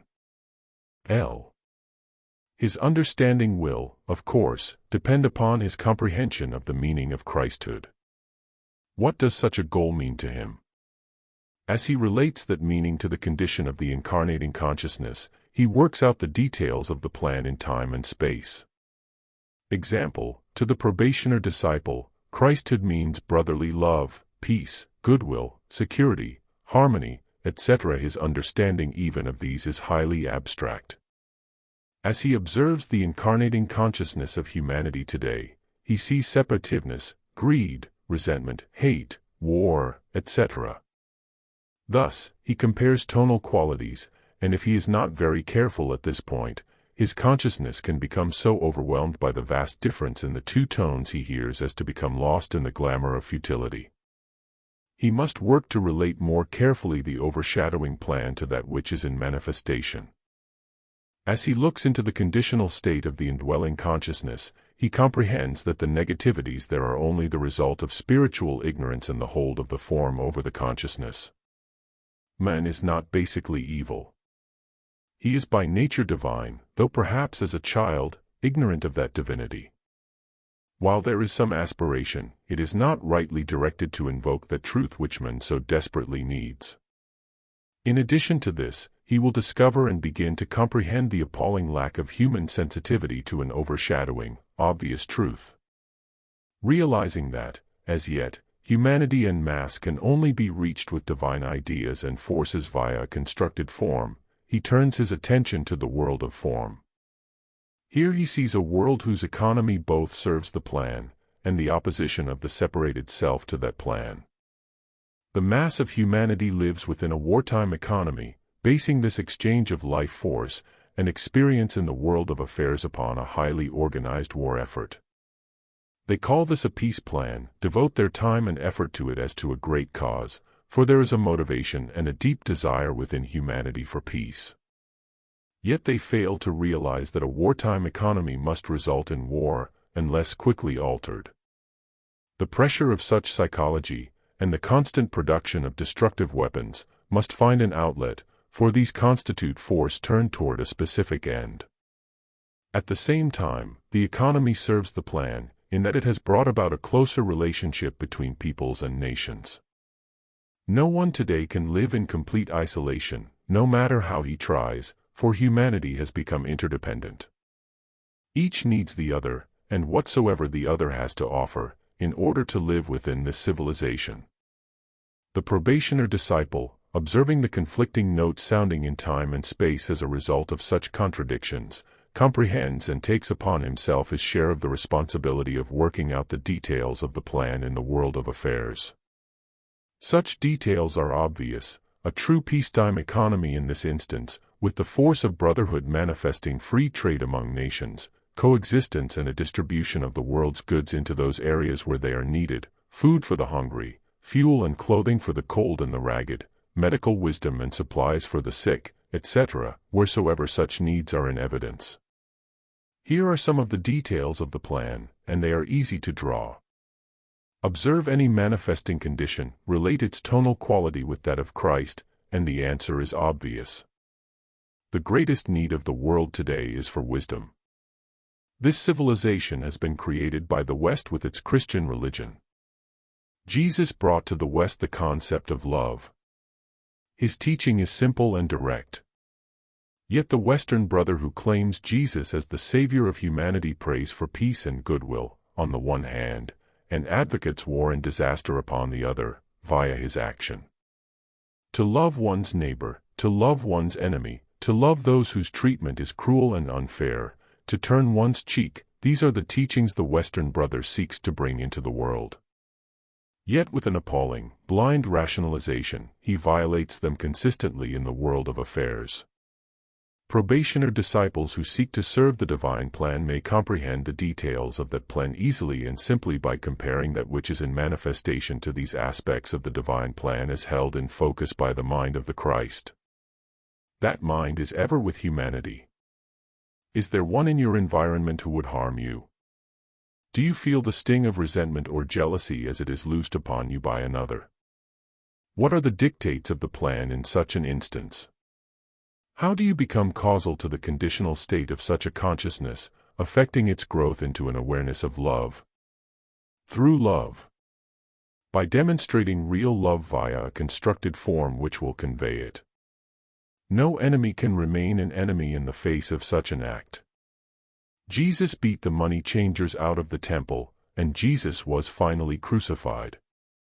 There is more than one lesson in this. Did a beating teach such men the value of love, or did it teach them the right use of money? No, my brother, it brought a response of bitterness and growing hatred, which was finally demonstrated in the ignoble death of a Savior. Yet, the lesson, if it can be finally faced by a humanity that seeks truth, can free the world of pain. It can free the indwelling Christ from a continued crucifixion upon the cross of the form nature. The seeker can learn all he will of truth, but this will not give him wisdom until he applies it. Love is truth. Its forms are obvious. The will to love is a force which, when directed into and through the etheric network of humanity, will manifest each detail of the plan in divine law and order. Lesson 37. The science of right human relations, as related to esoteric mathematics. God unmanifest and manifest. The process of involution and evolution of the logos. The numerical equations and symbols of this process and its relation to the unfoldment of Kundalini. Discipleship in the New Age will deal largely with right human relations as these are discovered and made manifest via research into, and practice of, a new science of mathematics. Until that new science becomes known to the leadership of the world, right human relations cannot be brought into outer manifestation, for those equations which reveal them have not been found. Ceremonial magic and alchemy in the New Age also will be based upon the new science and on an understanding of planetary Kundalini. 2 courses of instruction entitled The New Science of Mathematics and The Science of Relationship will be made available to humanity as a part of the new thought form presentation of the wisdom. In the interim, students preparing for discipleship, via a study of this course of instruction, will find in these last few lessons some of the basic concepts from which the new science will proceed. It is suggested that they be taken into meditation and reflection, both in an effort to awaken the intuitive faculty in this direction, and to provide a magnetic field of receptivity in the 3 lower worlds for the inflow of the new science. Numerical measurement in our present system of mathematics is based upon a scale of numbers from 0 to 9. Since the 0, out of which 1 comes, is intended to convey nothing or naught, the system of counting is based upon a false premise, which throws the entire sequence of logic into a series of false conclusions. The symbol used to convey the idea of nothing is a universal symbol that really means the totality of everything that is. This is God transcendent, or God overshadowing and unmanifest. While in one sense it is a no thing, yet it is in essence everything that is, was, or will be, i.e., pure spirit. This everything, and yet no thing, we have symbolized as a circle, yet in reality it has no beginning or end, no center or periphery. In actuality it is a sphere which cannot be circumscribed, though we take the liberty of drawing it so in order to establish a symbol of first cause. Yet, we must realize when we do this what is the essential meaning of that circle. We cannot give it position in time and space, for these are contained within it. We have next the problem of manifest life coming out of the 0, and to understand how this can be, we must proceed in the natural order of universal symbology. This is somewhat difficult, for the tendency of the human mind is to count from 1 to 3, and this is in opposition to the creative process. 1 does not come out of the 0. The first manifestation of God is a Trinity, a one life, yes, but in structural reality, a 3. It is symbolized by the circle with the dot, which has been interpreted in the past as a 1. It is a one life, but it is held in 3 interrelated dimensions which are inseparable, therefore, its so-called oneness is entirely subjective. The first dimension is the overshadowing totality that has been focused into a positive polarity identified by the dot. The dot symbolizes the first dimension, yet present-day science gives that dot position but no dimension. The third dimension is the overshadowing totality that has been focused into a negative polarity, identified as the periphery of the circle. The second dimension is the space, or magnetic field between, which gives the overshadowing totality, soul or awareness.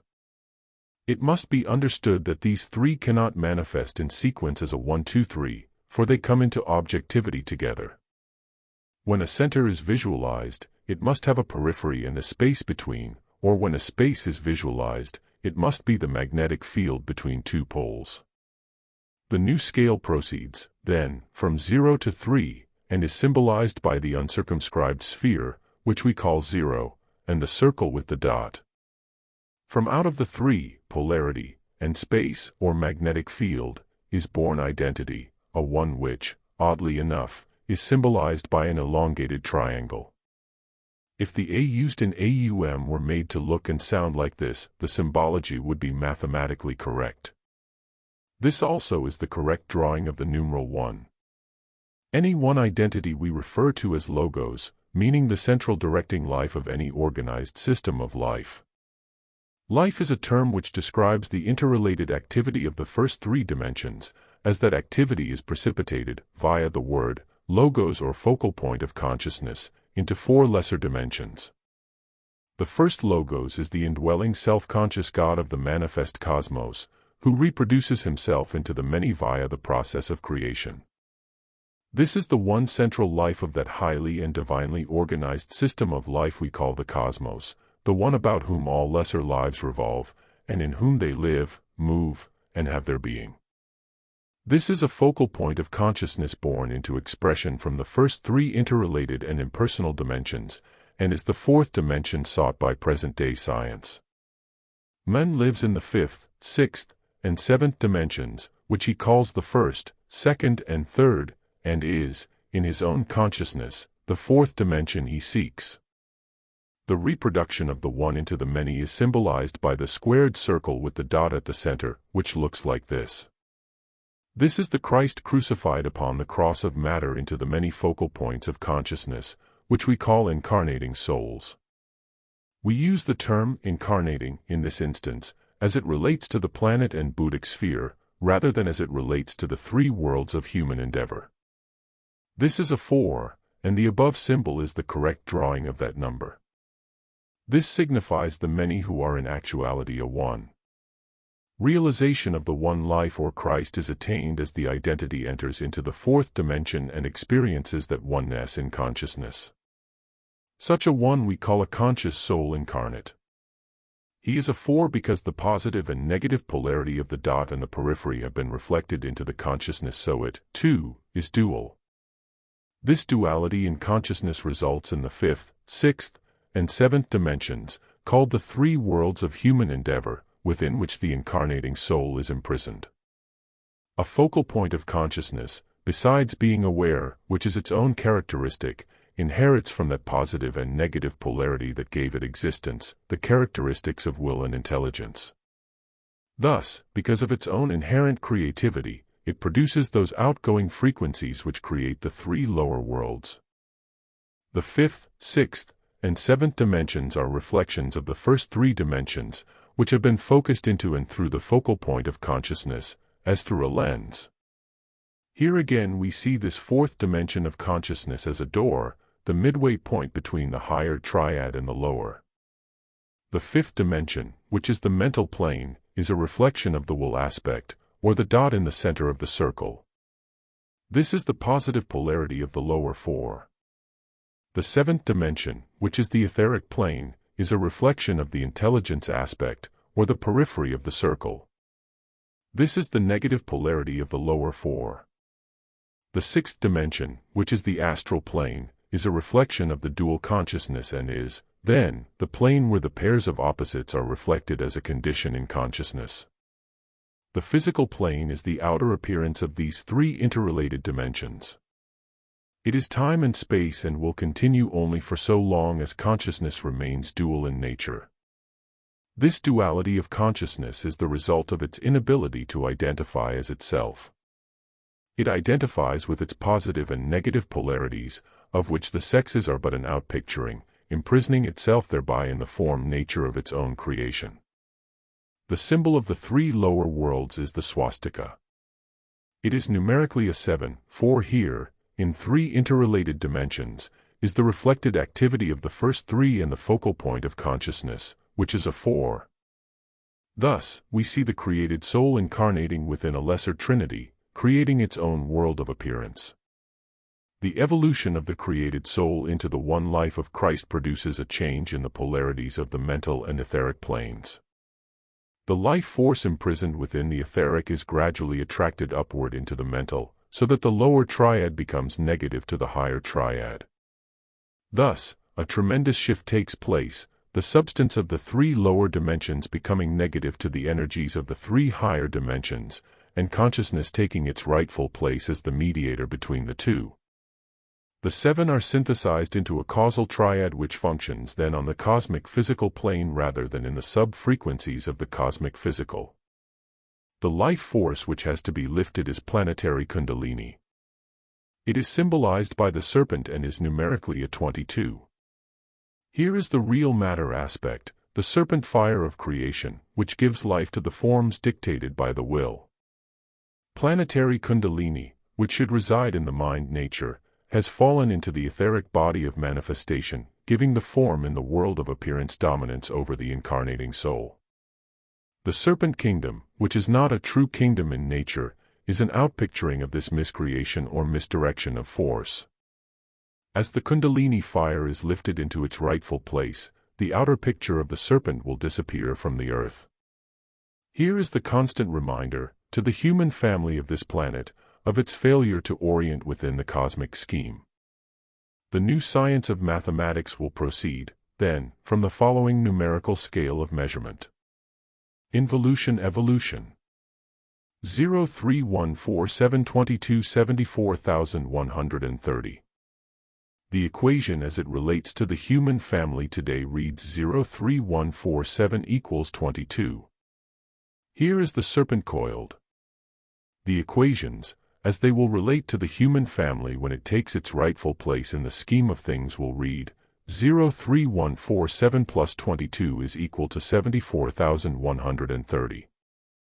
This is the serpent standing upon its tail. The equation, as it will relate to the planetary logos upon completion of his initiation, will read 03147 plus 22 plus 74,130 is equal to 22. This is the serpent with the tail in its mouth and reveals the place of our logos within the solar scheme. He is the custodian of solar Kundalini. Within this latter equation is hidden the divine name and nature of our logos. Lesson 38.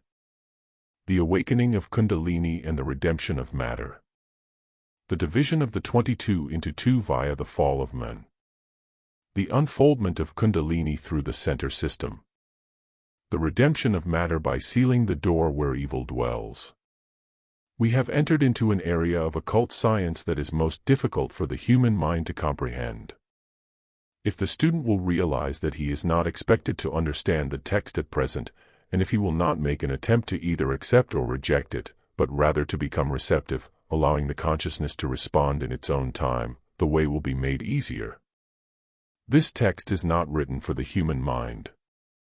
It is written for the soul consciousness, therefore, the method of comprehension is via the higher intuitive faculty rather than the intellect. It is the division of the 22, within and by humanity, into a 2, which is the door where evil dwells, insofar as this planetary system is concerned. 22 is the number of the true negative pole of manifestation in the cosmic physical body of our logos. This has been called Kundalini, symbolized by the serpent, and likened unto fire. How has it been so misinterpreted as to have become divided into 2 parts, and to have manifested as the source of planetary evil? To understand this, the student must become cognizant of the nature of Kundalini. In itself, Kundalini is the latent fire of matter residing in the very heart of the atom of substance. It appears as the central directing life of the atom, and in one sense, it is that in manifestation. But it is the true negative pole. In other words, it is pure spirit vibrating at its lowest possible frequency. This means that the only universal life property which could be discovered and studied by the human mind is the lowest manifestation, and such terminology carries the wrong connotation of that which we call spirit or God. Kundalini, then, in its essence is manas, the principle of intelligence, which has fallen from its place in the Buddhic sphere into its own reflection, or its own magnetic field. It has moved into that color, a reflection of its own fire, which livens the form aspect. Thus, the consciousness is carried into, and imprisoned within, the form. This is symbolized in the story of the fall of man from out of the Garden of Eden. Eve, the creative aspect of the soul, now defined as the persona, was tempted by the serpent, fallen Kundalini, to taste of the apple, sensory experience of substance, from the tree of knowledge, form aspect. After eating, Eve then tempted, attracted, Adam, the overshadowing spiritual soul, to eat of the apple, and the process of reincarnation in the 3 lower worlds began. They were driven out of the Garden of Eden, Buddhic sphere, by the Father, for the purpose of redeeming the fallen Kundalini.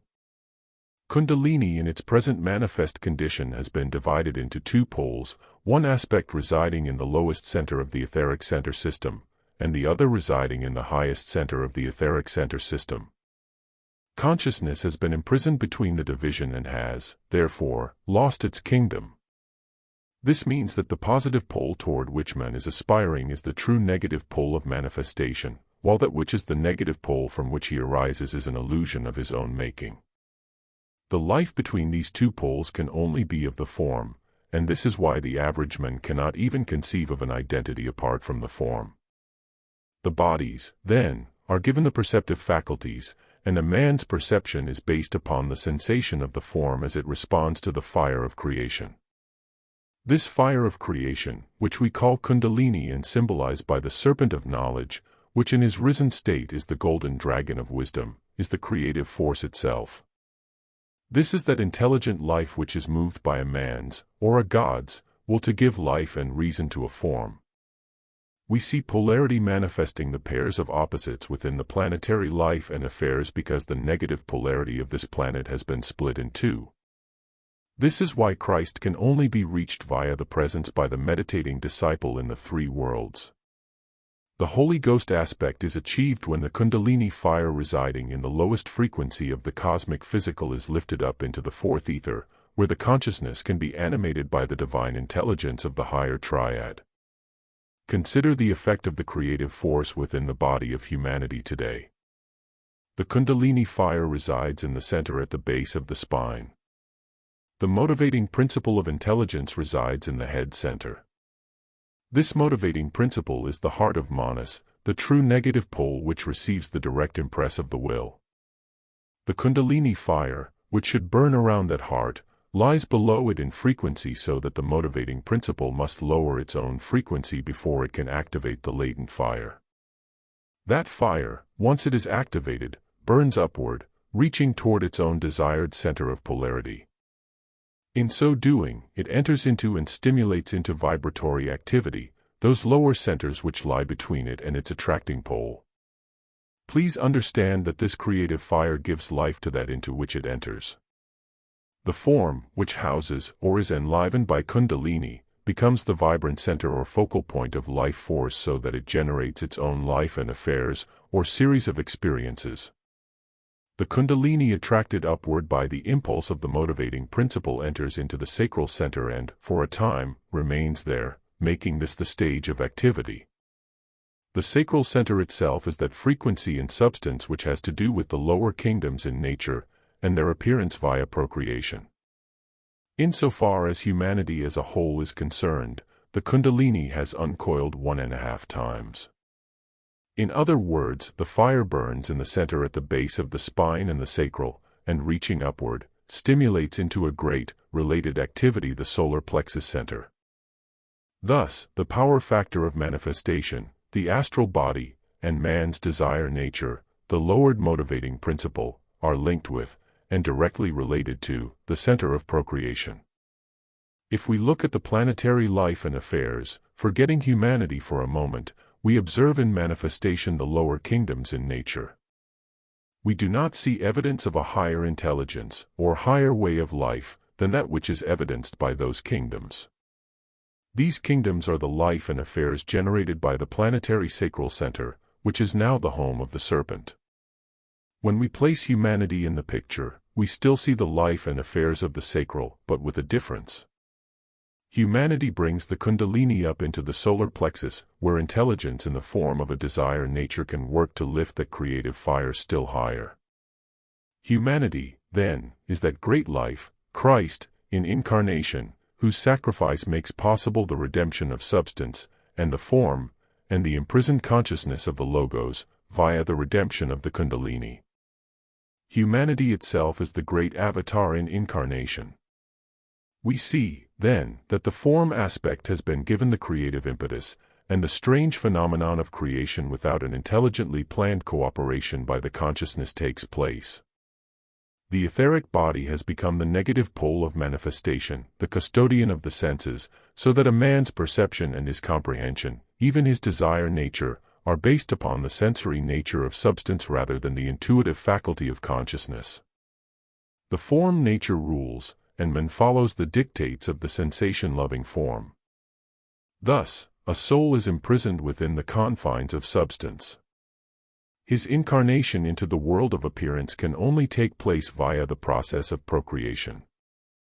It is the result of the activity of the form, is dependent upon that activity, and is imprisoned within and by it. As the Kundalini continues to uncoil, it activates the heart and throat centers, causing a shift in the life and affairs from the instinctual level into the aspirational and intellectual level. Man begins to think in terms of self-improvement, and he aspires toward an ideal. As the Kundalini reaches the throat center, it is attracted up, out of the sacral, by the positive polarity of the mind nature. The creative fire leaves the former stage of activity, and man becomes creative in a new way. He is creative in his mind, rather than in just his lower form nature. Thus, he builds beauty into his surroundings, entering upon the creative way for the sheer joy of it. The Kundalini burning in the solar plexus and the heart centers causes a purification process to begin in the astral desire nature. Man relates to his brothers in love and sympathy and begins to think in terms of their good rather than just his own. As the Kundalini reaches into the Ajna center, the result of conscious effort to meditate, the abstract nature of mind is stimulated into great activity. Man is coming closer to home. Eventually, that Kundalini burns so brightly in the Ajna as to pull it up, out of the solar plexus. It is then burning from the heart, through the throat, and into the Ajna. The stage of activity shifts so completely that the man begins to live entirely in his mind, where he can begin to cognize his identity as consciousness. No longer are his comprehension and his desire nature limited to the sensory experience of the form. He sees through the eye of his mind, hears with the sensitive attunement of his light body, and understands with his consciousness, which has become his heart. He is a conscious soul incarnate. Eventually, and finally, the serpent brings his tail up out of the heart and throat centers, and burns around the motivating principle of intelligence. The three major centers have merged into one, the Kundalini redeemed, and the man's consciousness is released to merge in awareness with that avatar which he is. There is, then, only spirit, matter, and consciousness as Christ. Discipleship in the New Age, and particularly during the next 50 years as a preparation for the coming, will work to lift planetary Kundalini from the sacral center up to the throat center, via the medium of humanity. The effort to establish right human relations in the world of affairs is necessarily linked to this, for only via the lifting of the Kundalini up, out of the sacral center, will such be possible. How can such an effect be created? Disciples have to become the positive polarity via group activity, which will attract the Kundalini force within humanity upward. They must, as a group, embody the ideal so as to exert that strong and steady magnetic influence that will attract the response of the creative fire within all human beings. The 22 has to become a reality in the world of affairs before the 2, lowered Kundalini and the door where evil dwells, can be swallowed up by the dragon. Lesson 39. Group Consciousness. Initiation as a group process. Group consciousness as evidence of a conscious soul incarnate. The problem of disillusionment and passivity in humanity. The need for humanity to cultivate right action. The problem of subjective integration of the group life. The problem of objective embodiment of the group idea. The problem of taking positive action. Those of you who have received and given serious attention to this course of instruction have responded to the hierarchical note which is now being sounded within the body of humanity. That note affords the probationer disciple an opportunity unparalleled in human history. It presents him with the opportunity to participate in a group initiation which, if successful, during the remaining years of this century, will ensure the mass initiation of humanity into the fifth kingdom of conscious souls. It is realized that as yet there can be but very little grasp of the meaning of such an event. Yet, I urge each one of you to think deeply upon it, to attempt via the intuition to cognize that meaning, and to let it inspire you into a new and powerful effort to serve this goal for humanity. Group initiation is a concept about which there is little known, for it is a new hierarchical effort that until now has met with little real success. This does not mean that all such efforts have failed, but that progress is seemingly slow, and to date has been at great seeming cost to the personalities involved. The group with which the hierarchy is concerned is not a group of personalities defined as aspirants, probationers, or disciples. It is a group consciousness within the body of humanity, which is most receptive to, and capable of expansion into, the world of overshadowing ideas and concepts now impacting upon humanity as the new way of life. The great difficulty encountered by the hierarchy in this effort has been the lack of response, within those contacted and worked with, to the real group idea. The moment the word group is used, the human mind thinks in terms of personalities and thus misinterprets the concept, losing the higher reality of it. Those persons who are involved forego the reality for the glamour of it, and in an illusion of self-importance as personae are rendered ineffective insofar as the group idea is concerned. From the perspective of the hierarchy, the group is a state of consciousness within the body of humanity, which is shared by many persons. That state of consciousness, though it indwells a goodly part of the many, is one. It is then worked with as such, while the personae that make up its instrumentality are seen as its hands and feet, etc. It is the state of consciousness that is deliberately overshadowed with the planned activity, that is evoked into a response, and that is watched and guided into the initiatory effort. The hierarchy is concerned, then, with the response of that state of consciousness as a one life or a group, rather than with the response of any separated persona or group of personae. Not until the total group consciousness responds and embodies the new concept will the hierarchy consider such a group in manifestation. When looking at this state of consciousness which is attracting the attention of the hierarchy, we find it has two characteristics and qualities which indicate its place upon the path. 1. It is disillusioned with the world of affairs, almost satiated with the experience of an astral nature, yet it tends toward an unexpressed idealism. The greatest concept entertained by it is the idea of if. If the world were not the way it is, if Christianity could learn to practice the law of love, if we were not under the constant threat of war, etc. This state of consciousness, which indwells so many, is of a negative influence in the world rather than a positive one because of its use of the concept if. As a group, it radiates this if into the life and affairs of humanity as a condition of defeatism, so we find humanity responding to the positive solutions of its problems only with an apathetic if. 2. At the same time, this state of consciousness is responsive in its mind nature to the overshadowing. It is aligned with, and receptive to, the ideal in such a way as to give that ideal a thought form. Its service potential, then, is great, for once that mind nature begins to control the disillusioned astral body with its defeatist attitude, it can influence humanity into right action. Furthermore, the consciousness itself is seeking via its mind for universal principles. It intuits its own need for growth and stands at the very door of discovery. The hierarchy seeks to plant that discovery in its thought life. Self-initiated growth and development into the ideal of Christ, as the application of a universal principle, will become its sounding note in the three worlds of human endeavor. This discovery will open the door of initiation. The instrumentality of the group is composed of many personalities in all walks of life who are, for the most part, ineffective in the world of affairs. There are few in this particular level who are in positions of power or importance.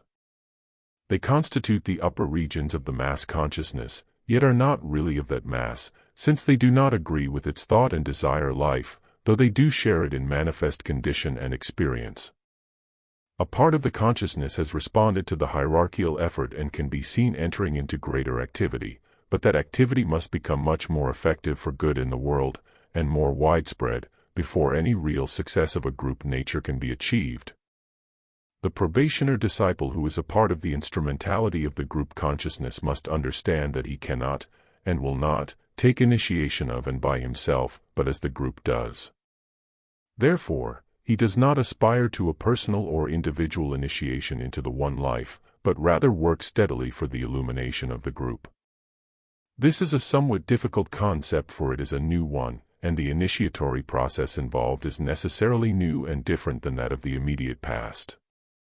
The effort now being made is toward a synthesis of several initiations into one major illumination and transfiguration. It involves the tests and trials in a greater concentration of several degrees, so that when complete, something altogether new, insofar as this planet is concerned, will have been achieved.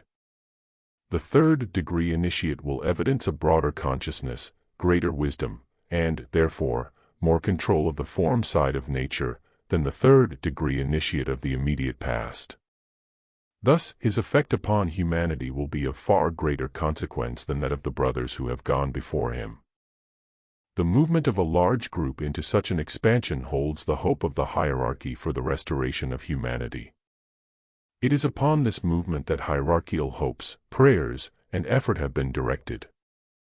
Several problems confront the effort in this particular time, which should be given deep consideration by all of those involved. 1. The problem of subjective integration. When the subjective thought and desire life of the group have been integrated into a one life, with a powerful influence for good in the world, the first major effort will then have been completed.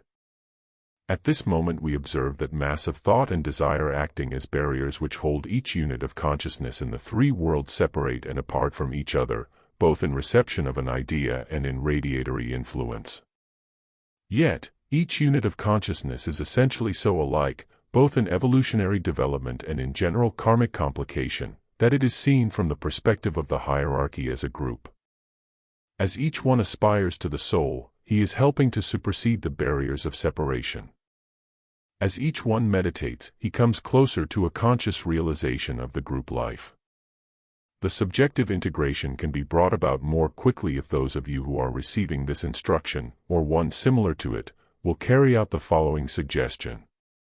A. Think outwardly with love toward your group brothers, and realize that wherever the group membership may be in the world of affairs, all are consciously serving the same purpose, the divine plan for humanity.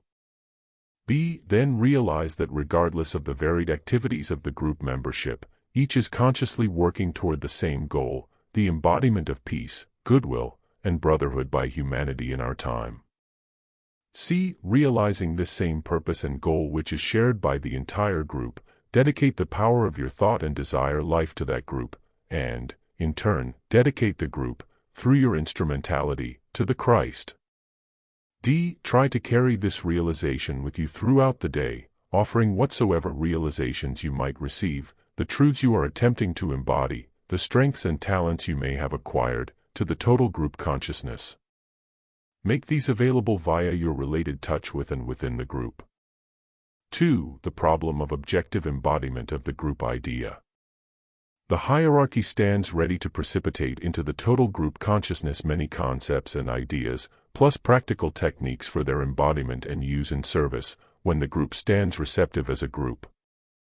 The effort is hampered now by the tendency of the group membership to misinterpret such an effort as one of individual contact and guidance.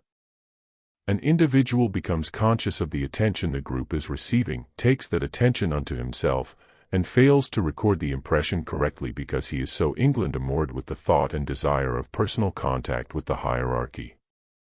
This serves as a greater obstacle than you can realize at present. The projected concept is directed into the group consciousness to impact upon the minds and brains of those involved via their own soul alignments. When many group members receive that impact, and immediately misinterpret it as coming direct from a member of the hierarchy to themselves as individuals, a great cloud arises in the astral mental environment of the group, which distorts both their receptive and interpretive abilities. Thus, it becomes necessary for the hierarchy to withhold its guidance, and the entire effort is hampered. If you become cognizant of a projected concept, and the energies accompanying that concept, realize that it does not come to you alone as an individual, but that it has been made available to the group. Then, as a part of that group, receive it, interpret it, and attempt to embody it. You can receive nothing specifically of, by, and for yourself as an individual unit of consciousness, from the hierarchy. A disciple in the hierarchy does not confine his thought or attention to an individual. He has mastered the form nature and works with consciousness at that level where all consciousness is one. Let your receptivity when in meditation be as, and with, the group. In this way you will add to the receptive power of the total group. 3. The problem of taking positive action. This is a problem which always appears to be an individual one, but which is, in every sense, a group problem. The solution, then, is of a group nature, and until this is realized, the disciple is constantly frustrated in his attempt to take a positive action toward, or in, service. This particular problem includes finance, discipline, environmental control, etc., and will be considered more fully in the next lesson. In the meantime, endeavor to cognize, more fully than heretofore, the meaning of group consciousness. As an assignment, intuit and bring to the next class a seed thought which contains the depth and breadth of that meaning. Those who wish to receive a grade for this series of instruction are advised to give their teacher the total meditation report written thus far, and the notebook regarding the difference between soul and persona, suggested earlier. Lesson 40. Moving from the Hall of Learning to the Hall of Wisdom. The distinction between knowledge and wisdom. Wisdom as love in action. The need for courage, at-one-ment, and cooperation with fellow disciples. The problem of a weak and impotent will, and an unrefined etheric instrument. We have said that initiation is a new beginning, a new birth in awareness. The test of any initiation, whether of an individual in the past, or of a group in the present, or of the mass in the future, is the ability of the consciousness involved to use that awareness to the betterment of those within the entire sphere of influence. You are in the process of initiation. Your consciousness has been initiated into a new field of awareness that concerns the whole of humanity. You have been taught to think in terms of the one life, to consider the good, the true, and the beautiful as it applies to that one life. While you have been totally concerned in this study with the wisdom, you are still within the Hall of Learning. Yet, the passageway which connects the Hall of Learning with the Hall of Wisdom lies straight before you with its doors wide, its light clearly showing the marked path, and many brothers awaiting your entry. Wisdom is more than knowledge. It is more than the contemplation of truth. Wisdom is love in action, the application of all that is known for the love of humanity. In the Hall of Wisdom, the student becomes the accepted disciple. His school now becomes the school of service, the new school for humanity, and his teacher is the Christ. His heart is filled to overflowing with the love Christ knows for humankind, and as it spills out into the world, it brings healing, life and restoration to an ailing humanity. Such a one becomes the custodian of the law of grace, wielding that law with an exactitude which surpasses even the exacting nature of karma. He is a giver of peace in the midst of conflict. He is food for the hungry, pure water for the thirsty, and ease for every pain. He is all of these because he has become them himself. He no longer hungers, or thirsts, or cries out in the bitterness of pain. His gift is of himself, therefore it is one of peace. All of this is wisdom. The step from one hall into the other appears great, as if over a chasm, yet when the passageway is seen, it is clearly one of light, which bridges that dark space between two worlds and the space between two moments. In the twinkling of an eye is a man reborn and transfigured into the appearance of Christ. The soul spends eons developing within the womb of matter, and is born forth into the world of spirit after the pain of labor has subsided. Love gives birth after pain has done its work, and love is born. The soul who stands ready upon the brink of the chasm, fearful for himself, trembling before the awe he senses but cannot yet see, receives this encouragement. Dare to drop your conflict. Dare to become filled with love. Dare to stop all thought and receive the Spirit of God. Dare to take the step with the eye lifted away from the chasm, fastened upon the light. If I speak to you in symbols, it is because they convey the simple truth. The way is always hazardous right up until the last moment, and that moment is in the heart, not in time. The path of initiation appears to increase the conflict, to sharpen the pain, to increase the burden, yet the final glory blazes forth in that moment when the life is filled with peace. The applicant has within himself the power to bring an instant cessation to pain and conflict.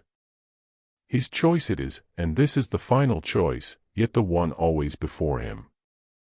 It makes little difference what his circumstances in the body, that body will become filled with peace when the consciousness enters the final act and wields the power of decision.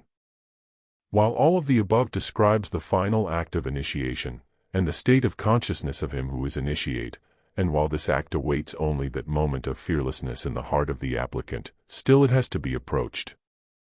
The student-disciple who has yet to build in his strength of decision does so via a clearly marked path of approach that is characterized by positive action and service. Throughout the world there are those probationer disciples, numbering about 1/16 of the world's population, who are in their totality the group now receiving hierarchical attention. Theirs is the karmic right of opportunity, during this crisis in human affairs, to consciously restore God's plan on earth. They form a vast state of consciousness of potential power sufficient to turn the tide of human affairs in whatsoever direction they choose, almost overnight. When this group consciousness and its instrumentality can be integrated into a focal point or center, its invocative and evocative strength will be sufficient to bring in the reappearance of the Christ. Consider such a group in meditation upon one seed thought having to do with some specific aspect of the plan in the world of affairs. Such a meditation would result in the rapid manifestation of those events necessary to bring the specific aspect of the plan under consideration into appearance in the light of day. Here is the answer to the solution of the world's problems. The probationer disciple in Great Britain or India, or any other part of the world, is so similar to you in consciousness that you could be of the same family. The outer conditions within which he lives may differ, yet he struggles with the same inner conflicts, aspires toward, and works for, the same ideals as do you. Your problems are his problems, your frustrations are his frustrations, and your success is his success. You realized one morning, in some degree, that you are a soul. So did your brother, wherever he was. You were momentarily overcome during the December 56 lunar cycle with a sense of futility and helplessness. So were your brothers throughout the world. You thrill to the joy of a newly received truth, or you despair to find yourself reacting to the form nature. So do your brothers. It is a one life. When this is realized, even in some little degree, disciples will have found the way toward positive action. When you have a problem, regardless of the nature of that problem, realize that it is not your own. This is a group problem, which has to be dealt with by the group. You are but a focal point through which it is making itself known to the consciousness of the group. Achieve as great a realization of this as is possible via meditation and reflection, and then realize further that if you, or a group unit, can arrive at the solution, the way is made easier for the entire group of probationers throughout the world. Then, working from within the realization of this one group life, invoke the power of the group soul to manifest the solution, whatever it might be, throughout its total consciousness and instrumentality. If you find yourself faced with some particular reactive pattern, which acts as an obstacle to the embodiment of truth, accept that pattern only as a condition to be corrected within and by the entire group. In this way you depersonalize the apparent difficulty and clear the channels for a positive action from the level of the group soul. This also turns the attention away from the separated self, permitting the group life to pour through the instrumentality. When this attitude has become habitual, the probationer disciple may then take another positive step toward inner and outer integration. The group as a whole is now overshadowed with the higher third aspect. This means that the angel of the present stands ready to pour the Christ life into the group the moment that group is developed sufficiently in invocative strength to bring it down. Two related conditions arise within the group life to block the descent of the Holy Spirit into the group instrumentality. 1. The will is weak and impotent. 2. The etheric instrument is not raised to a high enough frequency to conduct the higher frequencies of the Spirit through, into outer manifestation. In order to grasp the significance of the overshadowing and the importance of its descent, please consider for a moment the group life, both consciousness and instrumentality, as a potential Antakarana anchored within the body of humanity as a passageway between the Christ and the world of affairs. When the Holy Spirit, higher third aspect, fills the group life, it will have become that Antakarana. Any disciple, then, may use it to invoke the power of the Christ into manifestation in the midst of any circumstance or situation. Thus, the saving or redeeming power of Christ is brought into activity in the life and affairs of the disciple. It is available to him. This is the power which renders the work of magic potent and instantaneously effective. It must be understood that when a disciple works from this level of perception and available power, he does so in the name of Christ. That is, he works as a part of the Christ life. He cannot then be divided within himself. The two conditions which block the descent are so interrelated that they can only be considered together, as two sides of one problem. The impotence of the will is very marked in today's probationer disciple, as evidenced by the tremendous difficulties he encounters within himself whenever he attempts to discipline his own form nature, or to initiate a planned service activity. Many opportunities of service are being missed by the probationer because of his own inability to establish a control of the Devic life within his own environment. The Deva responds to the consciousness as that consciousness wields the will energy. Lack of adequate material supply, of right conditions and opportunities, of inspired cooperation from others, or even of inspiration within oneself are symptoms of a weak and impotent will. When the will is functioning, all of the necessities to the manifestation of a planned service activity are assembled together via those devas whose response has been attracted and initiated. The power to build the structure of the planned service activity is then transferred into them via the invocation of the power of the Christ. The higher third aspect, Angel of the Presence, is invoked into command, and the builders obey his command. When the will is weak and impotent, the etheric body will be sluggish and unresponsive to higher impact. It cannot then conduct the light on into outer manifestation. The development of the will, and the lifting of the etheric body in frequency, are two interrelated activities which are initiated together. First, observe the tone of your life. What are the habits of the etheric body itself? It causes the physical to sleep, to eat, to drink, to move, to speak, to follow specific patterns of reactions in given circumstances. What are those reactions? What has that etheric body been trained to like, to dislike, to want, to do? Wherever you find you are a slave to an unnecessary habit, that is, unnecessary to the good of the life itself, achieve freedom from that habit. Do this not for moral reasons, but for the sake of developing the will and bringing your etheric deva under complete control. At the same time, consider the necessity to lift the frequency of the etheric into one which is compatible with that of the Angel of the Presence. Visualize the body as one of a vibrant blue-white light, harmless in its radiation, and potent as an instrumentality of the plan. Meditate upon purification, consecration, and transfiguration in connection with the etheric, and as you intuit the necessary disciplines, use your will to impose them upon the life of the instrumentality. Let your will become the will to serve, and for the sake of that service, use it. Before the probationer disciple can control the devas of his environment, he must control his own devas of appearance. Before he can take action in the name of Christ, he must become filled with his life. One other point, if the personal will is not adequate to the task, invoke the divine will of the Christ, via the group, to appropriate the personal will. And now we come to the end of this series of instruction. Its value to a needy humanity will be determined by your response to, and application of, those basic concepts of truth contained within it. If your life is enriched in spiritual growth by one of its concepts, it is serving its purpose. If someone else's life is enriched by you, because of that growth, you are serving the same purpose. Let its truth pour forth through you into all walks of life, into all departments of human living, into the consciousness of humanity.